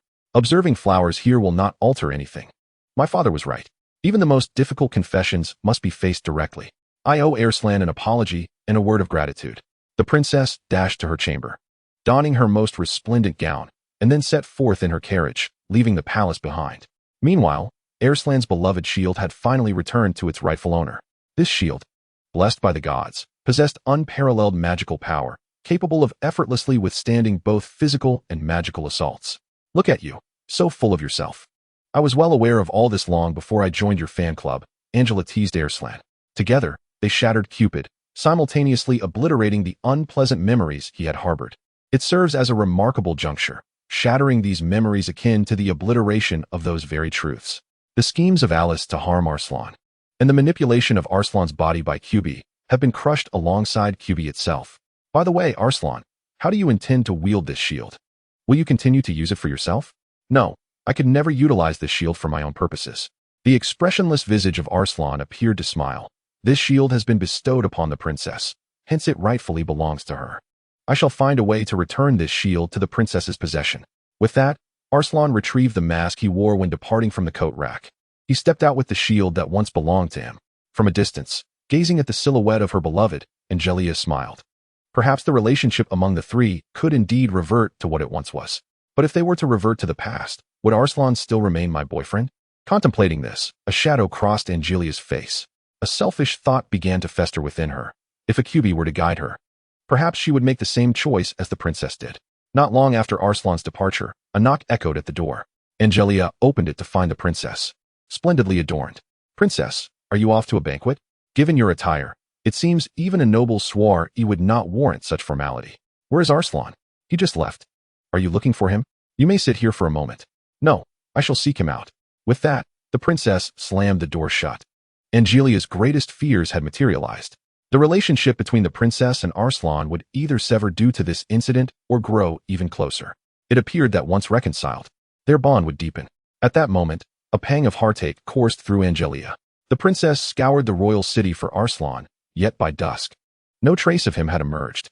Alslan, where on earth have you gone? After a day of searching, the princess felt utterly fatigued. She gasped for breath, nearly succumbing to despair.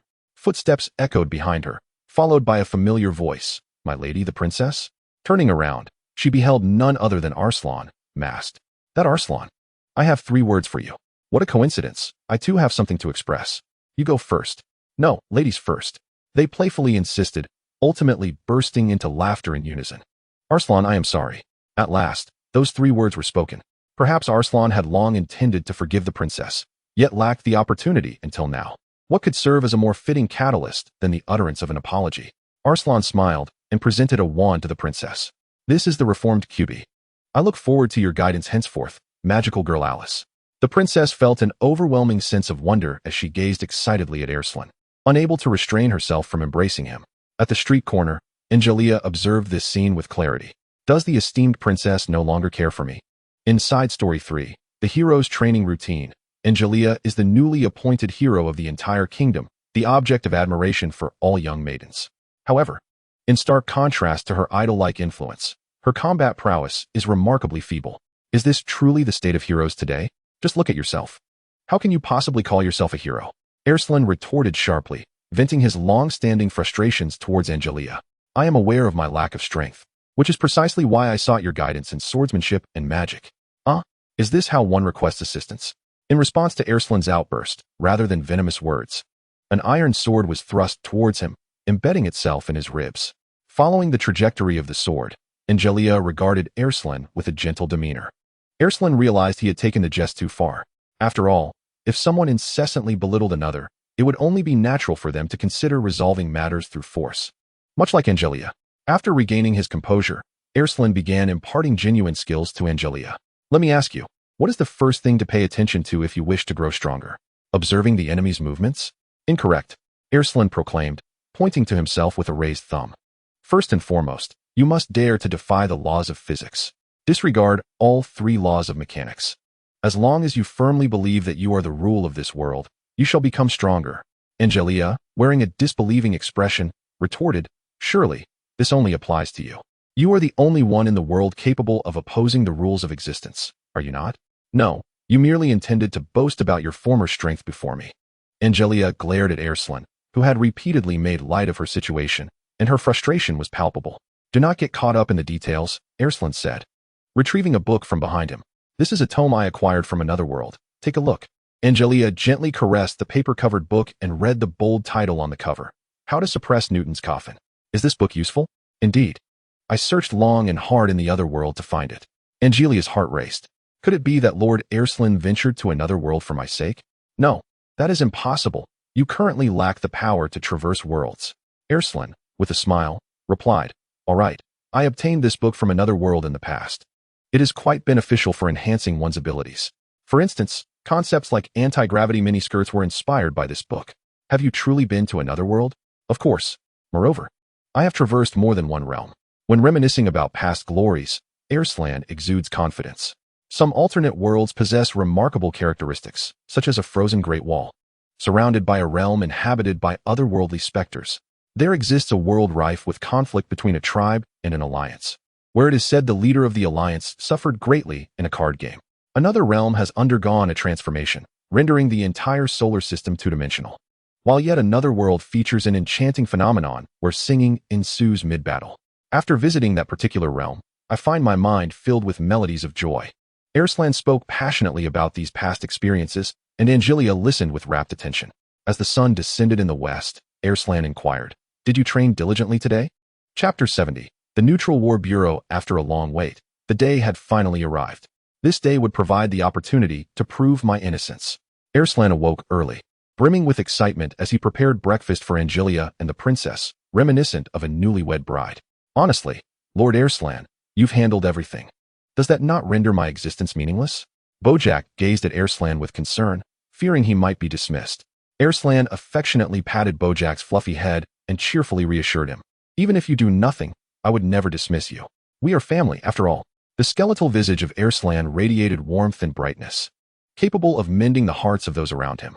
Following the resolution of the Cupid incident, the bond between the princess and Arslan had been restored. The prior rift had fostered a deep appreciation for their friendship, prompting the princess to eagerly join Arslan and Angelica once more. At 7:50, the alarm clock roused Angelica and the princess. Your Highness, Angelica, today marks my day of liberation, exclaimed Arslan, recalling the unjust imprisonment by the royal guards, which had yet to be rectified. 10 days had elapsed since that fateful day. Upon awakening, the first words that reached Angelia's ears were Alslan's inexplicable exuberance. Alslan, I fear my words might wound you, but the truth remains. Since the second was purified by the priest, this matter has effectively concluded. Your exoneration is of little significance now. In the public eye, Angelia's skeletal companion is regarded as deceased. The princess delivered this harsh reality to Alslan without hesitation. Alslan's spirits plummeted, eclipsing the morning's earlier optimism. Had I become a figure of betrayal in the eyes of the public? Do not fret. After all, no one truly knows you as Alslan. Those who are aware of your identity also understand that you are not dead. The four characters of Alslan appear to remain untainted. The princess engages in light-hearted banter with Alslan, their amicable rapport causing discomfort for Angelica, who feels cast aside by both Alslan and the princess, perhaps the most tragic unrequited love in history. After breakfast, the trio proceeded to the council chamber. Due to Alslan's lack of legitimate status as a hero's companion, he was obliged to don a mask to infiltrate the palace. Upon their arrival at the council chamber, chaos reigned. The king had yet to arrive, while Duke Reinhard of the Sky Fleet and Marshal Nick of the Royal Guard stood at odds, their tension palpable. They commanded the kingdom's air and ground forces, and should their discord prove irreconcilable, the entire realm would descend into disorder. How astonishing that your declaration of war has been sanctioned by the Neutral Warfare Bureau. Are the old men there entirely devoid of reason? Reinhardt cast a disdainful glance at Nick, regarding the Royal Guard as mere apes incapable of wielding firearms. Indeed, it has been approved. What of it? The Royal Guard is preparing for an expedition to the demon realm, and this time, do not think to usurp my glory. Nick's countenance was formidable, brimming with bravado. What a coincidence, for my war declaration has also received approval. I intend to present it to the king today. Neither was willing to concede ground. Had it not been for the overarching interests of the human kingdom, they might have already come to blows. The Neutral Warfare Bureau and the Neutral Court are pivotal organizations situated between the kingdom and the demon realm. Their authority surpasses even that of the king and the demon lord. Any actions that might influence the world at large must receive their consent. The Neutral Court specifically addresses matters concerning kings, demon lords, and leaders of significant organizations, while the Neutral Warfare Bureau is tasked with announcing the results and proceedings of all wars. Every conflict, regardless of its scale, requires their approval, and any war waged without such permission is deemed illegal. Those who contravene the decisions of the neutral organizations will surely face the wrath of all. Silence. What are you two quarreling about? The king, supported by his attendants, ascended the throne. His presence signaled that it was time for serious discussions to commence. Out of respect for the king, Nick and Reinhardt ceased their bickering. Has he not arrived yet? He promised to come today to hear my account of Hinamizawa. Your Majesty, I have arrived. I was merely lingering outside the door to observe the extent of your two subordinates' quarrel. A man clad in a black helmet and a dark cloak entered the council chamber. He was the leader of the Black Knights. Your arrival is timely. Are you now prepared to hear my account of Hinamizawa? No need, Your Majesty. First, I must extend my apologies. The events in Hinamizawa were indeed my fault. Upon encountering one of the king's subordinates, who happened to be a lich, I hastily inferred a connection between you and the lich, which was a grave error on my part.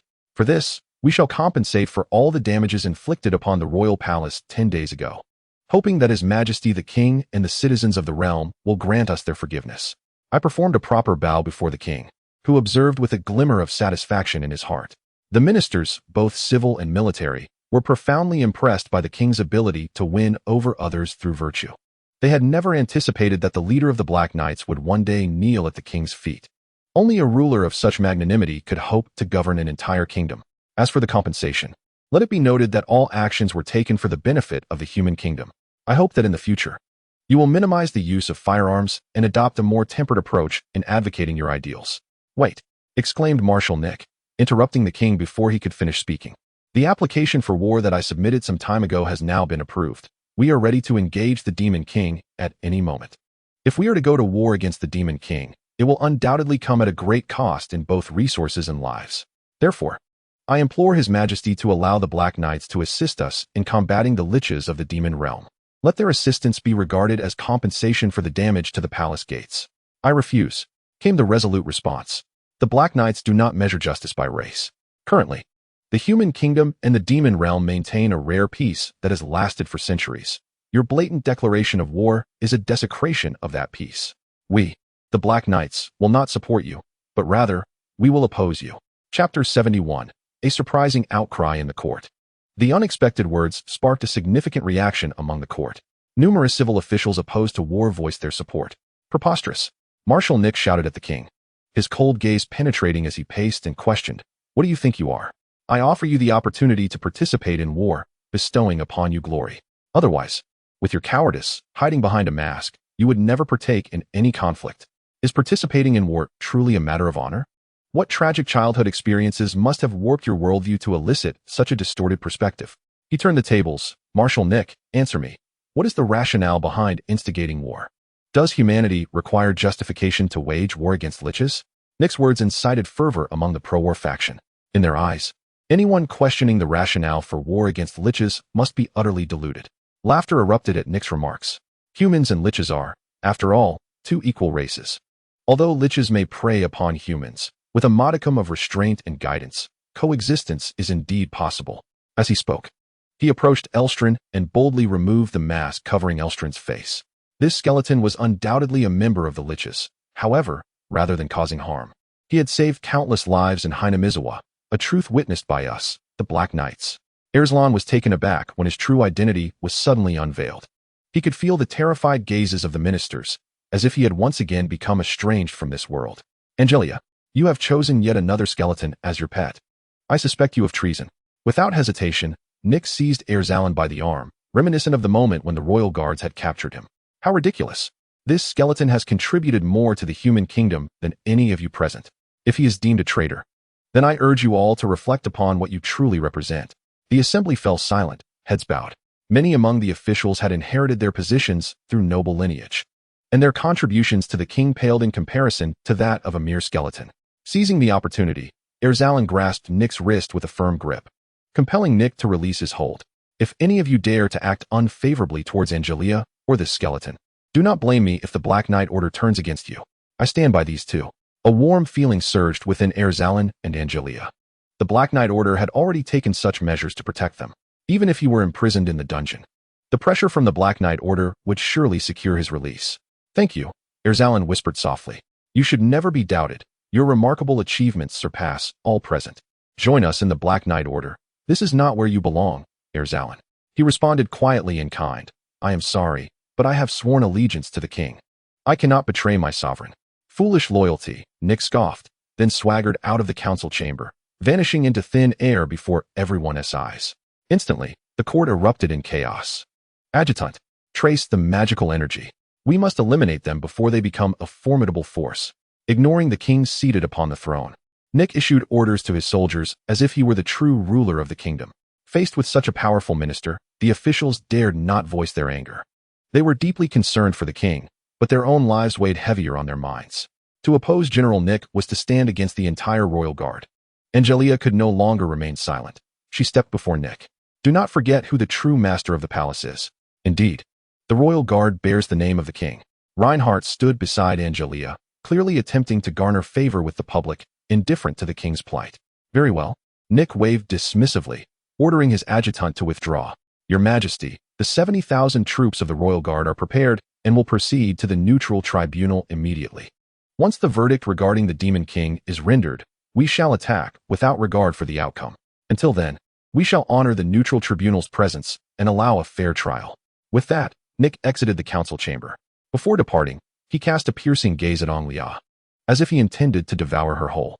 "Our sky fleet, comprising 30,000 soldiers, stands ready to accompany the royal guard, providing essential aerial support. In deference to the neutral court, we shall refrain from engaging the royal guard until the conclusion of the trial." "I misspoke. It should be the Demon King's army we refrain from attacking. This is undoubtedly deliberate." Reinhardt sneered as he walked away, his ambitions no less grand than those of Marshal Nick. Such is the way of things. The king appeared accustomed to this. Whenever Reinhardt and Nick were present, discord was inevitable. "Alice, Angelica, from this day forth, you shall accompany the royal guard. Should there be any anomalies, you are to adapt accordingly," the king proclaimed before allowing everyone to depart. His words undeniably conferred greater authority upon Alice and Angelica. At last, the final piece of the puzzle was in place. "Even if I were to perish, the narrative would continue. Who shall unite the world? How exhilarating it is to ponder." A flicker of anticipation crossed the king's wan visage. A retainer approached to assist the king to his feet, yet Angelica requested him to pause. "Your Majesty, You once stated that sending Alslan to Chakaz would ensure his safety. The outcome has indeed unfolded as you anticipated. Did you foresee this? Who can say? Perhaps it was merely a casual remark. The king coughed a few times before instructing his retainer to escort him back indoors. What shall we make of this outcome? Alslan smiled as he approached Angelica, remarking, "Such is our sovereign, the most astute schemer in the realm." The skies over the royal city were tumultuous, with the sky fleet commanding absolute air supremacy, the royal guard being the mightiest ground force, and the nightmarish Demon King's army preparing for war. Everything seemed reminiscent of the time before Alslan repelled the Demon King's forces. However, this time, the positions of humanity and the Lich were entirely reversed. This monumental shift was poised to occur merely 3 months after Alslan's defeat, a mere 3 months of hard-won peace between humanity and the Lich. Chapter 72. The King's Expeditionary Force. Today, our Royal Guard shall be renamed the Royal Expeditionary Force. For the sake of world peace and humanity's future, it is time for us to shed blood and sacrifice ourselves. For humanity, Marshal Nick was delivering his final speech before the expedition outside the royal city. He raised his voice in a fervent call for humanity, yet he did not mention the king. The interests of humanity were thus represented, a recurring theme throughout the ages. Alslan cast a glance at Angelica, who appeared somewhat distracted. "What troubles you, Angelica? May I have a word?" Angelica led Alslan to a corner, glancing around to ensure their privacy before speaking. "Alslan, to be frank, I fear that we shall be ensnared in war this time. It is an inevitable truth. The King's Guard has descended into madness, with every soldier, from the marshal to the footman, consumed by fervent zeal. Are we truly resolved to have Her Highness accompany us? The journey may well harbor peril." Alslan gently caressed Angelica's head, reassuring her, "Fear not, Your Highness. You are, after all, the mightiest among us 3. Recently, Alslan had implored Shutak to forge a new wand for the princess. With this newly crafted wand, she would regain the boundless magical prowess she once possessed. Yet, there lies a lamentable caveat. The reforged wand cannot access the magical repository, which signifies that the princess will be unable to wield an infinite variety of spells. "What are you two discussing?" The princess suddenly approached the pair. "Oh, nothing much, merely inquiring about the ongoing legal dispute between Remilia and the Cat Immortal." "Well, I'm not quite certain about that. Although Phoenix White is an exceptionally skilled lawyer, he is known to thrive in adversity. If presented with irrefutable evidence, could it paradoxically lead to his defeat?" The princess cast a mischievous glance at Alslan. "Much like a certain hero, wouldn't you say, Alslan? I am called Alslan. Do not bestow upon me frivolous nicknames," he retorted. The princess laughed and playfully hid behind Angelica. The two engaged in a light-hearted chase, their camaraderie evident. Angelica observed the scene, her heart heavy with discontent. Despite being Alslan's girlfriend, since the restoration of his relationship with the princess, he had ceased to partake in the intimate activities that a couple should share. Feeling dejected, Angelica withdrew to the side, sensing herself as the most superfluous in their trio. At 4 o'clock this afternoon, the king would hold a grand ceremony at the city gates. "I and my royal guard shall remain to uphold appearances, while the other troops shall set forth." Dismissed. The speech concluded, and Marshal Nick descended from the platform, seeking out Angelica, the princess, and Alslan. "I apologize for making you wait," Nick remarked, maintaining a facade of politeness. Yet, it was evident that his gaze, when met with a larger gathering, brimmed with disdain and animosity. Indeed, not long ago, Angelica had publicly humiliated Nick in the court. "The king has commanded the 3 of you to accompany us. However, our current operational structure is already in place. Any further additions may disrupt our statistical assessments. Thus, you shall have to proceed with the reconnaissance unit. This should pose no significant issue for your trio of heroes, I trust." The ostensibly amiable words of Marshal Nick bore a sinister undertone. "While the 2 of us may manage, it is imperative that Her Highness does not remain in such a hazardous environment. Please ensure that Her Highness remains in a more secure location. However, that is impossible. Once war is declared, there is no safe haven within the ranks. Moreover, once one enters the military, all notions of status must be relinquished. Even Her Highness must partake in the battle." Nick grinned mischievously, stating, "Rather, it would be more advantageous for me if the princess were to perish." Before the 3, Nick unabashedly uttered such blasphemous words. "Just a jest. Look at how serious you are." He laughed heartily. "You should report to the scout team promptly. They are set to depart by 2 this afternoon." With that, Nick moved on to inspect other troops. That one-eyed rogue. Angelica glared at Nick, envisioning the day when he might fall into her hands. "Stop daydreaming. The princess's current prowess surpasses even mine.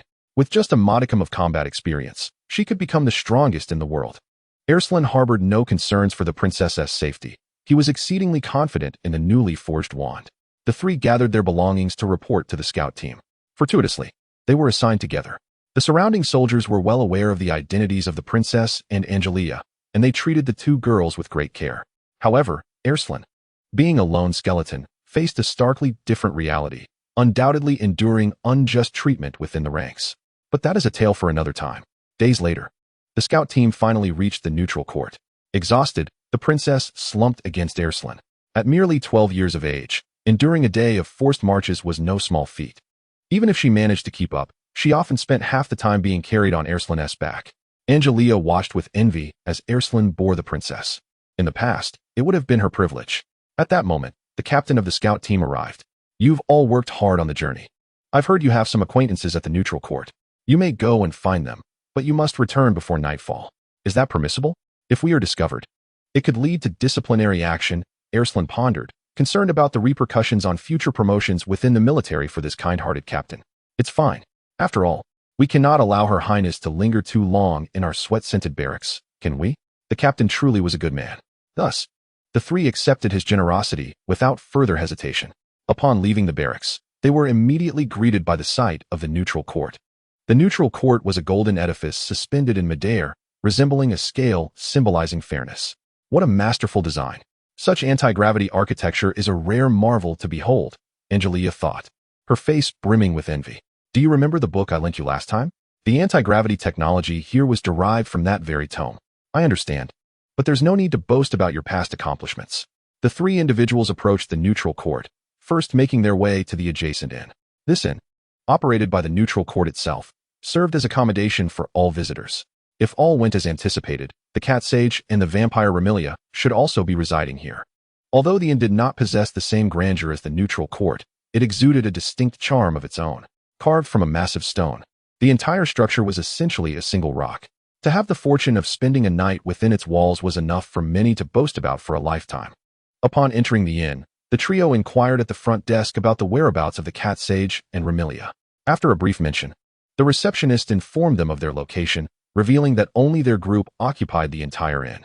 Following the receptionist's guidance, they ventured into the inn's corridor. What shall we do? The final trial is tomorrow. Do we have any chance for a reversal? One asked. Indeed. My cultivation base. Another exclaimed. From a nearby room, the sound of an argument emerged. It seemed they had found the right place. Yes, they exchanged knowing smiles and, without further ado, pushed the door open. Inside, the spiky-haired phoenix was being relentlessly interrogated by Remilia and the cat sage, while a bewildered young girl stood by, seemingly at a loss amidst the discord. Remilia was the first to notice the trio. Upon seeing them, her frustration flared. You three. Just in time. Have you seen the letter I wrote to you? Alslan awkwardly nodded with a smile. That's good. Just look at Phoenix's behavior. He accuses witnesses at the slightest provocation, and in just a few days, he has thrown all our witnesses into prison. Perhaps it's a matter of circumstance, like wanting to leave the witness stand, the princess replied, feigning a smile while internally praying not to be blamed. Fortunately, Remilia did not cast any blame upon the 12-year-old princess. After all, Phoenix's record was well known, and he was the kingdom's most exceptional lawyer. Yet, this esteemed lawyer was not performing admirably at present. While Remilia appeared somewhat unhinged, her emotions were remarkably stable compared to the cat sage, who repeatedly murmured, "My cultivation center, my cultivation center, my cultivation center," with a visage ashen and mind seemingly incapacitated. Well, I wish you all the best. It seems we cannot be of much assistance, said Angelica, gently pulling the other two away as they quietly exited the room. Now was not the appropriate moment for greetings. The three conversed casually in the corridor, waiting for the argument inside to conclude. However, after a considerable time, the dispute within continued unabated. The door swung open, revealing a young girl who had been inside, seemingly unable to endure the tumultuous atmosphere any longer. I recalled that the princess had a distinct impression of the girl before her, yet at that moment, her identity eluded her. Greetings, Your Highness. My name is Ayari Mayu, a medium. I have come to assist Mr. Phoenix, yet it appears I am of little help, the girl introduced herself. Upon this reminder, the princess recalled that this girl was indeed the medium often seen in the company of Phoenix. Ah, you are the one frequently accompanying Mr. Phoenix? I have heard you were once a suspect on 2 occasions, the princess remarked with a hint of amusement. Ah, That is merely an insignificant past, the girl replied dismissively. Speaking of mediums, Alslan seemed to recall some intriguing tales. I have heard that mediums can summon the spirits of the deceased. Is it true that the souls of the departed can inhabit the medium, allowing others to converse with them? Indeed, Ayari Mayu nodded affirmatively. Can one truly converse with the dead? Angela suddenly stood, gripping Ayari Mayu's shoulders with fervor, her eyes brimming with incredulity. Yes, what is it? Ayari inquired, sensing Angela's urgency. I desperately wish to speak with someone. Can you assist me? Angela's emotions surged, her grip tightening on Mayu's shoulders. At that moment, Alslan and the princess swiftly intervened, separating the two. Alslan directly questioned Angela regarding her agitation. However, Angela refrained from answering. Very well, I understand. I shall assist you, brave lady, Ayari assured her. Thank you. I must clarify the meaning behind Island's last statement. What does it mean that after being with Alslan, the world will descend into ruin? How exactly will the world perish? Angela and Mayu then retreated into a small room. Brave lady, please visualize the person you wish to contact and speak their name, Ayari instructed. Nodding, Angela closed her eyes, conjuring the image of Alslan II in her mind. Alslan II resembled a living embodiment of Alslan, yet unlike Alslan II possessed no magical or martial prowess, merely an ordinary individual devoid of skills. After her meditation, Angela softly uttered, Alslan II. Both Angela and Mayu awaited the manifestation of the spirit. However, after several minutes, Mayu found herself unable to summon the soul of Alslan II. Brave lady, are you certain the name is correct? She inquired. Yes, I am sure, Angela affirmed. Perhaps you were distracted earlier. Let us try again, Mayu suggested. Thus, Angela and Ayari initiated the second summoning. Yet, the outcome remained the same. Regardless of their efforts, Ayari could not call forth the spirit of Alslan II. Brave lady, this can only lead to one conclusion. The soul you seek to summon is not deceased. You are attempting to call upon a living soul. It is inconceivable. How could Angelica place her trust in such a matter? She witnessed firsthand the ascension of Alslan II, purified by the priest. Try once more. At Angelica's insistence, Ayaka Masao endeavored multiple times, yet the results remained unchanged. The soul of Alslan II could not be summoned. Having reached this juncture, Angelica was compelled to accept this reality. Alslan II was not dead. Chapter 74. The Demon King appears. After a while, the two emerged from the room. Ayaka Masao appeared somewhat fatigued, prompting her to retire for some rest. Once Ayaka Masao had departed, Angelica summoned Alslan and the princess to her side. Do you recall Alslan II? The one we brought from Gapari Park. Yes, he recently passed away. The mere mention of his demise filled both the princess and Alslan with guilt. The princess, in particular, was besieged by remorse. Perhaps had her magic not faltered, Alslan II would still be alive. Perhaps he is not dead after all. Angelica's words astonished both the princess and Alslan. Could it be that he still lives? Just moments ago, when attempting to summon him, his soul could not be called forth. Ayaka Masao had also indicated that there could only be one explanation. He had never truly died. This seems implausible. The three of us witnessed his demise with our own eyes. Alslan and the princess's comments momentarily calmed Angelica. If Alslan II were indeed alive, the inability to summon his soul might have alternative explanations. Let us seek out Ayaka Masao and attempt the summoning once more. If the three of us fail to summon him, we can reach a conclusion then. After a brief pause, Alslan and the princess found Ayaka Masao once again.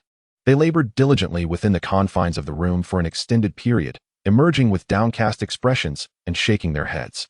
Ayaka Masao, bewildered, smiled and remarked, "It appears the one you wish to summon is truly alive. Otherwise, all three of you would not have been unable to call forth his spirit. It seems you are fortunate, the one you cherish still lives." After escorting Ayaka Masao back to rest, the three fell into deep contemplation. Alslan II was indeed alive. If that were the case, where could he possibly be and what was he doing? The skeleton that had been purified by the priest in the square of the royal city, was it not Alslan II? The situation grew ever more perplexing, particularly for Alslan. Questions multiplied in his mind. From the ability to summon one's own heroic spirit, it became evident that he would meet his demise in the future. Yet why had Alslan II, who had ostensibly perished, not succumbed to death? The questions took root in Alslan's heart, pondering the absurdity of the living remaining alive while the dead were not. This conundrum loomed over the trio, transforming their uncertainties into a burgeoning dread of the unknown. Especially girls like Angelica and the princess are inherently sensitive to the supernatural. It is getting late. We should return to the military camp. Alslan initially intended to greet Remilia. But upon noticing her engaged in a quarrel, he decided against bidding them farewell. After all, if they entangled him in their parting, it could lead to complications. Just after departing from the inn, a white-haired man clad in a trench coat appeared before them. His countenance was strikingly gentle, exuding an almost feminine delicacy. Yet his gaze was imbued with an unmistakable masculinity. "How are you, brave warrior?" Alslan involuntarily trembled. Without uttering a word, he immediately positioned himself in front of the princess and Angelica, quietly urging Angelica to hasten the princess's escape. The man before Alslan was far from ordinary. Angelica had never witnessed Alslan so visibly distressed. He appeared not merely tense, but genuinely fearful. The fearless Alslan, it seemed, had someone to fear, a notion Angelica had never entertained. "Who is this? Don't ask, just run. The one before us is the Demon King, the mightiest being in the world after my defeat." Upon hearing this, Angelica and the princess's expressions turned grave. In her heightened anxiety, the princess unconsciously transformed into a magical girl. The figure before them was indeed the Demon King, the sole adversary Alslan had ever succumbed to, and the sight of him rekindled memories of that fateful loss. In stark contrast to the anxious trio, the Demon King appeared utterly relaxed. "Ha! It seems you have found admirable companions." The Demon King approached Alslan. "Let me guess. Who are these two lovely ladies by your side?" His golden-hued pupils sparkled, and after a brief moment, he chuckled while patting Alslan on the shoulder. "You've become a mere skeleton and yet managed to win the favor of a king's daughter and the current brave warrior. I must admit, I underestimated you. Perhaps I should have obliterated you completely back then. Do not use mind reading on them, Demon King," Alslan exclaimed, forcefully wrenching the Demon King's hand away. However, his skeletal form lacked the strength to compete with the Demon King. A gentle shove from the latter sent Alslan sprawling several meters away. "Do you still dare to dream of battling me? Brave Alslan, do not forget that your current strength is but a fraction of what it once was, merely 1%. You ought to be grateful. I have spared your life. You will soon regret your decision. You will realize just how erroneous it was to grant me mercy." Alslan reached out towards Angelica, who immediately understood and tossed him the broken demon sword she held. Grasping the sword once more reignited Alslan's confidence. "You may be unaware, Demon King, but with the broken demon sword in my possession, I can harness up to 1/10 of my peak power. And that fraction is more than sufficient to vanquish you." Upon acquiring the Demon Slayer's sword, Alslan seemed to undergo a profound transformation of character. No longer gripped by fear, he charged toward the Demon King with a fervor akin to madness. The Demon Slayer's sword in his possession radiated a holy light capable of vanquishing all malevolent creatures. "How troublesome!" the Demon King exclaimed, retreating repeatedly, for the sword inflicted enhanced damage upon demons. With the Demon Slayer's sword, Alslan could unleash over 10% of his potential against the Demon King. However, the Demon King was no ordinary foe. His keen perception quickly detected Alslan's peculiar state. "Oh, I nearly forgot. You must be suffering as a lich, wielding a sacred artifact to battle." The Demon King chuckled, recalling how, in the days when Alslan was a hero, he had never dared to mock him so openly. "And what of it? My suffering pales in comparison to the humiliation of being defeated by you," Alslan declared, charging at the Demon King. As the Demon King shed his cloak, he revealed a pair of colossal wings hidden beneath. Chapter 75. The Former Hero and the Demon King. With a powerful flap of his massive wings, the Demon King sent Alslan sprawling, denying him any chance to retaliate. God bestowed a wind-stabilizing elixir upon a monkey, and that monkey defeated a monster. The princess, now transformed into a magical girl, chanted incantations, her wand culminating in a small pink orb. This was a wind-stabilizing spell, designed to protect individuals from the ravages of tempestuous gales. "Alslan, catch!" The princess hurled the orb toward him, which struck Alslan with precision. Upon impact, he felt his body liberated from the tempest's influence, and he gave the princess a thumbs up in gratitude before resuming his charge toward the Demon King. Holy Light Cleave. Alslan unleashed a strike imbued with divine attributes, one the Demon King could not dare to meet head-on. To evade the assault, he ascended into the sky. How infuriating! "Come down if you dare." Alslan seethed, his teeth grinding in frustration as he glared at the airborne Demon King. "Flying Nimbus," Angelica whistled, summoning the cloud gifted by the cat sage. She laid a plank over the Nimbus and beckoned Alslan to step upon it. As Alslan observed the reliable princess and Angelica behind him, he felt a sense of relief. These two, who had once been ineffectual, had now become his most trusted allies. "Thank you. I'll leave the control of the Nimbus to you. Knowing me so well, you can surely anticipate my desired flight path." Once aboard the Nimbus, Alslan soared into the sky, positioning himself at equal height with the Demon King. Relying on the power of allies to achieve victory? This is unlike your former self. I still remember who single-handedly wreaked havoc in the demon realm, the Demon King reflected, harboring lingering resentment from the past conflict. As if he were the true victim of the last war, Alslan resolutely countered, asserting that regardless of whether he stood alone or united with others, his sole objective was to defeat his adversary, and he would undertake any means necessary to achieve that end. Facing his long-standing rival evoked memories of his invincible days of yore. Even if he could not reclaim those glorious times, he was determined to avenge his former self. With a fervor that ignited the very air, he unleashed the holy light armor breaker slash, propelling himself towards the Dark Lord on his Nimbus cloud. The princess adeptly employed a simple barrier spell to restrict the Dark Lord's evasion route, leaving him with no chance to escape this lethal strike. You are exceedingly naive, young one. Lacking the strength, you have forfeited the right to such innocence, the Dark Lord sneered, tearing off his left wing, which transformed in his grasp into a formidable longbow. Drawing upon the potent necromantic energy within him, he aimed and released a deadly arrow. Panic surged through Alslan as he sensed the overwhelming force capable of annihilating him. Attempting to evade was futile. His only recourse was to wield the demon-breaking sword to counteract the Dark Lord's tremendous power. The clash of their assaults erupted in a cataclysmic explosion, the shockwave nearly severing the very air itself. The neutral court suspended in the heavens trembled perilously in the wake of the nearby detonation. As the ominous clouds of the explosion dissipated, both the Dark Lord and Alslan remained steadfast in their positions.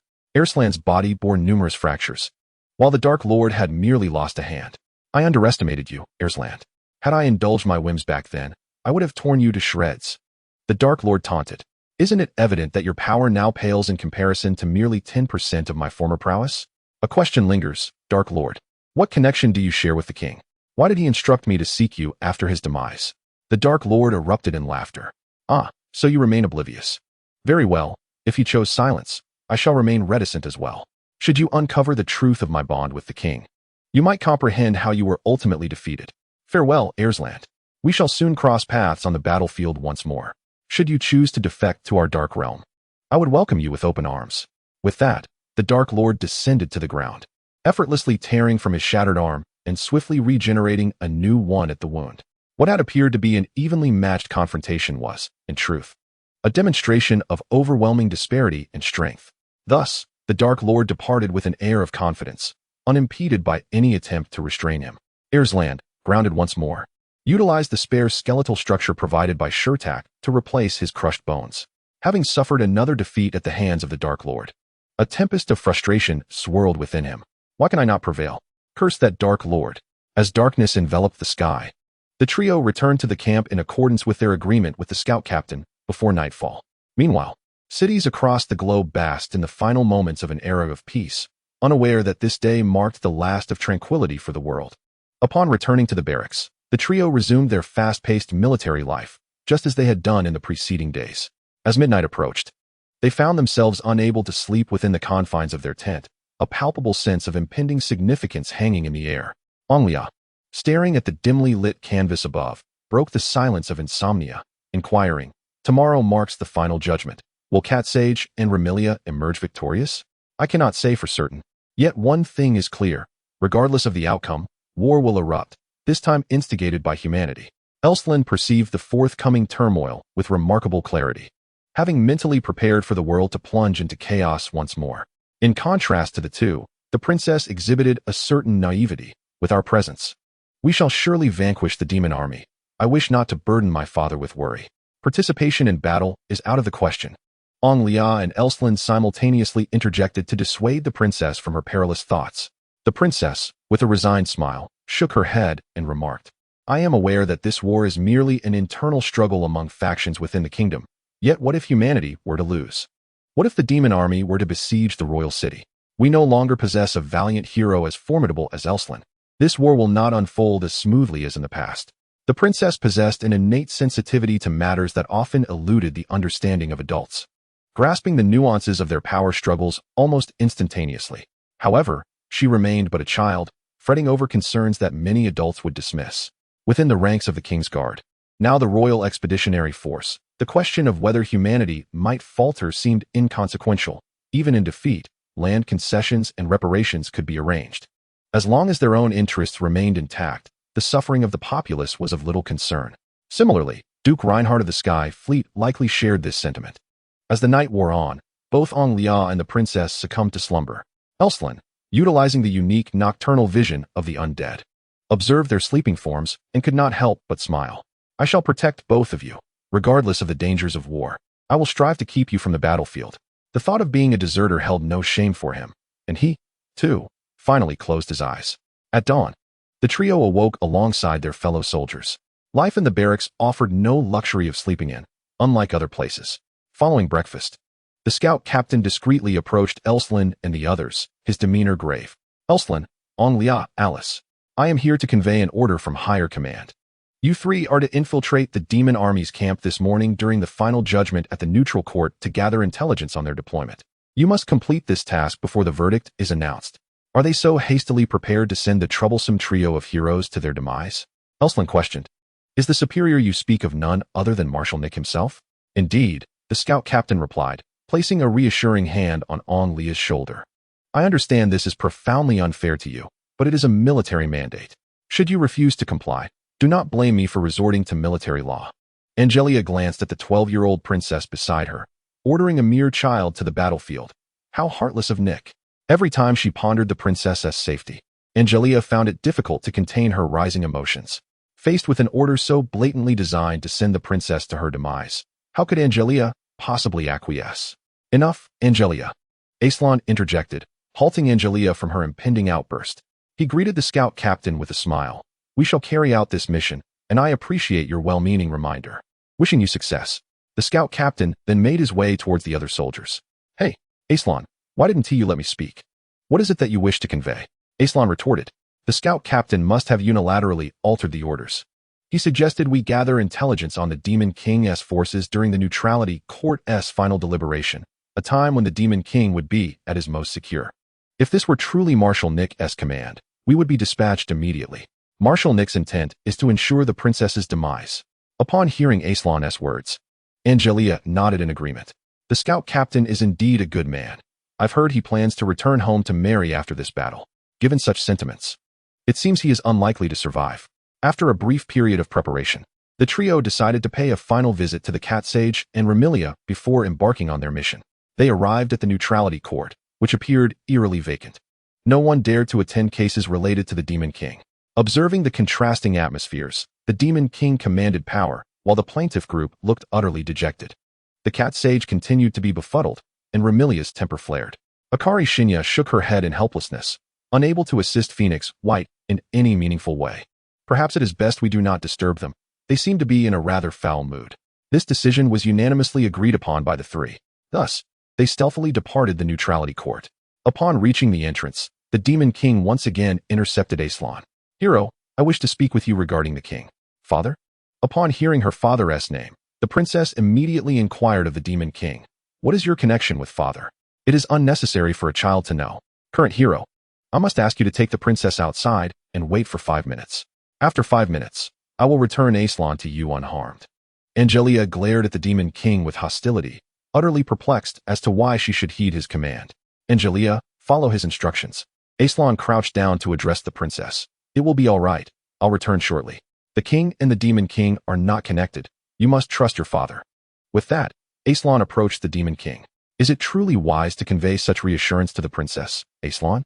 Although I did not explicitly state it yesterday, you must have discerned my collusion with the king. The Demon Lord's tone lacked the sharpness of the previous day. He appeared to engage in casual conversation with an old acquaintance. Alslan, too, was less impulsive than before. The events of yesterday spoke volumes. Even if he were to sacrifice his life now, there would be no way to vanquish the formidable Demon Lord before him. Alslan took a moment to compose himself and remarked, there are no eternal enemies, only enduring interests. If I do not grasp this principle, then my years have been in vain. Now, can you enlighten me about your specific relationship with the king? What did he entrust to you to deliver to me after his demise? I cannot divulge that yet. The king's vital energy is greatly diminished, but he is not dead. The Demon Lord produced an hourglass, nearly depleted of sand. Alslan's eyes brightened. This was a magical artifact known as the Hourglass of Life. By dropping a single drop of blood within, one could discern how much time remained for that individual. Could it be that the drop of blood within the hourglass belonged to the king? Alslan, this reflects the king's current condition. He may not endure for even a few more days. At this moment, allow me to address the question that has lingered in your mind. I recall you stating that there are no eternal enemies, only perpetual interests, correct? What common interests do you believe exist between me, the demon lord, and the rightful king of the human kingdom? This question caught Alslan off guard. Having been embroiled in protracted warfare, he had little interest in such intricate political matters. He could only shake his head in response to the demon lord. Our mutual interest is to bring you down, Alslan. The demon lord grinned wickedly, continuing. What do you think would happen if the human kingdom were to be defeated by the demon army? If we were to be vanquished? I imagine the king would trade some gold and land for surrender and peace, then bide his time to prepare for a counterattack. Correct. It seems you may be slow. But you're not foolish, the demon lord remarked approvingly, gazing at Alslan. I made a similar choice myself. I surrendered to your king. Although I did not cede land or pay reparations, I still knelt before the king and agreed to 3 conditions. First, you must not die. Second, the princess must not die. Third, I will accept refugees from the human kingdom when necessary. With such simple conditions, why would I refuse? Chapter 77. Intelligence gathering. Alslan stared in shock at the demon lord, speechless. In truth, his mind was a blank slate. He could not fathom why the king would accept the demon lord's surrender. The campaign against the demon realm had initially held an overwhelming advantage, with most of the demon lands becoming new territories for the human kingdom. Had Alslan won the final battle, the demon realm would have been utterly annihilated, and all liches would have been ruthlessly slaughtered by humanity. Humanity would emerge as the ultimate victor in this world. What has happened? Alslan, surely your psyche is not so fragile, is it? You are merely a child yet to reach 30, exhibiting remarkably poor mental fortitude. No, you are deceiving yourself. If, indeed, His Majesty the King had accepted your surrender, then why is it that I, the most formidable hero in human history and the former supreme commander of the royal army, remain unaware of such an event? If you were to discover this, it would pose quite the dilemma. Very well, we shall discuss the remaining matters at a later time. My purpose in summoning you today was solely to convey the truth regarding the king's dwindling days. This information, which ought not to have been shared with you, has nonetheless been revealed. You should find contentment in that, I trust. Lastly, I advise you not to harbor animosity towards your king. Were it not for him, you would have perished countless times over. And finally, I must counsel you against placing your trust in your king. He is the most cunning conspirator in existence, a master strategist that even I, a wily fox who has lived for 5 centuries, must concede defeat to. The demon king glanced at his watch and entered the court. It appears my presence is indispensable. Until next time. Alslan stood alone, disoriented in the wind, as if he had unearthed truths he wished he had never known. The demon king must be deceiving me. Such occurrences are utterly improbable. Alslan struggled to accept this reality, cloaking his spirit in the veil of falsehoods. Upon exiting the neutral court, the princess cast a glance at her pocket watch, nodding in satisfaction. One cannot perceive that the demon king is quite punctual. He promised merely 5 minutes, and indeed it was precisely 5 minutes. As long as Alslan emerged unscathed, the princess could finally set her anxious heart at ease, a smile gracing her delicate features. My lady, attempt to use magic to decipher your pocket watch. The demon king has tampered with it. In truth, 15 minutes have elapsed, Alslan remarked, his demeanor suggesting a lack of enthusiasm for anything. What troubles you, Alslan? What did the demon king say to you? In response to Angelica's concerned inquiry, Alslan merely smiled faintly, uttering that it was nothing, thus evading the matter entirely. Both the princess and Alslan were perceptive individuals, since Alslan declared that there was nothing amiss. It was evident that the demon king had indeed conveyed something to him. However, at that moment, none had the time to inquire further about the demon king's words. Before the trio lay the vital task of investigating the deployment of the demon army. Within the neutral court, the final judgment commenced. The 3 soon arrived in proximity to the demon army's encampment, now firmly within the realm of the demon world. The demon army had already stationed a considerable force in this area. Initially, one might have thought that only the king's guard and the aerial fleet were preparing for conflict. Yet it appeared the demon army also shared the same disposition. Angelica shook her head, contemplating that the leaders of such grand factions bore knives ready to be drawn at any moment. They seemed almost born for the struggle. Not so. The demon army this time is merely defending against humanity. Observe the formation they have deployed. It is a quintessential defensive arrangement rather than an offensive one. The princess pointed out Angelica's mistakes. At such a tender age, she had already begun to study military strategy. Alslan wholeheartedly concurred with the princess's opinion. The Demon Lord's army, despite its imposing appearance, was merely a fade of strength. In truth, they had yet to recover from their previous defeat, and both their economic and military capabilities fell short of being able to contend with the king's army. The Demon Lord's continuous use of deceitful tactics to amass wealth likely aimed to rapidly expand his forces and bolster his power. Was he truly foolish enough to instigate war without being fully prepared? Alslan could hardly believe that the Demon Lord's army would act so recklessly. "Angelica, my lady, allow me to infiltrate the Demon Lord's camp," he declared. "I may appear as a mere skeleton, making it difficult to expose my identity. However, your combat styles are ill-suited for such a covert operation. No, it is unacceptable for you to go alone," Angelica insisted, grabbing Alslan as he prepared to depart. The princess shared Angelica's sentiments. "You too can wait here. Your presence is more of a hindrance than a help." After uttering those hurtful words, Alslan stealthily slipped into the Demon Lord's encampment. He understood the weight of his words. Yet he felt it was the only way to ensure Angelica and the princess could wait safely. Disguised as a skeleton, Alslan easily blended into the camp. Unlike other liches, skeletons lacked intelligence and were the most rudimentary form of undead. Thus, the officers of the Demon Lord's army would harbor no fear of a mindless skeleton betraying them, their wariness towards such beings being nearly non-existent. "Hey you, come here," a voice called from behind Alslan. "No, I am but a skeleton, incapable of language comprehension," he thought, feigning ignorance to evade detection. "Hey you, yes you, take this skeleton to the suicide squad. It seems to have escaped from there." As Alslan had surmised, the individual was not merely calling out to him. They intended for him to join the suicide squad. Before Alslan could react, another lich resembling a werewolf ensnared him with a rope, violently dragging him toward the suicide squad's camp, treating him as if he were livestock. Upon arriving at the suicide squad's encampment, Alslan realized he had overestimated the situation. This was not mere mistreatment of livestock. Even animals were not subjected to such indignities. Before him lay a vast container, where skeletons were crammed together, awaiting their turn to be unleashed for battle. To the other liches, skeletons were nothing more than commodities. "Get in." The werewolf kicked Alslan into the overcrowded container before departing, surrounded by the other skeletons. Alslan felt as though he might vomit up the remnants of his last meal. Although he bore the visage of a skeleton, he never regarded himself as such. "Hey, Alslan." An ominous premonition crept in as the voices of Princess and Angelica echoed from atop the container. Chapter 78, Covert Operation? Alas, just as anticipated, the Princess and Angelica, disregarding their previous refusals, shamelessly followed him to the Demon King's encampment. "Fools, leave at once." Alslan extended his hand from the container filled with skeletons, hoping the princess and Angelica would take notice of him. The noxious stench emanating from the nearby skeletons already vexed Alslan, and the arrival of the princess and Angelica only compounded his troubles. Unlike Alslan, who maintained a semblance of hygiene since residing with Angelica, these ordinary skeletons paid no heed to cleanliness. Since moving into Angelica's abode, Alslan had taken a bath regularly, sparing himself from any putrid odors. However, these skeletons, treated as mere cargo, were a different matter entirely. They were adorned with decaying flesh and tattered, blood-stained garments that had not been removed. The foul odor from these filthy remnants permeated the entire container. "Hey, Alslan, are you there?" The princess and Angelica had not departed. "Your Highness, we've always identified Alslan by his skeletal features.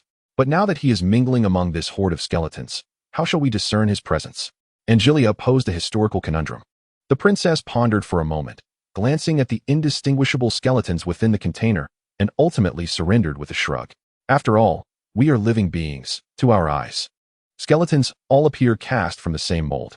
Indeed, perhaps once we are deceased, we might discern which among these skeletons is Alslan. Ha ha ha."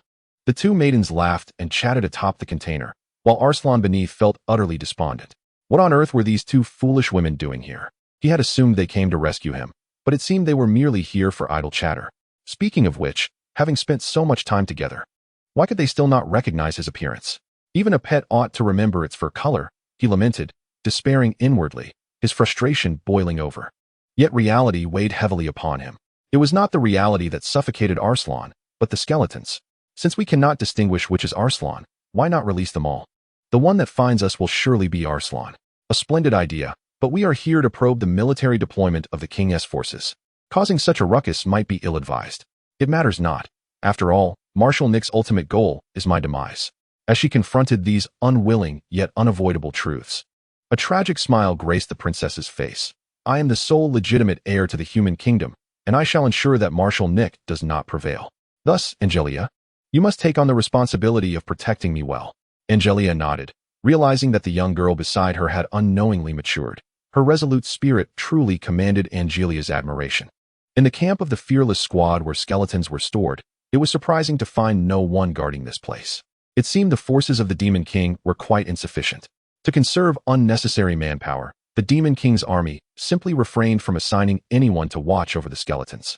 After all, the skeletons lacked intelligence and could not possibly create situations that would prove troublesome for everyone. Precisely for this reason, Angelica and the princess remained undetected for a considerable time, as there were no guards to be found. The princess, transforming into a magical girl, utilized a minor spell to unlock the container's door. The moment the lock clicked open, a torrent of skeletons surged forth from within the container, resembling an ocean. A single, small container contained thousands of skeletons, clearly overloaded. At the instant the door swung open, Alslan was overwhelmed by a throng of skeletons from behind, who, devoid of wisdom, advanced forward upon seeing a path, disregarding any obstacles in their way. Thus, the first skeleton tripped over Alslan, the second stumbled over the first, and the third fell over the second. Within mere seconds, Alslan was buried beneath a veritable mountain of skeletons. Truly, this was meant to be a covert operation. You have entirely misconstrued it as an extermination campaign. Alslan uttered his final words just before his voice was drowned out. The sudden eruption of skeletons was bound to create a commotion, and the Demon King's army would surely soon notice the unusual activity here. Since the princess had boldly commenced her actions, there was no longer a need for me to proceed with caution. The sacred halo shines upon all beings. As we join hands and sing the same song, Alslan softly intoned, as the incantation coalesced into a semicircular protective shield around him. All the skeletons were pushed away by the shield, allowing Alslan to climb out from the skeletal mound. Once free, Alslan excitedly ran towards Angelica and the princess. Angelica, there is a skeleton. Your Highness, leave it to me. Without hesitation, Angelica brandished the demon slayer's sword and directly swung it at Alslan. The skeletal form of Alslan was vulnerable to the sword, and before long, he found himself beneath Angelica's foot. Hey, I must ask, Angelica, do you truly not recognize me amidst the other skeletons? After all, we have worked together for quite some time. The skeleton beneath her feet spoke. Angelica and the princess blinked in astonishment, suddenly realizing they had inadvertently struck an ally. Angelica released Alslan, feigning ignorance as she gazed up at the sky. I suspect you might harbor some peculiar inclinations, perhaps an affinity for my feet. It seems you have reduced me to mere amusement. Alslan brushed off the dust from his attire, dismissing the earlier incident as if it had never transpired. The horde of skeletons erupted from the container, rampaging toward the Demon King's camp. It was inevitable that the demon army would notice such chaos, prompting an immediate assembly of warriors to attempt to rein in the unruly skeletons. However, the sheer number of skeletons instilled such fear that the demon army relinquished a significant portion of their encampment. This was the current state of the demon army, a newly formed unit barely 3 months old. In contrast to the formidable warriors Alslan once faced, fearless and battle-hardened, the present batch of recruits paled in comparison, revealing their utter inadequacy.